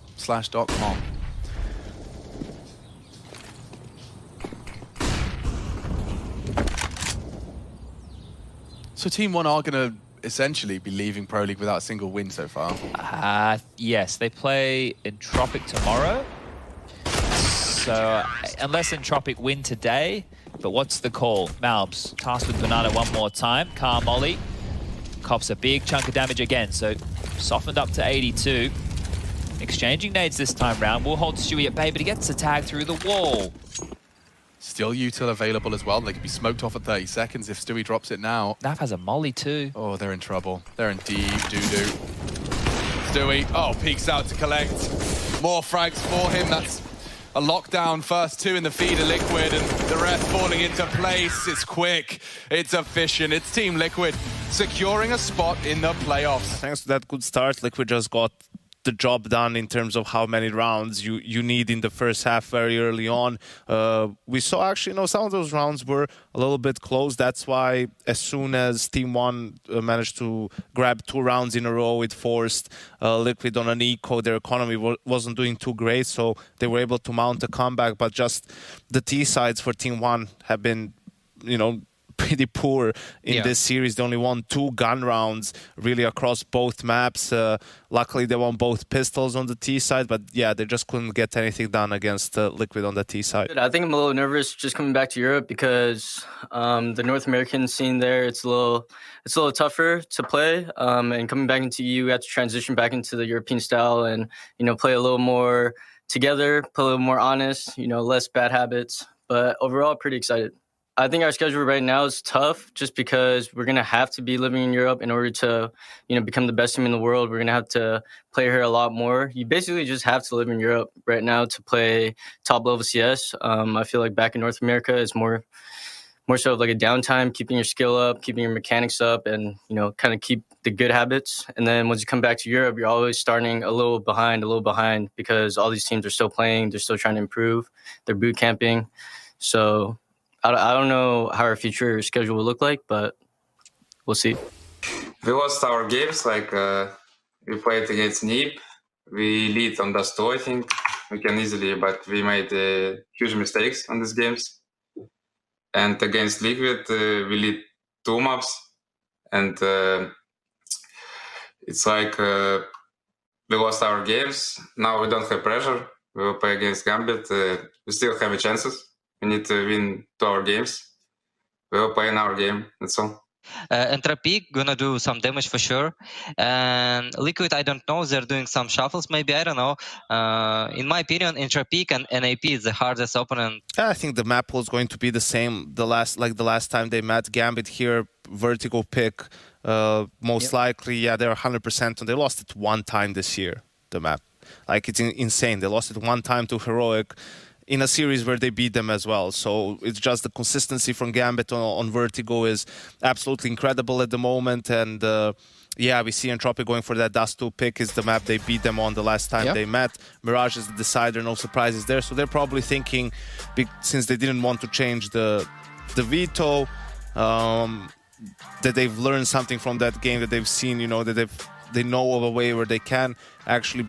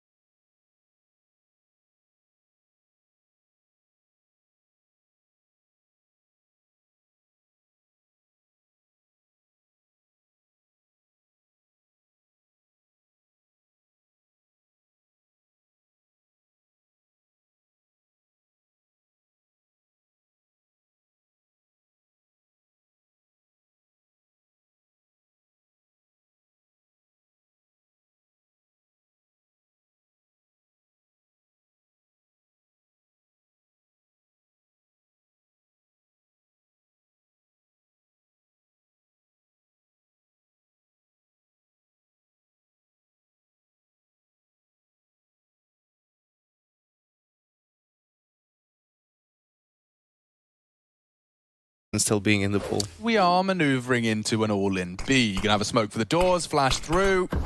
Molotov perhaps for the plateau. Yeah, Hobbit. On the Entropic side. And he's trying his luck again, and it's worked out again. Hobbit's humbled. Nafany's added to the list. And Crad fully flashed. Maybe there's more from Axel's UMP. The answer is the resounding no. And I can't quite believe how quickly that fall force has gone flat for Gambit. Yeah, it's an all-in, right? That long fight. You win it, you grin it, you lose it. Well, you're in a lot of trouble. And Shiro eventually lands the shots he needs to, but still, this should be okay for Entropic. Forrester's low. Nickelback, he could be in trouble, and Shiro is threatening right now. He wants to take the fight. He's going to be mollied out of position. He's dancing around with this one, Shiro. Yeah, and it's enabled him to tag up another. Lots of damage. Softened him up. This FAMAS could do damage. And Entropic in the hot pursuit of the information, Inters reveals himself and Forrester collects. So patience rewarded there, but also 2 for 2 on their long conversions. And this is the type of round where you really should be expecting almost nothing. Elliot will not know that he's actually tagged on through the door there, so Nafany will have to reconsider. And if Entropic are sloppy about how they take this territory, the USPs could get a kill or two. You wouldn't be expecting much more, and now that, oh, the flames have tickled up Hobbit, here they come. Oh, and that's easy as that. Yeah, 4 kills for Forrester. I think he definitely has been aware that he might have been lacking a little bit in some of these games. They're looking for info mid. You can see Axel was going to try and test the water there. Krad's only got a Mac 10 to defend that, and now Nafany's coming around the corner, so that's Krad dead to right. Yeah, just scared me for a second. But they're going to have to propel themselves up long now. Let's thrust them forward. That's CT bullets through the smoke. Nothing to report. Shiro is posted up in that power position. But that's another one from Forrester. A boosted player loses his life or loses the base of his operation. Shiro's in jeopardy now. Nafany from CT. But that low HP is not stopping him. Doubled for both of the remaining Ts. And so Nafany can take this clutch. The health definitely, favored him, but now a tag and finished off nicely. Good recovery, and it's just the 2 of them. Don't expect anything of such ilk into our 6th round. It's just the Desert Eagles and an armored P250. It is Nafany, though, with the armor, and he might be able to voice his concerns to Forrester's push. And he has, combined with Exile. That puts a weapon down. If they lose another, it's actually going to get a bit disastrous here. Nickelback playing with fire, and that's the chance now squandered. Yeah, and that leaves Shiro's options very limited. I mean, he's just been spotted out as well and caught on the cross. A nice recovery out of Entropic after losing to that aggressive CT maneuver there across the ramp. Axel's going to try and catch a timing if he does survive the initial cross. Yeah, I think that he's done with that. Getting on out very quickly here. Axel enters towards spawn. They're condemned, and Alien will just get them out of the server. No dramas whatsoever. 2 quick ones. That could be it. It's like a fun game for our in-game director to try and find. But they are setting up for a mid to B split right now, and that would be the call because Inters is floating. Hobbit 2, it's just Nafany on the site on his lonesome. So if Entropic stuck towards those mid doors, they would have been looking good. Right now they are postured a bit more for a cat take, just still garnering this map control. They've got a very aggressive setup here in the form of Axile. He's playing a lovely angle to the first, and now he can disappear. Oh, or aggress, charging straight in. That's Nickelback with the bomb. We really can't afford to go down. We're at 45 seconds here, Chad. They're forced to flash out the long doors. Axile's done an awful lot for the time, and now Shiro's posted up as well. This just spells trouble. That'd be a brilliant flash. Still pulls the trigger, and there's Axile as well. Looks back to regular scheduled programming for the Gambit CTs here. Keep everybody alive as well, so a nice clean one. That's a good response to have here early. Oh, and Elian obliges. Thank you very much.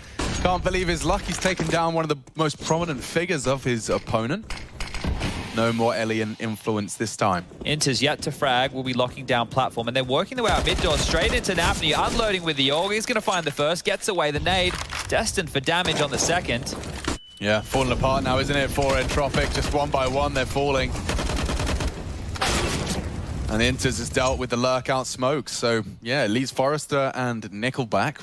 Currently, the CTs are nice and spread out, so find this kill easily. Hobbit's not having any of it. Okay, opening move Doesn't net them anything. Hobbit's got one too, though. He's actually pushing up for this. What a and Nickelback shot. ready.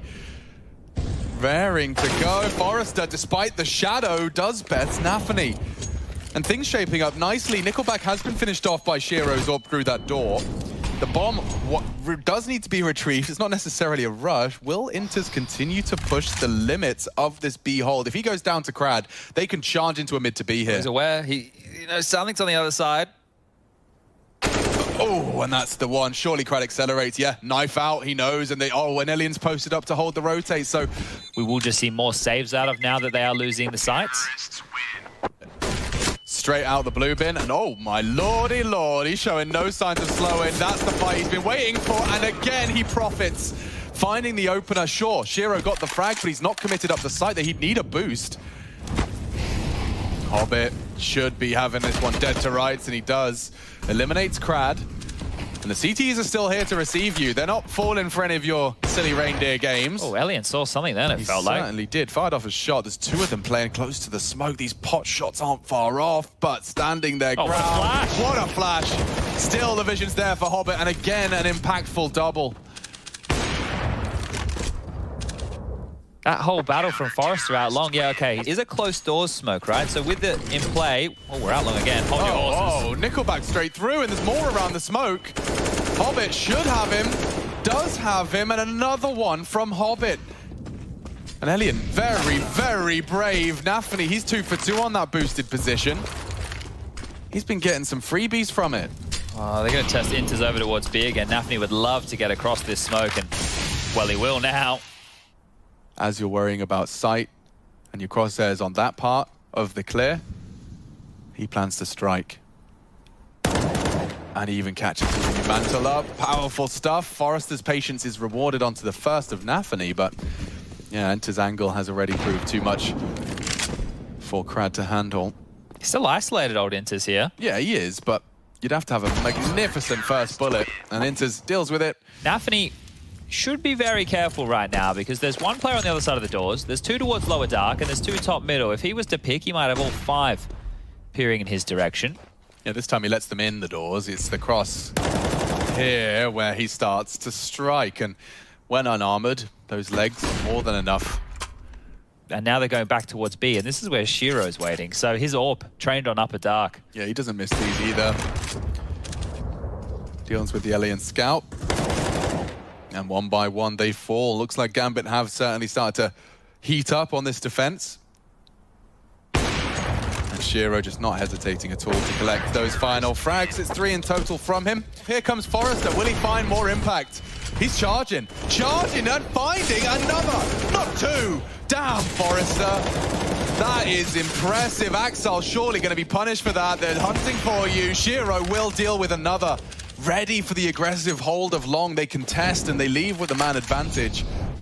Oh, look how passive Crad is in pit right now. He's just basically hidden at this juncture. Imagine. Elian has a pretty good idea here. It's not an easy one for the AWPer, and just shy. Axel pulls another frag out. Surely that's information, the name alone. Axel, the A player, long player. Oh, Shiro, be careful. Loudly, and still doesn't matter. Oh. Early smoke, though, and Inter's... Oh, he's got it so ready. That's the perfect HE. The flash is good, though, and it does enable them to enter the site. Pretty much unscathed here, Chad. There's a problem for Shiro. Nafany's caught one through the door spray. If they find another... It's game on. But with that weapon recovered, the site is theirs. Util dumped, Forrester evasive. There's still a smoke on the doors. Axel taking a long time around the world, but it's worked out for the Tons player. Still plenty of time on that bomb as it ticks. 2 from Tons, 2 from doors. They push out. It's what Nafany was waiting for. Oh, he takes them all down. Through the smoke. Certainly helped them. We do have double AWPs in play, actually. So Inters was dispatched towards long. Axel, with a quick use of his util kit, has maintained control of long. Hobbit loves these little early walks. Up short, hoping the Molotov will force him off, and it has. Good use of util. I kind of feel like they want to go late long here, just with the formation we're seeing from Entropic right now. 3 players towards the back of Cat, not doing a whole lot, while Forrester... Oh, Nafany, you gotta be careful with that. Brad's chunked you down. So he'll be slipping back up towards the ramp, trying to tuck in. There's so much time, but it looks like they want to go now. The inter-secondary AWP, it's a curious one, isn't it? Yeah, he could get run over. Hobbits and Goose, they've just cleared out the tunnels. Well, there's a lot of bodies here. Inters does have to extinguish and has failed to do so. He'll play around the smoke regardless, but he's lost Hobbit. So this AWP really does have to do something now. The rotate's on its way. The cavalry are coming. Survival perhaps is priority.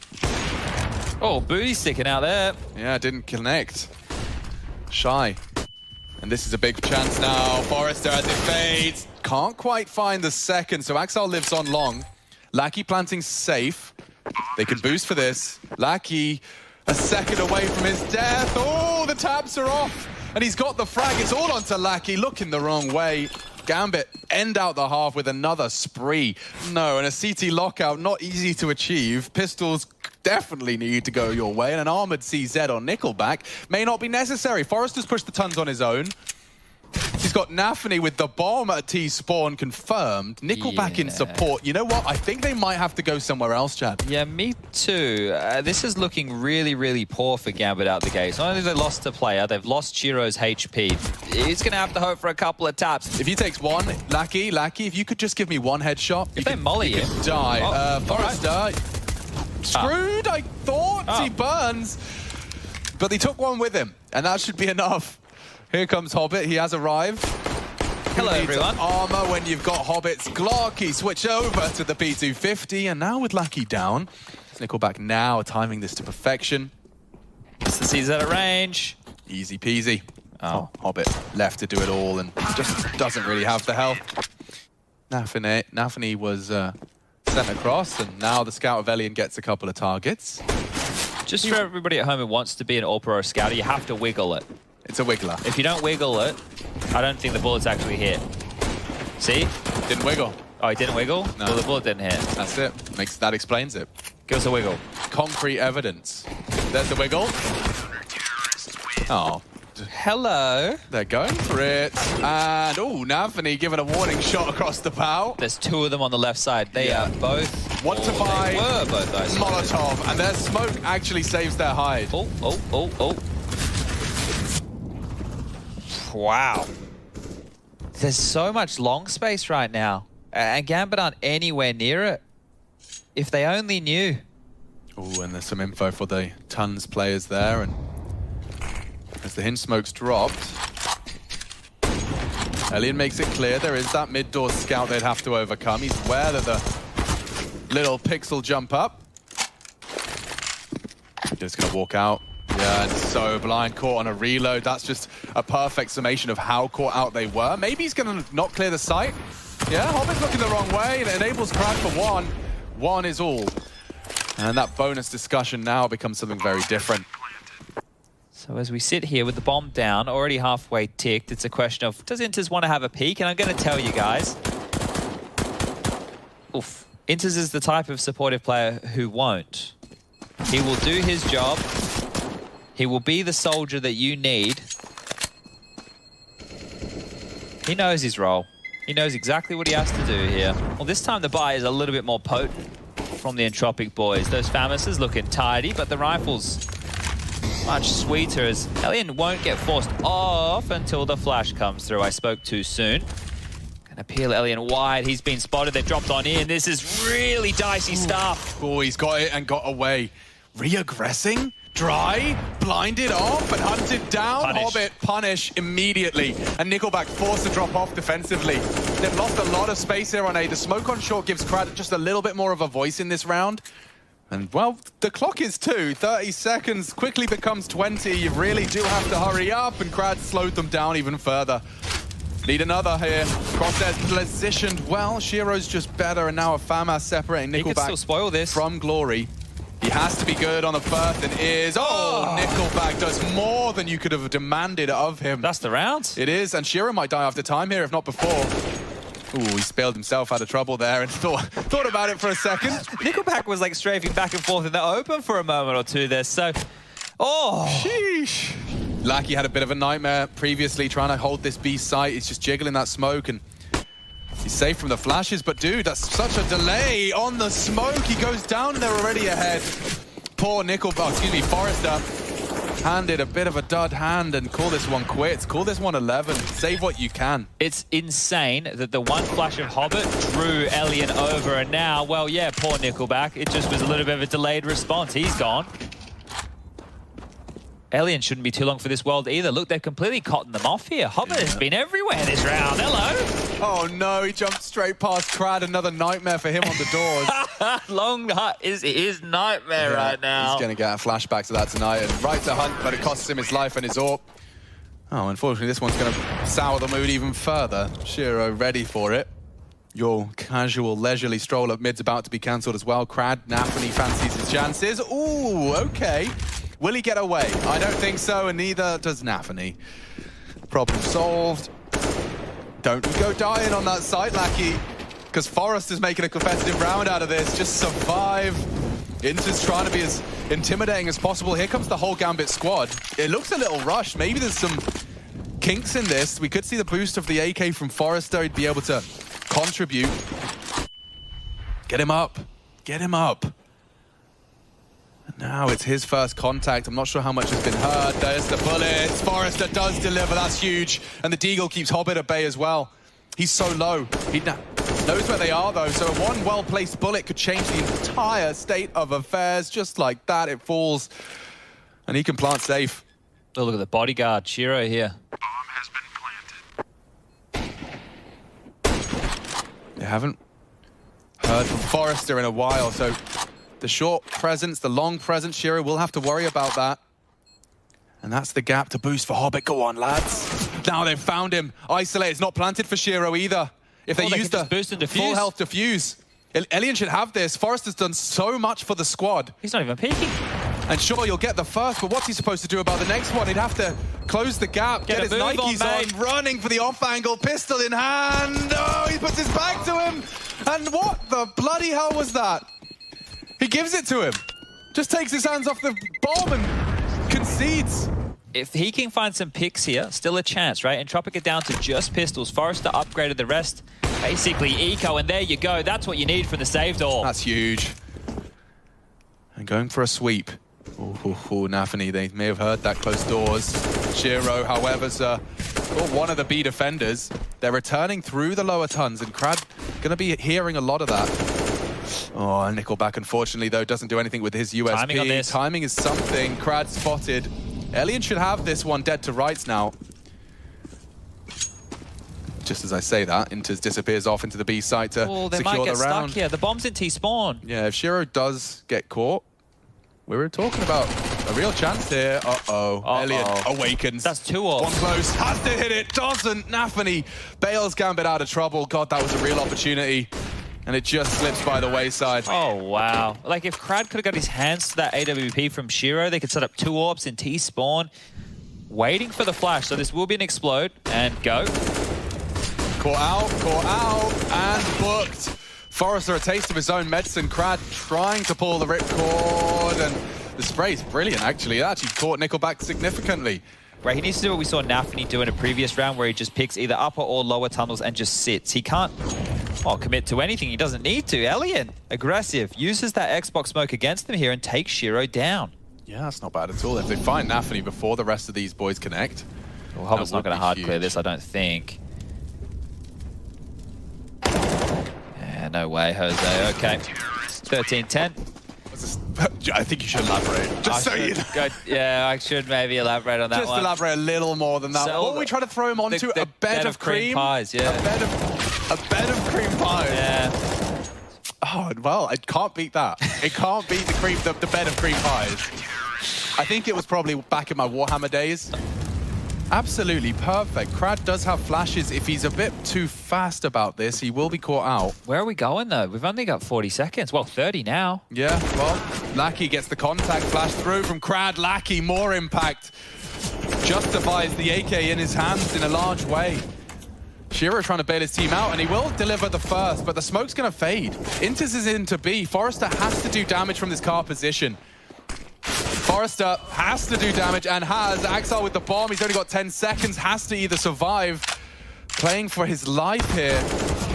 And not even getting that. Great defense. Okay, there we go. That's the first.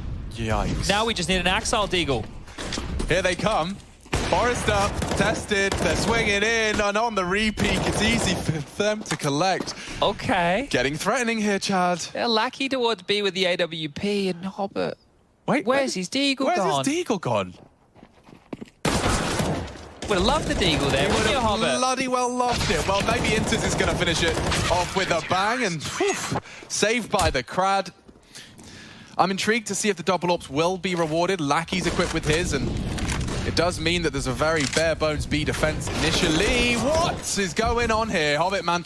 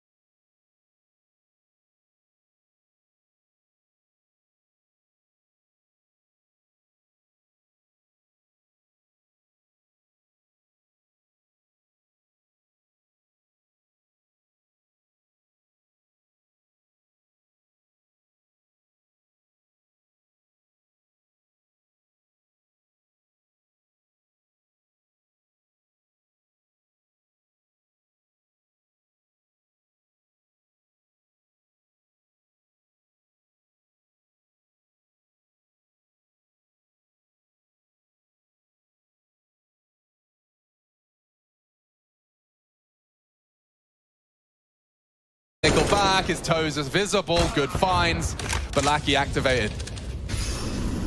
It's gonna... And a boost is how he dies. Nice find, Hobbit. Set up on the tower, deals with the aggressive AWPing presence, and it's an irretrievable AWP as well. Great tag. One in return. Lackey on notice, still hitting out some scout shots. He's tagged up Shiro as well with that. So now that Deagle from Forrester becomes a whole lot more potent. Center of mass. Couple of clicks, could lose Hobbit. You won't, because Nafany's arrived and looks to be closing out Dust 2 with the Krieg. Nickelback, it bounced off him. Nafany, very unfortunate not to finish the final 3 damage. But they're into B. Nickelback and Crad to defend themselves and all of their hard work already won through the smoke. A dribble smoke perhaps for Crad to worm through. Hobbit's even coming in behind him. As soon as Hobbit clears this, it's all over. Oh, maybe not, Crad. Deals with the flank at the bare minimum.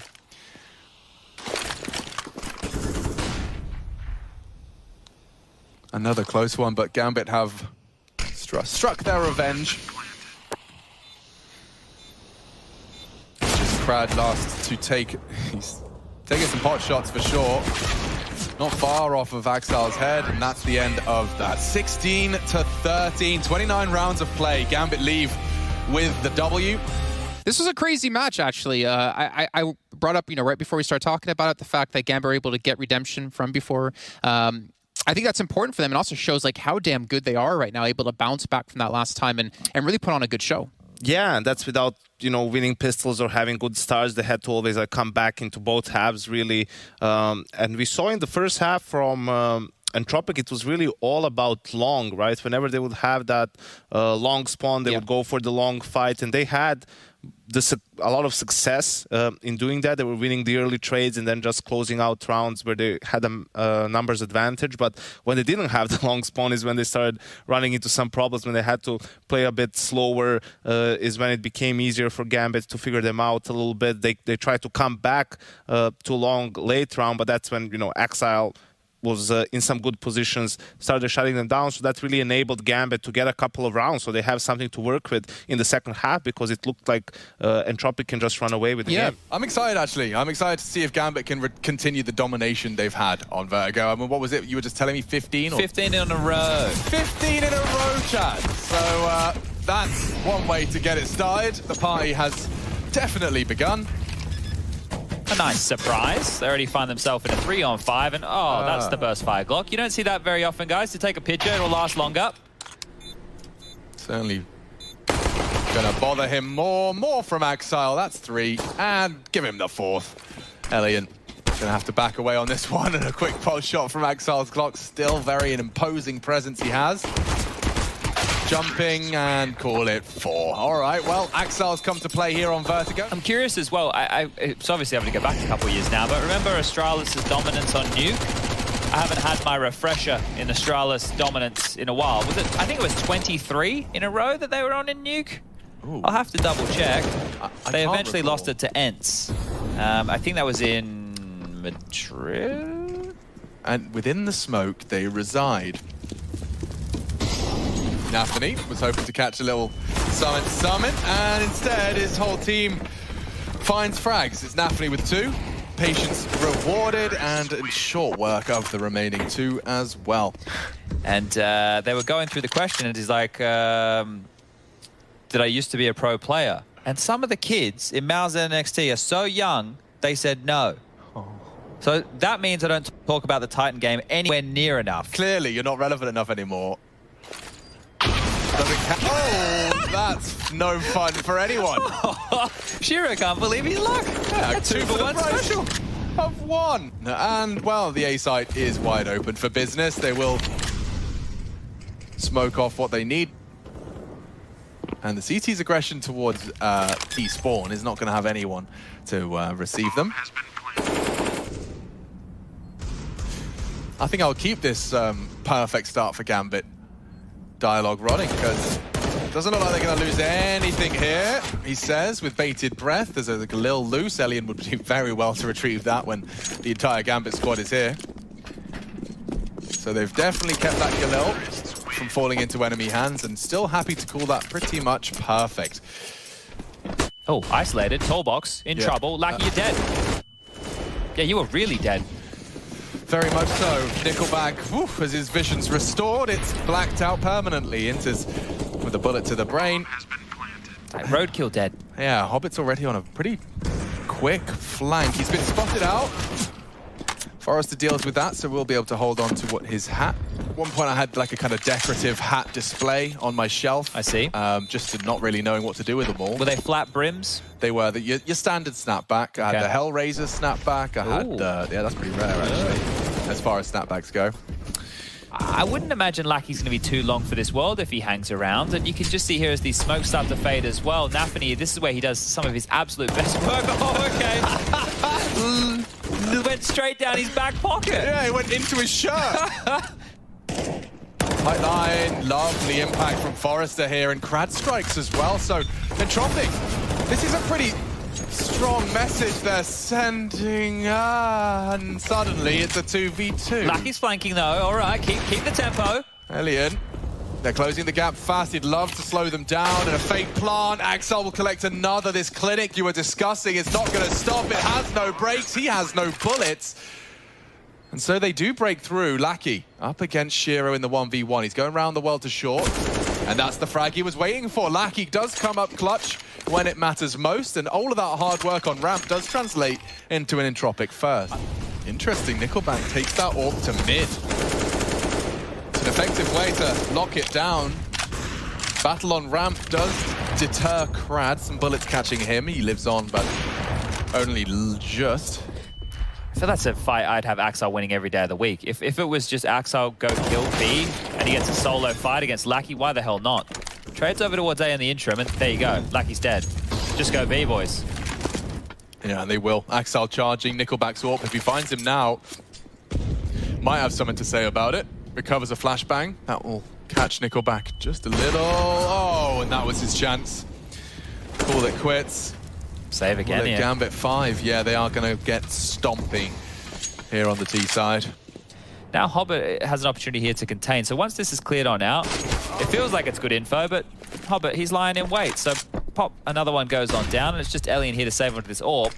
And he's got a barrage of nades coming his way here. Does hit a quick one. Going to do everything he can to hold on to this. They're clamping in all around him. Shiro on the scap, Inters and Axel. Well, they've cut him off at the pass, and we'll call that 5. Hey, that's something for Nickelback. I'm not sure if it was smoked, but it looked like it might have been. Nah, Hobbit's definitely addressing the potential. Ah, that's the classic Nafany play. Sitting behind that smoke, which you can operate as a one-way. 27 Mirages played. 25 Infernos. 24 Nukes. 18 Dust 2s. I think we've probably done 17 of those 18. Yeah. 16 Overpasses. 10 Vertigos, 11 once this one gets counted, and 9 Ancients. Ah, okay. So yeah, significantly underplayed. 27, was it, Mirage at the high end? So most... yeah, 27. So Mirage is first, was it Inferno or second? Inferno, then Nuke, then Dust 2, then Overpass, then Vertigo, then Ancient. But yeah, 2 newest additions to the pool. 2 least played maps in Pro League. I'd be interested to see, however, when we... 20 seconds. Yeah, like it makes it slightly awkward if you could somehow not die. Yeah, now we're talking. This is going to get awkward for a second. Nafany might need to get a move on. We got 10 seconds. He's going to get around the corner. Oh, they've got Molly. Oh. And Shiro's got the frag. All right. It does deter them. Now, Krad, he's the one tasked with finding Nafany. I think he might get away with it this time. Nafany's already been chipped away, and behind he pivots. Nafany's just so aware. He just takes that one for free. Krad looks silly then, doesn't he? Yeah, I can't believe it, though, because right up until he gets the kill, it looks like Krad has an advantage. They're effective around that ramp smoke, both on T and CT. Elian dead. How dare you besmirch his name? I don't know, man. It's Nafany. You know, I can't go against him. Nah, he's the in-game leader we all wanted to be. Look at the angle. I love that from Forrester. He's found a lovely mix-up from the sandbag's position. Catches the short walk-up. Axel's up to his usual tricks. He's so confident. One-man B. Just straight through the smoke. Ooh, Nickelback yet to frag. We'd love one in a round like this. Yeah, certainly. He's dropped that smoke down in expectation of this AX sec. Forrester short side. Nickelback headshot. Oh, and it comes way too easy for Axel. Damn, Forrester caught moonwalking out. Bomb to be planted, 0 real chance to contest. Oh, what is that? Cool little lineup. Hello. Very nice little lineup. You can see it's burnt down Inters. They're using their smoke against them, Alex. They're using their own smoke against them. They're holding it. They're holding it. And that's the end of that. Get the frags if you want. The 2 rounds Entropic have had so far have come down to a 1v1, and they're diffusing the smoke. It's far from easy for these boys. And they are ready to contest ramp. They are here. There we go. And now Krad has won his head-to-head with Nafany. Well, they managed to at least keep it even. Krad maintains the advantage that they've had. Entropic 4. 3 members left on Gambit. Right now, mid completely open. Yeah, no one's addressing it. Starting to confirm the CT's suspicions, and a couple of nades ahead of the push. This is good. Bonk. Promising. Yeah, that hurts. definitely leaves a mark on Nickelback. Now more util dumped in.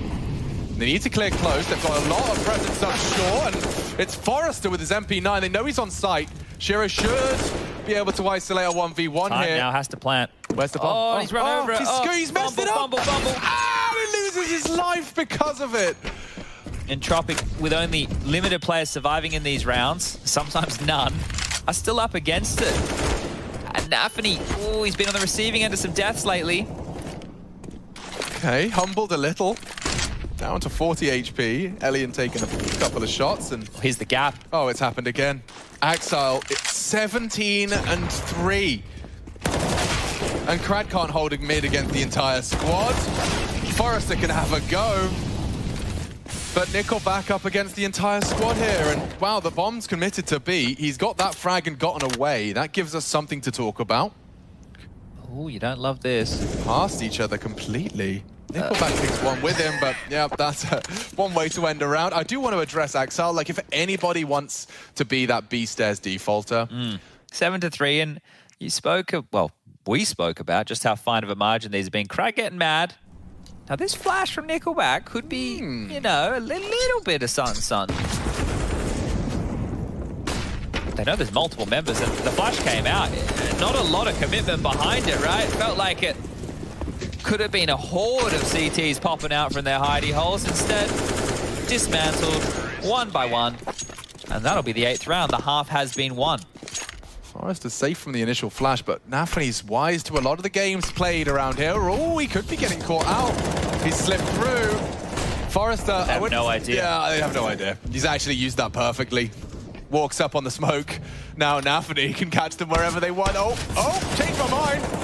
Some stray bullets through does lead to his demise. Mission accomplished. Loud though. Forrester being hunted. Shiro will swing into him, and that's another for the defense. Here we go. Entropic, off the back of the extended timeout, are posting all the frags necessary. Actually, Lackey winning his duel against Axel for the first time. Certainly helps. Yeah, this one here is looking really good right now. I think if you can just take as many down with you as you can. Wow, that was a quick flick. Inters has gotten 1. 2 more would be great. That's how the saying does go. They just can't stop saying it. Yeah. This one here to walk up ramp, and he does throw another one closer towards Scaff if he wants Scaff control. This time through again, and it's on timing right now. Oh, he's passed. Oh, and he can't get it done. He's given away his life probably more often than not now. It's definitely started to shift in the conversation.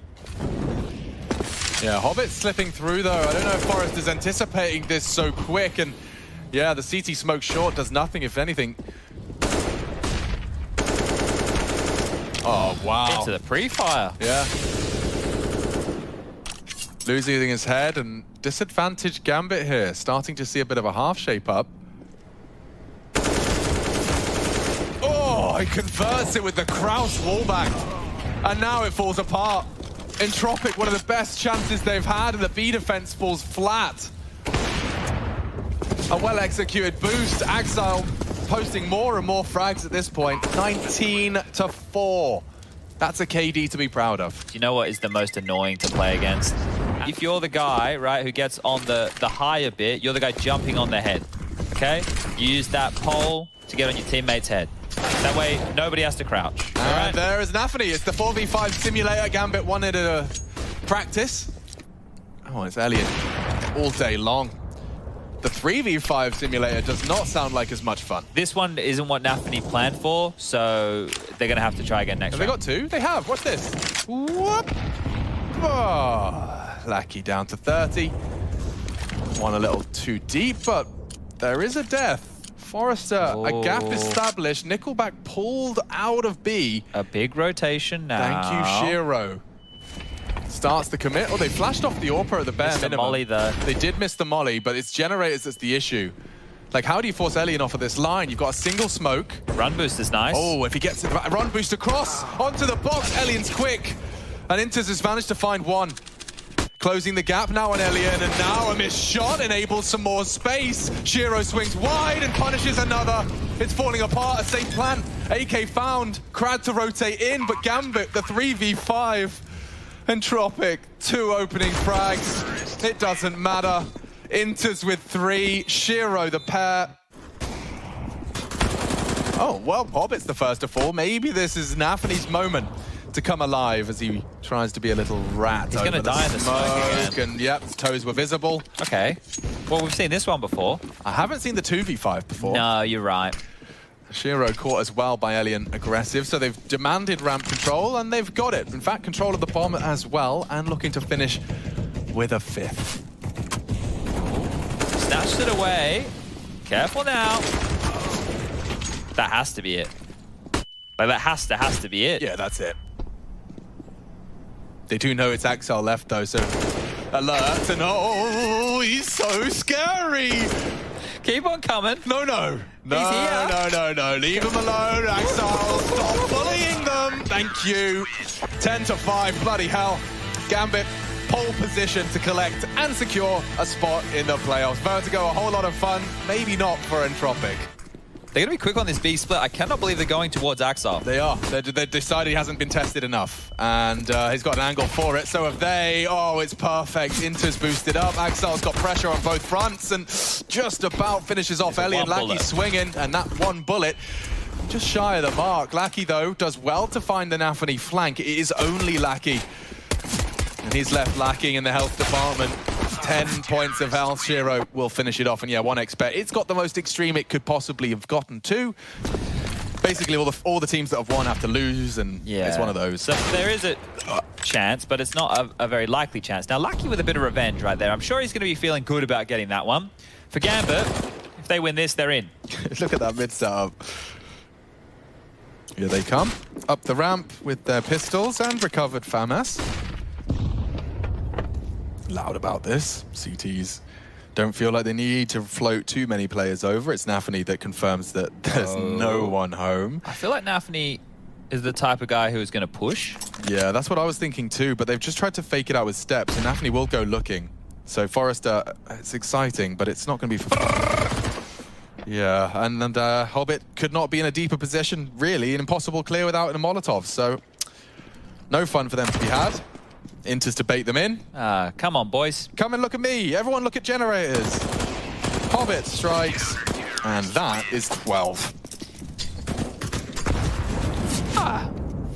It's a heat-seeking grenade. Yeah, loud about this. They are starting their advance. Shiro caught out. Wasn't anticipating Forrester so pushed up. So Entropic with a crucial and must-have opener. It's a bit gappy. It is. So a Gambit, though. I mean, they're all here. And the one-way fades, but Nafany still gets one for his troubles, and even damage onto Nickelback, now converted by the Inter's rifle. One short. Bomb on Krad's back. He's trying to get into the site. Forrester's walked up. They should.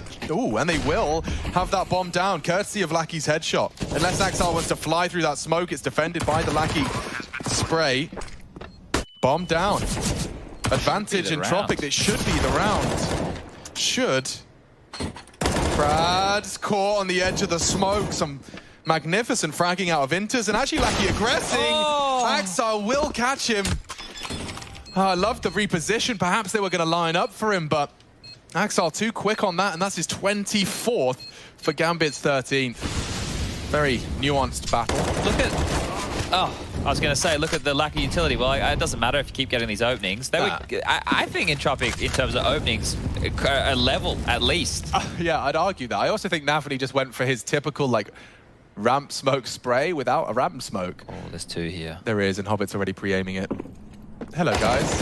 And see ya, guys. He actually gets them both. And a fake retreat smoke.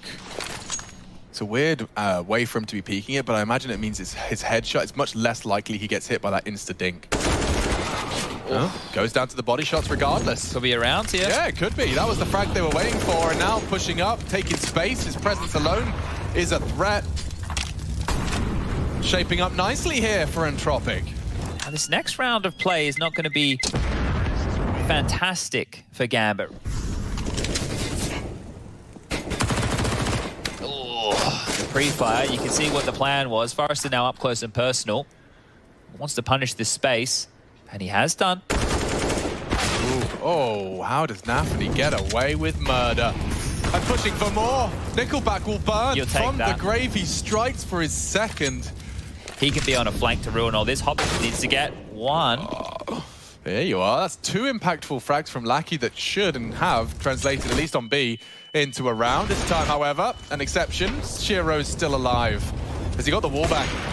Misses it first. Won't get a chance at a second. Smokes and kit. Not quite the full kit, actually. I just see the smoke. Here's the boys from Entropic, and it was Lackey again into the site. And look at him now. Look at him now. Kran's lucky to get away with that one. Bloody hell. The nature of the ladder and dropping to your death as well. Very fortunate. Look at Nafany just trying his very damnedest to hit a dink on the way in. He's gone away. So he fires off a warning shot, and it doesn't really stop the clear from Nickelback. Yeah, don't lose this orb, Shiro. Not worth it, mate. It's a lot of damage. It's a good shot. How many more is he going to go for here? Whoa, that's a big tag. If only he knew. Oh, he actually was such a...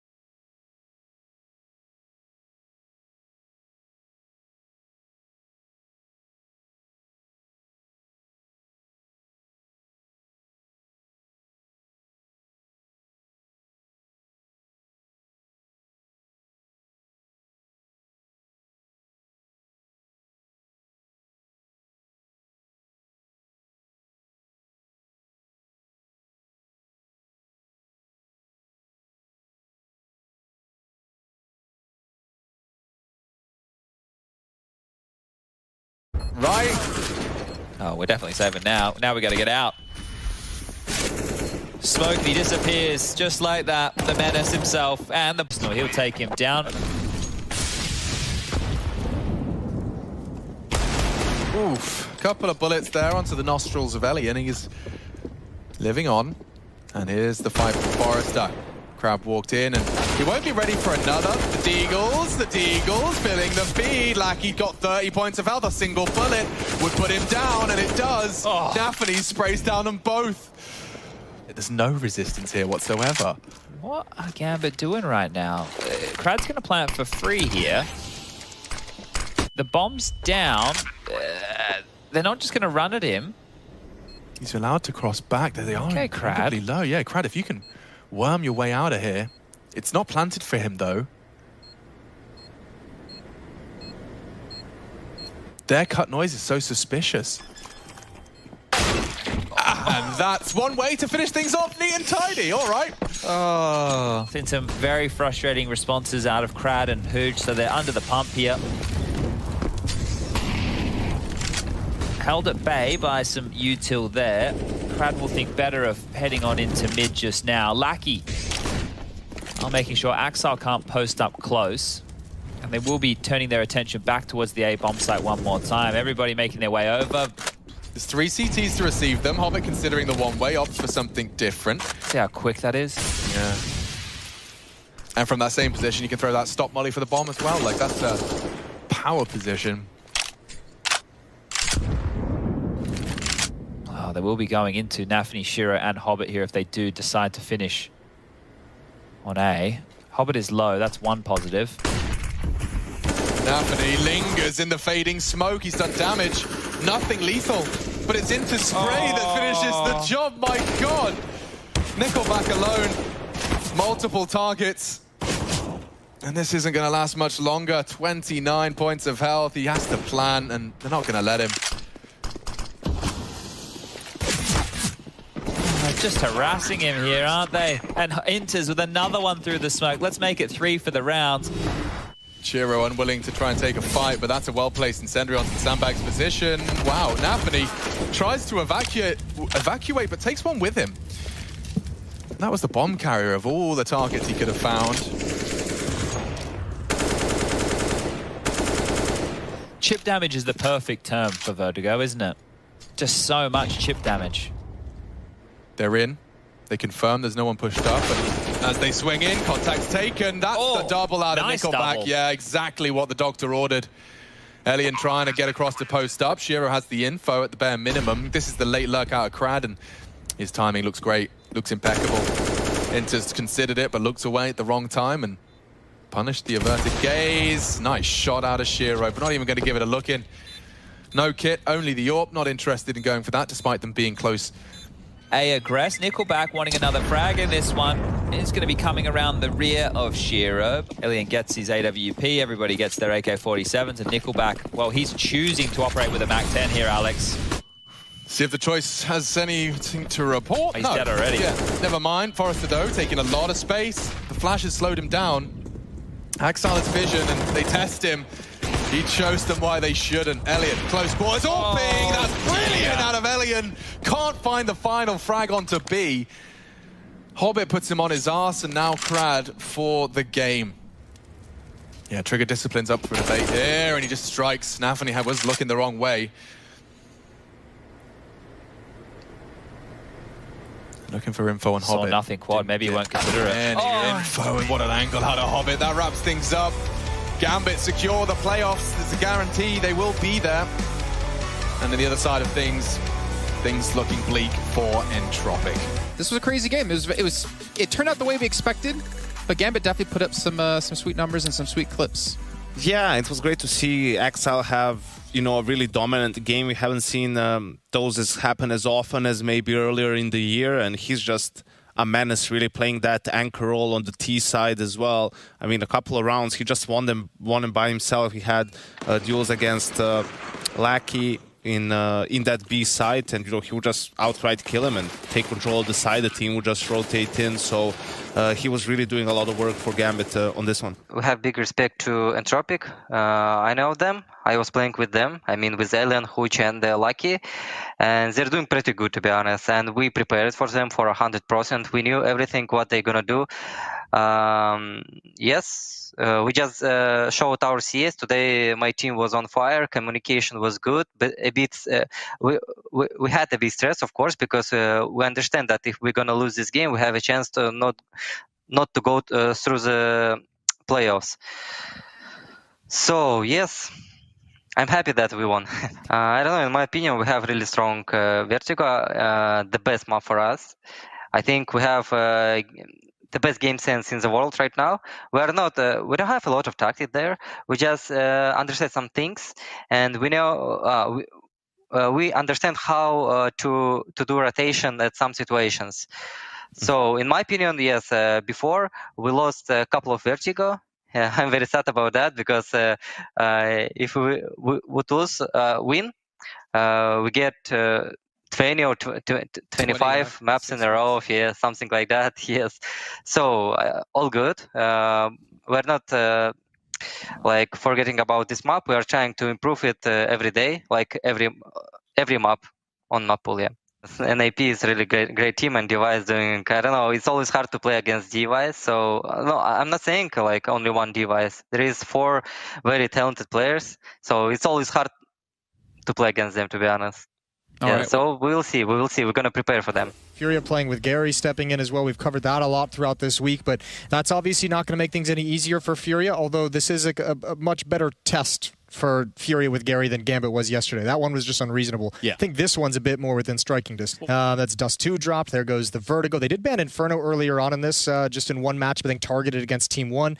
Nuke is picked up straight away by Furia, which is a bold pick into NIP. They have a 100% win rate in the last 3 months, so across 4 maps. So that's a tough test right out of the gates for the Brazilians. Ancient now, guaranteed. No normie maps today, ladies and gentlemen. You can get out of your chairs and brush off your mouse and keyboard because you know that things are about to get, I think they'd say, it's lit. Yeah, or weird. Weird works as well. Weird. It's going to get No? Do you don't like that one? No, it's not the same. All right. So Mirage is the third, Jason. But Ancient is that, potential decider. If it came down to it, that's pretty spicy. We're right into it. It's a bit of an A-pop. Furia with some util. Now, they might not commit to this. Breaking the door, Hampus goes down the vent. He's hoping they come and join him there. Did Yuri get to the spot? There's the LXCB flash. In they go to the vent. Hampus won. They're falling on each other's heads and no one's moving forward. No one's getting space. Hampus is shooting them in the face, looking for a fourth, backing out behind the B site. It's all a ruse, and Vinny will catch it out. Getting a kill, needing no reload. He's got 12 bullets, 11 left in the mag, and it's a 2v4. Digging yourself out of this hole. Keserato can't. Power Gaming Glove Vinny left in a 1v4 where he would have to ace to win this for Furia. Now he's got 2 out of 3. That's not bad. He heard a guy go up the vents, and now he's seen Device as well. Vinny gonna hit them with the glove. Invite Device to a duel, and now takes his head off. And with a chance, Vinny has made this possible. Vinny waits for this fight. Flash is good, but he's closed the door on Rez's chance. And there's the punish, there's the finish. NIP do get it back under control, but damn, is it a good try from Vinny in what was a 1v5. He gets a bomb down, 3 of the 5 kills needed. Scout is out, and Device is going to run red. Furia, they want to go back for more, back to this A site. Hampus in main, Rez getting tagged up with a Scout. 2 shots will do it. Hampus is low as well. Furia have really tagged up NIP, and although they don't know about the damage they've got, they soon will, unless Plopsky comes to them, taking that first fight. Gary dead. Device trying to pad out this A site filled with wounded players. Oh, this hero AK and Vinny with the spray, with the quick flick to find Linus. Plopsky's re-aggression nets them yet another kill over here towards the lobby. Could look to stop the bomb plant, but he doesn't want to go up. He sees the head of Art, but Art's seen him too. It goes both ways. The AKV Famus, and the Famus comes out on top. Yuri is left in this one. 1 on 3, but with 2 of these players down so low, Plopsky might be needed now more than ever. It's actually Hampus to steal that one away. He's a madman for re-peeking. Device is playing to stop the main split. And it does look like an A play with Keserato selling this one, unless they go down secret, and he again tries to drop vent and try being the keyword. Rez spams him out. Device sees the smokes going down, but not a lot of ammo in that A1S. Does some damage, but they make it. Oh no, they don't. The bomb won't. That's awful. Device taking down Vinny, and the bomb is left in no man's land. There's a gap there as well. They got to get it quick. Device can't see it. Very close. Gary's still back in lobby, and with a lovely deeg to Rez. Living here is everything for Gary. Gary just trying to keep the attention over here on A. Deve. But, that could have been the bomb drop there for Linus. Device has missed this timing on Gary back in the hut. Art's gotten out into the B site now, and he's cleared these upper rafters, but that's the bomb. Now cut loose. Linus, Yuri just walks right into the bullets. I was going to say, playing with fire there. Yeah, it was actually our fast wrapping main that finds him, and Vinny's opened up at ramp again. Vinny's having a hell of a game to begin this one. Device has got to try and keep it contained, try to keep it controlled, but he's already been forced off the angle, and this B bomb site falls into Furia's hands again. Oh, smoke spam, door spam, it's all coming through, and Yuri pushes the Molotov to double up onto Rez. He does both smoke spam and door spam. You know, KScERATO being a really strong performer, but we've also had games where it feels like everyone's a bit cold, everyone's a bit quiet, and while you won't put any pressure on Gary when he's not having a, you know, frag-tastic matchup, we need someone to fill that void. And with them dropping a smoke in main, that feels like it's confirmed it, right? You can't go back outside anymore. You don't really know what's happening on the other side of that smoke now.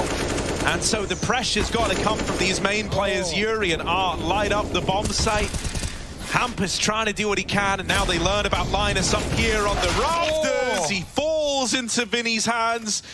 And that's the A bomb site taken by Furia. If Device was able to get that, that might have spurred you on for a retake, but now site's lost. 1v3 for Hampus, he's saving. That's fine, that's one thing. That sells Plopsky's position even better. But then Plopsky also just faces for the trade and gets insta headshot.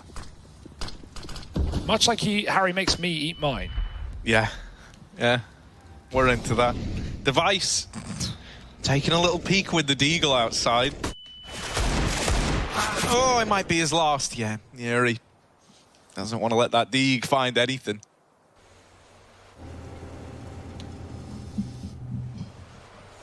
They're ready for this. It's the one rifle. You feel... Oh, well. I didn't even need to move the crosshair. He had it so primely lined up, mate. Prime line. Prime line? Yeah. Prime time? Prime guy. And, well, they run into the molly. Plopsky, the Mothman. No AWP here for Device. No util even. Fury putting a lot of early pressure on this A site, getting the util out, lobbing in their nades like they're going to drop vent, like they're going to make a play. Linus has to stop the ramp rush. Oh, dear, get out, run, they're chasing you down. Linus does have a molly to throw in, but he knows they can fall on him at any moment. And he's going full W mode. Device is there to stop him. Looking for a double, Device has it. Good stuff. Now just trying to live. Easier said than done. Gary spams him through red. Hell yeah, Gary. Best in Device in the head-to-head. Still, Device has left Nip in a very good spot in this round, right? Able to contain the ramp aggression.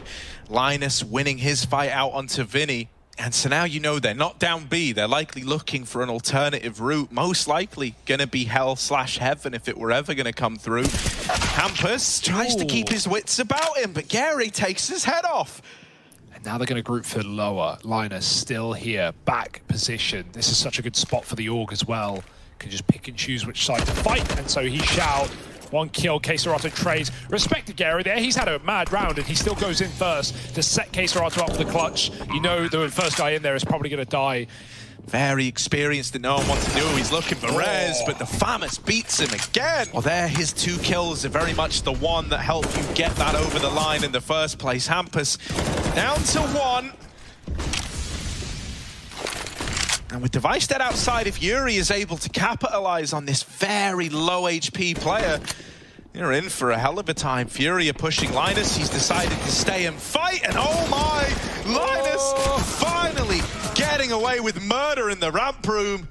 And so it's just Yuri left. They saw him outside earlier on. It's no secret where this guy is.